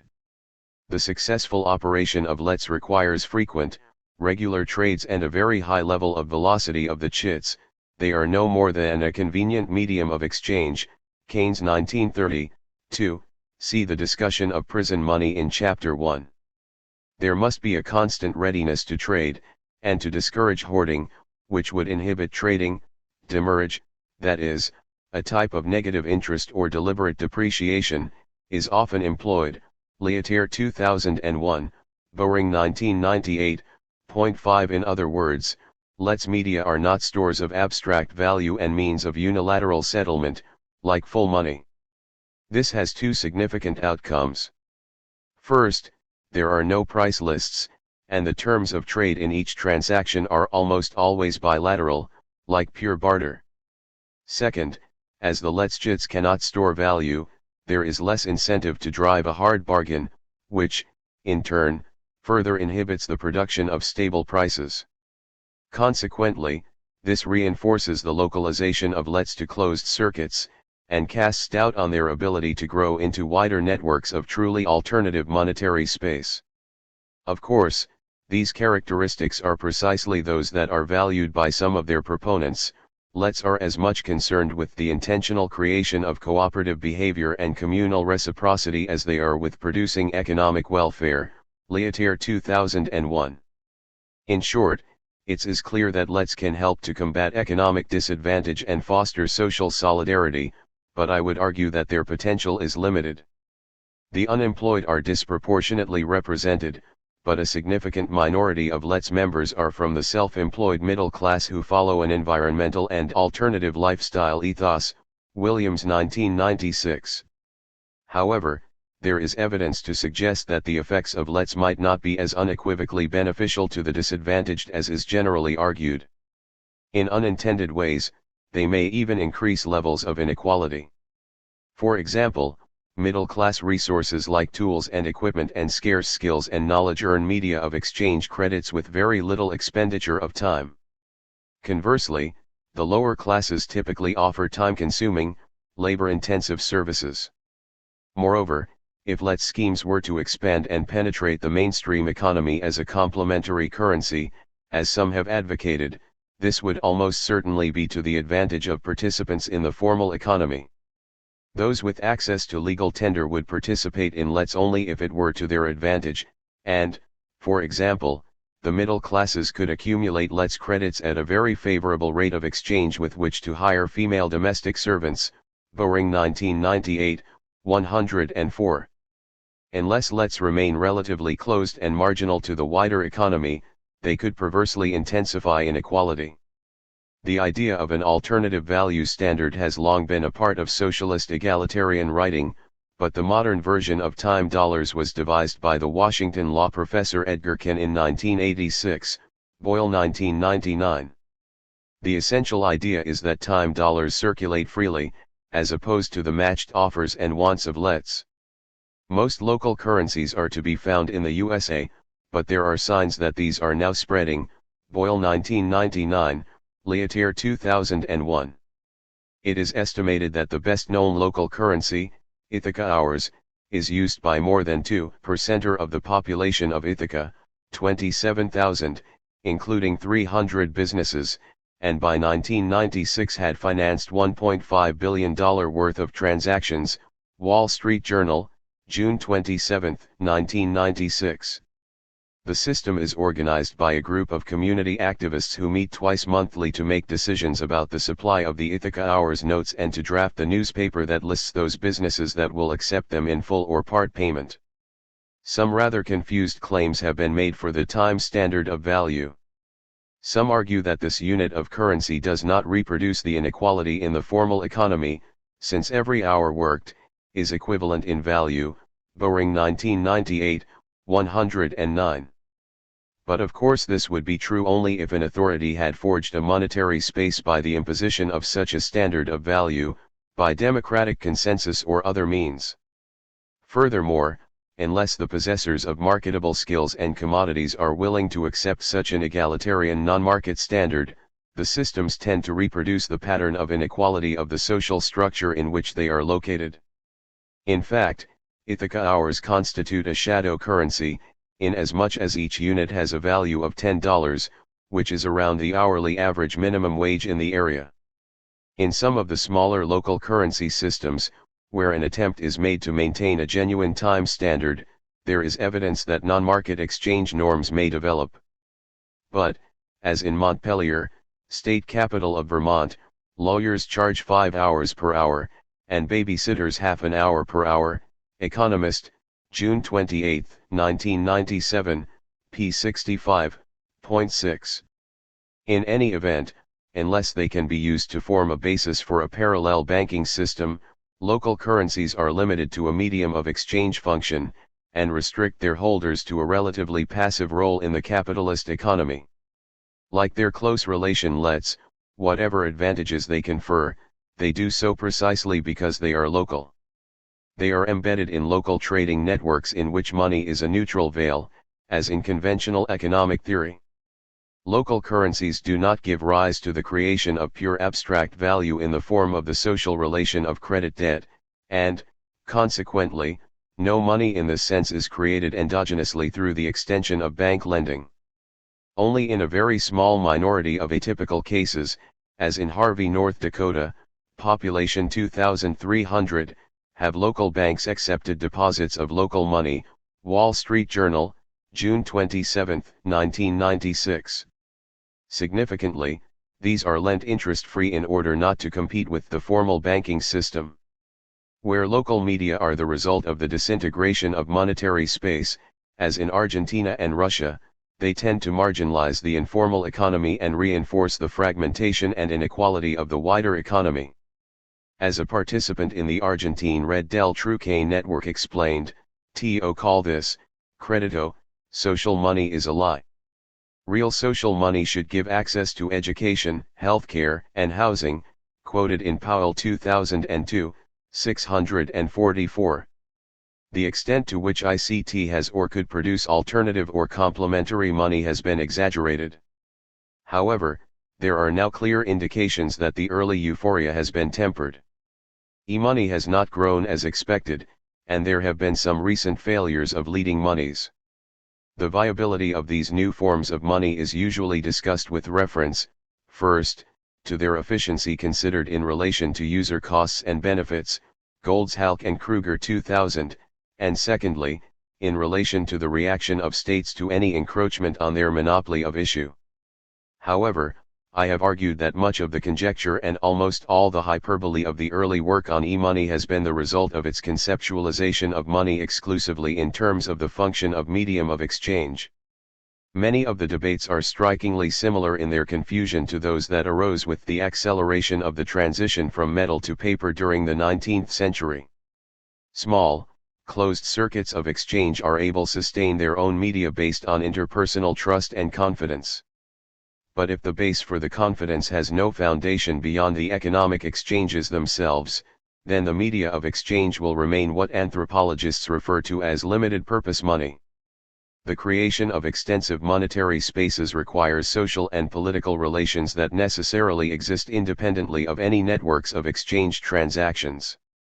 The extension of monetary relations across time and space requires impersonal trust and legitimacy. Historically, this has been the work of states. Monetary space is circumscribed by the authoritative money of account that defines the abstract value that constitutes the legal means of payment for the unilateral settlement of debt. There are compelling theoretical, empirical, and historical grounds for rejecting both the Hayekian conjectures on the advent of truly competitive money and also the Walrasian end of money scenario. The communitarian or socialist vision of the expression of the people's real wealth in their own money is equally flawed. Hart 2311. Narrowly economic relations between people cannot form the basis for monetary space that enables the extension of these relations across time and space. Although the Internet extends the technical capacity to expand the economic exchanges to an almost infinite extent, it cannot provide the monetary space that would enable this to happen. The world cannot be run on Windows, Hawthorne 2000. But, most importantly, the communitarian and cosmopolitan visions share a fundamentally mistaken conception of money, as no more than a symbol of real wealth that resides in the physical, social, and economic resources of the real economy. But, as Weber observed, for money to be money, it has to be scarce and an autonomous weapon in the economic battle. These considerations are fundamentally important in the assessment of arguably the most significant monetary experiment to date, the euro. Europe's single currency. The European single currency, which became fully established in 2002, is almost unique. Goodhart 2003, 195.7. There have been other monetary unions, but possibly only one in which a common currency and independent national budgets coexisted. Furthermore, the Eurozone is the first instance of a group of independently powerful sovereign states voluntarily and formally undertaking to create a new money and to relinquish a good deal of their monetary sovereignty. B. Cohen 2001a.8. It is generally held that monetary union is a logical counterpart to the single European, or common, market. One market, one money is implicit in the orthodox mainstream theory of money as a neutral veil over real exchanges between factors of production.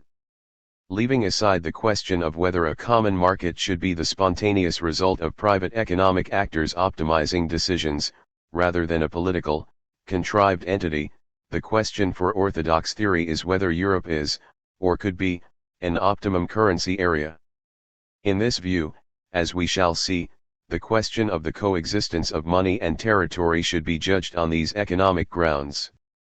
According to the theory, a region is identified as an optimum currency area if its economic factors are internally mobile and also adjust uniformly to an external shock. The labor market is usually seen as the most important, but other factors are increasingly taken into account. Coffey 1993. For example, an area may be considered optimum for a single currency if labor is sufficiently mobile to bring about uniform wage rates. Mundell 1961. These considerations raise the question of the political element of labor market differentials. Variations in the social wage and welfare provision across Europe were the result of the different balances of power between capital and labor in the forging of national varieties of the post-war settlement. Similarly, differences in the UK's labour market regulation and flexibility are frequently cited as reasons for not joining the single currency. Obviously, labour market harmonisation in this broad sense is inherently an even more intractable political problem than, say, the difficulties associated with the common agricultural policy. Understandably, then, the money question remained implicit for some time. Eventually, in 1969, Economic and Monetary Union, EMU, was agreed in principle by the 6 founder members of the European Economic Community, Coffey 1993. However, it was another 20 years before proposals for full monetary integration were put forward by the Dellers Committee, 1990. Soon afterwards, the member states of the European Community signed the Maastricht Treaty, 1992, which contained the blueprint for the single currency monetary system of the euro and the timetable for its introduction. This was completed in the first 6 months of 2002.9. The Maastricht Divorce. As Bell observes, 2003, The Maastricht Treaty is like a divorce contract in which the formerly unified rights and responsibilities for producing the separate sovereign monies of the member states are now split between the independent European Central Bank, ECB, and the member states. The ECB has been given responsibility for monetary policy, that is to say, control of the conditions for producing money. States retain the right to conduct fiscal policy as decided by their independent sovereign parliaments, but within agreed limits. As we have seen, a core element in the production of capitalist credit money is a settlement that specifies the accepted trade-off between, I, the creation of money, through the monetization of state debt, and, 2, the prospects for servicing the debt given by the state's fiscal policy and budgetary position. In short, the question is whether the state's revenue is considered adequate for servicing the level of state debt. In this arrangement, the production of high-powered money through the state's debt is limited by the terms of the settlement between important economic groups, most notably the state's creditors, rentiers, and the potential debtors in capitalist production and consumption, corporations and workers. The creditworthiness of modern states and, consequently, their ability to produce high-powered money to meet the demand from the banking system and the economy is structurally linked to the fiscal system and the money capital, government bond, market. As we have seen, in the new settlement after the resolution of the inflationary crisis of the 1970s, the degree of political maneuverability in the struggle of states with the demands of their citizens has been limited by the attempt to depoliticize money with independent central banks. In effect, the Maastricht conditions take this development a step further, by the creation of a central bank outside any sovereign state. This has the effect of further severing the fiscal and monetary connections in the social relations of production of the euro and of subordinating the fiscal to the monetary. On the money side, the European Central Bank now has the right independently to take those measures that it considers necessary to achieve its primary objective of price stability.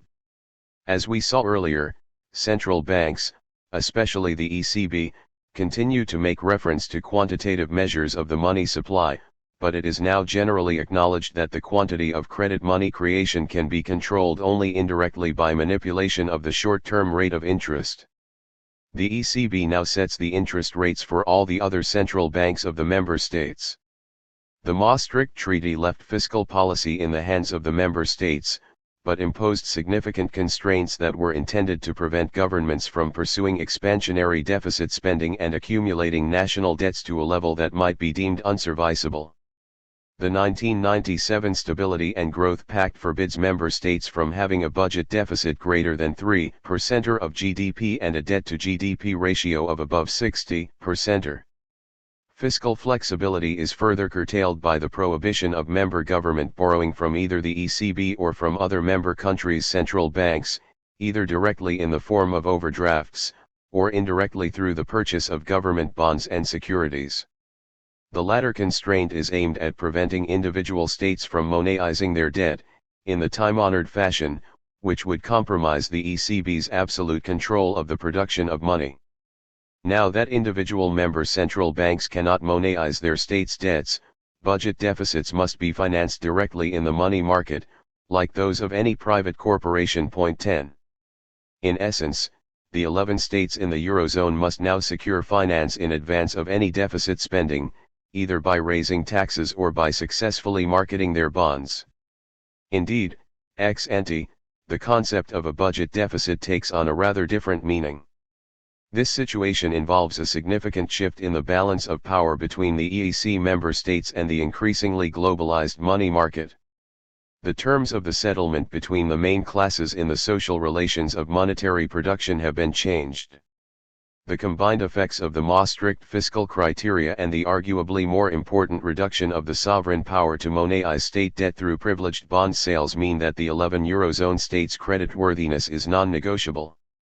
In effect, it is based entirely on a state's pledge to balance its budget to get a zero ex post deficit, so as to protect the banks against the risk of accumulating public debt, Pargues 1999, 72. Moreover, the new arrangements will create a more rigorous hierarchy of creditworthiness amongst the member states, who will have to compete with each other, on a scale of fiscal prudence, to sell their bonds on the money markets. The alternative source of finance is to raise taxes, but not only is this clearly subject to severe political constraints, it would not be an appropriate measure for, say, avoiding a recession. The loss of monetary sovereignty. Renegotiations of the post-World War II fiscal settlements are now widespread across the post-Bretton Woods capitalist world, but nowhere are they more institutionally fixed than in the Eurozone. Here, money is no longer, in Keynes's phrase, peculiarly a creation of the state, Keynes 1930, 4. Rather, the euro will be a pure private money, created at the sole request of private agents by banks obliged to comply with the targets set by the central bank, sustained by the expectations of the financial markets, Pargues 1999, 66.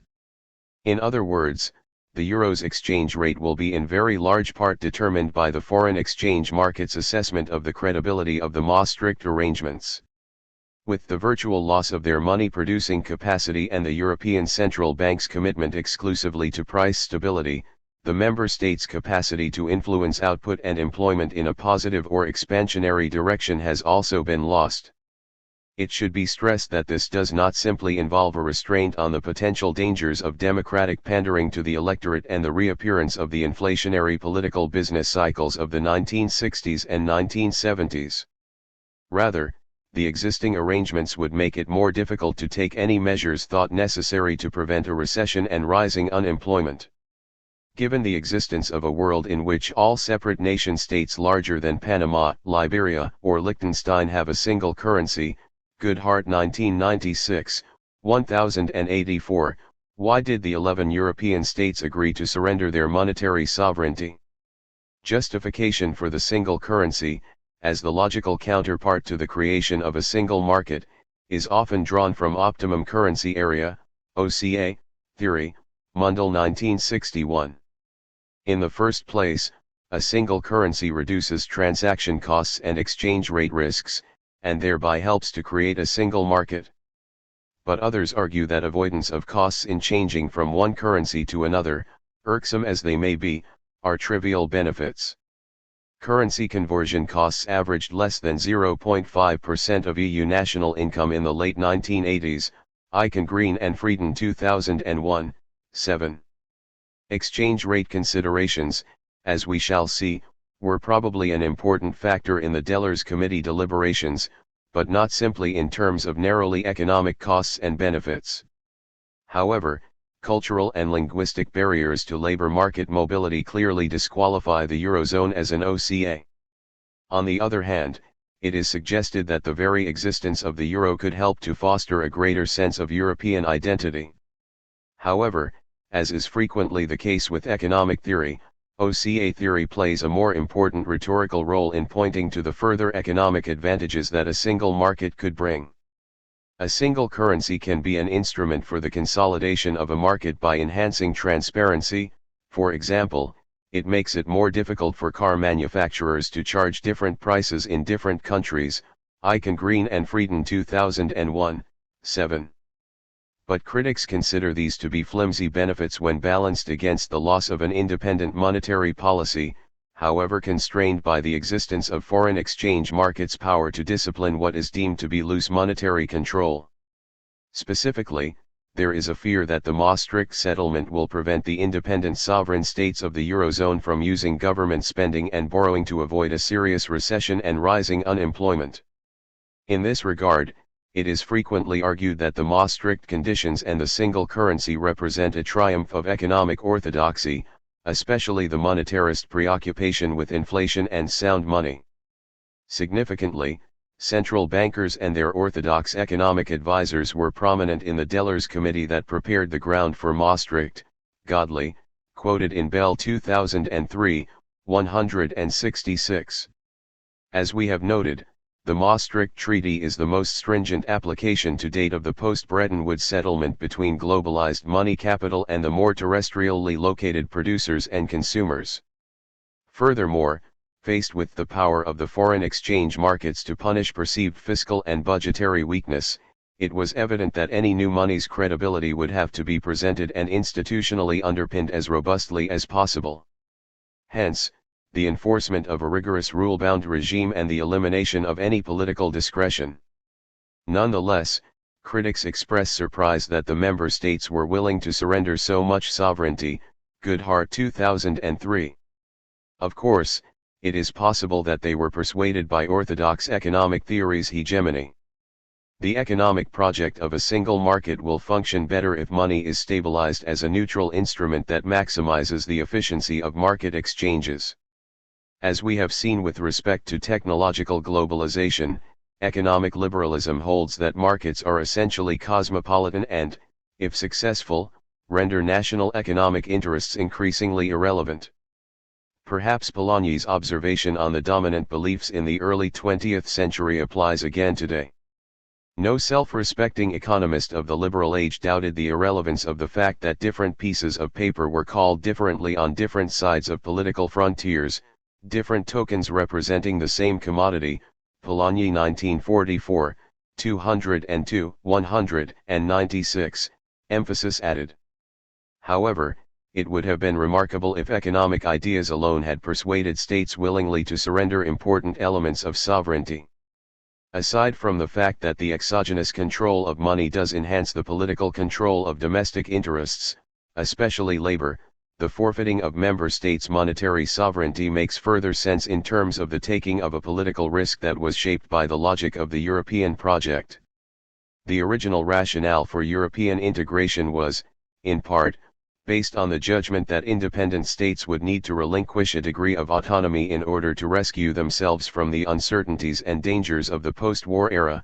Mulward 2000. In those early days, the perceived threats were a return to the deleterious consequences of intense economic rivalry, especially another war in the long sequence of Franco-German conflicts. By the 1970s, however, a further external threat to the European Union appeared in the form of the foreign exchange markets. Whilst there may be transactions cost advantages to be gained and exchange risks to be avoided by using a single currency in a common market, it is far more important to avoid the converse, which may be politically divisive. That is to say, if currencies diverge and exchange rates move unpredictably, as they did with the disintegration of Bretton Woods and the subsequent floating exchange rates in the early 1970s, then the political foundation of a common market is all the more difficult to sustain. In very general terms, the breakdown of the post-war international monetary system had two interrelated consequences for the European project. First, the rapid appreciation of the Deutschmark on the foreign exchange markets in the early 1970s threatened to destroy the European customs union, especially the Common Agricultural Policy, Gutmann 2003, 150.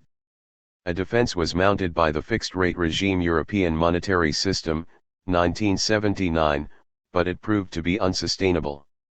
As the foreign exchange markets became more efficient in their speculation, they began systematically to exploit currency weaknesses, perceived or real. The strong Deutschmark remained relatively unscathed, but this created further political problems, in addition to the ever-present threat of disruption of the common market from the foreign exchanges. First, volatile exchange rates created the possibility of exchange rate politics, in which member countries pursued policies of self-protection, for example, the competitive devaluation strategy adopted by the UK, France, and Italy. Second, the credibility and stability of the Deutschmark meant that Europe was falling further under the de facto monetary control of Germany's central bank.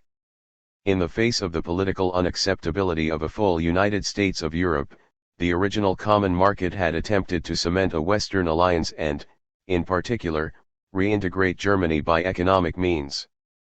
But the globalization of the money markets threatened 3 decades of political endeavor. In these terms, Maastricht was a political risk that was taken in the hope that a further surrender of the state's sovereignty would again be justified by a further rescue. Moreover, there were additional constraints that shaped the Maastricht settlement. Full monetary sovereignty requires institutions by which monetary policy can be agreed and enforced.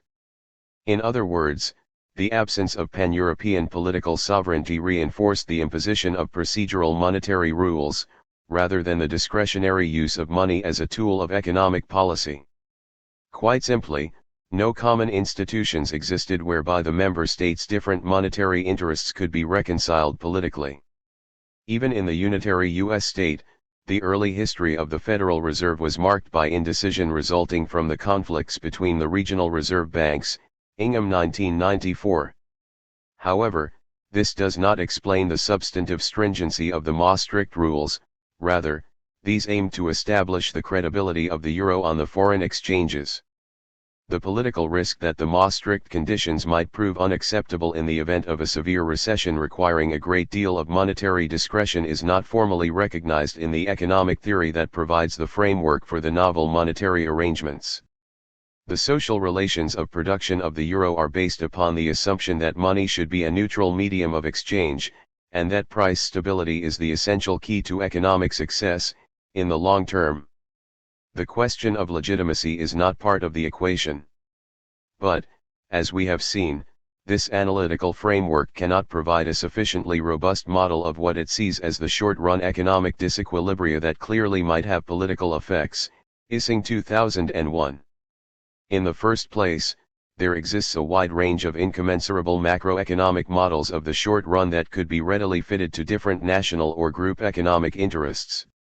Indeed, the UK Chancellor of the Exchequer bases his reluctance to join the single currency on their results. Given the lack of European political sovereignty, this kind of economic divergence would be intolerable. However, this is not to say that this might not occur. Second, the orthodox theory of money has difficulty in comprehending the nature of money's role in two perennial features of capitalist economies, the disorders of deflation and monetary crisis.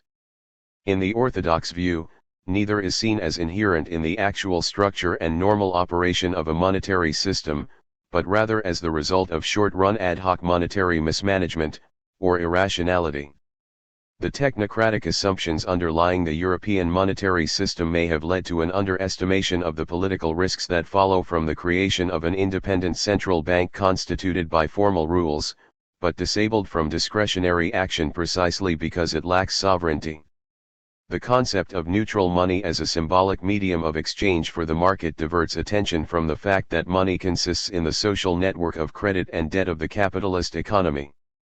Money is constituted by the integrity of the payments system, which, if disrupted by large-scale defaults, may lead to a chain reaction and a monetary crisis. Controlling such events by acting as lender of last resort is, arguably, the most important and indispensable role of a central bank, more so than price stability. Meyer 2001, Goodhart 2003. However, there are doubts that these functions have been made sufficiently clear or robust in the ECB's constitution. Again, this is a consequence of the absence of securely established sovereignty and legitimacy. Gutman 2003. The history of central banking, in particular in the years following the Bank Charter Acts of the 1840s in England, for example, shows very clearly that rules for the production of the necessary money to effect a stabilization have, invariably, to be abandoned in the event of default-induced crises. Kindleberger 1989-1978.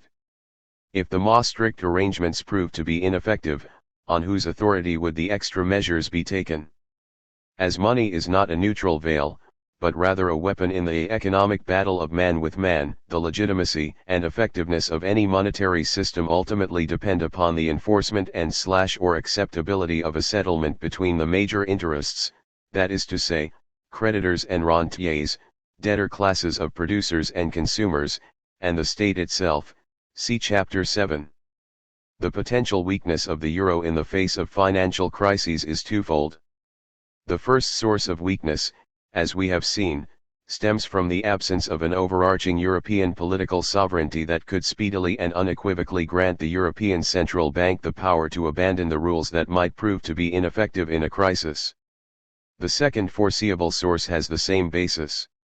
The Maastricht settlement, with its predominantly global creditors and money capitalists, has been imposed on the other major nationally based interests, producers and consumers. Essentially the same regime is to be found across the capitalist world. But nowhere else are the constraints based on such inflexible stringent rules, and nowhere else do they exist in a sovereignty vacuum. In Goodhart's view, the defining moment for the Eurozone will arrive when a major country is required by the treaty to take deflationary fiscal action at a time when its economy is suffering worse stagnation. Goodhart 2003, 194. Any individual state's non-compliance with the Maastricht conditions would effectively remove the credibility and political legitimacy of the euro. The response of the global money markets cannot be assessed with any confidence, but events in the euro's novel monetary space may well help to demystify the nature of money more thoroughly.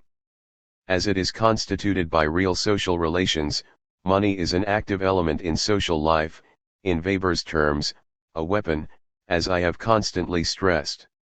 The attribution of real force and efficacy to money does not entail a metaphysical nominalism, or, more prosaically in orthodox economics terms, a money illusion. This appears to be the case only if the economic system is taken to comprise nothing of importance other than the real exchange ratios of commodities, produced by individual optimizing strategies of economic agents. But this weapon, as we noted in the introduction, is not only used despotically by the different interests in the constant economic struggle, it is also a collective resource, that is, infrastructural power. The advance of human society's organizational capacity has been accelerated by changes in the social production of money, most notably by the balance of power between money capitalists and the state in early modern Europe. As Weber also concluded, capitalism thrives on a delicate balance of its economic interests that prevents one group from achieving monopoly dominance. He believed that too great a concentration of power in the hands of one class, labor, producers, rentiers, etc., would inhibit the dynamism of the struggle. Following the conception of money as a neutral medium in a frictionless system of economic exchange, the Maastricht Treaty attempted to decommission the weapon. By doing so, the European Union has temporarily enfeebled itself. The logic of the situation suggests, but of course can never determine, that it regains the power by placing its money in the hands of a sovereign body. Concluding remarks. Inquiry into the nature of money was one of the most serious casualties of the increasing separation and fragmentation of the social sciences that was set in train around the turn of the 19th and 20th centuries.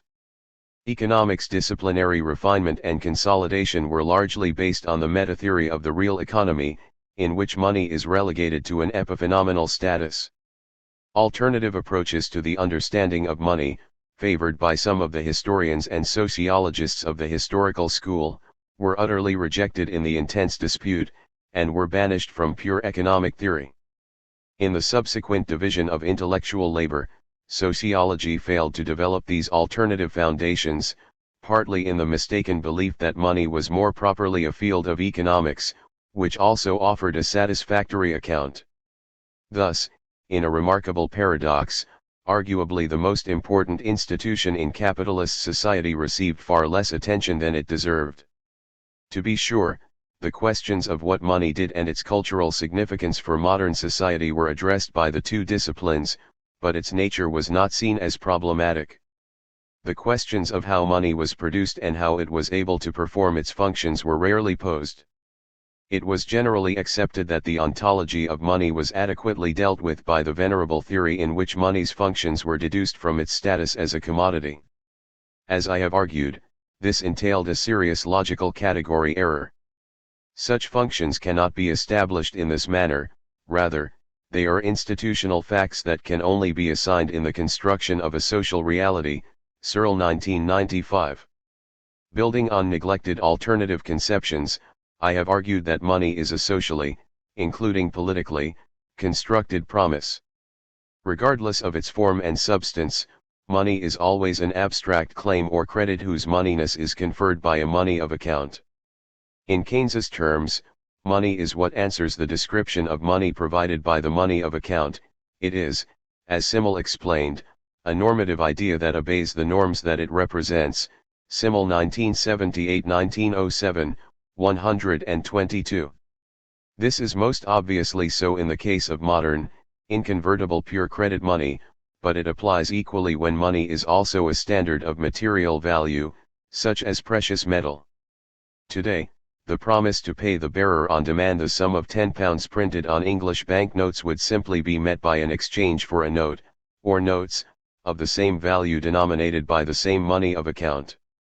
Contrary to the widely held belief, the exchange under a precious metal monetary standard was essentially the same. The note was exchanged for a weight of gold that was constituted as money by its authoritatively fixed price in the money of account. X ounces of gold equals £1 sterling, or $1. The note and gold were different forms of the same thing, a pound, or a dollar. However, I have also argued that money is not merely socially produced, by mints, central banks, etc. It is also constituted by the social relation of credit, debt. All money is debt insofar as issuers promise to accept their own money for any debt payment by any bearer of the money. The credibility of the promises forms a hierarchy of monies that have degrees of acceptability. The state's sovereign issue of liabilities usually occupies the top place, as these are accepted in payment of taxes. After moneyness has been established by the issuer's money of account and embodied in a particular form, metal, paper, electronic impulse, etc., only then does it take on the status of a commodity that may be bought and sold, for example, in foreign exchange markets. In other words, once money has been produced, then economic analysis is applicable, but it is essential to understand that it cannot explain the existence of money. Furthermore, economic analysis of the exchange value of money for goods, or for another money, needs to be supplemented by sociological analysis, because the scarcity of money is socially and politically determined. At the macro level, the supply of money is structured by the rules and norms governing fiscal practice, for example, sound money principles, which are the outcome of a struggle between economic interests in which economic theory plays a performative role. In capitalism, the pivotal struggle between creditors and debtors is centered on forging the real rate of interest, nominal rate minus inflation rate, that is politically acceptable and economically feasible. On the one hand, too high a real rate of interest will deter entrepreneurial debtors and inhibit economic dynamism. On the other hand, too low a rate or, more seriously, a negative rate of interest, inflation rate in excess of nominal interest rate, inhibits the advance of money capital loans, Smith in 2003. Weber's emphasis on money's status as a weapon in the economic battle directs attention to its political nature. This element is entirely absent from all orthodox economic analysis, which, I would stress, is tacitly endorsed by the other social sciences. This lacuna is the result of the apolitical conception of politics that is to be found in the mainstream economic metatheory and, surprisingly as it may appear to some, the Marxist counterpoint. The conception of money as a neutral instrument that underlies all modern macroeconomic monetary analysis and practice by governments and their central banks derives from this foundation. Some of the errors that this can give rise to were examined in chapters 7, 8, and 9. Here, I wish briefly to elaborate the point in a more general way. The basic elements of the meta-theoretical foundations of modern economics are to be found in Aristotle's Ethics. Here, the purpose of economic activity should be the gaining of utility through production and exchange. Money should be no more than a neutral medium for the attainment of this end. The creation of and hoarding of value in the form of money, as an end in itself, was anathema. Aristotle deplored the fact that money could be a means of domination, and argued that it need not be so. For the most part, modern economics did not explicitly endorse the ethical element, but inherited, albeit unwittingly in the case of most modern practitioners, the analytical framework. By the 19th century it was widely accepted that money was the neutral veil behind which lay a fundamental substratum of human material existence which consists in the propensities of the factors of production and the utility of commodities. In modern orthodox theory, this elementary core of the economy is modeled in terms of individually rational decisions about the marginal productivity of the factors and the marginal utility of commodities. These are mathematically formalized as supply and demand schedules of representative agents for particular commodities and in general equilibrium models of the economy as a whole. At most, money exists as an arbitrarily chosen commodity that is given a numerical value, numeraire, that enables the formal models to operate.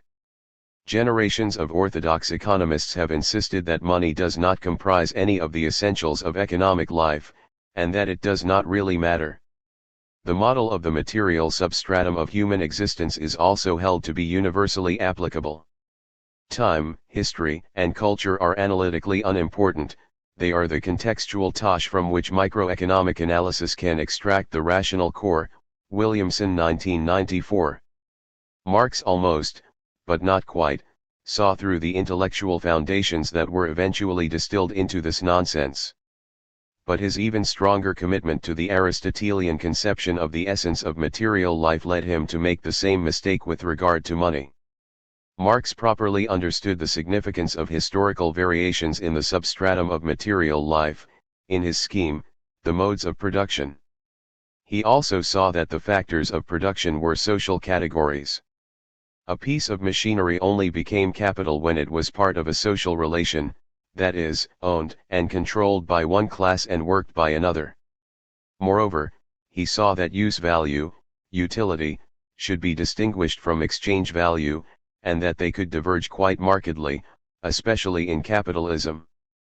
But, following Aristotle, he held that these two values should be commensurate. Utility should determine value, as it was thought to do in the natural exchange economy of independent producers. To his credit, Marx saw that economic theory could not resolve these questions, because it was unable to see that the factors of production in capitalism were actually social classes, and therefore that the relations between them were social relations of conflict. It was the capitalist social relations of production that led to the dominance of production for exchange with no thought for collective social utility or welfare. Following Aristotle, Marx deplored the fact that the purpose of human labor had become the pursuit of money in order to make more money. Suboptimal welfare is to be seen, in large part, as being socially produced by the collective irrationality that results from the contradictions of the capitalist mode of production and class conflict. Marx provided a Hegelian answer to the problem. He claimed to be able to discern its transcendence in the trajectory of history that would lead to the overcoming and eradication of the alienating, conflicting and unnatural social categories and consequently of the contradictions. A final struggle would remove the bourgeois social relations of production to reveal the natural material substratum in which value could then be expressed in the only possible and true way, that is, as the unmediated and undistort value of human labor. The politics of the economic battle would have come to an end, because the labor theory of value had been actualized. If it had a place in true communism, money would be no more than the expression of these real values based on labor time. However, as Schumpeter understood, the substratum of the natural economy, in which money need be no more than a convenient medium of exchange, is a circular flow that does not have any inherent dynamism. In most orthodox economic theory, and some versions of determinist Marxism, any source of dynamic change, such as technology, is exogenous to the model of the economy. Marx did not see, or rather admit, just how problematic was his vision of a socialist society which retained the capacity to continue dynamically to transform nature and expand human welfare. He knew full well that the bourgeoisie had played a necessary progressive and dynamic role in developing the forces of production, but there is no sustained consideration of how this might be continued in their absence. The details of the serious weaknesses need not detain us here, but Marx's true communism presupposes two essential elements: first, that the products of human labor be exchanged at their real values; second, that the true democracy, which the removal of bourgeois society would reveal, would consist in an equally natural consensus on the welfare it wished to maximize. Despite the superficial antinomy, this simplistic vision has much in common analytically with the bourgeois economic theorists' late 19th century solution. There is a real economy in which commodities are able to exchange at their real values, and there is a knowable and uncontested future, based on either economic man's perfect information or the proletariat's objective interests. Consequently, there is no politics. Neither is there any money. In short, both models have a singularly poor grasp of modern capitalism. The first step to a better understanding is to recognize the fact that there are two interdependent, but relatively autonomous, sides to all money economies which differ qualitatively from the mythical barter of the real economy. The antagonistic interdependence between the two is a major source of capitalism's dynamic character. Obviously, technological innovation can be dynamic only if it is financed speculatively into an unknowable future. Abstract promises to pay make this possible. This is accomplished, according to Schumpeter, by a particular class, which is defined by its status as debtor, the entrepreneurs. But it is not simply a matter of debt, as Weber explains. If someone helps out a peasant by giving him seed and demands an increment in return, or if the same is done in the case of money loan to a household to be returned with interest, we would hardly want to call this capitalistic, Weber 1978, 96. Nor is the simple profit gained through buying cheap and selling dear or marking up a sale price in excess of costs essentially capitalistic. Rather, capitalist practice entails the continuous comparison of the rate of interest on money loans with the profitability of enterprise, Weber 1978, 97. As we have seen, Wicksel's version of the real economy model posits a natural rate of interest, that is to say, both the money rate of interest and the profitability of enterprise are brought together by the real marginal productivity of the factors of production. This was critically examined in Chapter 1, see also Smith in 2003. We have suggested a sociological alternative in which the two sides of the economy, entrepreneurial, and consumer, debtors, struggle with creditor capitalists over the real rate of interest.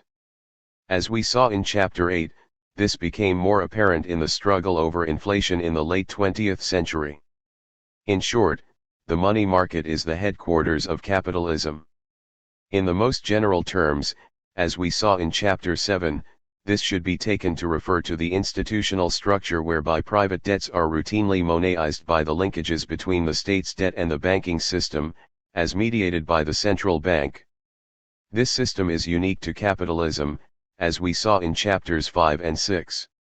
The elastic creation of credit money through the acts of lending in the hierarchy of debtors topped by the state's liabilities, or high-powered money, is the means by which other dynamic elements in the capitalist economy can be actualized. However, the relations between debtors and creditors are also the source of the system's fragility, through inflation and deflation.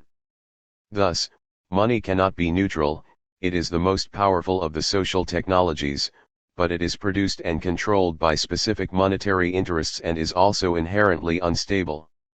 Consequently, the pronouncements of central bankers and their expert committees have become the most important signals upon which the money markets make their judgments about the creditworthiness of the most important debt, the states. These judgments establish a rate of interest on long-term state debt that is the benchmark for all the other rates upon which the rest of the capitalist system depends. In short, I would suggest that orthodox economic theory has inverted the actual relationship between the two sides. To be sure, income and revenue must be generated by the production and sale of commodities, but this takes place in conditions largely dictated by money. Finally, one should note that if the money side is not sufficiently robust in its own right, regardless of the so-called economic fundamentals and factor endowments, then, as the Argentine example shows, the performance of an economy will be impaired. In other words, in the place of the labor theory of value and economic orthodoxy's real theory, I have tentatively disinterred the social theory of value that I detect in Weber's sociology. Its development is the next most pressing task, see also Smith in 2003. Weber's heirs in their sociological orthodoxy have failed to do this, rather, they have translated his insights into a more narrowly sociological analysis of class. To be sure, this aspect of Weber's work was in many ways an extension and generalization of Marx's conflict models, but without the unremittingly materialist anchor of the labor theory of value. The complex struggles between and within and across the two sectors of the economy determine the production of money or its value. But there is no determinate outcome dictated by the reality of an objectively constituted economic substratum comprising natural rates of interest, employment, etc. In the socialist calculation debate on whether efficient monetary calculation would be possible under a planned socialist economy, Weber, in typical fashion, disagreed with both sides. On the one hand, he implicitly exposed the inadequacy of the real economy model that lay behind the socialists' advocacy of money based on labor time. See also the discussion in Chapter 9. The exchange of a socially agreed quantity of labor for specific goods would not only be barter, but also could not produce the necessary rational calculability, Weber 1978, 80. On the other hand, he also dismissed the Austrian economic theorists' argument that this was an epistemological and cognitive problem, in that we could never have sufficient information to make the calculations necessary for a viable planned economy.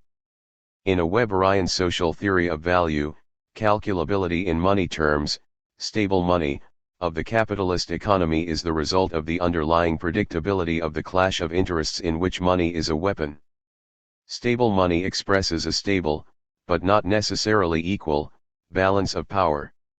Finally, as I have stressed, orthodox economic theory, based on the real economy, serves ideologically to mask this conflict and its essential role by naturalization and the universalization of money. In addition to the continued attempt to anchor money in the natural proclivities and propensities of the real factors of production, the mainstream view asserts the neutrality of money in, for example, the universal and equally borne costs of inflation, see Chapter 7. This is political, in the sense of struggle and conflict that cannot be resolved by the real model, Marxist or orthodox. However, an obvious question remains, which brings us full circle. It is one thing to say that money is socially constructed as a reality in a process of conflict and struggle, but this does not address the obvious and practically more important question, posed by both Marx and the orthodox economists, including this time Keynes, of how this might best be done. Or, more pertinently, one might ask whether this is a valid question in the sense that there exists an answer. Socialist and related communitarian solutions based on a labor theory of value, and the implicit claim in orthodox economic theory that a socially optimal outcome is the result of egotistical utility maximization, simply evade the question by bracketing the role of money. Keynes and others brought the question of the production and management of money to the forefront of political discourse during capitalism's hitherto most fragile era between the two great 20th century wars, as did the monetary populists and cranks whose work he, significantly, took seriously. Since then, the question has been put aside by the retrogression in economic understanding that has followed the rebalancing of power in the production of money in the wake of the great inflation of the 1970s. Having posed this most intractable of questions, I propose also to close, or rather postpone, the discussion. However, I will offer two observations. First, whatever claim is made to have found the best solution to the questions of how, and how much, money is created, we can be certain that it is not the only one, and that it was arrived at after an essentially political struggle for economic existence between different interests. Second, without such a struggle money cannot have value.